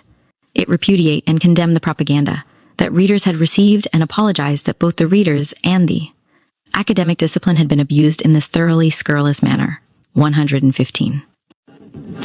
Another attempt to force professional historians to treat Holocaust denial as a legitimate enterprise began in 1990, when members of various university history departments began to receive letters soliciting support for Holocaust revisionism. That same year, the American Historical Association's annual meeting was disrupted by pickets calling for recognition of a book charging General Dwight Eisenhower with consciously causing the death of 1 million German POWs at the end of the war. The AHA issued a statement noting that 1995 marked the 50th anniversary of the defeat of Nazism and calling on scholars to initiate plans now to encourage study of the significance of the Holocaust. 116. The AHA statement referred to the Holocaust, but did not explicitly say that the Holocaust was a fact of history. According to the then president of the AHA, William Leuchtenberg, it did not want to get into the business of certifying what is and is not history. Moreover, he believed that for a group of historians to say there had been a Holocaust was tantamount to an organization of astronomers saying there is a moon. 117. The press, he believed, would simply ignore such a statement. In December 91, the AHA unanimously adopted a statement deploring the attempts to deny the fact of the Holocaust and noting that no serious historian questions that the Holocaust took place. Leuchtenberg opposed allowing deniers a table at the convention because the AHA was a professional organization, and they were not professionals. It would be the equivalent of the AMA allowing quacks to hawk miracle cures at its meetings. 118. The OOA was also a target of the deniers. In November 1991, the OA's executive committee agreed to allow its newsletter to publish a call by the IHR's Journal of Historical Review for revisionist papers. This action was taken after David Thielen, the editor of the OA's scholarly journal, the Journal of American History, refused to list articles by deniers because it was the responsibility of an academic publication to make judgments on the quality of scholarship. He felt it was harder to refuse them space in the association's newsletter because it contained both scholarly and non-scholarly information. Joyce Appleby, OA president, protested the executive committee's decision to accept the announcement in the OA newsletter. This is not a question of respecting different points of view, but rather of recognizing a group which repudiates the very values which bring us together, Appleby wrote.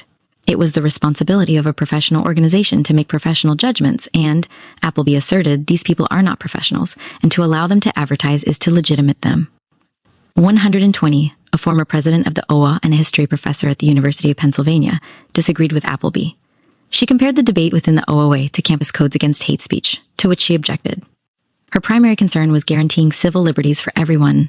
She argued that, since the OA did not have a general policy regarding advertisements it would accept or reject, it was obligated to accept everything it received.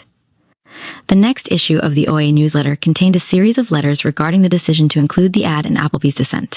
A group of prominent historians, including Thielen and Berry, wrote in support of the inclusion of denial announcements.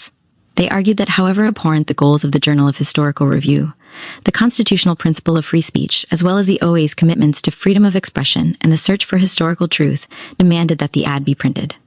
In an apparent attempt to balance their support of the ad, they suggested a variety of strategies for dealing with the future efforts by the Journal of Historical Review and other deniers to place ads in OA publications. One idea was that the OA pressure the deniers' journal to abide by international standards of scholarship, including that experts in appropriate fields evaluate articles submitted to the journal. Given the way they handle documents and data, it is clear that deniers have no interest in scholarship or reason. Most are anti-Semites and bigots. Engaging them in reasoned discussion would be the same as engaging a wizard of the Ku Klux Klan in a balanced and reasoned discussion of African Americans' place in society. But on some level, Carl Diegler was right, their motive are irrelevant. Some may truly believe the Holocaust a hoax just as hundreds of anti-Semites believe the protocols genuine. does not give the contents of their pronouncements any more validity or intellectual standing. No matter how sincerely one believes it, 2 plus 2 will never equal 5. Among the historians, other suggestions was that a truth in advertising group be created to unmask the misleading claims in denial notices and announcements, and that this group insists that their exposure be published along with the denier's claims. But such a suggestion would imply that a debate was being conducted by mainline historians and revisionists. 123. The historian's ideas, offered in the name of an attempt to resolve a situation that confounds many academics, played directly into the denier's hands. Given the response of such eminent teachers of history, it is not surprising that the Daily Northwestern University's student newspaper, writing in support of inviting Arthur Butts to debate his unorthodox view of the Holocaust, declared that even outrageous and repugnant theories sometimes deserve a forum.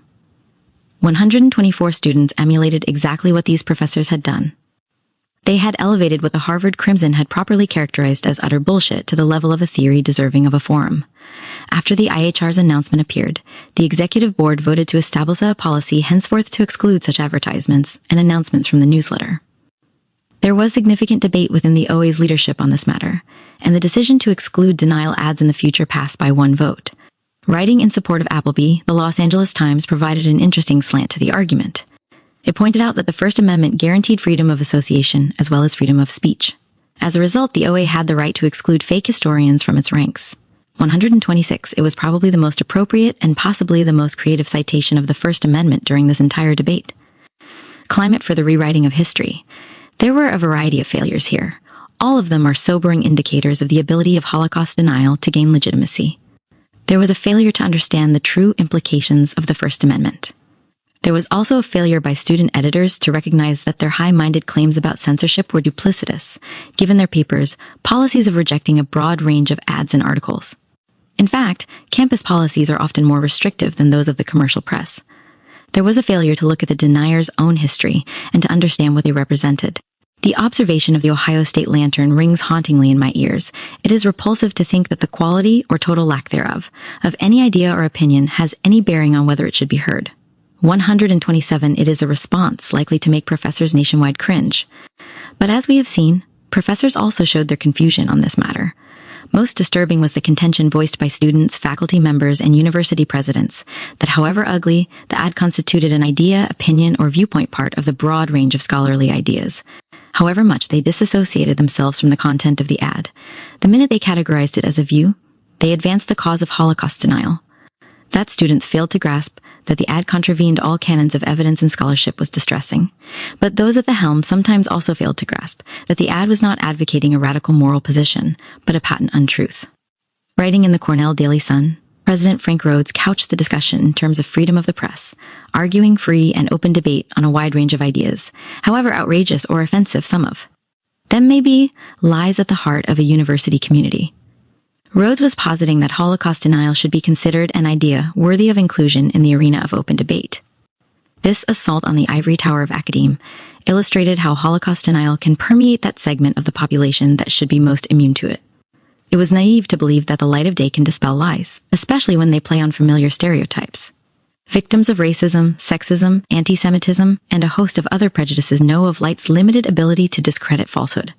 Light is barely an antidote when people are unable, as was often the case in this investigation, to differentiate between reasoned arguments and blatant falsehoods. Most sobering was the failure of many of these student leaders and opinion makers to recognize Holocaust denial for what it was. This was particularly evident among those who argued that the ad contained ideas, however odious, worth of discussion. This failure suggests that, correctly cast and properly camouflaged, Holocaust denial has a good chance of finding a foothold among coming generations. This chapter ends where it began, given the fact that even the papers that printed the ad dismissed Smith's claims in the most derogatory of terms, absurd, irrational, racist, and a commercial for hatred one, might argue that the entire affair had a positive outcome. Rarely did the ad appear without an editorial or article castigating Holocaust denial. Students were alerted to a clear and present danger that can easily take root in their midst. Courses on the Holocaust increased in number. One could argue that all this is proof that Koto's attempt to make Holocaust denial credible backfired. My assessment is far more pessimistic. It is probably the one issue about which I find myself in agreement with Bradley Smith. Many students read both the ad and the editorials condemning it. Some, including those who read neither but knew of the issue, may have walked away from the controversy convinced that there are two sides to this debate. The revisionists and the establishment historians, they may know that there is tremendous controversy about the former. They may not be convinced that the two sides have of equal validity. They may even know that the deniers keep questionable company, but nonetheless, they assume there's an other side. That is the most frightening aspect of this entire matter. Chapter 11, Watching on the Rhine, the Future Course of Holocaust Denial. Although the instances of outright denial explored in this book are a cause for concern, the deniers may have an impact on truth and memory in another, less tangible, but potentially more insidious way. Extremists of any kind pull the center of a debate to a more radical position. They can create, and in the case of the Holocaust, have already created a situation whereby added latitude may be given to ideas that would once have been summarily dismissed as historically fallacious. The recent historians debate in Germany in which conservative German historians attempted to restructure German history offers evidence of this phenomenon. Though these historians are not deniers, they help to create a gray area where their highly questionable interpretations of history became enmeshed with the pseudo-history of the deniers, and they do indeed share some of the same objectives. Intent on rewriting the annals of Germany's recent past, both groups wish to lift the burden of guilt they claim has been imposed on Germans. Both believe that the Allies should bear a greater share of responsibility for the wrongs committed during the war. Both argue that the Holocaust has been unjustifiably singled out as a unique atrocity. This debate was foreshadowed in the late 1970s by the publication of Helmut Diewald's History of the Germans. Diewald, a prominent German historian, believed that since 1945 Germany's past had been devalued, destroyed, and taken away from the German people. He sought to rectify this by demonstrating how Germans themselves had been victimized. His book devoted significant space to the expulsion of the German population from Eastern Europe at the end of World War II, but only 2 pages to Nazi crimes against humanity, including the Holocaust. Although Diewald's book was vigorously criticized by German historians of all political persuasions, one called it confused and stupid. It was a harbinger of things to come. Germany's intensive rewriting of its past from a political, historical perspective continued in earnest in the mid-1980s, when Chancellor Kohl, initiating what would become the Bitburg debacle, invited President Reagan to participate in a wreath-laying ceremony at a German military cemetery in a spirit of reconciliation. Reagan agreed and, with a remark that can be described as thoughtless at best, informed the press that he would not go to a concentration camp because the Germans have a guilt feeling that's been imposed on them. And I just think it's unnecessary. In many ways, Reagan was an innocent pawn in a debate whose nuances he may not fully have grasped. Kohl's invitation to the American president, issued in the wake of Germany's exclusion from the 40th anniversary commemoration of the Allied landing at Normandy, was designed to blur Germany's historical image as the aggressor. Conservative politicians and journalists had already begun to urge Germans, in the words of Bavarian Minister President Franz Josef Strauss, to get off their knees and once again learn to walk tall. 4. Kohl, Strauss, and other politicians on the right were joined in this struggle by a group of historians. In 1986, Andreas Hillgruber, an internationally respected specialist in German diplomatic, military, and political history, published 2 kinds of downfall, the shattering of the German Reich and the end of European Jewry. It consisted of 2 essays, one on the post-war Soviet expulsion of Germans from Eastern Europe, and the other on the genocide of the Jews. According to Hillgruber, these 2 catastrophes belonged together. He argued that the Allies, who had long intended to cripple Germany so that it could never again subjugate Europe, emasculated Germany by usurping its territories for Poland and installing the Russian army as an occupying force. By claiming that they emanated from the same policies of population transfer and extermination, Hillgruber essentially equated Allied treatment of Germany and the Nazi genocide. He responded to historians who had criticized the Wehrmacht's decisions to continue fighting the Soviets well after their colleagues in Berlin had attempted to end the war by assassinating Hitler. This, Hillgruber asserted, was an honorable decision, even though it greatly prolonged the horrors of the death camps. It was basically an act of self-defense, preventing the Russian forces from laying waste Germany and its people. Other historians in this struggle would take a far more extreme stand than Hillgruber, but his insistence that the reader see the latter stages of the war from the perspective of the German soldier and his grouping together of these 2 different downfalls opened the door to much of the apologia and distortion that followed. The conservative historian Michael Sturmer, Chancellor Kohl's historical advisor, believed that the Germans' obsession with their guilt had deleteriously affected their national pride, contending that too much emphasis had been placed on the Third Reich. Starmer, who advised Kohl on the Bitburg affair, called for a rewriting of history that would help Germans develop a greater sense of nationalism. The most prominent member of this effort was Ernst Nolte, the German historian renowned for his study of fascism. Along with Hillgruber and other conservative historians, he compared the Holocaust to a variety of 20th century outrages, including the Armenian massacres that began in 1915, Stalin's gulags, U.S. policies in Vietnam, the Soviet occupation of Afghanistan, and the Pol Pot atrocities in the former Kampuchea. According to them, the Holocaust was simply one among many evils. Therefore, it was historically and morally incorrect to single out the Germans for doing precisely what had been done by an array of other nations. Joachim Fest, the editor-in-chief of the prestigious Germany daily the Frankfurter Allgemeine Zeitung, published a detailed defense of Nolte, illustrated with a photo of a mound of skulls of Pol Pot's victims. As Oxford historian Peter Polzer observed, the message was clear. Germans may have sinned, but they did so in good company. Fest had already engaged in his own form of revisionism when he directed a documentary film, Hitler, A Career. Intended to show the fascination that Hitler had aroused among most Germans, the film relied on clips from Nazi propaganda films, synchronizing them with such stereo sound effects as clicking boot heels and exploding bombs. The commentator argued from Hitler's perspective. Nazi suppression of human rights, oppression, and war crimes were ignored. The film presents Nazi-produced propaganda as an authentic documentation of the period, showing Hitler as he wanted to be seen. The historians' attempt to create such immoral equivalencies ignored the dramatic differences between these events and the Holocaust. The brutal Armenian tragedy, which the perpetrators still refused to acknowledge adequately, was conducted within the context of a ruthless Turkish policy of expulsion and resettlement. It was terrible and caused horrendous suffering, but it was not part of a process of total annihilation of an entire people. The Khmer Rouge's massacre of 1 million of their fellow Cambodians, to which the Western world turned a blind eye, was carried out, as Richard Evans observes, as a means of subduing and eliminating those whom Pol Pot imagined had collaborated with the Americans during the previous hostilities. The ruthless policy was conducted as part of a brutalizing war that had destroyed much of Cambodia's moral, social, and physical infrastructure. This is not intended in any way as a justification of what happened in Cambodia. The Khmer Rouge's treatment of their countrymen was barbaric. But what they did was quite different from the Nazis' annihilation of the Jews, which was a gratuitous act carried out by a prosperous, advanced, industrial nation at the height of its power. 14. These historians also seem intent on obscuring the crucial contrast between Stalinism and Nazism. Whereas Stalin's terror was arbitrary, Hitler's was targeted at a particular group. As the German historian Eberhard Jackel observed in an attack on Nolte and his compatriots, never before in history was a particular human group, its men, women, children, old, young, healthy, and infirm singled out to be killed as rapidly as possible, using every possible means of state power to do so.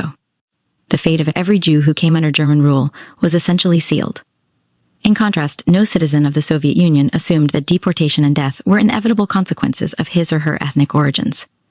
17 people in the USSR did not know who might be next on Stalin's list. This uncertainty terrorized them. By contrast, during the Nazi assault on the Jews, every single one of millions of targeted Jews was to be murdered. Eradication was to be total. 18. The Nazis did not borrow these methods from the Soviets. They were sui generis, and the refusal of these historians to acknowledge that fact reflects the same triumph of ideology over truth that we have seen throughout this study. This is not a matter of comparative pain or competitive suffering. It is misguided to attempt to gauge which group endured more. For the victims in all these tragedies, the oppressors' motives were and remain irrelevant. Nor is this a matter of a headcount of victims or a question of whose loss was larger. In fact, Stalin killed more people than did the Nazis, but that is not the issue. The equivalences offered by these historians are not analogous to the Holocaust. To attempt to say that all are the same is to engage in historical distortion. To suggest that the disastrous U.S. policies in Vietnam or the former Soviet Union's illegal occupation of Afghanistan were the equivalent of genocide barely demands a response.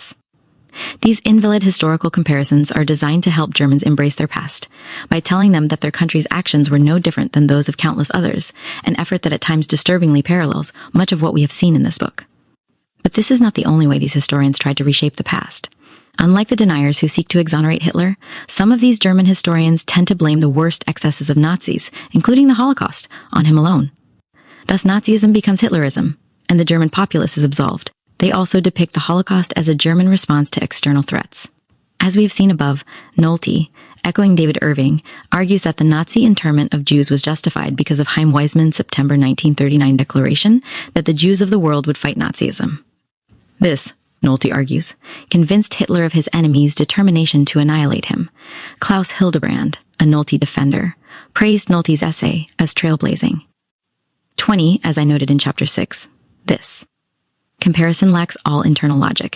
First of all, Weizmann had no army, government, or allies with which to wage this war.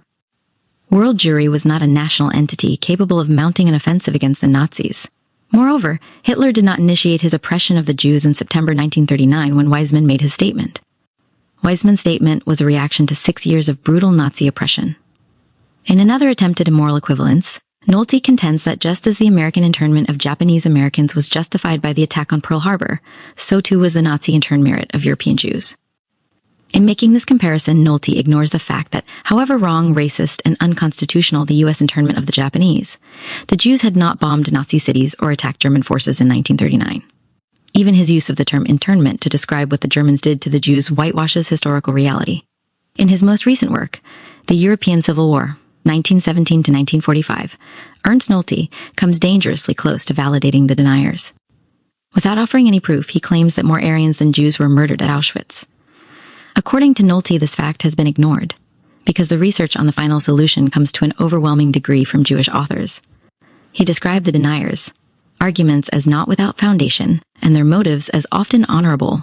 The fact that among the core deniers were non-Germans and some former inmates of concentration camps was evidence, according to Nolte, of their honorable intentions.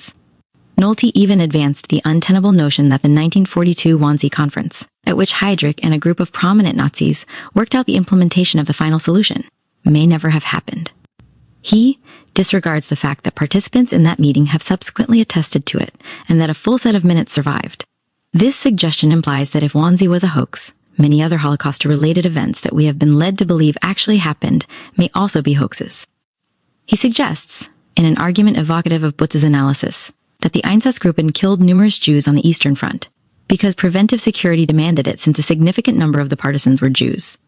While he acknowledges that the action may have been carried to an extreme, it remains essentially justified. Another of his unsubstantiated charges was that the documentary film Shoah demonstrates that the SS units in the death camps were victims in their way too. 22. Coming from a denier, these arguments would have been utterly predictable. Coming from Nolte, they are especially disturbing and revealing.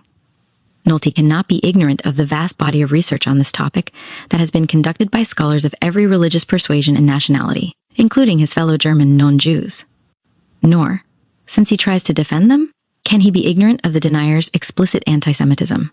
In his writings, he has too often referred to the reality of the final solution to be accused of espousing Holocaust denial. Yet his recent writings make him so palatable to the deniers that the IHR is seriously attempting to convince Nolte to participate in its meetings and address its conventions. Whether he will do so is not known. This attempt to resurrect German history was intensely criticized both within Germany and abroad. The historians' debate harmed the reputations of the scholars most prominently involved in it, and even the president of Germany eventually spoke out against this trend. Why, then, should it be a matter of concern? Despite widespread criticism, the debate gave the German media and general public the imprimatur to conduct the kind of discussion about contemporary Germany's relationship to its past that would never have been heard before. Calls for a sanitized version of German history appeared in Germany's most prominent newspapers. Those involved in the current anti-foreigner campaign in Germany find this perspective on history particularly inviting. If Germany was also a victim of a downfall, and if the Holocaust was no different from a melange of other tragedies, Germany's moral obligation to welcome all who seek refuge within its borders is lessened.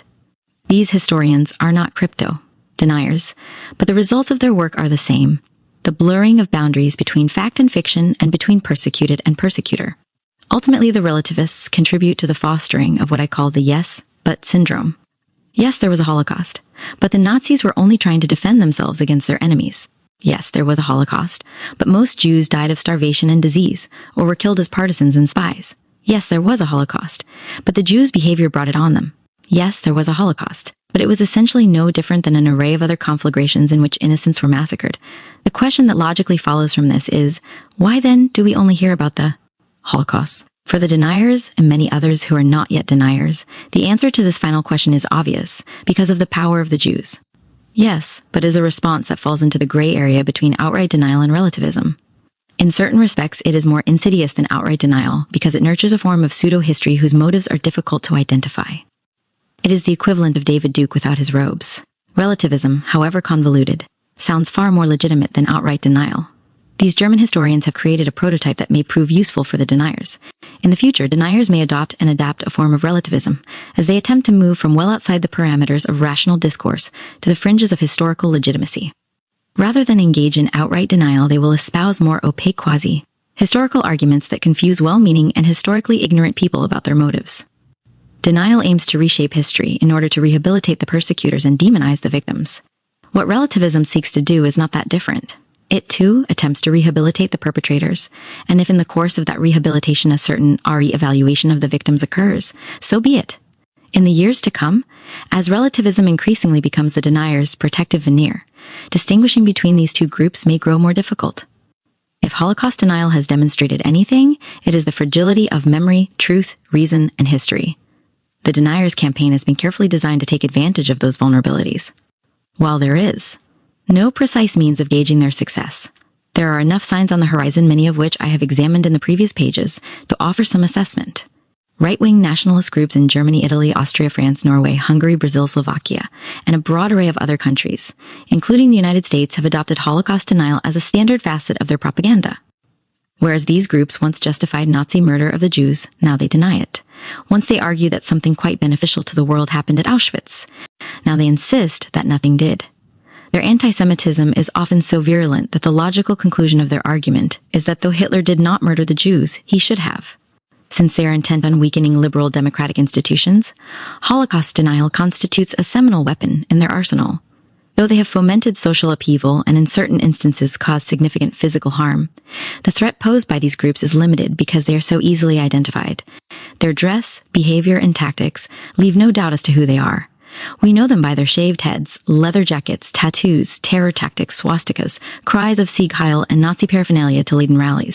They are as identifiable as a group of Ku Klux Klan members fully bedecked in white-cheated regalia, chanting racist slogans and carrying a fiery cross through a black neighborhood. They cause havoc and strike justifiable fear into the hearts of their potential victims. But their outward demeanor is like a flashing yellow light warning the innocent passerby of the danger.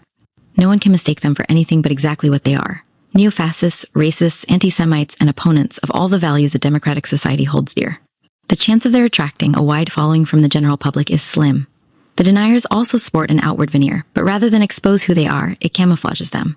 The stripping away of the denier's cloak of respectability, which was one of the main objectives of this book, reveals that at their core, they are no different from these neo-fascist groups. They hate the same things: Jews, racial minorities, and democracy, and have the same objectives: the destruction of truth and memory. But the deniers have adopted the demeanor of the rationalist and increasingly avoided the easily identifiable one of the extremist. They attempt to project the appearance of being committed to the very values that they in truth adamantly oppose: reason, critical rules of evidence, and historical distinction. It is this that makes Holocaust denial such a threat. The average person who is uninformed will find it difficult to discern their true objectives. The deniers will, to be sure, cultivate this external guise of a reasoned approach all the more forcefully in years to come. They will refine this image in an attempt to confuse the public about who they really are. Any public contact with white power and radical right-wing groups will be curtailed. People without identifiable racist or extremist pasts will be drafted for leadership positions. The Willis Cartos, who have spoken of the need to prevent the nigrification of America, will increasingly recede into the background as their public roles are diminished. Young men and possibly even women with pseudo-training in history will be sought out to become the symbolic vanguard of the movement. Overt expressions of anti-Semitism will be restrained, so that those who fail to understand that Holocaust denial is nothing but anti-Semitism may be fooled into thinking it is not. We have already seen frightening manifestations of the success of this approach on the various campuses, where students, faculty, and administrators declared Bradley Smith's ad not to be anti-Semitic. If Smith succeeded so easily on campus, imagine the success he might have among groups who are even less accomplished at critical reasoning. This tactic has been particularly successful in Australia and New Zealand, where, under the guise of defending free speech, the Leagues for Rights, which in essence are nothing but Holocaust denial organizations, have successfully attracted individuals who would normally have eschewed anti-Semitic activities. This strategy is behind some deniers' calls for a change in the IHR's methodology. They argue that it should place less emphasis on the Holocaust and instead make it only one among the many hoaxes they address. This call does not stem from a genuine broadening of their interests or a lessening of their obsession with Jews. It is rooted in their desire to achieve some academic legitimacy. As long as they appear to be consumed with this single issue, that respectability and acceptance will elude them. What they project as a widening of their interests is merely a tactic designed to gain access to the mainstream. A strategic change will also mark the activities of the racist, neo-Nazi, ultranationalist groups. So easily identifiable by their outer trappings, they will adopt the denier's tactics, cast off the external attributes that mark them as extremists, and eschew whatever pigeonholes them as neo-fascists. They will cloak themselves and their arguments in a veneer of reason and in arguments that sound rational to the American people. The physical terror they perpetrate may cease, but the number of people beguiled by their arguments will grow. They will begin to espouse a form of denial that hovers between the relativism of the German historians, debate, and the outright lies seen so often in these pages, a metamorphosis that will make it easier for them to attract new adherents. This pseudo-respectability will render them more appealing to a younger, economically disenfranchised segment of the lower middle class, who see themselves living on the brink of failure in the midst of a prosperous society whose benefits are not available to them. This is as true for the United States as it is for Germany, France, and Austria. The establishment of Holocaust museums may play an important role in this effort. These institutions and all who teach about the Holocaust must be scrupulously careful about the information they impart so as not inadvertently to provide the deniers with room to maneuver. They must also be careful about invoking the Holocaust as a means of justifying certain policies and actions. This is particularly true for the Jewish community. The purveyors of popular culture television and radio talk show, hosts prominent among them, must understand that by giving denial a forum, they become pawns in a dangerous war. As individuals who help shape public opinion, they must recognize that this struggle is not about ignorance, but about hate. There are those who believe that the courtroom is the place to fight the deniers. This is where Austria, Germany, France, and Canada have mounted their efforts. The legislation that has been adopted takes different forms. Some bills criminalize incitement to hatred, discrimination, or violence on racial, ethnic, or religious grounds. Others ban the dissemination of views based on racial superiority for one sector of the population and expression of contempt toward a group implying its racial inferiority. The problem with such legal maneuvers is that they are often difficult to sustain or carry through. In August 1992, the Canadian Supreme Court threw out Zundel's conviction when they ruled that the prohibition against spreading false news likely to harm a recognizable group was too vague and possibly restricted legitimate forms of speech. An even greater difficulty arises when the court is asked to render a decision not on a point of law, as happened in the Mermelstein case, but on a point of history, as happened in the Zundel trial, in which the judge took historical notice of the Holocaust. It transforms the legal arena into a historical forum, something the courtroom was never designed to be. When historical disputes become lawsuits, the outcome is unpredictable. The main shortcoming of legal restraints is that they transform the deniers into martyrs on the altar of freedom of speech. This, to some measure, has happened to Forresson, who in March 1990, was convicted of proclaiming the Holocaust a lie of history. The same court that found him guilty denounced the law under which he was tried and convicted. The free speech controversy can obscure the denier's anti-Semitism and turn the hate-monger into a victim. A recent National Public Radio report on controlling neo-fascist activities in Europe took exactly this approach toward Forresson's conviction. Rather than dwell on what he has said and done, it focused on his loss of freedom of speech. When the publisher of the Austrian magazine Halt was convicted of neo-Nazi activities for his Holocaust denial statements, Spotlight published the news under a headline that read, "No Free Speech 31, a disturbing reversal of the free speech argument, has recently been used by deniers to penalize those who oppose them." In 1984, David Mack Calden, the former director of the IHR, contracted to rent exhibit space at the California Library Association's annual conference. The subject of his exhibit was the Holocaust hoax. The Simon Wiesenthal Center and the American Jewish Committee protested to both city and association officials. The Wiesenthal Center rented a room near MC Calden's exhibit space to set up its own exhibit, and the AJC threatened to conduct demonstrations outside the hotel in which the meeting was to be held. When the association canceled MC Calden's contract, he sued the Wiesenthal Center and the AJC, arguing that they had conspired to deprive him of his constitutional rights to free speech. Though the court dismissed his complaint, the U.S. Circuit Court of Appeals reversed that decision in 1992. The case constitutes the first time that the First Amendment has been used to attempt to still the voices of those who oppose Nazi bigotry. Another legal maneuver has been adopted by a growing number of countries. They have barred entry rights to known deniers. David Irving, for example, has been barred from Germany, Austria, Italy, and Canada. Australia is apparently also considering barring him. Others have argued that the best tactic is just to ignore the deniers because what they crave is publicity, and attacks on them provide it. I have encountered this view repeatedly while writing this book. I have been asked if I am giving them what they want and enhancing their credibility by deigning to respond to them, deny them what they so desperately desire and need, and, critics claim, they will wither on the vine. It is true that publicity is what the deniers need to survive, hence their media, sensitive tactics such as ads in college papers, challenges to debate exterminationists, pseudoscientific reports, and truth tours of death campsites. I once was an ardent advocate of ignoring them. In fact, When I first began this book, I was beset by the fear that I would inadvertently enhance their credibility by responding to their fantasies. But having immersed myself in their activities for too long a time, I am now convinced that ignoring them is no longer an option. The time to hope that of their own, a chord they will blow away like the dust is gone. Too many of my students have come to me and asked, how do we know there really were gas chambers? Was the diary of Anne Frank a hoax? Are there actual documents attesting to a Nazi plan to annihilate the Jews? Some of these students are aware that their questions have been informed by deniers. Others are not. They just know that they have heard these charges and are troubled by them. Not ignoring the deniers does not mean engaging them in discussion or debate. In fact, it means not doing that. We cannot debate them for two reasons, one strategic and the other tactical. As we have repeatedly seen, the deniers long to be considered the other side. Engaging them in discussion makes them exactly that. Second, they are contemptuous of the very tools that shape any honest debate, truth, and reason. Debating them would be like trying to nail a glob of jelly to the wall. Though we cannot directly engage them, there is something we can do. Those who care not just about Jewish history or the history of the Holocaust, but about truth in all its forms, must function as canaries in the mine once did, to guard against the spread of noxious fumes. We must vigilantly stand watch against an increasingly nimble enemy. But unlike the canary, we must not sit silently by waiting to expire so that others will be warned of the danger.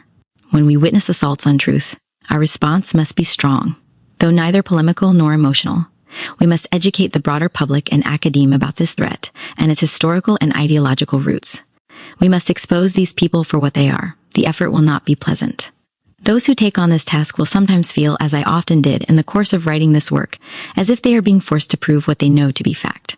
Those of us who make scholarship our vocation and avocation dream of spending our time charting new paths, opening new vistas, and offering new perspectives on some aspect of the truth. We seek to discover, not to defend. We did not train in our respective fields in order to stand like watchmen and women on the Rhine, yet this is what we must do. We do so in order to expose falsehood and hate. We will remain ever vigilant so that the most precious tools of our trade and our society, truth and reason, can prevail. The still, small voices of millions cry out to us from the ground demanding that we do no less. Appendix Twisting the Truth, Zyklon B, The Gas Chambers, and The Diary of Anne Frank. Some may find that I've already accorded anti-Semitic slander parading as a scientific theory far too much space, that I've taken people like Butz, Forsen, Luster, and their associates too seriously. Nonetheless, after a number of years of working in this field, I am aware of how these pseudo-scientific attacks on history obfuscate and obscure the truth. Most people do not believe the deniers' claims, but are at a loss as to how to address their charges. Some, fearful that the deniers' findings have a measure of legitimacy, respond by seeking alternative explanations. Consequently, I devote this section to 3 of the charges most frequently made by Holocaust deniers, citing a variety of documentary and technical proofs that demolish any semblance of credibility they might be accorded. I do so with some reluctance, lest it appear that I believe that serious consideration must be given these people's claims. I do, however, believe that even a cursory perusal of the relevant sections of these documents will demonstrate the deceitful quality of the deniers' claims. I hope it will also demonstrate, as much of this book is intended to do, that it is Goebbels' theory of the big lie that the deniers are emulating. Zyklon B, a fire-breathing dragon. Deniers, led by Farrason, argue that Zyklon B was totally inappropriate for use as a homicidal agent. As proof, they cite a document prepared for the war crimes trials summarizing the manufacturer's instructions for the safe use of Zyklon B as a fumigant. The guidelines stipulated that a room in which prussic acid had been used to destroy vermin had to be ventilated for 20 hours before re-entry. Deniers argue that this demolishes all the testimonies on the use of Zyklon B to kill human beings, asking how bodies could have been removed from the gas chambers shortly after execution if the room could not be safely entered for 20 hours. Not surprisingly, the deniers ignored significant and well-known facts that demonstrate the fallacy of their claims. The instructions cited were for use in a room or a private home, not gas, tight areas, such as those in the death camps full of furniture, household goods, bedding, carpeting, and the like. They stipulated how windows were to be sealed, keyholes taped, and chimneys covered. After fumigation, gas would be trapped in all sorts of nooks and crannies. Consequently, mattresses, pillows, upholstered furniture, and similar items had to be shaken or beaten for at least an hour in the open air. The homicidal gas chambers were of an entirely different nature. They were empty of any items except a small number of phony shower heads and dead bodies. The floors and ceilings were made of bare concrete. A powerful ventilation system especially designed for the gas chambers had been installed. In this open and unencumbered setting, it served as an extremely efficient means of extracting the gas. Each of the crematoria was equipped with such a system, something the normal home or business area would never have. Moreover, according to both former prisoners and SS personnel, the Sonderkommandos, the inmates who carried out the bodies, wore gas masks. This argument about the extreme toxicity of Zyklon B is designed to foster the conclusion that the gas posed too great a danger to SS personnel to be safely used. However, Forison and Luchter also assert that it was used in the delousing chambers on clothes. Luchter found traces of cyanide in rooms that Auschwitz officials described as killing chambers, but that deniers claim were morgues. In an attempt to explain why residues of the gas would have been found in a room that supposedly served as a morgue, Forison and Luchter explained that the morgues were disinfected with Zyklon B, hence the residue. Plus, this thesis is illogical. Disinfection is carried out with a bactericide, not an insecticide, particularly one so powerful as Zyklon B. Moreover, there is an internal contradiction in the denier's own argument. They have asserted that Zyklon B could be safely used under only the strictest of conditions and that 20 hours had to elapse before a facility in which it had been used could be entered. Yet they would have us believe that in order to clean a morgue, something that needed to be done on a regular basis, the SS would, instead of employing something as common and effective as bleach, choose this highly toxic substance that needed, according to the denier's own calculations, stringent arrangements for safe use. Pressack observed that Forison presented prussic acid as dragon-breathing fire, scarcely to be approached and with clawed feet clinging strongly to the ground even when dead. The apocalyptic picture bore little relationship to actual practice. If hydrogen cyanide were as Forison would have us believe it was, the staff of Dijesh, the German company that produced it, would long have been unemployed. 6. The gas chambers. One proof, just one proof. Deniers, led by Forison, repeatedly call for one single proof of the existence of homicidal gas chambers. They dismiss the reliability of all human testimony, whether it came from the SS, surviving inmates, or Sonderkommando members. They do so despite the fact that regarding the general details of gassings, the testimony of all the parties tends to corroborate each other. Pressack's monumental study of the gas chambers is, in essence, a response to this demand for documentary proof. Pressack's sensitivity to Forison's demand for documents may be rooted in the fact that he almost was lured into denial, and it was his own archival investigation which proved to him that Forison was consciously ignoring unequivocal evidence of homicidal gas chambers. On a trip to Auschwitz shortly after he met Forison, he was shown a series of documents that constituted far more than the one single proof upon which deniers insisted. On subsequent visits, he discovered additional documents, some of which were previously unpublished. Since the publication of his book in 1989, he has spent time in former Soviet archives and has uncovered additional documents that demonstrate the absolute falsehood of the denier's claims that there is no material or documentary proof of gas chambers. The next few pages contain a brief summary of Pressack's extensive findings. Those who have found the denier's claims about gas chambers the least bit troubling should have their doubts set aside. Those who have never been persuaded in the least by this assault on the truth will find the documents overwhelming proof of the degree to which the deniers distort history and lie about the evidence. These documents include work orders, supply requisitions, timesheets, engineering instructions, invoices, and completion reports. All clearly indicate that the gas chambers were to be used for nothing but homicidal gassings. The company contracted to design and install the execution chambers was Toppy F. and Sons. Much of the documentation comes from reports they, their subcontractors, and civilian employees submitted to the SS. They generally made it appear as if they were building morgues, but they slipped up often enough to provide us with detailed documentation of the construction and installation of homicidal killing units. An inventory of equipment installed in Crematorium 3 called for the installation of 1 gas door and 14 showers. These two items were absolutely incompatible one with the other. A gas-tight door could only be used for a gas chamber. Why would a room that functioned as a shower room need a gas-tight door 9? Pressack, not content with this simple proof that this was not a shower room, calculated the area covered by a single shower head. He used the genuine shower installations in the reception building as a guideline. On the basis of this calculation, Crematorium 3, which had a floor space of 210 square meters, should have had at least 115 shower heads, not 14. On the inventory drawings, the water pipes are not connected to the showers themselves. Were these genuine showers, the water pipes would have been connected. In certain gas chambers, the wooden bases to which the shower heads were attached are still visible in the ruins of the building. A functioning shower head would not have been connected to a wooden base. In a letter of January 29, 1943, SS Captain Bischoff, head of the Auschwitz-Waffen-SS and Police Central Construction Management, wrote to an SS Major General in Berlin regarding the progress of work on Crematorium 2. In his letter, he referred to Vergesungskeller, Butz and Forson tried to reinterpret the term Vegasong. Butz's explanation was that it meant gas generation. Forson argued that it meant carburation, and that Vergasungskeller designated the room in the basement where the gaseous mixture to fuel the crematorium furnace was prepared. There are fundamental problems with this explanation. Not only is there a significant amount of documentation which refers to gassing, but more importantly, the gas chambers were coke-fired and did not use gas generation.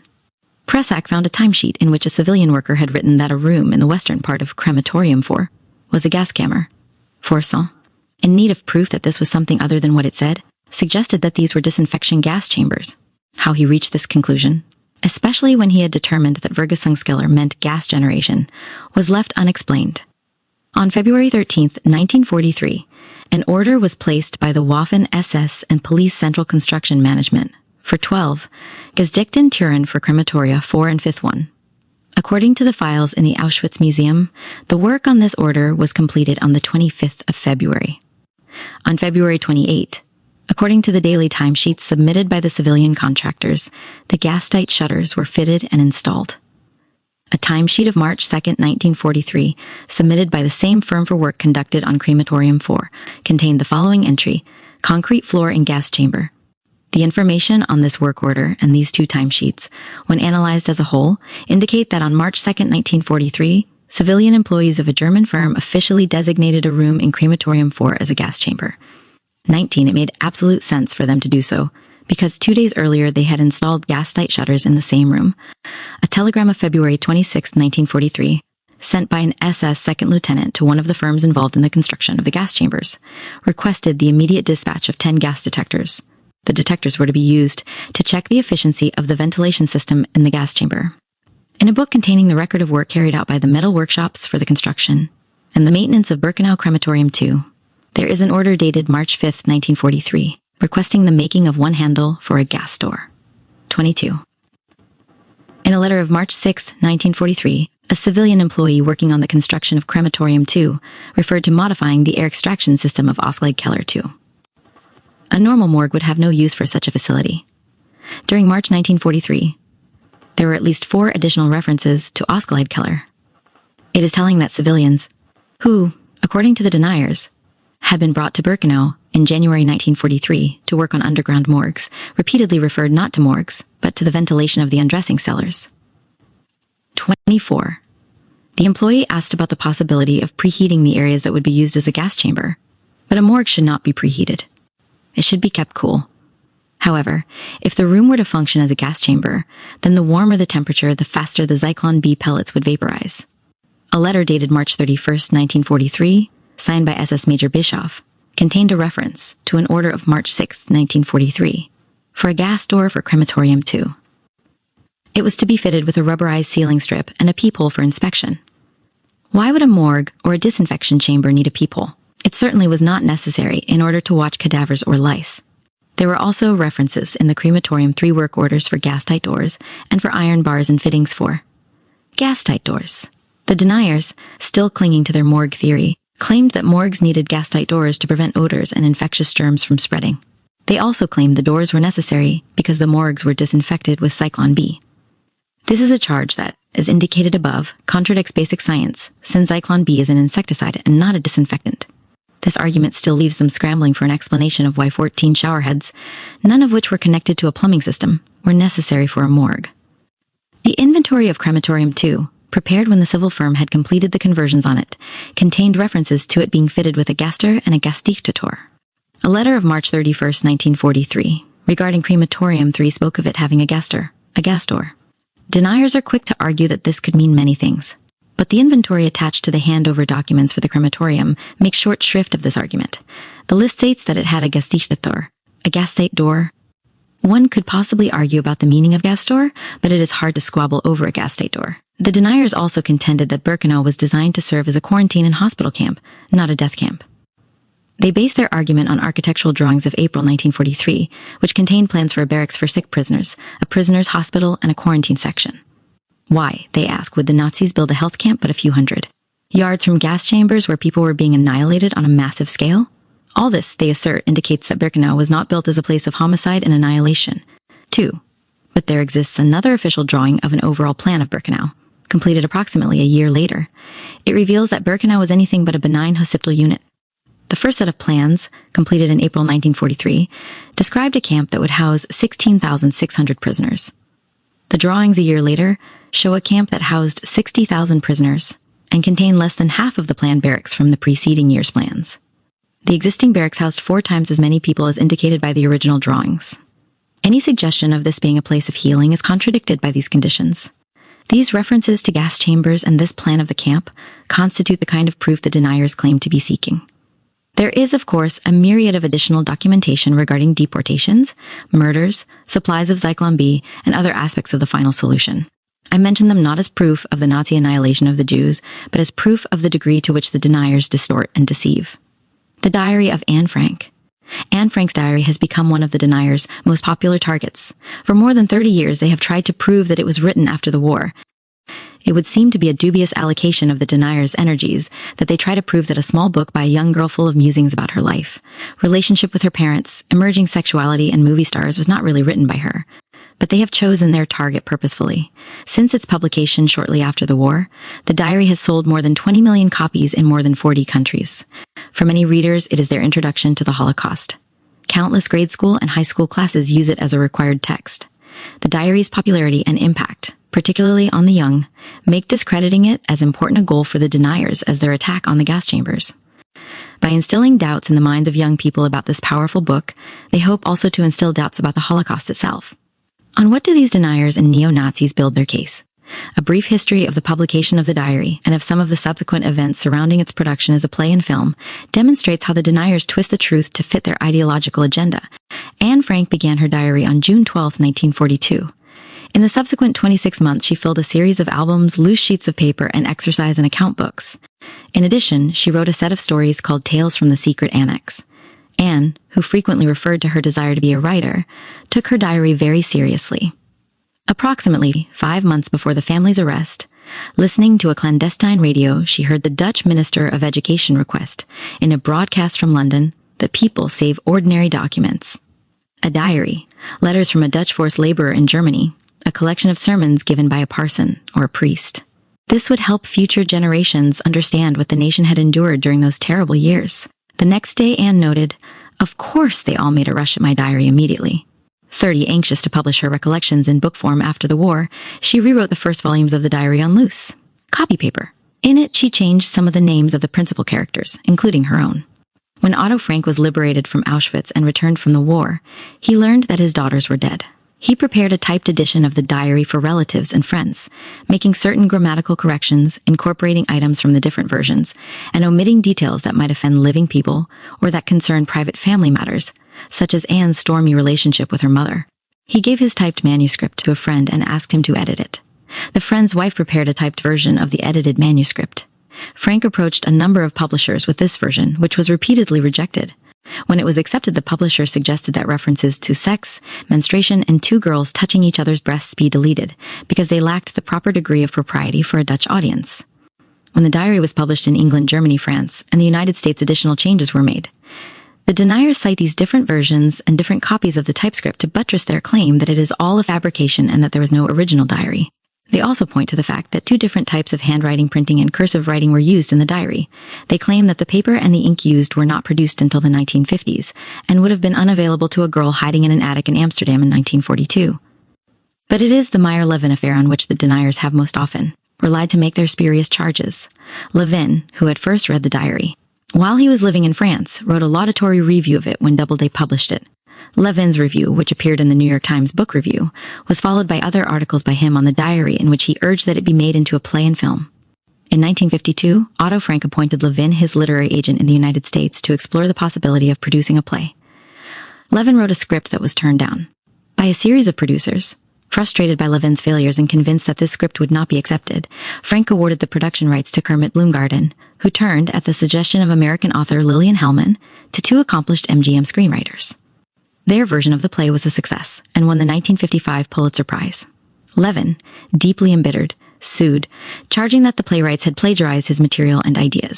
In January 1958, a jury ruled that Levin should be awarded $50,000 in damages. However, the New York State Supreme Court set aside the jury's verdict, explaining that since Levin and the MGM playwrights had both relied on the same original source, Anne's diary, there were bound to be similarities between the two. Since it appeared that another lawsuit would be filed, the court refused to lift the freeze that Levin had placed on the royalties. After 2 years of an impasse, Frank and Levin reached an out-of-court settlement. Frank agreed to pay $15,000 to Levin, who dropped all his claims to royalties and rights to the dramatization of the play. Levin remained obsessed by his desire to dramatize the diary. In 1966, he attempted to stage a production in Israel, though he did not have the right to do so, and Frank's lawyers insisted that it be terminated. It is against this background that the deniers built their assault on the diary. The first documented attack appeared in Sweden in 1957. A Danish literary critic claimed that the diary had actually been produced by Levin, citing as one of his proofs that names such as Peter and Anne were not Jewish names. His charges were repeated in Norway, Austria, and West Germany. In 1958, a German high school teacher, who had been a member of the SA and a Hitler youth leader, charged that Anne Frank's diary was a forgery that had earned millions for the profiteers from Germany's defeat. 37, his allegations were reiterated by the chairman of a right-wing German political party. Otto Frank and the diary's publishers sued them for libel, slander, defamation of the memory of a dead person, and anti-Semitic utterances. The case was settled out of court when the defendants declared that they were convinced the diary was not a forgery and apologized for unverified statements they had made. In 1967, American Mercury published an article by Teresa Hendry, entitled Was Anne Frank's Diary a Hoax?, in which she suggested that the diary might be the work of Meyer Levin, and that if it was, a massive fraud had been perpetrated. In a fashion that will by now have become familiar to readers of this book, Hendry's allegations were repeated by other deniers as established fact. This is their typical pattern of cross-fertilization as they create a merry-go-round of allegations. And did 6 million really die? The truth at last, Harwood repeated these charges, unequivocally declaring the diary to be a hoax. 40% in one short paragraph in his book, Arthur Butts likewise stated that he had looked it over and determined that the diary was a hoax. In his 1975 attack on the diary, David Irving relied on the familiar charge that an American court had proved that a New York scriptwriter had written it in collaboration with the girl's father. In 1978, Ditley Felderer, publisher of the sexually explicit cartoons of Holocaust survivors, produced a book devoted to certifying the diary as a hoax. He repeated the Levin charge, but then went on to label Anne a sex fiend and the book the first child porno. 42. In 1975, Heinz Roth, a West German publisher of neo-Nazi brochures, began to circulate pamphlets calling the diary a forgery actually written by a New York playwright. He cited Irving's and Harwood's findings as proof of his charges. When asked to desist by Otto Frank, he refused, claiming in the familiar defense used by deniers that he was only interested in pure historical truth. At this point, Frank took him to court in West Germany. Roth defended himself by citing statements by Harwood and Butts declaring the diary to be fraudulent.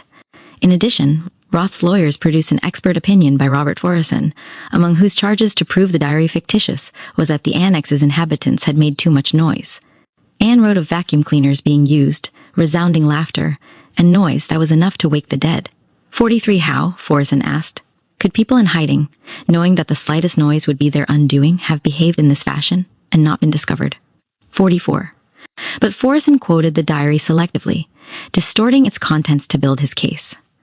When Anne wrote of the use of the vacuum cleaner, she preceded it by noting that the warehouse men have gone home now. 45. The scene in which she described resounding laughter among the inhabitants of the annex took place the preceding evening, a Sunday night, when the warehouse would have been empty. When she wrote that a sack of beans broke open and the noise was enough to wake the dead, Forison neglected to quote the next sentence in the diary, "Thank God there were no strangers in the house." In his description of his visit to Otto Frank, Forison engaged in the same tactics he used in relation to his encounter with the official from the Auschwitz Museum. He tried to make it appear as if he had caught Frank in a monstrous lie. The interview turned out to be grueling for Anne Frank's father. 48. Not surprisingly, Frank's description of the interchange differs markedly, and he challenged the veracity of much of what Forison claimed he said. Forison also claimed to have found a witness who was well-informed and of good faith, but who refused to allow his name to be made public. Forison assured readers that the name and address of the secret witness had been placed in a sealed envelope. As proof of this evidence, he included a photograph of the sealed envelope as an appendix to his investigation. 49. In 1980, the court, unconvinced by Foreson's claims, found that Roth had not proved the diary false. In 1977, charges were again brought against two men in the West German courts for distributing pamphlets charging that the diary was a hoax. The Bundeskriminalamt was asked to prepare a report as to whether the paper and writing material used in the diary were available between 1941 and 1944. The BKA report, which ran just 4 pages in length, it found that the materials had all been manufactured prior to 1950-51 and consequently could have been used by Anne. It also observed, almost parenthetically, that emendations had been made in ballpoint pen on loose pages found with the diary. The ink used to make them had only been on the market since 1951-50. Given the history of the editing of the diary, it is not surprising that these kinds of corrections were made. This did not prevent Der Spiegel from publishing a sensationalist article on the diary, which began with the following boldface paragraph. The diary of Anne Frank was edited at a later date. Further doubt is therefore cast on the authenticity of that document. The author of the article did not question whether these corrections had been substantive or grammatical, whether they had been incorporated into the printed text, or when they had been made, nor did he refer to them as corrections as the BKA had. He referred to the possibility of an impostor at work and charged that the diary had been subjected to countless manipulations. These sensationalist observations notwithstanding, Der Spiegel dismissed the charge made by David Irving and other deniers that Levin wrote the diary as an oft-repeated legend. It also stressed that those who wished to shed doubt on the diary were the same types who wished to end gas chamber fraud. 52. On Otto Frank's death in 1980, the diary was given to the Netherlands State Institute for War Documentation. By that time, the attacks on it had become so frequent and vehement, though the charges that were made were all essentially the same, that the Institute felt obliged to subject the diary, as well as the paper on which it was written, glue that bound it together, and ink to a myriad of scientific tests in order to determine whether they were authentic. They also tested postage stamps, postmarks, and censorship stamps on postcards, letters, and greeting cards sent by Anne and her family during this period. Forensic science experts analyzed Anne's handwriting, paying particular attention to the 2 different scripts, and produced a 250-page highly technical report of their findings. The reports found that the paper, glue, fibers in the binding, and ink were all in use in the 1940s. The ink contained iron, which was standard for inks used prior to 1950. The conclusions of the forensic experts were unequivocal. The diaries were written by one person during the period in question. The emendations were of a limited nature and varied from a single letter to 3 words. They did not in any way alter the meaning of the text when compared to the earlier version. The Institute determined that the different handwriting styles were indicative of normal development in a child, and left no doubt that it was convinced that it had all been written in the same hand that wrote the letters and cards Anne had sent to classmates in previous years. The final result of the Institute's investigation was a 712-page critical edition of the diary containing the original version, Anne's edited copy, and the published version, as well as the experts' findings. While some may argue that the Netherlands State Institute for War Documentation used an elephant to swat a fly, once again it becomes clear that the deniers' claims have no relationship to the most basic rules of truth and evidence. We hope you enjoyed reading this Simon & Schuster ebook. Get a free ebook when you join our mailing list. Plus, get updates on new releases, deals, recommended reads, and more from Simon & Schuster. Click below to sign up and see terms and conditions. Click here to sign up. Already a subscriber?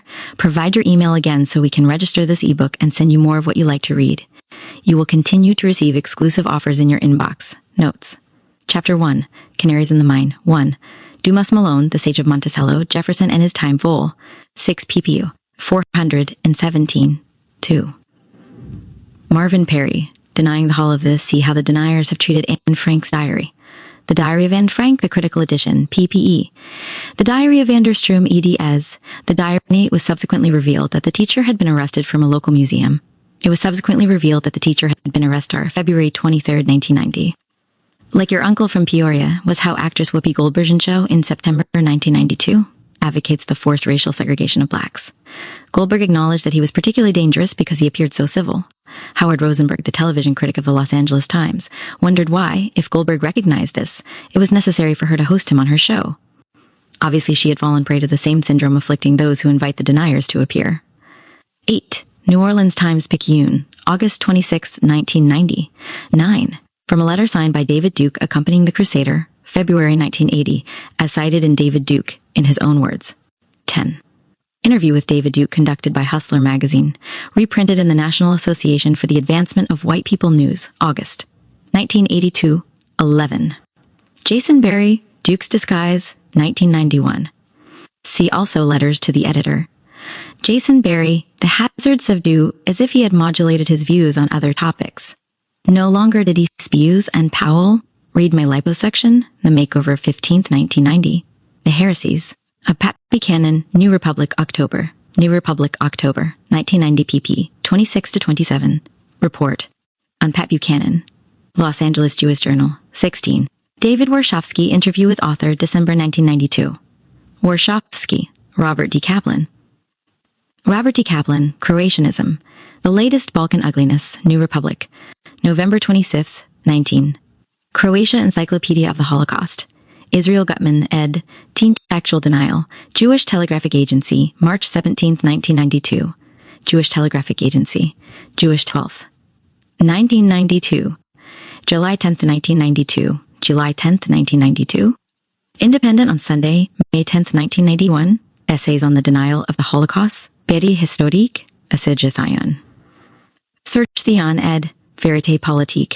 190, 290, 290. 1986. Le Monde, July 3rd, 1981. P33.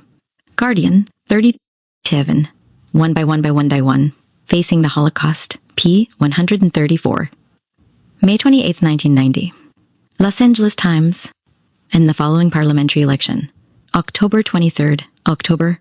The Klaus Barbie trial. Elaine Finkielkraut. The Crimes Against Humanity.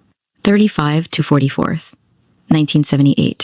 Gil Seidel, The Holocaust Denial, 38. 1990. Documentation Zentrum, 1988 Annual Report, Vienna, Austrian. Austrian News, Embassy of Austria Information conducted a poll of Austrian attitudes toward Jews committee. In 1991, the course 9%, the Jews have caused much harm in the course of history. Believe that Jews had too much influence over world affairs. Close to 20% wanted them out of the country. These statistics indicate a country ripe for an anti-Semitic ideology such as Holocaust denial. Fritz Karmassen. Austrian attitudes towards Jews, Israel, and the Holocaust. 44. Jewish Telegraph Agency, August 18, 1992, P4, November 11, 1992. 45. Jewish Telegraphic Agency. Jewish Telegraphic Agency. New York Times, 1988. New York Times, December 10, 1979. Jewish Telegraphic Agency Dec. Jewish Telegraphic Agency, a prominent member of the Australian Arab community, has accused Zionists of fabricating the story of the Holocaust. She maintained that the Jews who were killed were fifth columnists or spies. Morsi asserted that Israel was the financial beneficiary of this hoax and Germany the victim. Morsi's views did not seem to have hampered her career. Subsequent to making that statement, she was appointed Ethnic Affairs Commissioner by the Victorian government. An-Nahar, November 8, 1982, quoted in Jeremy Jones' Holocaust Revisionism in Australia, in Without Prejudice, December 4, 1991, p. 53, Kenneth Stern's forthcoming Holocaust Denial contains a useful survey of recent Holocaust denial activities throughout the world. Chap. 2. 50. New York Times, March 12, 1987, Jennifer Golub, Japanese Attitudes Toward Jews, p. 6. 52. Yehuda Bauer, Revisionism, the Repudiation of the Holocaust and its Historical Significance. In the Historiography of the Holocaust Period, Yisrael Gutman and Gideon Grief, eds. p. 53. Los Angeles Times, December 18, 1990. Los Angeles Times, December 18, 1990. Near East Report, April. Vichy, France. Jewish Telegraphic Agency, Novi. February 26, 1983. The Progressive, ATS, P4, 5S Littell. G. M. Sirich to Winnetka Educators, P. 520 History. January 1, 1981. July 17, 1981, p. 63. Noam Chomsky, Freedom of Expression? Absolutely. See also Noam Chomsky, Nation, Chomsky. The Forson Affair, His Right to Say It, New Statesman. 231. Get a Cerny, Let History Judge, New Statesman, Different Responses to the Holocaust.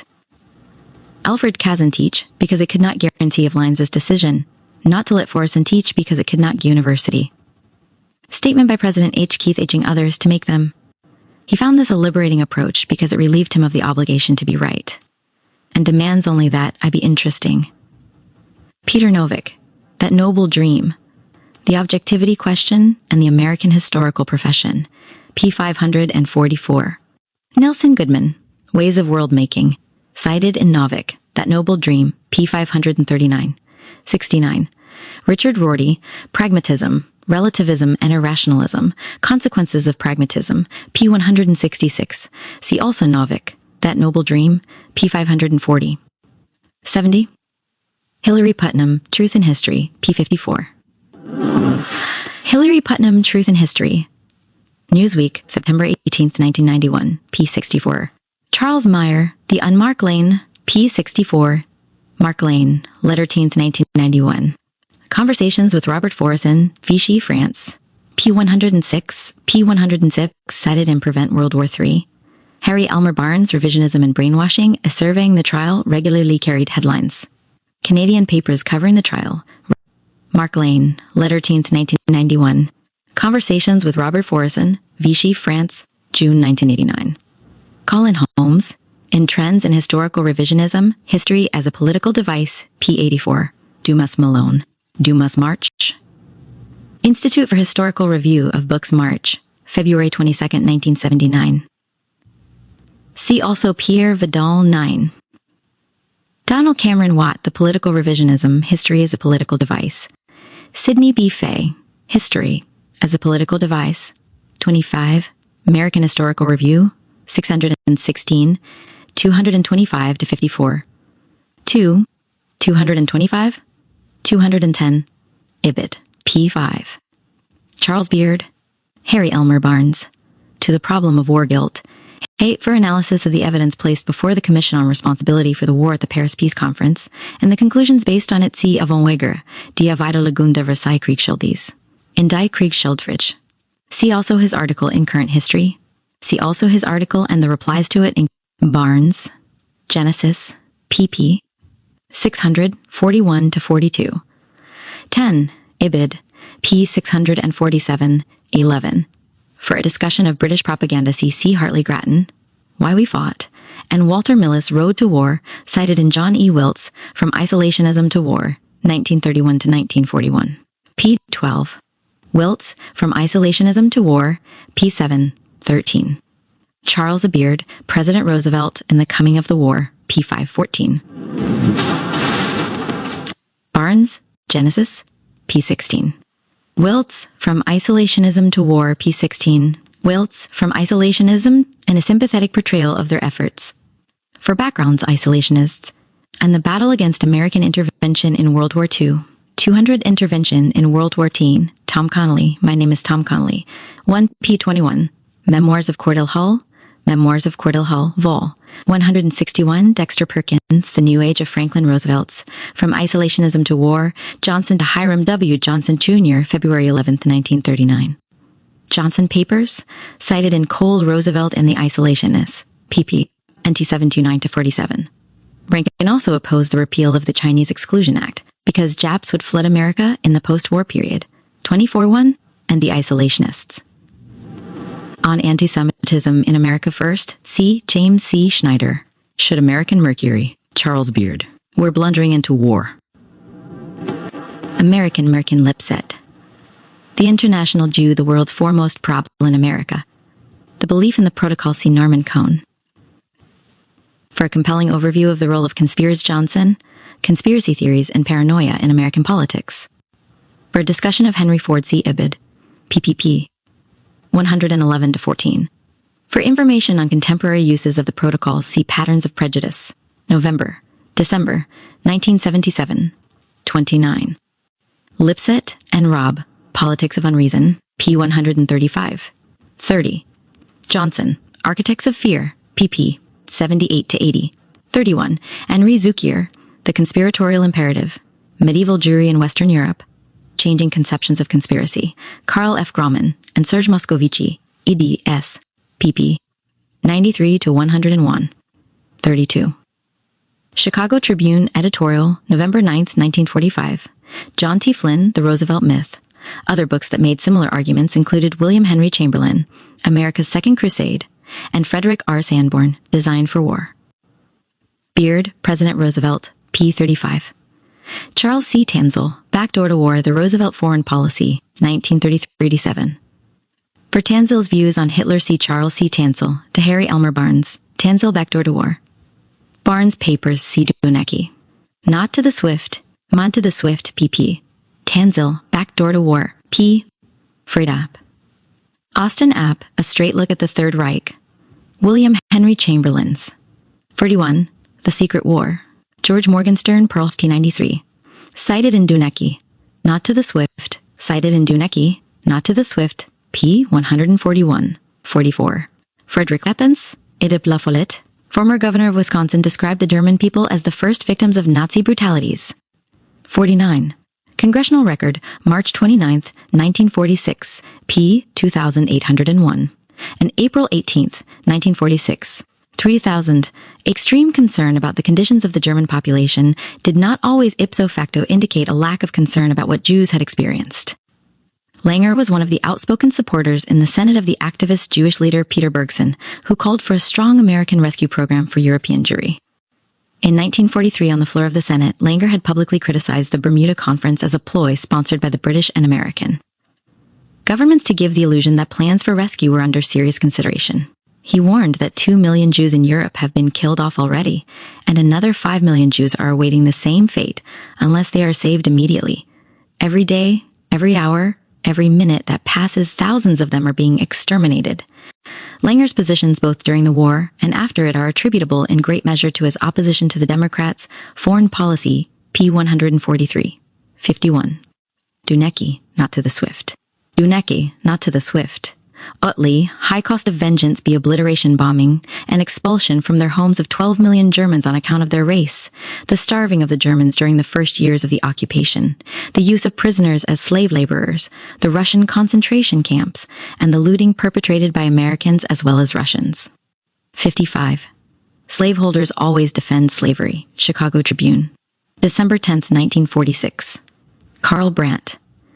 Germany is our problem. Pamphlet. 57. Chicago Tribune, July 26, 1945. Charles A. Beard to Oswald Garrison Villard, November 8, 1946. Villard Papers, cited in Duneki. Not to the Swift. PPE. 140, 141, 149, and 43. 58. The Nazi Trials. Editorial. Chicago Tribune, July 24, 1945. 59. Congressional Record, 82nd Sess, March 11, 1952, 2nd Sess, March 11, 1952. Cited in Shapiro, Anti-Semitism. For additional background information on the interwar period, Foreign Policy of Colonel N63. The Foreign Policy of Colonel M.C. Cormack's Tribune, 1921 to 1941. Nation, May 19, 1945, p. 579. Inside the Vicious Heart. Inside the Germans. Inside the Vicious Heart. General doubts about the liberation of Buchenwald. The BBC had chosen a number of days until it received Edward R. Murrow's. Because Murrow was held in such high esteem by the British, the BBC description of the horrors perpetrated by the Germans would be more likely to be accepted as accurate. Even Murrow worried that his report would be dismissed as exaggerated, and in his famous broadcast he asked his listeners, "I pray you to believe what I have said." 65. William Heseltine, Atrocities Then and Now, Progressive, May 1945, p. 66. App, A Straight Look, p. 67. Mark Weber, Civil War Concentration Camps, Journal of Historical Review, Epi 150-50. Ebid, published David Hagen's The Forced War, which would play a seminal role in the United States and Germany, Deutsche Hochschule number 4, quoted in Ahrensfeld, Text of the Holocaust, p. 56. The Shadow of World War II. In the Shadow of World War II 1, Anti-Semitism and the New Right. Revisionism, A Contemporary Affairs Briefing of the Center for Studies, Pierre Hofstetter. To Paul Rassinier, Debunking the Genocide Myth, A Study of the Nazi Concentration Camps and the Alleged Extermination of European Jewry, PX4. Ibid, PX5. Ibid, P164. 6. Ibid, PX5, P37, B37. Ibid, P37.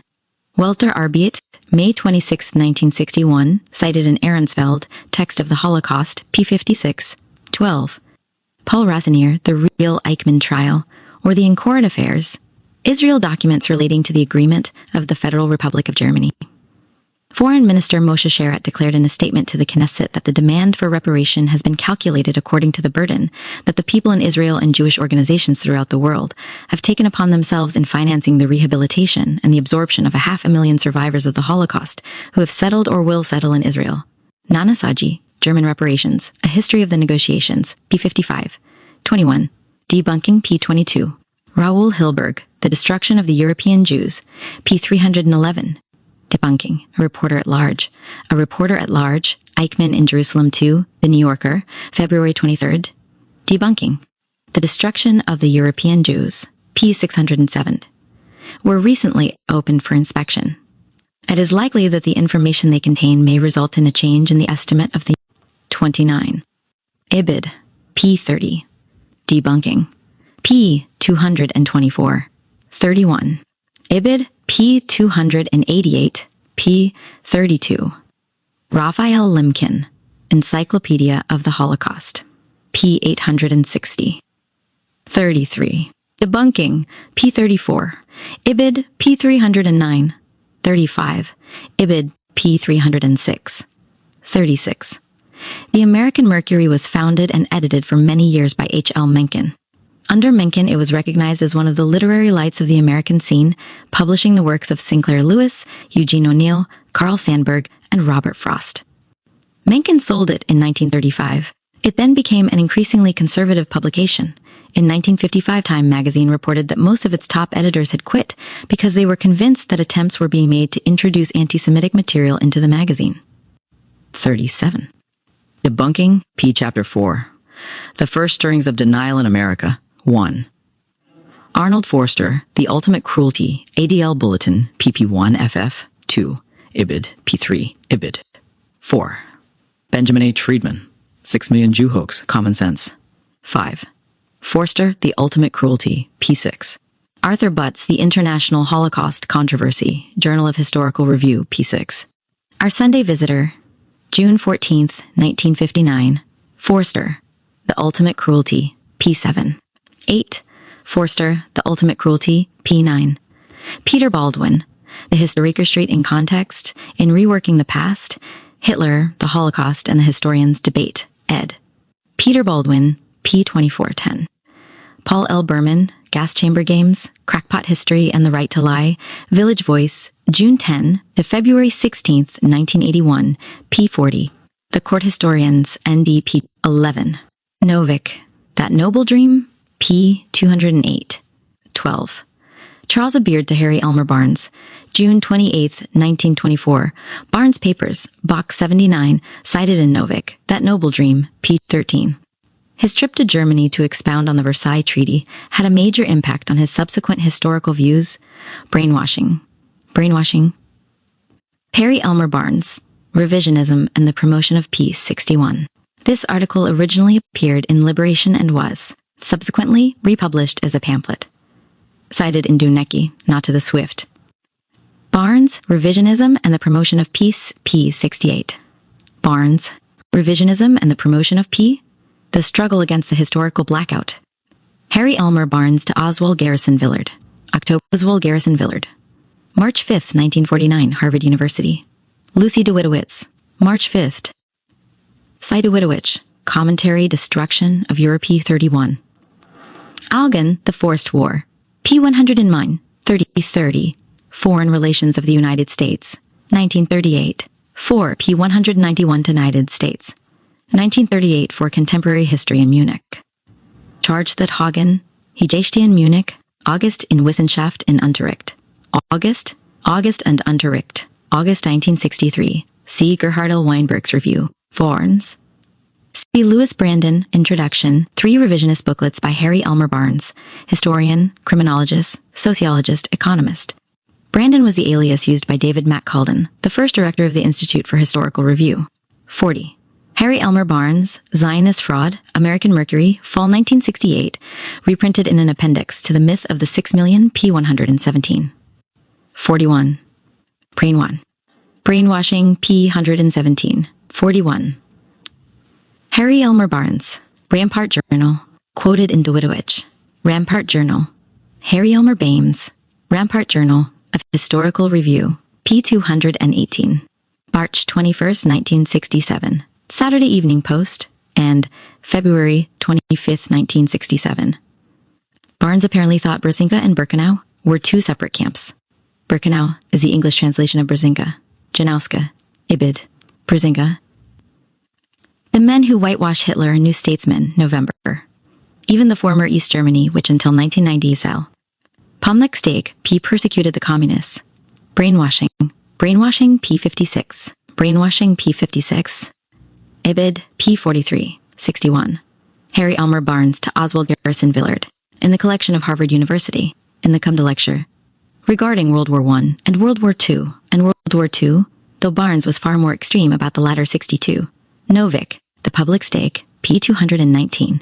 Memo from Barry Youngerman, Harry Elmer Barnes, prophet of a usable past, history teacher, Vol.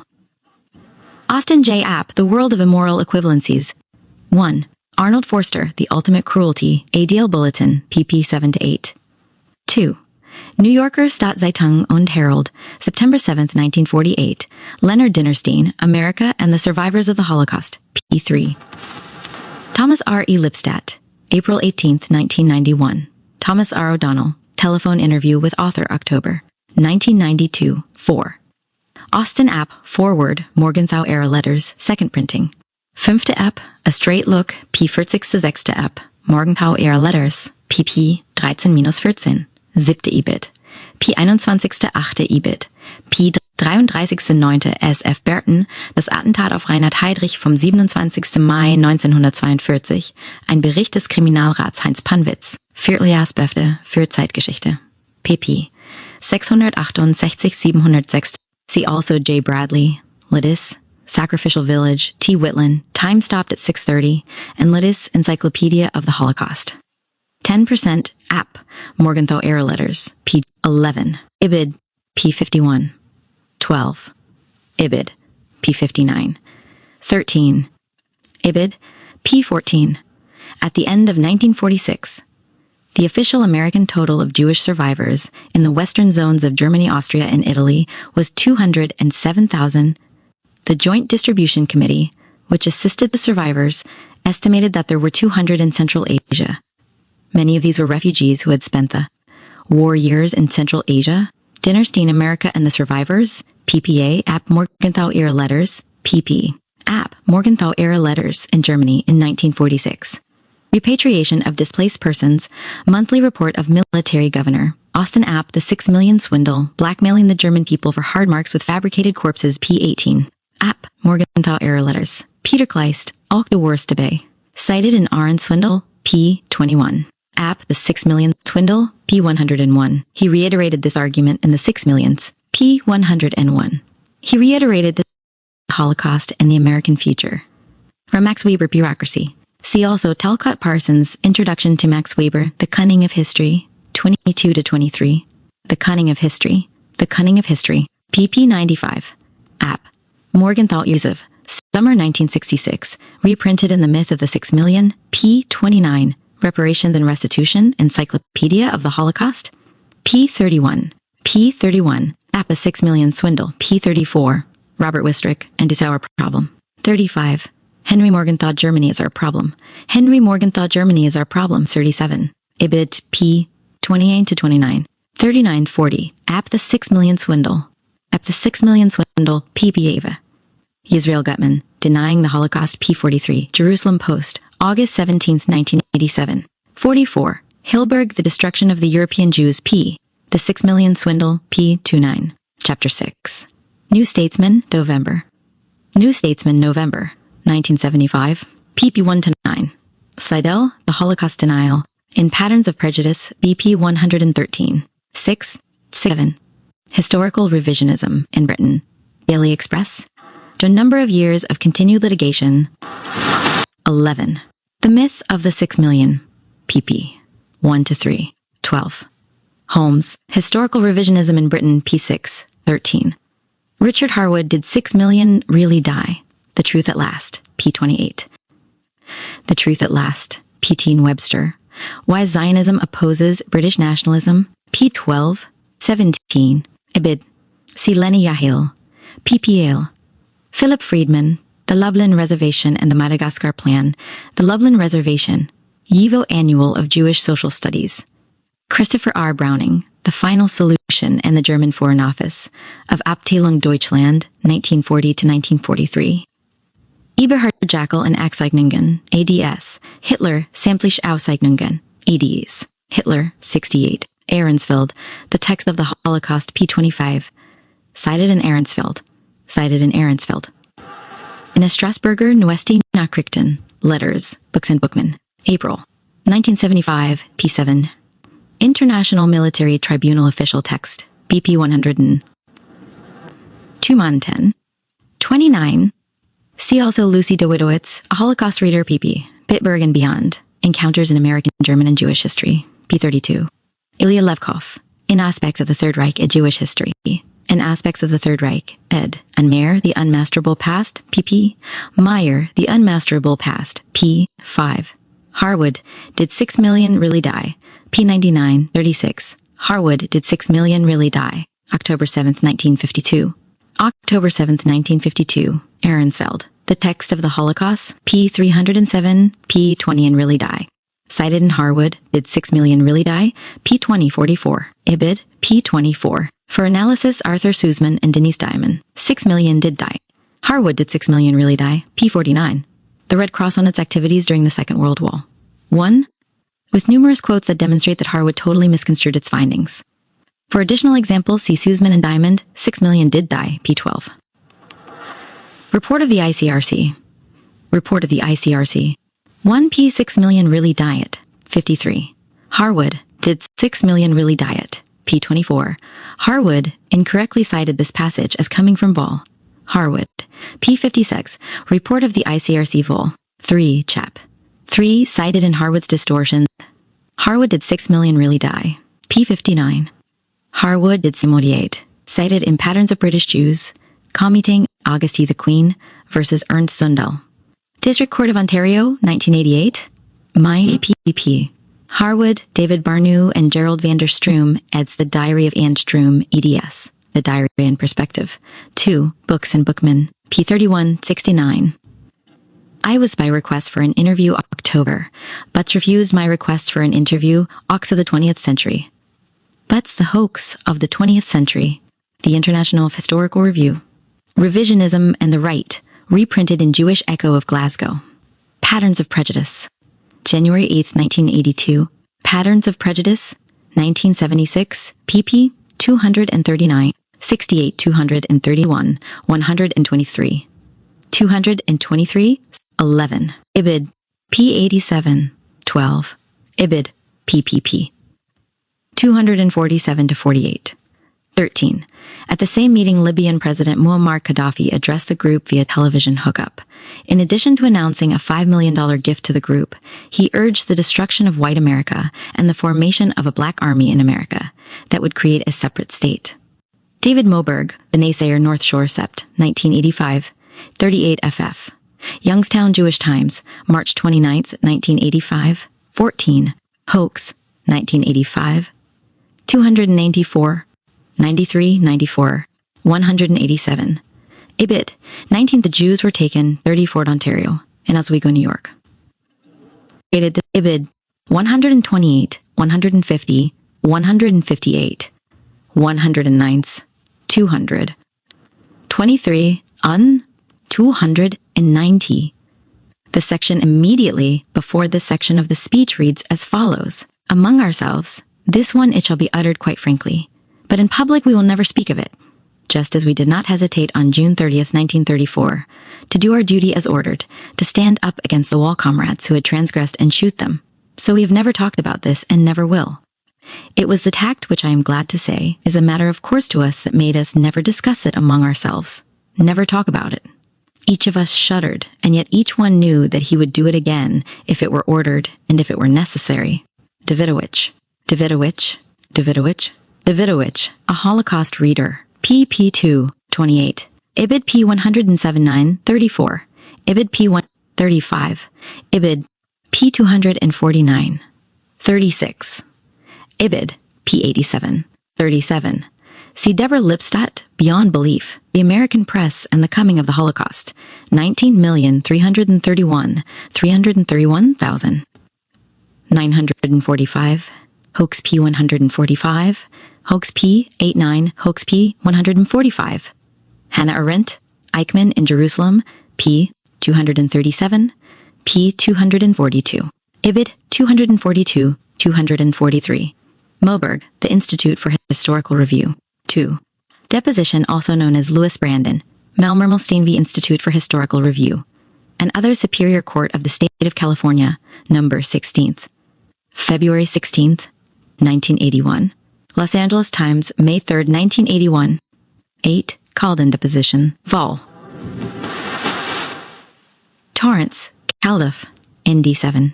Institute for Historical Review, Questionnaire and Claim 1980, cited in Declaration of William Cox regarding the urgency of historical review, Another Superior Court of California. Case No. 356,542, August. Declaration of William Cox, P. 1881.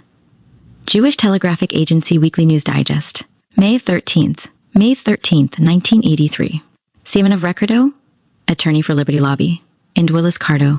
Appellant's opening brief, Mel Mermelstein v. Legion for the Survival of Freedom, etc., and others May 4th, 1992, pp.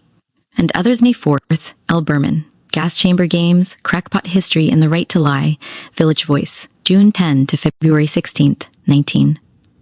Letter to students from Louis Brandon on IR Newsletter. Brandon was so obsessed with the power of the Zionists that the symbols on grocery products that they were kosher indicated that the company had paid a Zionist to bless the product. IHR Newsletter, P3. IHR Newsletter, P7, 23. IHR Do Revisionist Friends, Director IHR, 24. Holocaust Revisionism, A Denial Facts Full. I'll cooperate with it. Spotlight on the Hill, New Republic, Sept. Mark Hosenball, New Republic, Sept. 1981. How Nazi Nut Power, 29. Liberty Lobby and the Cardo Network of Hate, ADL Facts, Vol. 27-2, P7. 30. Liberty Lobby, Inc., Dow Jones, is Company, Inc., 638 degrees Fahrenheit. Sup, 1149-1152. N5, 838, AFF, 888. Cited in appellant's opening brief. Mel Mermelstein 81. Cited in Liberty Lobby and the Cardo Network of Hate, P18. C.H. Simons, The Strange Story of Willis Cardo, 19. Liberty Lobby and the Cardo Network of Hate, P19. Trento and Spear, How Nazi Nut Power, Simons, The Strange Story, 36, 37, 39. Cited in Charles Berman. This memo by Cardo was found by a Liberty Lobby staffer, and the boxes in which it and other material was found were broken into by a thief paid by Pearson. What this argument fails to address is why, if the memo was a forgery, Cardo was keeping it in his personal files. 40. Simons, The Strange Story, P. 41. John C. Obert, Yaki, Profile of an American Hitler, The Investigator, October, 1981, P. 24, 42. Ibid, P. 24, 43. Ibid, P. 26, 45. Ibid, P. 980. Liberty Lobby and the Cardo Network of Hate, P. 48, P. 48. Obert, Yaki, Profile, P. 981. Barry, Auber, P. Simons, The Strange Story, P. 900ism, P. 4. American Mercury, Summer 1979, July 1970. Liberty Letter, May 1970, Simons. Jamadine. Ibid, May 21st, 1979, Berman, January. 28th, 1979. Hosenball, Spotlight on the Hill. See also the Spotlight and the Cardo Network of Hate and the Cardo Network of Hate, 62. Ibid, March 11th, 1985, P13, 64. Kevin Flynn and Gary Gerhardt, The Silent Brotherhood, P85. Plaintiffs Exhibit 22, Mel Mermelstein, an Institute for Historical Review, and others defendants. The Liberty Lobby was recently left at bequest of $75 million by the granddaughter, P74, P73. Liberty Lobby, Inc., Dow Jones and Company, Inc., 838, F2D 1296. Mel Mermelstein v. Legion, P74. Barnes, Revisionism and the Promotion of Peace, P152. 2 No, 2P144, 152. Ernst the Bat. This was one of the unspoken Battle of the Historians. The Battle of the Historians, Relativism and its Denial, see Chapter 11. For Frederick and Eric Thompson, The Hitler We Loved and Eric Thompson. The Hitler We Loved and Why, PP, and Anti-Semitism in Canada, and Danwell Prucci, the Zundel Flyer addressed to comrades, cited in Prue Trials, and Tale of Two Trials, Anti-Semitism in Canada, Holocaust and Genocide Studies, 4P77, Mark. Prucci, the Zundel Affair, P267, P200, Calgary Herald, April 10th, 1985, P1, Toronto Globe and Mail, April 12th, 1985, P3, 8. The Queen versus James Keegstra. Reflections on Christian Antisemitism in Canada American Journal of Theology and Philosophy. 9 No's, 1 2 P112. Red Deer Advocate, June 4th, 1984. Toronto Globe and Mail, 11. Kirkmakin, Douglas Christie, Counsel for the Defense, Ontario Lawyers Weekly, March 29, 1985, pp. 12-13. 12. Stanley R. Barrett, Is God a Racist? The Right Wing in Canada, p. 161. For analysis of how the trial was covered by the Canadian press, see Gabriel Wyman and Conrad Wynne, Hate on Trial, The Zundel Affair, the Media and Public Opinion in Canada. Calgary Herald, March 24, 1985, PE 8. 14. Robert Forrison, The Problem of the Gas Chambers, Journal of Historical Review, reprinted by the Institute for Historical Review in leaflet form. 15. Adams, Through the Fingers, p. 16. Martin Brosat.